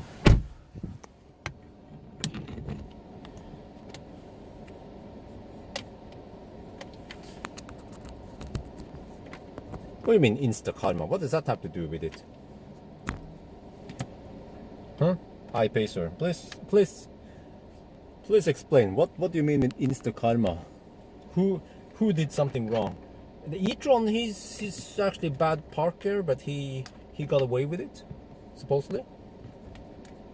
And then of course I should have tested the charger. Why didn't I do it? I mean, I tested the charger at Alvdal and it didn't work. So I was assuming that it wasn't working. And it was also, you guys said that it was reported as broken. But for some,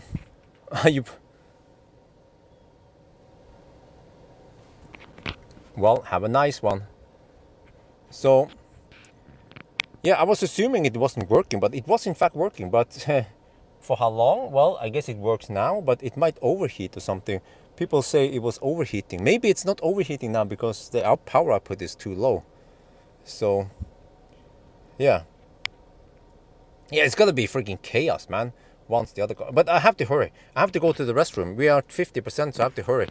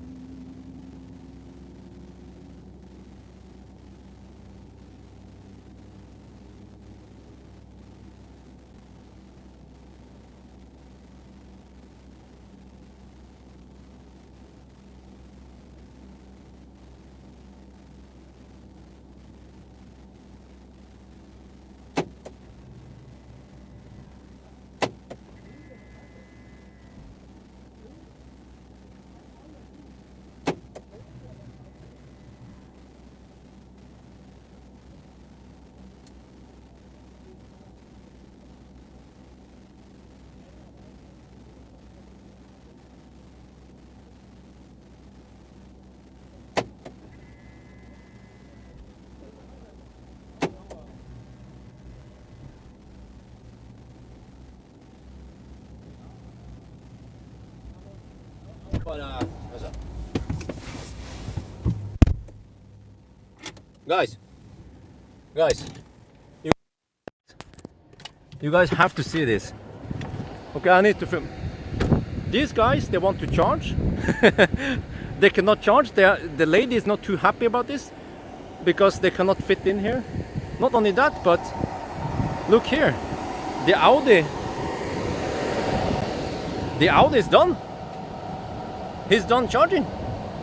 He's done charging. He's not here. There he is. So I'm at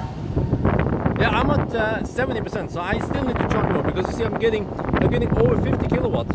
So I need to stay here maybe 10 more minutes and then I'm good to go. So all right, almost good to go for me.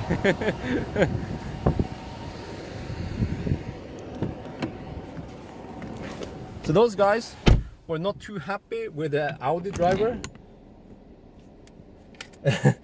because he caused the whole mess.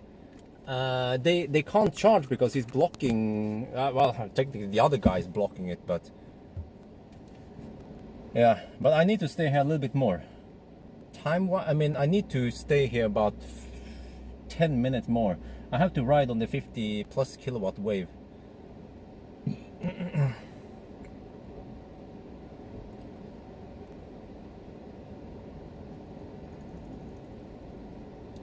It's still a mystery why the heck he parked like that, because over here we have pretty long cables.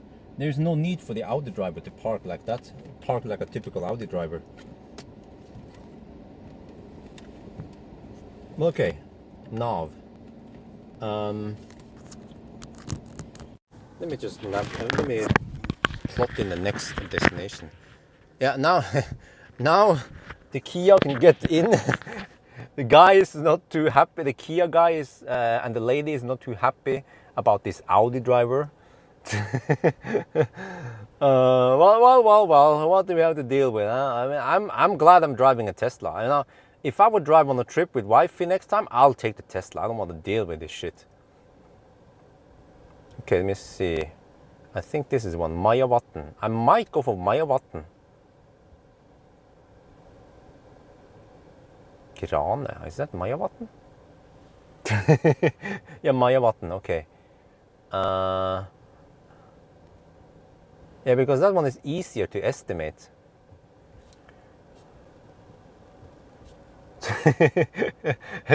He parks the correct way, the Kia guy. You see here? He parks right next to me like he should be. The guy with the, oh shit, oh, it's freaking funny, man. Oh. Oh.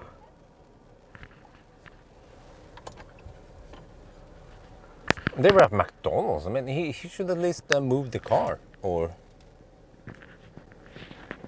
no, these chargers are. I mean, these cables are long. They are long cables. He didn't have to charge. I mean, park like that. I can understand if it was a tritium charger with short cable. Okay. Anyway, I have to check my charger status.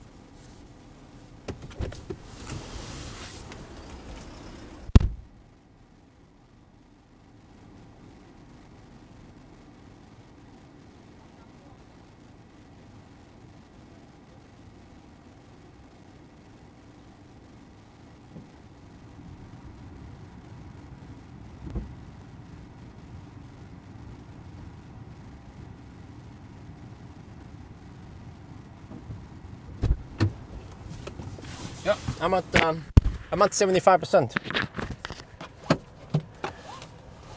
75%. The car was taking 26 kilowatt only. I wonder if this is old charging curve. Is it? Not sure. Let me just reset. Yeah, they were calm. I'll be like, man, freaking idiot.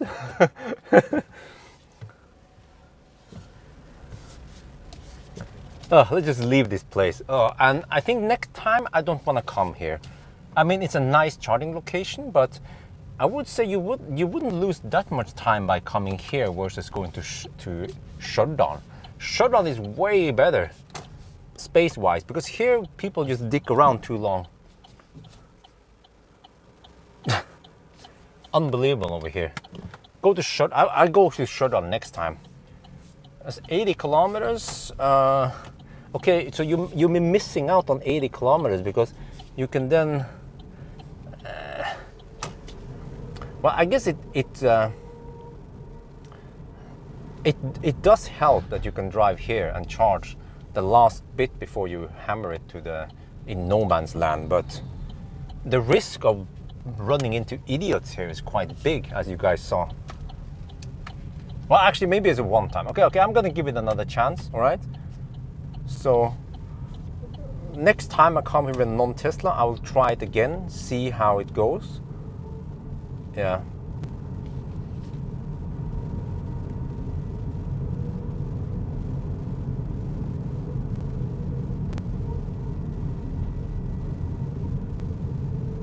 But just wonder how long he's been finished charging, and did he really have to charge 100%? Couldn't he charge 95% or something?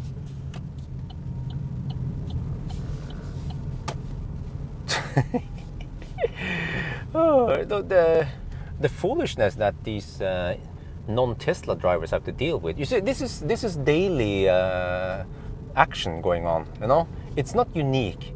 I've seen this, like I've seen Alvdal and shit. You know, it's like this many times.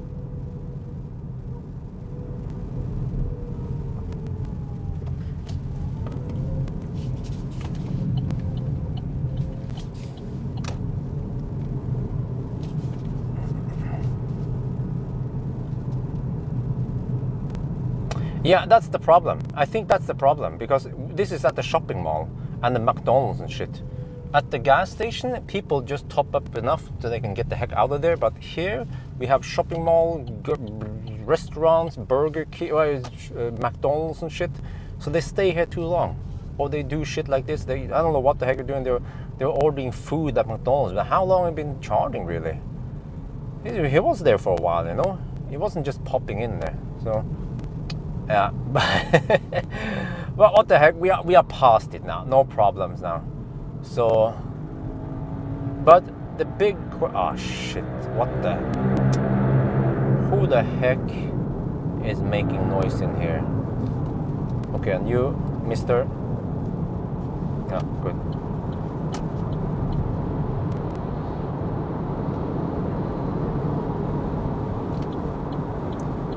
So.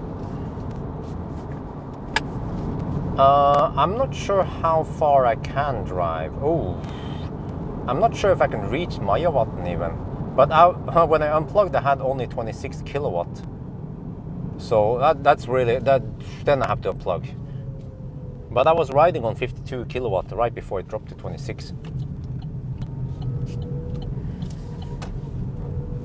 So I guess I will try. Yeah, that's the thing. I'm not sure if I can reach Majavatn. If not, then I bail out at Namsskogan. But how many? I've kind of lost track now. So, okay, guys, how much time do we have to subtract? We have to subtract at least 21 minutes of waiting, and I say we round it 25 minutes. Yeah, 25 minutes. A little bit of charger troubles, a little bit of extra traffic, and some charger foolishness.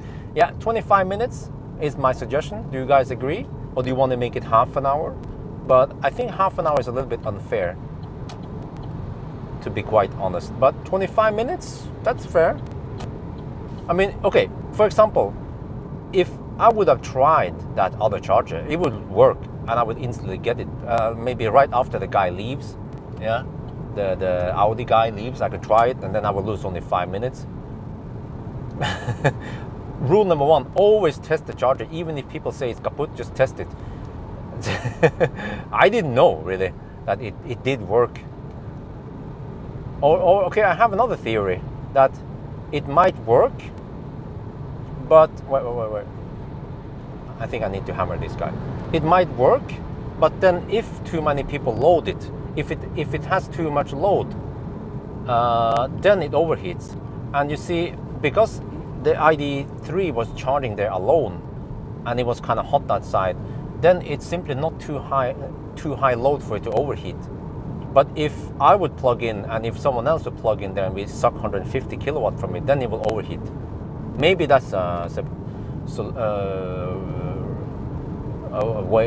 that could happen, because someone mentioned that there's some cooling problems or overheating problem with it. But I'm still wondering why the e-tron didn't get juiced at all. But okay, I guess lesson learned, and always try the charger. Regardless of what people say, just try the charger.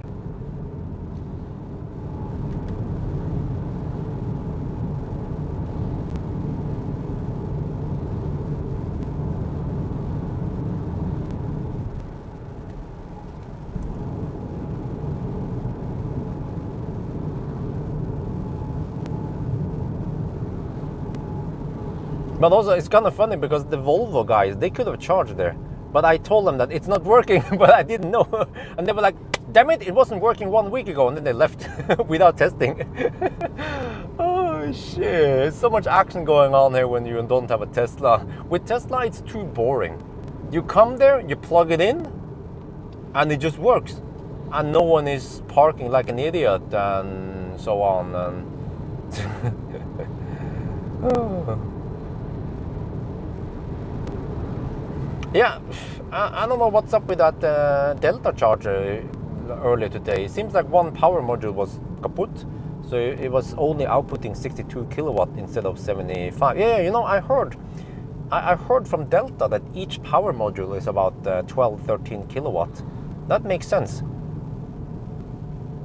For the longest time, I thought that it had 75 kilowatt modules, but it's actually a smaller power module than that. But it's just that, yeah, when it splits supposedly 75-75, half.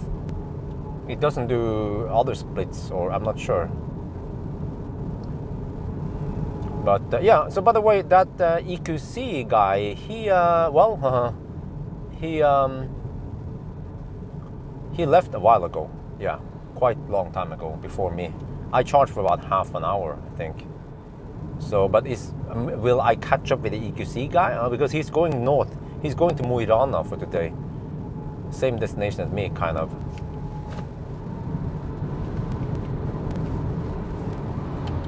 But I'm not sure. He wanted to get as much juice as possible to try to reach Mo i Rana. I'm like, is that even possible?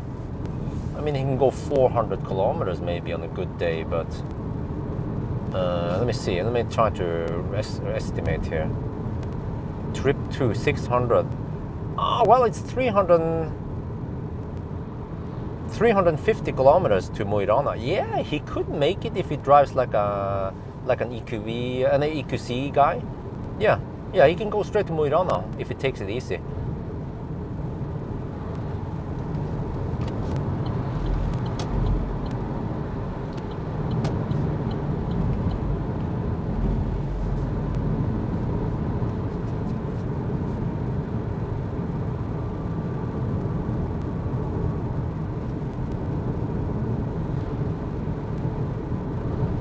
Okay, so you guys agree on 25 minutes subtraction time, right? So we subtract 25 minutes. All right. If that's what people say, then I will go for it. It makes sense for me. I mean, it sounds reasonable for me. But again, I just document it. In Tesla's eyes, they will not subtract 25 minutes. They would say, well, sucker, you didn't try. But again, I did a mistake. I mean, I made a mistake by not trying the charger. At least I should try it. And I would only lose 5 minutes. After the e-tron guy left, I would try the charger and it would work. I would go, oh, yeah. But I've also park properly. Or actually, I'm not sure if I can park properly. That's the problem. And then what about the next guy who comes there? You're going to try to ding my door? Yes. Okay, well, 25 minutes. All right. So that means we have been on the run for almost 9 hours now. 8 hours and 50 minutes. And again, I didn't want to stress that EQC guy, because I mean, he could have unplugged right he could have unplugged 10-15 minutes earlier, but then he might have to top up somewhere one more time. And since he looked like a noob, well, he said that he's been watching my videos and live stream and stuff, and he wants to I mean, he's kind of new on the whole EV world. And that's why I figured, okay, whatever, like, no big deal. Time wise, it might actually be the same, because he might not be the fastest guy to plug in and unplug. So it means that he has pretty high overhead once he stopped if he would stop next time to charge somewhere. But again, I'm not sure, because if he goes a little bit fast, or if he's a bit unsure, he might have to top up somewhere, maybe Mosjøen or Korgen, before he arrives at Mo i Rana. You have not just bad traffic, huh? You have not just bad, huh? You have not just had bad traffic and charging. What else did they have then? Well, it was charging, and yeah, and also, yeah, you can say that normally the chargers would be working, right? And normally there wouldn't be that many people charging there, because it's not Corona summer. It's who the heck would travel so many people together? I mean, simultaneously on a regular Saturday, right? So okay, I give the doubt to the non-Tesla and say we subtract 25 minutes.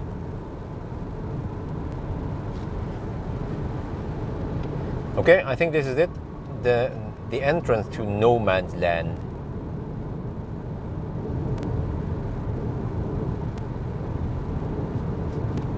From here, it's kinda deserted. I say kinda, because I guess we'll still run into these campers.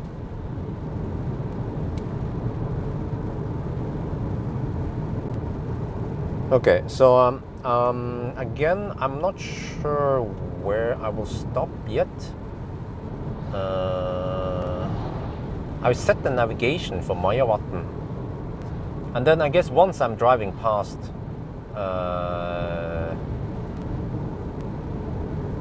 Namsskogan, I might stop there, because Majavatn could be occupied, but it's actually very unlikely now in the evening. And also, I'm not sure if I can reach Majavatn.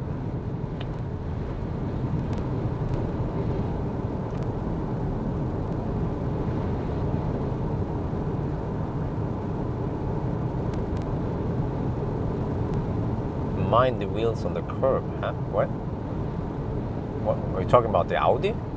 But the Audi had no curbs. It was parked in the middle. If you guys saw, or you didn't see.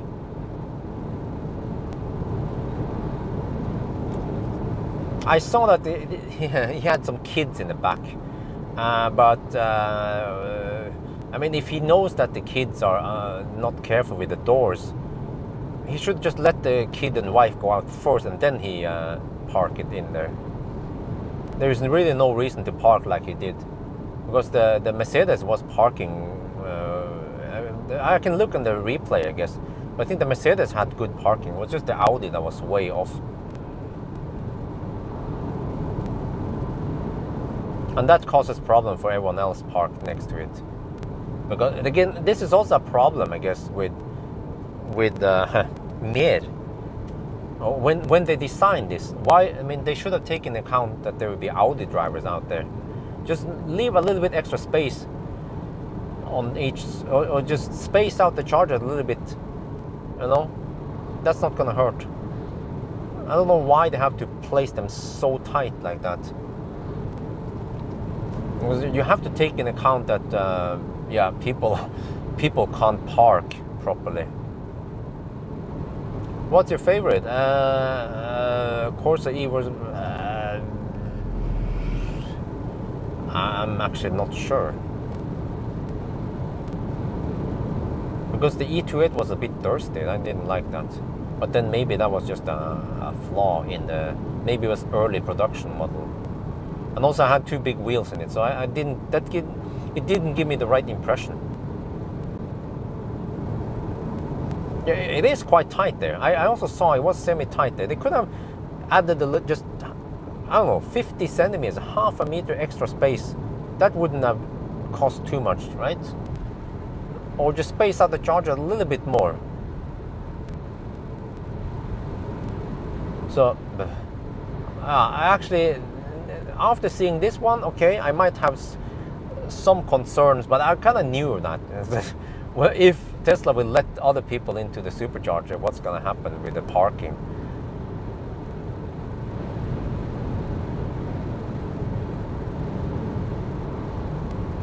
But yeah, well, I mean, the Audi shouldn't have charged the 100%, but I guess he didn't care, or he saw that we had available chargers. I don't know what's up with him, but the Audi charges fairly fast, not the 100%. But also, so did the EQC fairly fast. It was taking 25 kilowatt towards the end, which is, I guess, not ideal. But then I know that the EQC doesn't take that long to finish the 100%. I would protest if it was a Leaf or a Tesla or some other stuff trying to charge 100%. But I know that the EQC will finish within whatever I said, 5-10 minutes, which was the case also.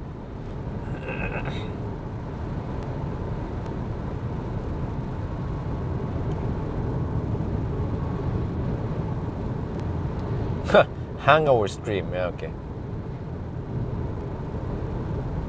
Well, okay, so now we have to drive pretty far again. I'm not sure how... wait, am I supposed to eat something? Or maybe just starve a lot? Wait. No, I should eat that. Wait, 18, okay. Okay, I have to eat the sandwich now. Otherwise it will be too late. Yeah, I have to eat it now. Just realize it now. And pull out some water here also. Some Wasser.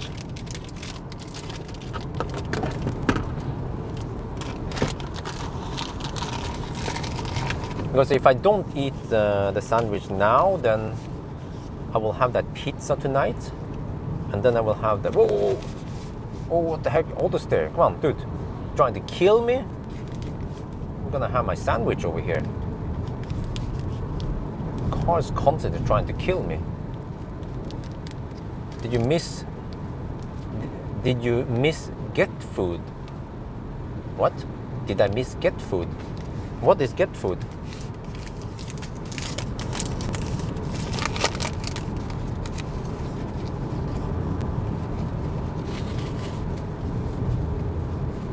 I mean, they have internet. I have get internet at home, but do they also have food? Get food. What's up with this sandwich, man?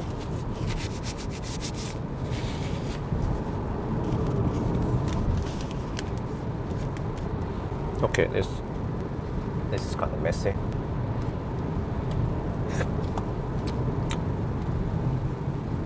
All right.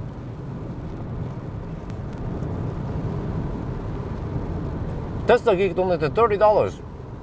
Oh shit! I can't read the chat right now.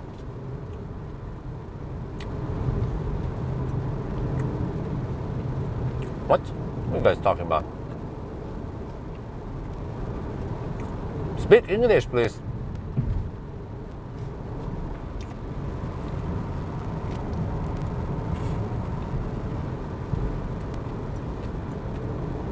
Sorry, I can't read but thank you very much, Tesla Geek. I can't read the chat. Auto steer is not very good. I have to hold one hand on the auto steer and one hand on the... I can show you the problem right now. One hand is doing something else, the other hand is steering. So I can't read the chat right now.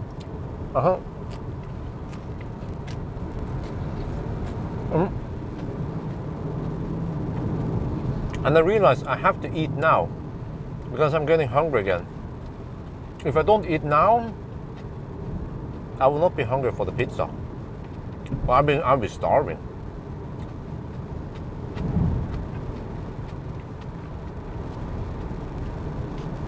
I'm gonna switch this one out.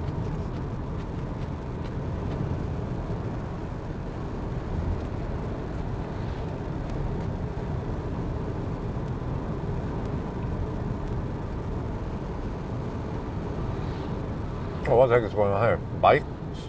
Oh, a very slow poke. Holy macaroni. That guy's... Damn, he's slow. I mean, I've seen slow people. That guy is driving 40 kilometers per hour. Even trucks were overtaking him.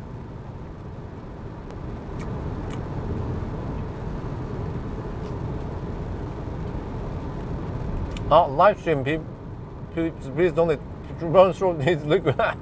Thank you very much.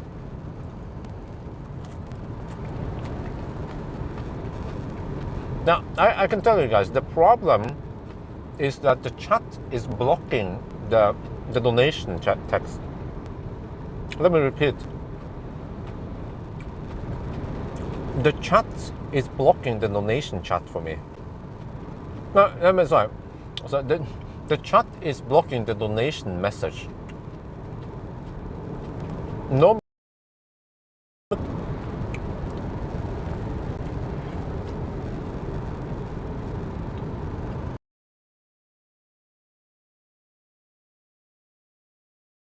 Eight.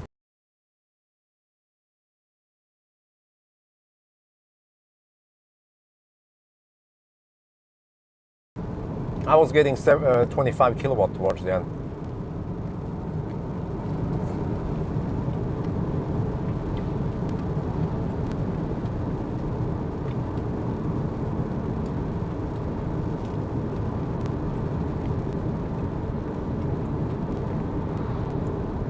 So that's why I think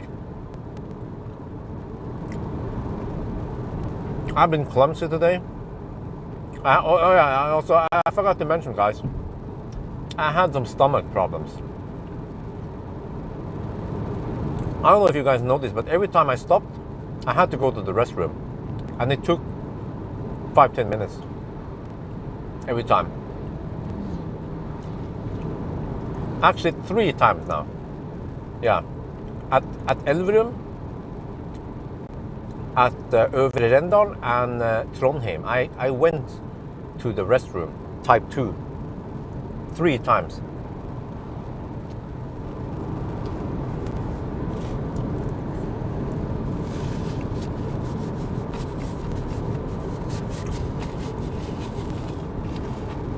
And that actually made me lose time and not charge optimally. So you can actually blame my bad stomach for it. Because normally with other cars, I just happen to not have bad stomach. And then I can usually nail the charging stops. But, however, I did think I needed to charge long enough because I was trusting about the route planner. And it turns out that the route planner is wrong. Because I can understand one time if a better route planner misses. But a better route planner kept missing several times. And it turns out that the reference consumption was way too high. Again, I didn't know that. And you can't expect other people to know that also. So that's why we might still stick with 25 minutes subtraction time. Because I guess maybe some viewers might object if we say, well, because of this and because of that, we're going to subtract yet even more time, so you're going to be minus 30 minutes. And they'll be like, dude, how much are you going to subtract really, huh? So what do you guys think, huh? So we still stick with 25 minutes, right? Best case, if I did it, if I knew the Corsa-e better, if I knew about the route planner better, I would actually probably be 5 minutes faster because yeah, charging sessions would be more perfect. And if I knew about the troublesome charger at the Øvre Rendal, then I would of course avoid that one.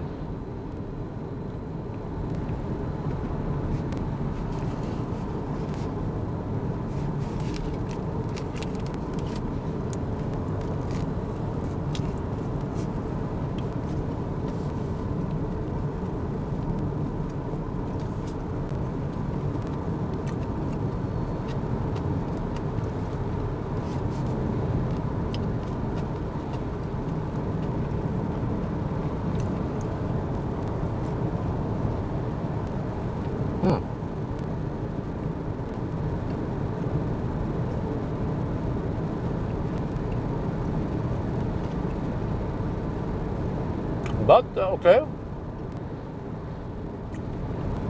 We will probably arrive around 11.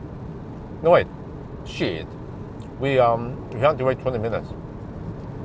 Oh, yeah, maybe 11:30 or actually closer to midnight. Oh shit! In 5.5 hours, roughly, we will be in Mo i Rana, and that means that most likely I'm not going to Arctic Circle tonight.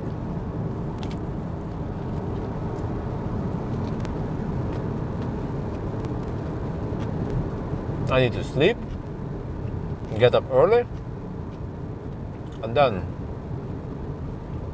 yeah.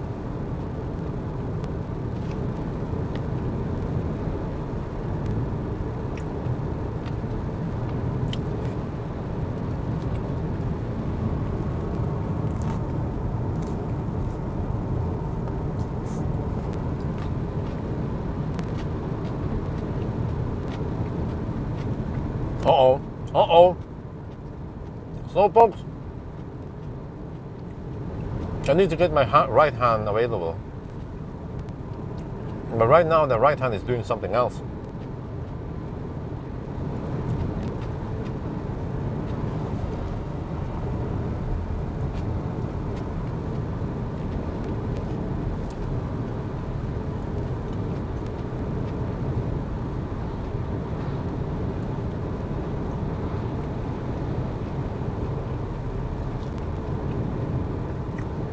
We didn't get pizza? Well, that was the plan, yeah.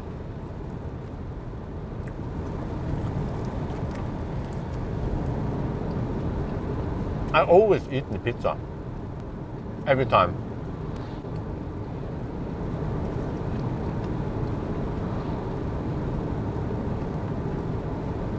Next destination is unknown. Either Namsskogan or Majavatn.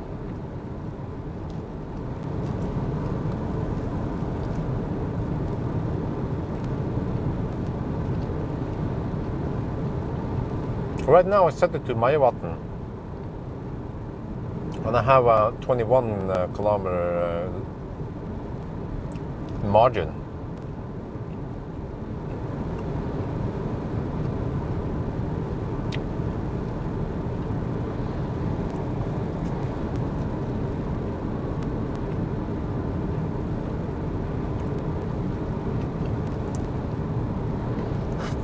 Wow.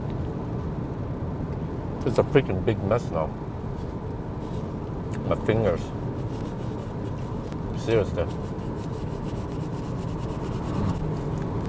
Maybe I should stop buying these sandwiches because they create a big mess.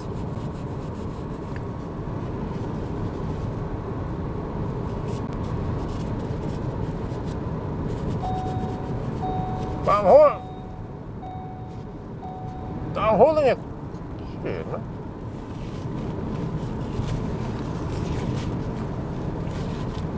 I need to get my hand ready.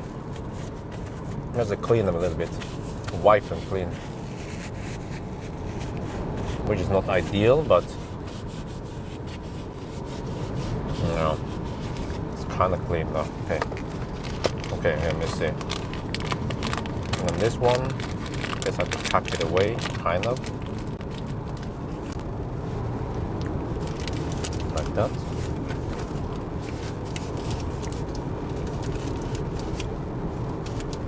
Pizza is bad for stomach problems. Actually, no, not for me. Maybe for you, but not for me.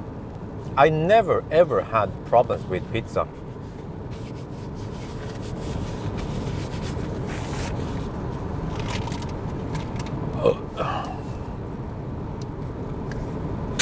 Oh, can you bring electric vacuum? Huh? For what?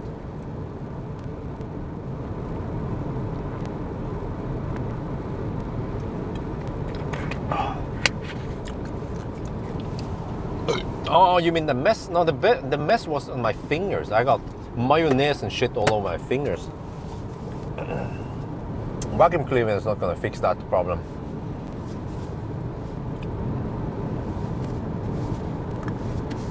Okay, let me see. About overtaking.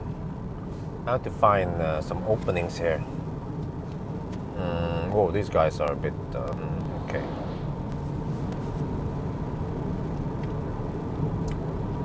Okay, let me try to find some openings. Are we getting close to Hornsjøen? Well, oh wait, it means okay,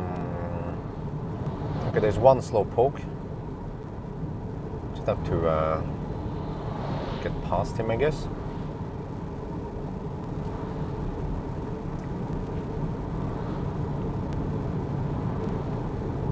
Oh yeah, there's an overtaking stretch here. Wait, I guess wait a little bit. Oh, the way. Yeah, we're getting close to that resting area with a lake, Hornsjøen.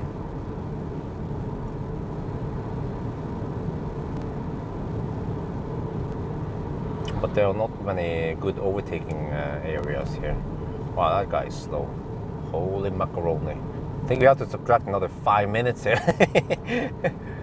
No, but come on. Even the guy with the horse trailer is trying to get past you, buddy.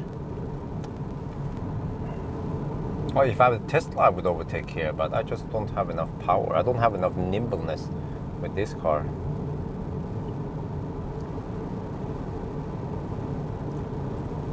Well, maybe I can overtake near the lake.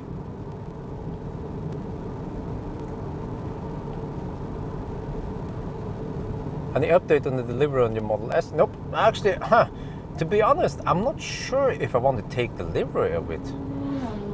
Or what's gonna happen really, or do I have time to drive it? Can I even afford buying it? Because I have to focus on the house right now, not the car. So I might actually cancel the order. Okay, I should be able to overtake after the lake. This guy is really slow. Like, seriously. Let's see. I know there's some overtaking stretches right after the lake. I could try to ninja between here. Yeah, that's what I might also start doing soon. But at least these twisty parts, semi-twisty parts, is a little bit hard to see across.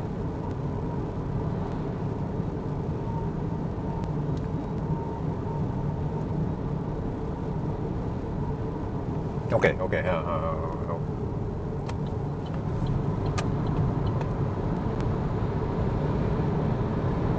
I'm coming! Achtung! Schnell! It was an old woman. There's always a woman. Oh, shit. Woman, what are you doing? Even a freaking horse trailer is trying to get past you, woman.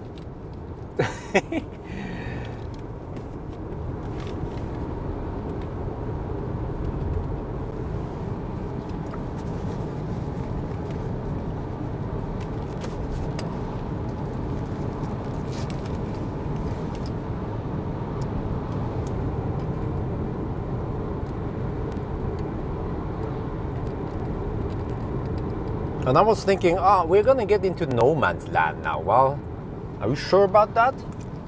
Are you sure you're gonna get into no man's land? Really? Bro? You might still be in slow man's land. Update on the new home. Well, nothing going on there. Nothing to see. Okay, let me see. Audio.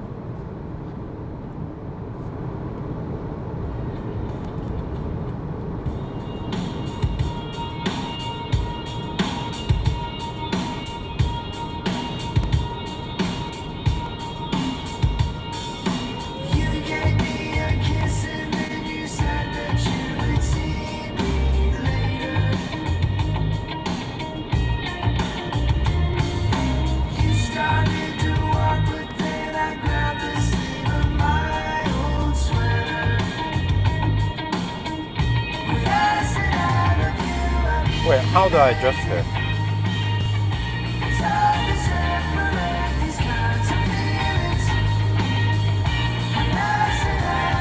How do I pause this thing? I don't know how the heck to pause it. Wait. Okay.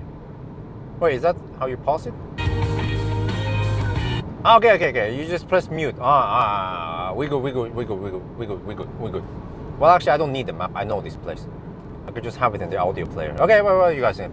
It's time for part 2. Oh yeah, it is. It's time for part 2. Yes. Thank you for reminding me. I set that the part 2 to start around 6. Yeah, all right. Guys, join the part 2. Let's see now. We have 306 people here. Let's see if all the 306 people join me in part 2 or not. Or how many people will join part 2? I'm guessing 150 people. The rest are AFK. Yeah, we have about 150 AFK people here.